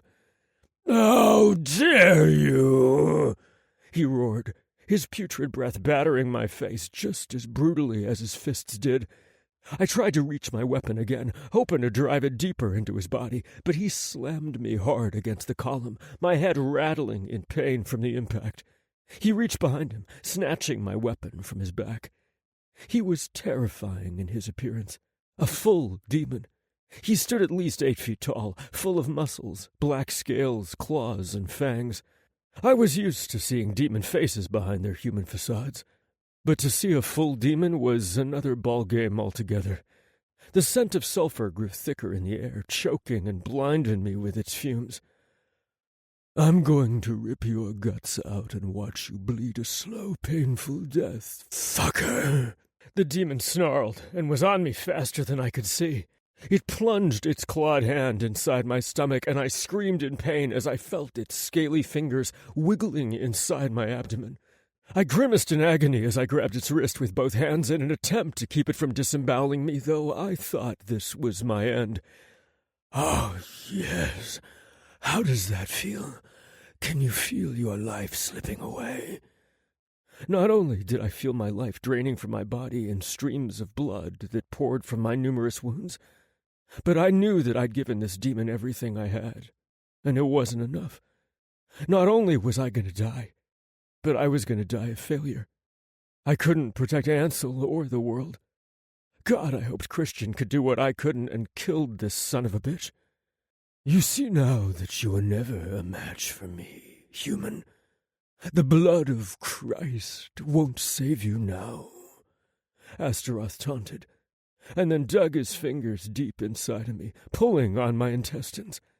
The pain I felt was excruciating, and I was too weak to fight back. My head throbbed. My body was a wreck from being used as a crash test dummy. A part of me wanted this fucking demon to just make it quick and be done with it. The other part told me to keep fighting. So I did. Go to hell, I spat out between feeble gasps. Not before you, he said. Then I felt him slice through my intestines with his claws. Oh, God. I was really dying. Astaroth, a deep voice said from the shadows. It was a voice I recognized only because who it belonged to was so significant. Holy shit. I couldn't believe he was here. Astaroth pulled his bloodied hand from my body and dropped me to the ground to turn around and address the new presence in our battle. I grabbed my stomach, putting pressure on my bleeding wounds and trying hard to keep my insides from spilling outside. I could feel myself starting to heal, now that I was given a break from being abused. Thank God I had some of Lorcan's blood inside of me. I think it really was helping me, even though I was still in very bad shape.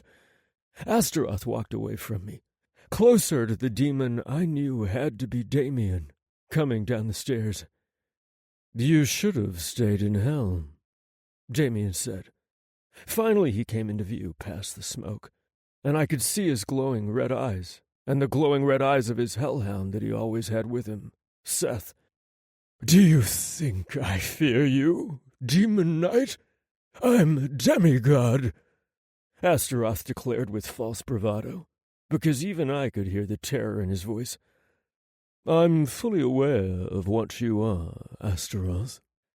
Damien was wearing a royal blue suit with a high collar and silver buttons. In his left hand was the leash to Seth's collar, and in his right was a demonic sword. You being here disrupts the peace of the treaty. Peace! Astaroth spat on the floor, and where his spit landed, the ground burned as if it had been hit with acid. You dare to speak to me about peace and treaties, and call yourself a demon? Our rightful place is ruling these humans, not placating them, making deals with them, protecting them from me! He roared the last part so loud the foundation shook, and dust from the cement sprinkled down onto us. I wanted to go to Ansel, but this was no time to draw attention to me, and especially not to him. I sat quietly and watched Damien and Astaroth trade words and insults. Seth, be a good boy and help Daddy out, Damien said. Oh, shit was about to get really real now. Seth looked like a normal Rottweiler, but he was anything but. In full demonic form, he was a Cerberus, also known as a hellhound, a guardian of hell. Damien removed the collar from Seth's neck, and the beast shook himself and began to transform into his full form, which forced Astaroth to take several steps back. Staring back at him now was a large monstrosity with 3 snarling, growling heads, all with red glowing eyes and mouths full of razor-sharp teeth and brightly glowing hellfire. The damn thing was frightening. The Cerberus charged towards Astaroth, as did Damien, who raised his sword above his head to deliver one hell of a blow. Astaroth teleported before the dog could reach him, but when he appeared again, he slammed against some invisible force field and stumbled back, looking at the open space before him, leading to the exit in bewilderment. Like I wouldn't have set up precautions before confronting you, Astaroth. You're not going anywhere but back to hell, Damien said. Then he used his demonic magic to light his sword on fire. I saw movement out of the corner of my eye coming from Ansel's direction, and I turned to see him struggling to sit up. His head was bleeding from the blow he'd taken, and he was holding his side. He looked at the 2 demons. Make that 3. And I saw his mouth open to scream. I raised my hand hoping to capture his attention. It worked. He looked at me. I could see the fear in his eyes, but I pressed my finger to my lips, motioning for him to remain silent. I held my hand out to caution him to stay where he was. He nodded and pressed himself as flat against the train as he could. The last thing we needed was to distract Damien or Seth. Stefan was coming to as well, and he crawled slowly towards where I was recuperating. He was as quiet as a mouse, which was amazing considering he had to crawl over dozens of dead bodies. Dead bodies that I hoped I could restore souls to, if the relic hadn't been destroyed. I hated that we had to burn some of them, but we were trying to do our best to save lives. Hopefully those people's bodies weren't too badly injured. But it all came down to this battle if they could be saved. Astaroth roared in rage again as he failed to dodge the Cerberus's attack this time. All 3 sets of teeth managed to sink into parts of his body. You could see the hellfire in its mouth burning the wounds, weakening and hurting Astaroth, who swung his body around, trying to throw the hellhound off, but its grip was unyielding. "What's going on?" Stefan asked once he reached me. "We need to let Damien handle this," I whispered, and then motioned for him to remain silent. "Let Astaroth be preoccupied with the demon knight, not us. That was my plan. So far it was working. Damien was given the demigod hell. They moved at speeds I had a hard time tracking. Every once in a while, I saw them come to blows, fists flying and claws slashing this way and that. The Hellhound was a perfect tag-team partner for Damien, and he was all over Astaroth every chance he could get. Astaroth finally managed to get Seth off him, but he lost his arm in the process as the Cerberus's 3 heads had been biting his arm at the time. Black blood gushed from the wound as Astaroth howled in pain. Seth spit the severed arm out and lunged for Astaroth again, attacking his legs.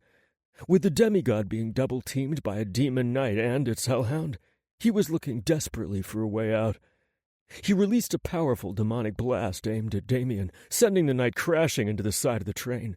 The impact not only knocked the train off the rails and onto its side, but the imprint of Damien's body dented the side of one of the cars. The hellhound jumped on Astaroth's back, biting his skull, crushing it in his jaws as the other 2 heads each bit a shoulder. Damien pried himself from the crevice his body had made inside the train car and rushed towards Astaroth. I could tell he was injured as he ran with a limp and black blood oozed from several wounds. But he aimed his sword at Astaroth's heart, the flames burning red-hot as he plunged the fiery blade into the demigod's chest. "Ah!" Damien screamed as he used all of his strength to push his blade all the way through until the tip of his sword pierced through Astaroth's back, barely missing Seth, who seemed to know where not to have his body. The demigod yelled in pain as black blood bubbled up from his mouth, as well as smoke. The walls and platform shook again, and I yelled for Ansel to come to me, and he came running as fast as he could, leaping over the crack and flames that licked at his feet as he jumped higher than I could have imagined. He fell into my arms, and I held him as tightly as I could. We all turned and watched as Damien twisted the blade and said a chant that was meant to return Astaroth to hell. The demon thrashed about, trying to toss Seth off him and remove the blade. But it was all in vain. Astaroth's body seemed to collapse into itself as it formed into a cloud of black smoke. That smoke then returned to the crack it came from, and the flames faded as the shaking stopped. Damien fell to one knee, propping himself up by his sword. Seth transformed back into its normal dog form and trotted over to his master, licking his face. Damien said something else in their demon tongue that started to close the crack in the platform. Again the subway shook with the power of the ground mending itself. Afterward, he sat back on his heel and looked in our direction. "Fine mess you had here," he said between pants. "Would have been worse had you not showed up. I'm surprised you did," I said, wincing in pain as I struggled to adjust myself. "Baby, are you okay?" Ansel asked as his eyes roamed over my body, examining me. "Oh my God, you're bleeding." "I'm healing, baby. I'm healing. I'm not dying, don't worry. It just hurts like a son of a bitch," I said. I didn't want him to worry. I already scared him enough as it was. "We're all a bit worse for wear, I suppose," Damien said, rising to his feet. His eyes were now their normal crystal blue instead of demon red. He was handsome. The form he'd taken when he breached the world over 2,000 years ago was a good-looking guy. I wasn't into demons, but he was nicer on the eyes than most. Couldn't say the same for his true demon face, which was as terrifying as Astaroth's. The sound of metal scraping brought everyone's attention to the train, and Warren as he pried the doors open and had to hop out, because that was also the train that had been knocked over by Damien's body. The Alpha looked like he'd seen better days, but at least he was fully healed. "Please tell me this shit is over," he begged. "No thanks to any of you, I see," Damien remarked. "Fucking demons. If you'd been more diligent in your job monitoring who breaks out of hell, none of this would have happened. You should have been on this from the start, I shot back, since he wanted to get so high and mighty. If I did that, then I'd just be bored, Damien said. So sorry that saving billions of lives is boring to you. Aren't we all lucky you came? I snapped. Damien chuckled. Well, yes, you all were lucky. Lucky that my time was free. He shot back, then said another few words in his demonic language, and a gust of wind passed through the platform. What the hell was that?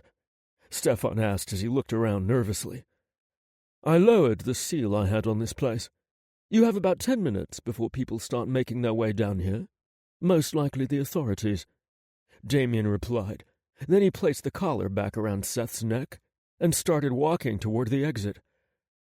I knew it might not matter because demons didn't seem to possess humility, but I felt like it needed to be said. Thank you, I called out to Damien. Your gratitude isn't required, Damien said. Then he left us down there. It was a response I was expecting, but I was hoping for something different. What the hell kind of demon was he? Ansel asked. A demon knight, and the dog with him was a Cerberus, a hellhound. Next to an angel, they are the strongest supernatural beings that can take care of demigods, I explained. Shit. We could have used his ass earlier when we were getting our motherfucking asses kicked, Warren complained. I don't disagree, but demons are a petty lot and don't often honor the treaty. They must not have wanted Astaroth to reign, and that's why they intervened. Whatever the case, I'm fucking grateful.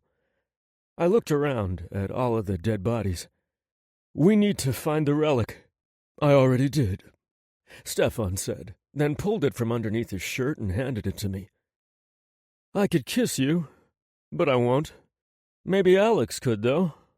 I teased, remembering his little unconscious slip-up. His eyes widened. Huh? What?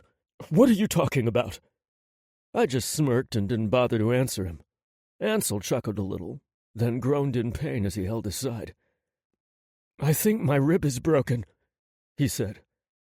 I didn't doubt it. Astaroth gave us one hell of a beating in spite of the fact that he was toying with us the whole time.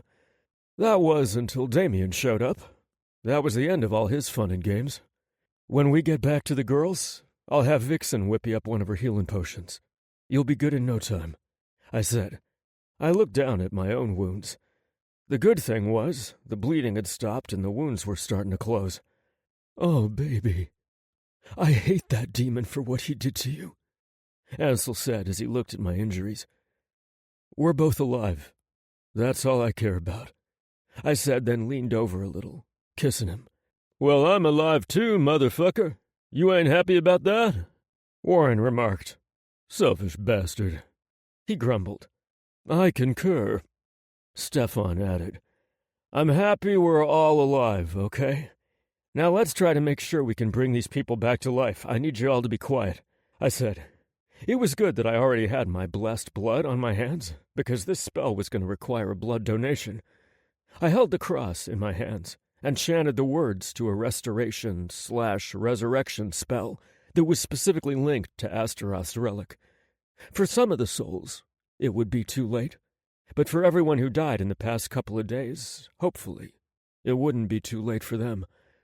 Warren, Ansel, and Stefan were as quiet as mice as I worked the magic necessary to restore life.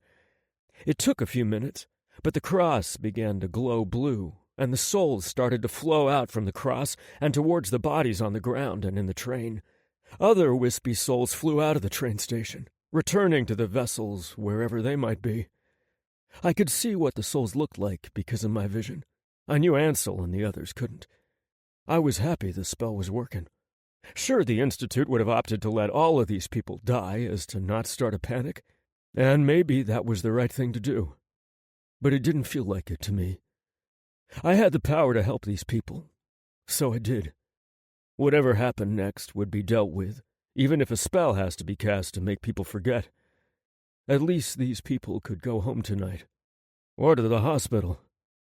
The last soul left the cross, and I sighed in relief. Let's get the hell out of here before these people fully come to. Not to mention, I'm as naked as fuck down here. Where are my clothes? Warren asked. In the Jeep, Ansel said as he helped me to my feet. Good, Warren said. We left out of the train station as fast as we could. Whatever interference the demons ran to keep the authorities away had worn off, and I could hear the squad cars approaching. Ansel tossed Warren his clothes, and he dashed off into an alley to change. Luckily, I had parked his bike close to that alley. Stefan jumped in behind the wheel of my Jeep, and I didn't complain. He was the only one between the three of us who was fully healed. Both Ansel and I climbed in, and we were off. Out of the rearview mirror, I saw Warren heading off on his bike in the other direction just as a police car passed by him. We got out of there in the nick of time. I still got one ticket. I guess it would have been more if Damien hadn't done a people-off on the area. Little blessings, I supposed.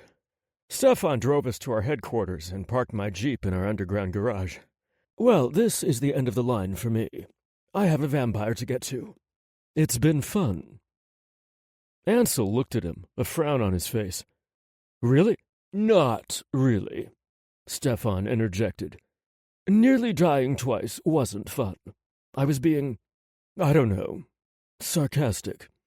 You two lovebirds take care. Thank you, Stefan, I said. Ansel echoed me. You're welcome. Stefan climbed out of the Jeep and walked off toward the exit. Both Ansel and I had to drag our injured asses inside, where I was so happy to see the girls.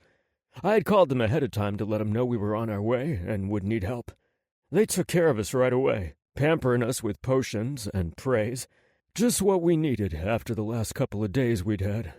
People are talking about a miracle happening all over the news, although some are calling it a gross sign of negligence. That some of the people killed in the diner and theater coming back to life meant they were never dead in the first place, and the medical examiner was wrong. They think it's some kind of gas that slows the heart down and makes you think someone is dead. There's all kinds of speculation, Jinx said, giving us updates. Let 'em think it was a mistake, then. At least those people are alive now, I said, pleased with the choice I'd made. I'm so proud of you, Ansel said, and he leaned forward, kissing me. I reached up, stroking his face. I'm so proud of you. Your selfless sacrifice was breathtaking. I was trained for this life, but you jumped in with both feet, and I can't tell you how extraordinary you really are, Ansel. Your mother may not have given you much, but she did give you a name worthy of your generous soul. Angel. Oh, he said before tears began trailing down his face. I sat up, kissing him away. I love you, Ansel. He kissed me deeply. Our lips locked in one of the most passionate embraces I'd ever experienced. When he pulled back, he was grinning wider than I think I'd ever seen him smile. I love you too, D'Angelo. Aw, you two are gonna make me cry, Megan said, wiping tears from her eyes. Already ahead of you, Jinx said as she wiped tears from her eyes, then blew her nose into the tissue. I'm so happy you two finally found each other. And you kicked ass, so that's why I want to hear every detail, Vixen said. I chuckled. Fine, but before I get into that, did you hear back from Chris? Vixen nodded. Yeah, he kicked ass, took some dings, but he's on his way home.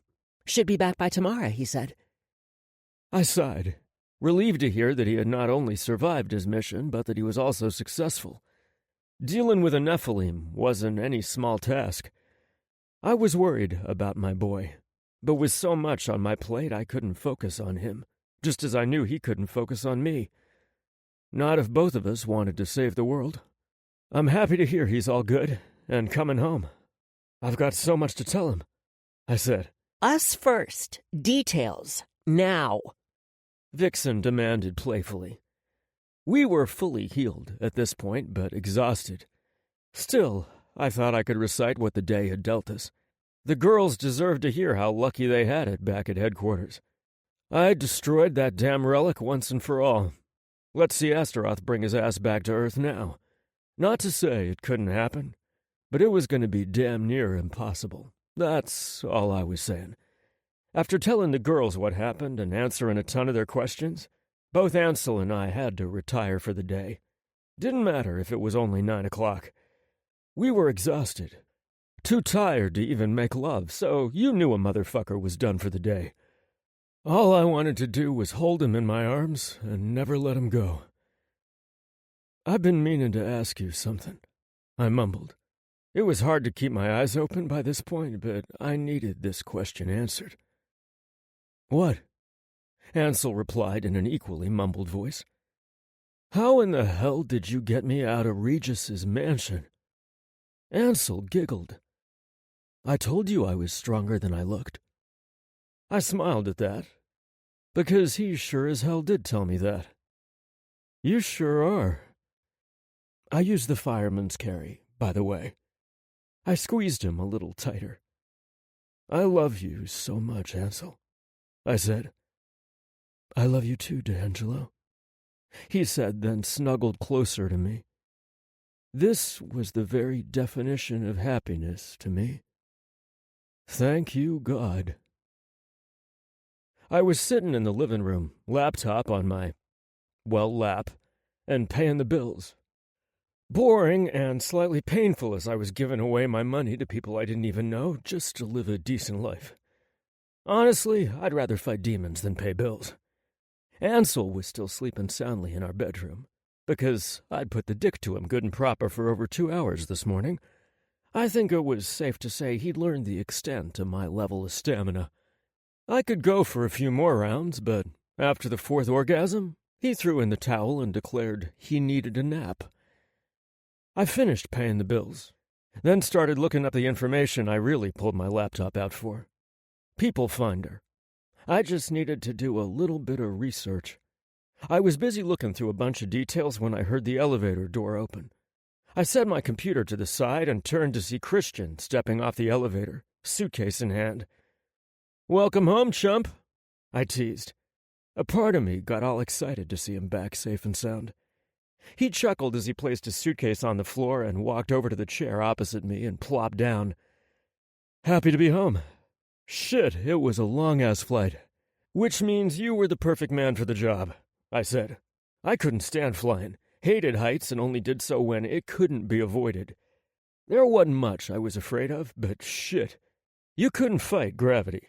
I guess that's where my fear stemmed from. Chris half snorted, half chuckled. "Are you saying that just because a lot of flying was involved?" "Yeah. So how was the mission?" I asked. He cocked an eyebrow. "How was yours?" "A literal pain in my ass," I said.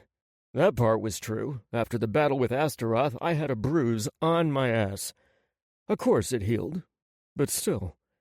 He snorted. Mine was about the same. That fucking Nephilim had me globe-trotting until I finally caught up to his ass in Beijing. When he said that, his eyes stared forward like he'd gone to some deep, dark place. "Hey, you okay?" I asked. Christian blinked as if snapping out of some trance, then gave me a rueful smile, which caused me to worry. "Yeah, man, I'm good. Just, this one took a toll on me. I think I'm just tired." "Are you sure? You know if you want to talk, you can tell me anything." He nodded. "Yeah, I know. It's just that fucking Nephilim. He made me see things. Stuff that, you know." I nodded, knowing full well what he meant. Shit that he liked to keep buried. It was fucking with your head, man. That's what they do. They make you see shit that'll trip your mind up, make you doubt your own sanity. I know for you, your ability, that it probably took a toll with all you've seen.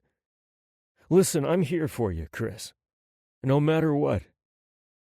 Having the ability to see a being's darkest secrets wasn't a gift. At least that was what Chris once told me one night when we were teens. I knew he still felt that way, but he used it to do good. However, I knew he didn't always like having it. He didn't just see thoughts. He saw visions played out with Dolby digital sound and high-definition graphics. I've seen him actually upchuck after seeing a demon's darkest secret several times. I couldn't even imagine what the hell he saw, or just how bad it could have been to get that kind of reaction out of him.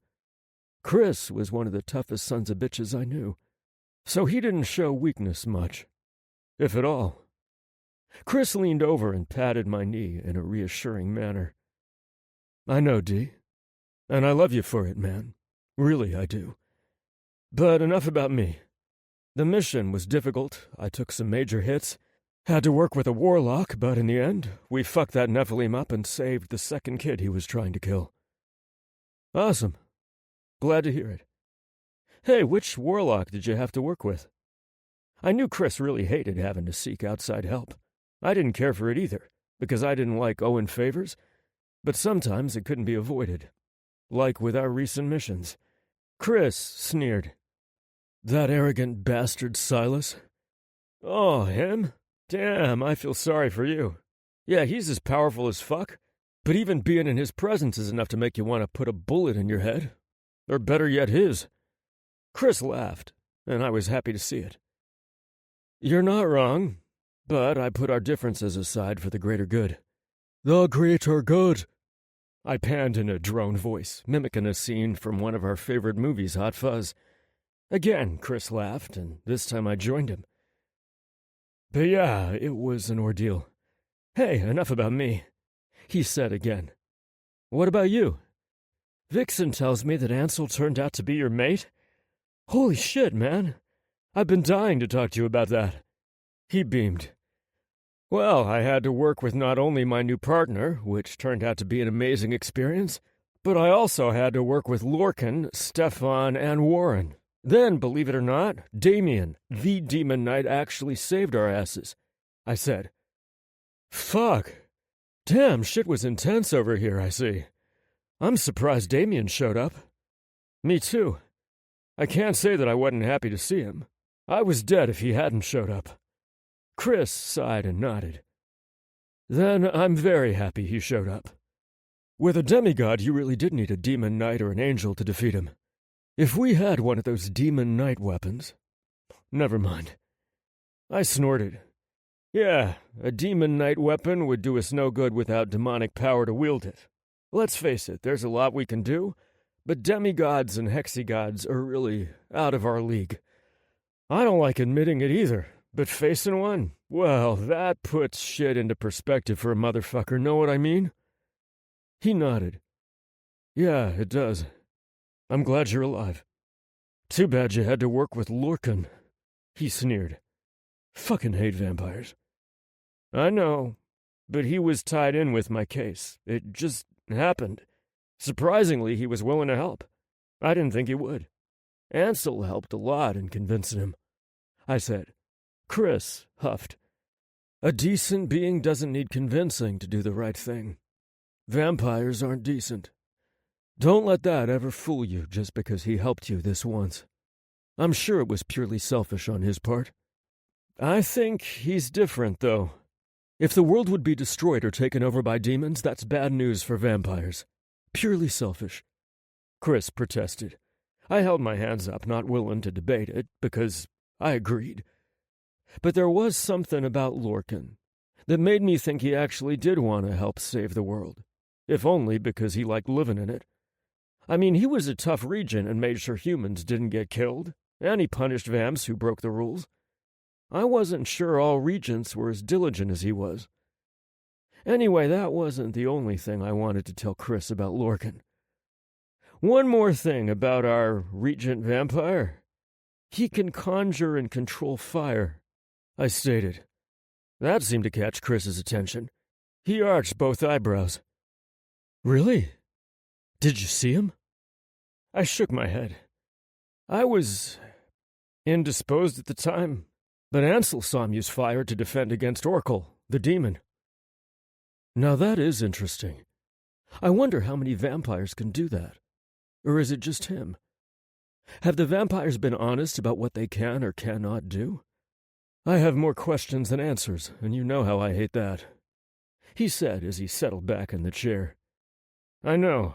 I don't like the unsolved puzzle either. Regardless, he saved my life by doing that. I said. Chris just looked at me when I said that. He stared so long I started to get a bit concerned. And then finally he made an offhand gesture as if dismissing the fact. I'm happy you're alive. I just don't trust vampires.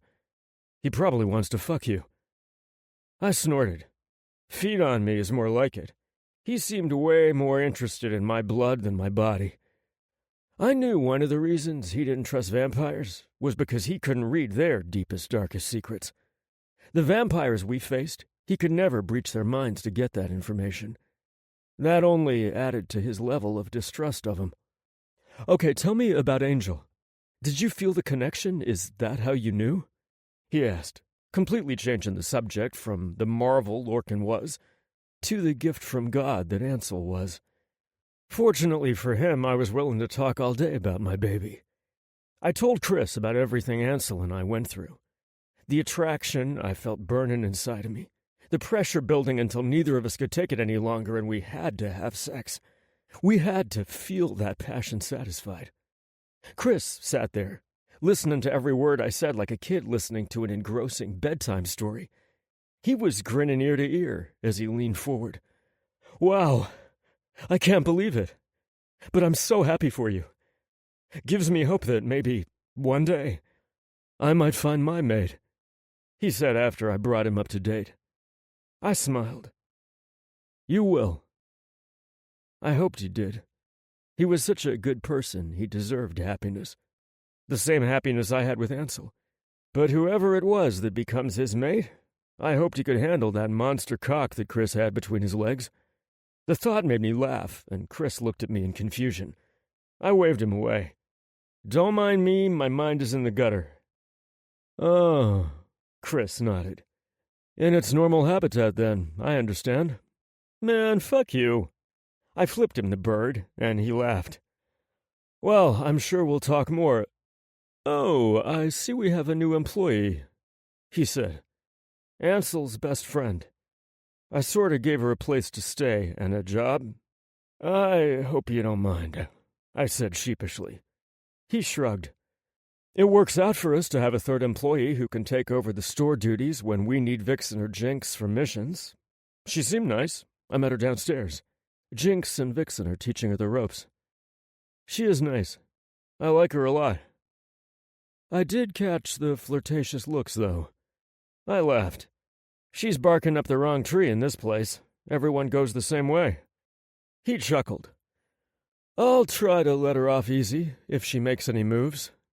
I cocked an eyebrow. She seems the saucy type. Might trap you in a corner. I'd expect for her to make a move.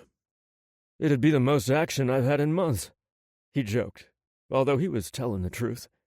I didn't know how Chris did it. My balls couldn't take the torture. But I guess if you could read deep, dark thoughts, some might turn you off of sex. You need to get laid, man. Find a sweet piece of ass and fuck the hell out of him, I suggested. Chris just shrugged it off. I'm good. I'm sure I'll get to learn more about her and Angel later. Right now I want to go to sleep and snooze for about 2 weeks. I hear you. Go on. I'm not going to hold you up. Rest easy. Chris nodded, then took his suitcase upstairs to his bedroom. I went back to doing what I was doing, which was going to be a surprise for Ansel. Chapter 20. Angel. 3 months later. Meggie stepped up beside me where I stood looking at my reflection in the mirror above the dresser in the bedroom I shared with D'Angelo. Our eyes connected, and I smiled at the woman who would stand beside me on the biggest day of my life. Angel, you look amazing. Her eyes welled with joyful tears, and her lips trembled slightly. I knew the day would be emotionally charged, but I was hoping to stall the waterworks until the ceremony, at least. This tux is really something else, isn't it? I thought the charcoal gray color looked better with my skin tone than the stark black one, and the white jacket I tried on made me look washed out. D'Angelo, on the other hand, looked remarkable in the white jacket he chose to wear for our special occasion. The light color acted as a blank canvas against his darker skin, and allowed his beautiful ancestry to shine through. I wasn't talking about your tuxedo, but I must admit you made a stunning choice. Maggie rested her hand on my shoulder and tipped her head to the side as she studied my face in the mirror. Love looks good on you, Angel. It's been a long time coming, too. I turned and kissed her temple. Your time is coming too, love. Did you have a vision? She asked excitedly. When? I'm getting all kinds of impatient and feeling a little frustrated at having to watch sickening lovebirds day in and day out. She rolled her eyes dramatically. Jinx and Vixen have one another, and you have D'Angelo. I was hoping Christian might swing my way, because if there's a more beautiful man on the planet, I haven't met him. But no, he's strictly dickly too. Some guy is going to be a lucky bastard because Christian's beard would feel amazing against a person's inner thigh, or... No, I didn't have a vision, I said, cutting her off. I didn't want to think about Christian's beard and how it would feel against any part of anyone's body. I'd been deprived of sex for a week, and I was starting to feel very frustrated. Damn purification rituals, I grumbled. Someone is feeling a little out of sorts, is he? Maggie asked. It was obvious she was enjoying my displeasure. Not digging the separate bedrooms and no sex part leading up to the big day, huh? Not at all, I replied honestly. I spent more than 2 decades without sleeping beside D'Angelo, but now I can't seem to make it more than a few hours when he isn't next to me. That all ends today, and you get your man back, sweetie, Maggie said soothingly. I'm going to be honest with you, Angel. I wasn't thrilled when I found out that your bonding ceremony included bloodshed, but experiencing the rituals this past week has been a truly magical time. I have never felt more in tune with my own spirituality, and I can only imagine what it'll feel like once you guys are truly joined in every possible way.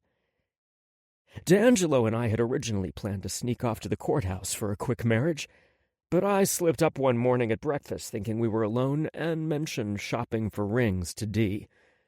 I couldn't remember which one of our nosy ladies overheard us because they all converged on us at once. You can't just have a traditional wedding, D'Angelo, Jinx had said. Why not? D'Angelo had asked. Vixen had looked at him like he was crazy. Because you don't have a traditional relationship, Dee. And quite honestly, a lame-ass marriage certificate from the state of Illinois is an insult to your lineage. Or were you going to fly off to Vegas for an Elvis-themed wedding? Are you referring to the lineage that abandoned me because I refused to deny my attraction to men? D'Angelo had asked bitterly. So that was his reason for wanting a traditional marriage. The first time that rings were mentioned, it was in relation to a ceremonial bonding. Since then, D'Angelo only talked about a wedding. They were not the same thing at all, even I knew that. They can deny you until their final breath, but that doesn't mean you turn your back on who you are, Vixen had countered. You refuse to deny that you're gay, and it's time to stop denying the other parts of you also. She had pointed to his chest. That tattoo above your heart isn't just for show. You can no more disavow the ink above your heart than you can love an angel. It's who you are, and you can't pick and choose the parts you wish to acknowledge. Vix, I know damn well who I am. Don't I prove that every day? I had reached for D'Angelo's hand beneath the table because I could tell he was losing his cool. Dee had voiced his bitter feelings about his expulsion from the Institute community, and I thought his feelings were justified. But I thought Vixen might have a valid point. Acknowledging and accepting were not the same things. It was possible to know something and block the way it made you feel at the same time. Dee had buried his emotions and put his focus on ridding the world of evil. Yes, you risk your life every day for the good of the world, Vixen had said. But that's not the same thing as fully embracing who you are. She had lowered herself in the chair across from Dee at the kitchen table.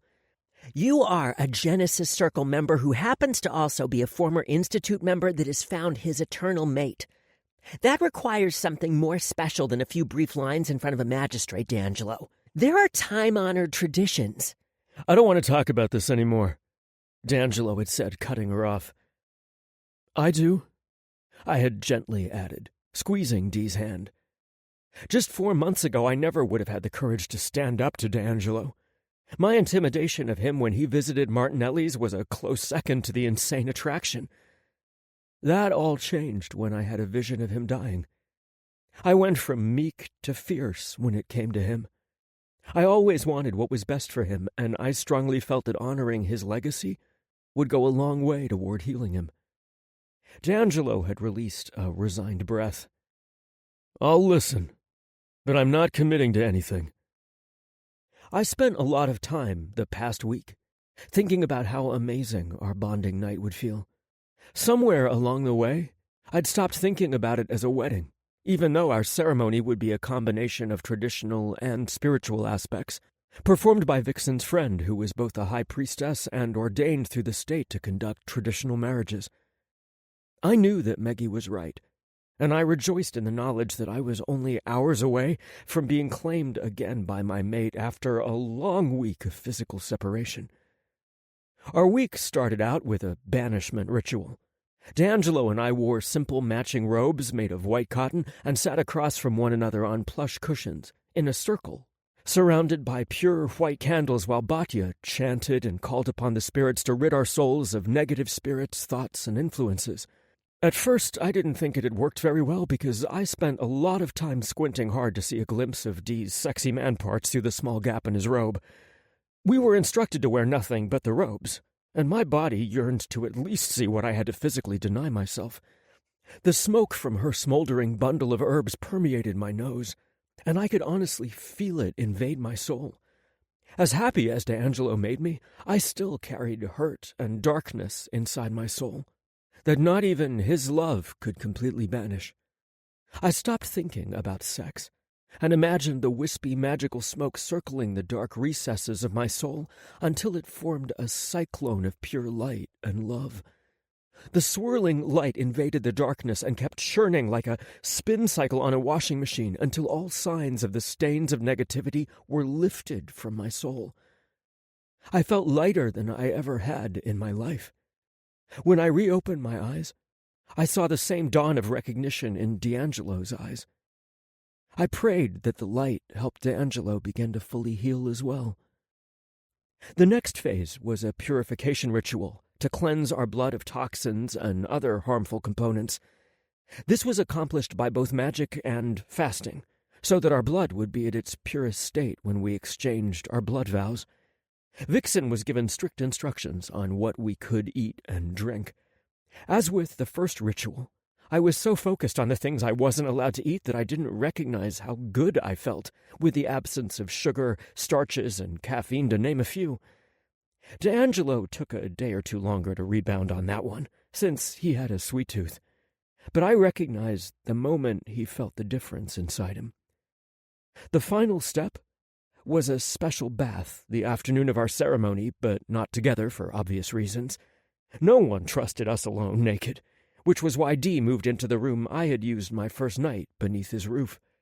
Batya blessed the milky-looking water that had flower petals and herbs floating in it, while I stood next to the deep tub in a terry-cloth robe.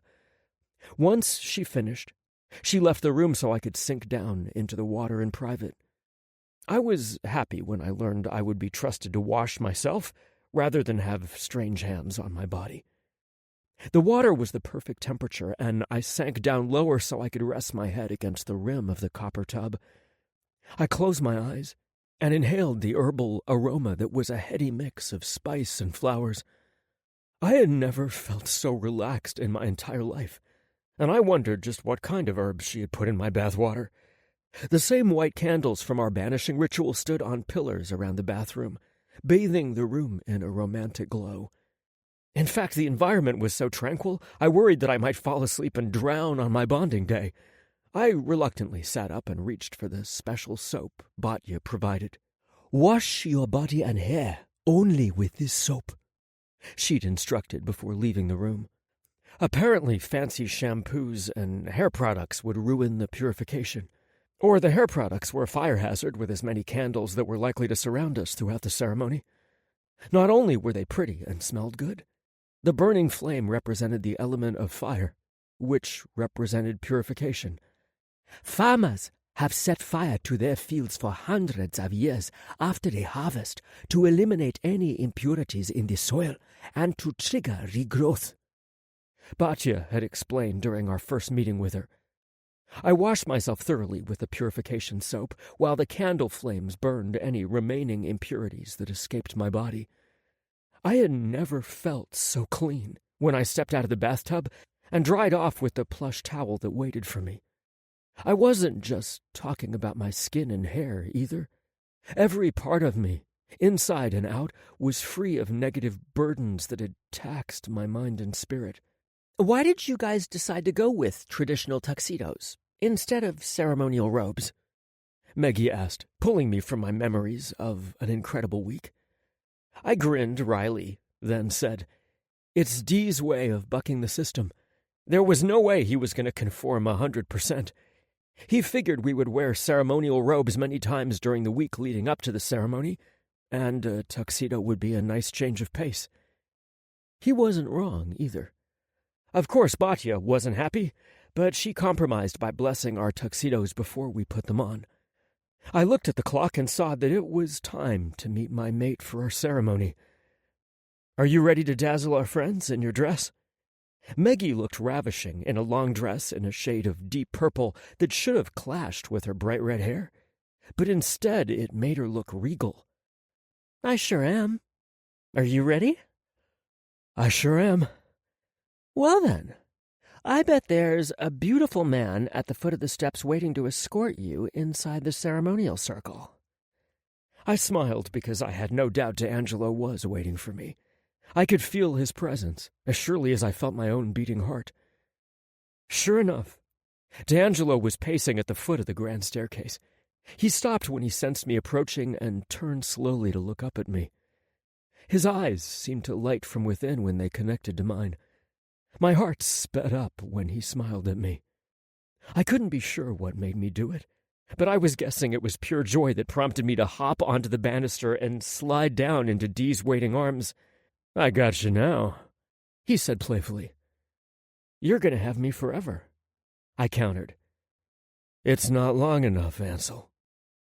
The tenderness in his voice threatened to trigger the tears I was trying to hold at bay. "The sooner we start, the sooner you two can sneak off to do your favorite kind of bonding," Maggie teased. D'Angelo set me down and reached for my hand. We entered the living room together, where our friends and Batya waited for us. I had to admit that Christian looked stunning in a tuxedo that matched Dee's. He would stand beside D'Angelo during the traditional wedding portion of our ceremony, like Maggie would do for me. We had moved the furniture out of the living room to convert the space into our ceremonial room for the week. Our friends would sit on the cushions that were placed in a semicircle around the perimeter of the ceremonial circle. Batya waited at the top of the circle, smiling at us. I was once again struck by her statuesque African beauty. She was almost as tall as D'Angelo and looked distinguished in her ivory ceremonial robe with golden embroidery. Her many braids were beautifully arranged on top of her head. D'Angelo and I took our places inside the circle, while Maggie and Christian stood beside us just outside of it, Maggie next to me, and Christian next to D'Angelo. "We are gathered here today to witness the joining of these two men," Batya said in her rich voice. "It's my absolute honor to officiate both the traditional and the spiritual bonding ceremonies. May we begin?" Vixen, Jinx, and Father Thomas, who was there as our honored guest, remained standing as the traditional vows and ring exchange took place, but sat on the cushions with Christian and Maggie when it was time to start the bonding ceremony. I glanced down at the shiny ring D'Angelo had placed on my finger, while Batya lit the strategically placed candles. The rings had been blessed with holy water prior to the ceremony, so they could be pure when exchanged. "As this ring has no end, neither shall my love for you." The steady, deep timbre of D'Angelo's voice during his promise caused a delicious shiver to slither down my spine. In comparison, my voice shook with emotion, but not from a lack of conviction. I knew my place was beside him. The tenor and pitch to Batia's voice changed when she began the spiritual bonding. Today, D'Angelo and Angel, your spirits will join as one unbreakable bond. The air you breathe will be shared between your lungs. Two hearts will beat as one, and the blood that flows through your veins will also flow through your mates. A spiritual bonding once completed can never be broken, not even in death, and should never be entered lightly. Do both of you freely enter this ceremony, committed to the love and health of the other? On cue, D'Angelo and I both said, "We do." "Very well, gentlemen. Let us begin." I kept my eyes locked on D'Angelo's as Batia chanted and prayed. "Our gods, I call upon thee to bless this union. Please give these two men your strength and vitality. Oh gods, bless them with a long life and a love that remains as pure as it is today." She continued with chants that evoked the elements of earth, air, water, and fire. "These two men enter this commitment unburdened by negativity and pure of souls. Lift them up, guide them, and blessed be their union for all eternity." I felt the magic of her words enter and lift my soul. I felt so light and airy that I expected to levitate. D'Angelo felt it too. I saw the awareness in his eyes. "Instead of hand fasting, D'Angelo and Angel will make a blood oath to one another," Batia explained. She handed the ceremonial knife to me first, and I accepted it with a shaky hand. This was the part I dreaded the most. I would rather stab myself than cause D'Angelo a second of discomfort. He was a battle-hardened warrior and could take the pain. Not to mention he would most likely heal before the ceremony was over, but still. "You won't hurt me, Ansel." D'Angelo opened up the palm of his left hand that bore my ring. He nodded for me to continue. If I wanted to be bonded for him to eternity, then I needed to suck it up and prick his palm enough to get him to bleed. I wanted that bond more than air, so I pressed the blade to his flesh and sliced him. It wasn't deep enough, though, because he healed right before my eyes. "A little deeper, baby." "Show off?" I grumbled, earning chuckles from our friends, but I did as he said. D'Angelo took the knife from my hand, and I presented my open left hand also.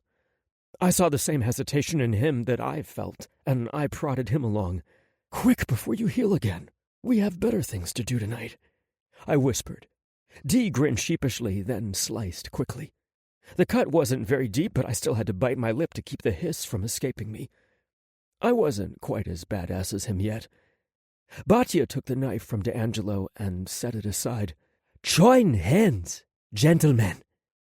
I gasped in surprise when our cut palms connected. Batia began another chant while I sat staring into my mate's eyes. I could literally feel our souls joining and fusing. Our hearts and lungs began working in tandem. "D'Angelo and Angel, you are now of one blood, spirit, and mind.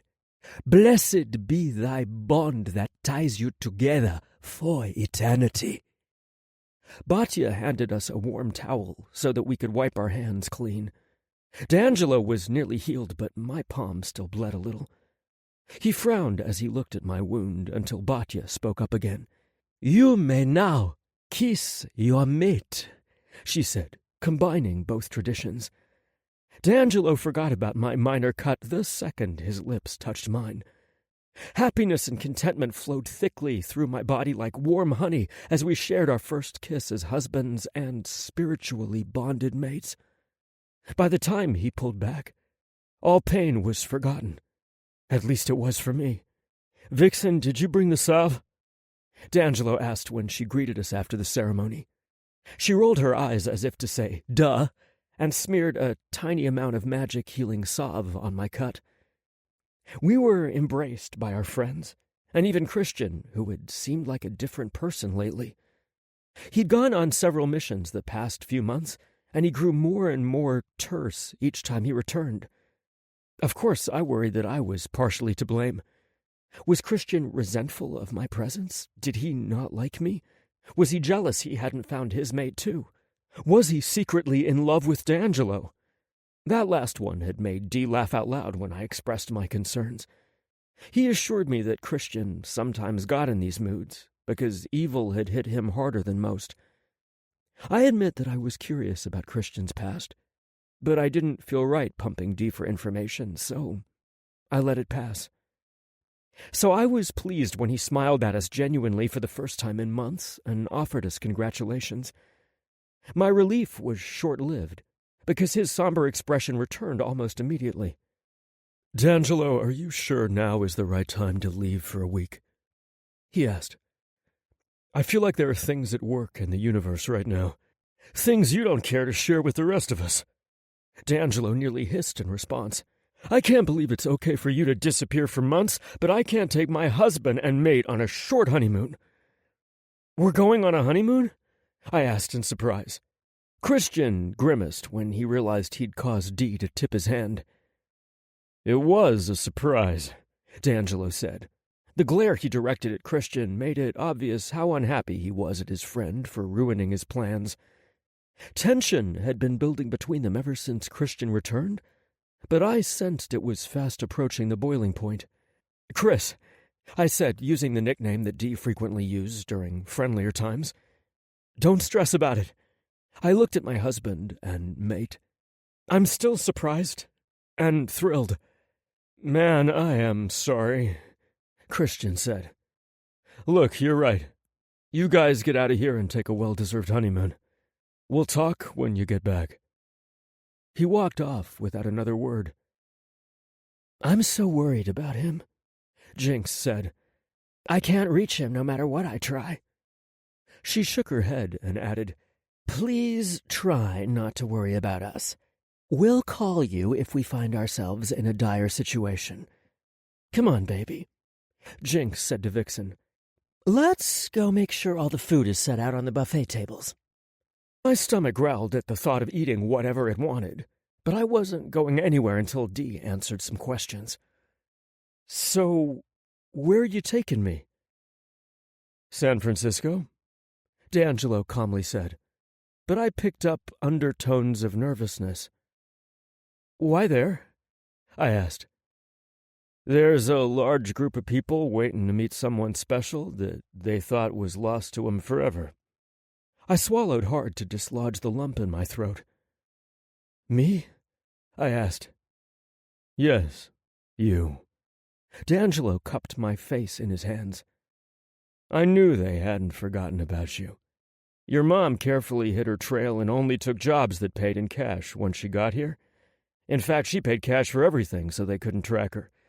They'd already given up hope by the time you entered the foster care system as a teen, or they would have claimed you." "But then I never would have met you," I told him. I was thrilled to learn that my father's family never forgot about me, but I couldn't regret the path that led me to my mate. "Oh, yes, you would have," D'Angelo countered. "You were meant to be mine, and I'm going to prove it to you once we get upstairs." He began leading me toward the stairs instead of the kitchen. "Don't you want to eat the feast the girls prepared?" I asked. "Special delivery," Jinx said as she re-entered the room. She held a large silver tray laden with plates of various foods, including the top tier of our wedding cake. "There's a little bit of everything for you guys." "I love you." Dee took the tray from her and kissed her cheek. "I know, and I love you too." She skipped back in search of her girlfriend. "After you," D'Angelo said, nodding his head for me to walk up the steps. I was rooted to the spot. Some days I'm so overjoyed by what my life has become, and others I'm terrified that I'm stuck in a dream and none of it's real. I just know that I'm not stuck in that circle of darkness my life had become before I met you, Dee. I'm real. Our love is real. D'Angelo leaned over and kissed my cheek affectionately. We've only just begun. Ansel. Epilogue. Lurkan. The blood I relished drinking flowed down my throat in a luscious stream. The human whom I fed on moaned in ecstasy as I gently sucked down his life fluid. Being a vampire was almost too easy, as people gravitated towards us for the pleasure we could give them. But at our core, we were predators, and even though I might still have humans throwing themselves at my feet for a bite, I still enjoyed hunting every once in a while. Of course, I couldn't kill, per our treaty with the Institute, but the thrill of the hunt was enough to satisfy the predator in me. I pulled back from my human before I'd taken too much. The last thing I wanted to do was have him too weak to go home on his own. I looked down at his face, his half-lidded eyes, and smiled. "Did you enjoy that?" I asked. I knew he did. His cock was as hard as a rock, and he was pressed against my ass as I was straddling him. He wasn't quite my type, but if he was, I'd have given him a go. The human gave me a goofy grin and nodded slowly. "Yes, it was amazing. Bite me again," he begged. They always wanted you to drain them again, chasing that pleasure that used to come once a lifetime in the old days, mainly because humans rarely survived an encounter with a vampire.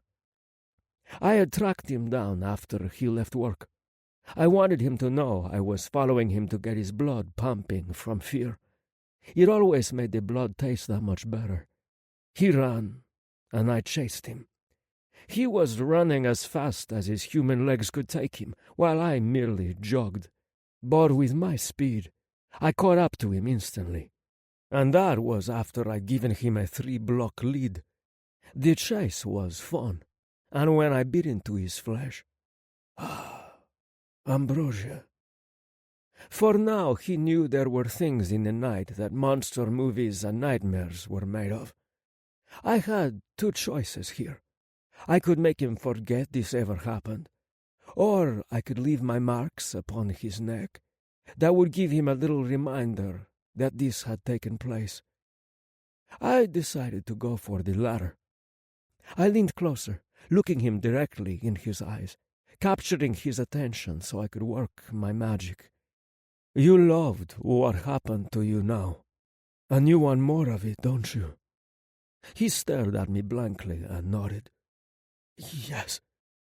"You will keep this a secret, but if you ever want to feel the pleasure you felt tonight, come to Hypnotic."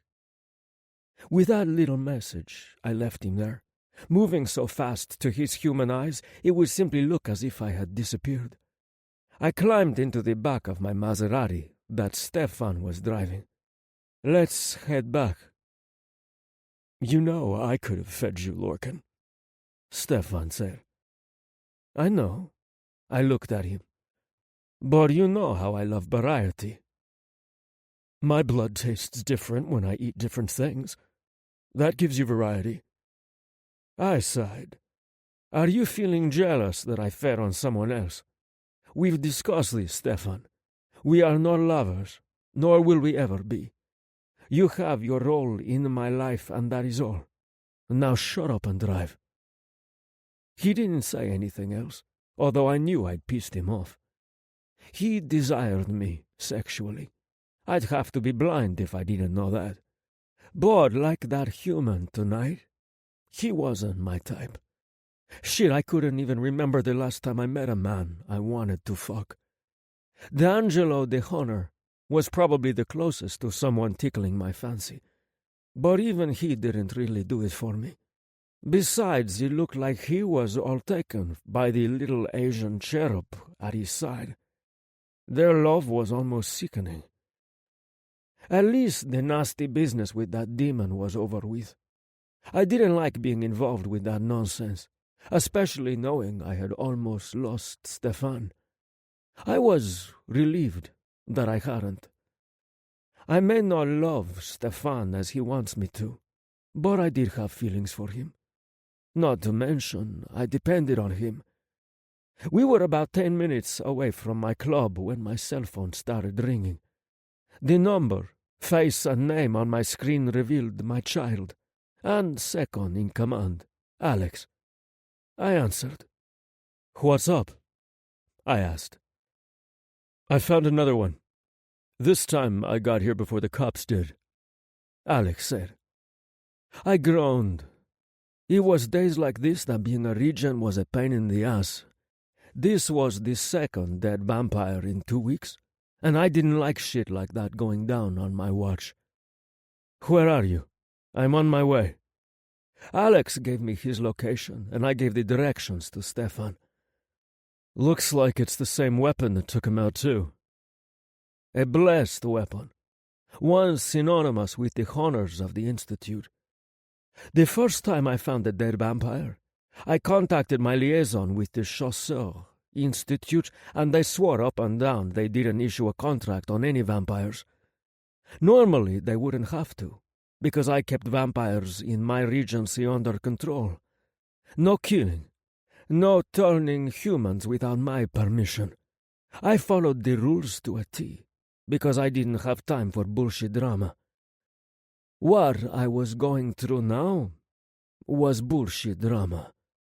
With this second vampire being killed by a blessed weapon, this could mean there was a rogue hunter out there, or someone who found a blessed weapon and wanted to put an end to vampires. Either way, I wasn't going to let it continue. "I'll be there shortly," I said before hanging up. Stefan pulled into the location, and I climbed out of my car and walked over to Alex, who was examining the body of a shriveled vampire. His skin was black and dried out. The power of a blessed weapon sucked the life source out of him, leaving a husk. I hated those fucking weapons because they were so lethal. You get stabbed in the heart with one of them, and it was over for you. It was definitely the same weapon. Therefore, the same murderer. A rogue hunter, maybe. The only hunter I knew rumored to have a grudge against vampires was D'Angelo's partner, Christian. I was sure they all had a bias, but his stood out more because of what had happened to his family. As for Christian and D'Angelo, both had been kicked out of the Institute, which made them rogues of a sort. I decided to give D'Angelo a call to see if he knew what his partner was up to. "Lorcan, why are you calling?" D'Angelo asked upon answering. "I'm going to get right to the point. I have a second dead vampire lying at my feet in a dank alley in 2 weeks. He was killed with what looks like a blessed weapon.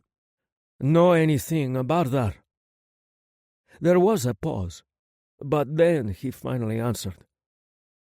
"I don't. But what are you implying?" "Well, your partner, what's he been up to lately? It's rumored that he doesn't really like our kind." "So?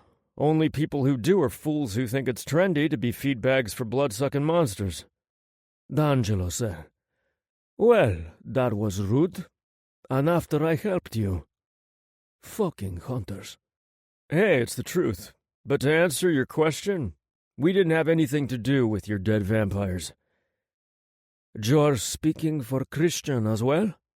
How can you account for what he's doing when you've got your cock in your boy toy?" I could be rude too. "I know Christian. He wouldn't be out there killing vampires who didn't have it coming. Maybe they had it coming. If they did, treaty dictates you share intel with us. Breaking the rules, are we?" "I'll talk to him, but I'm sure he has nothing to do with your vampire problem.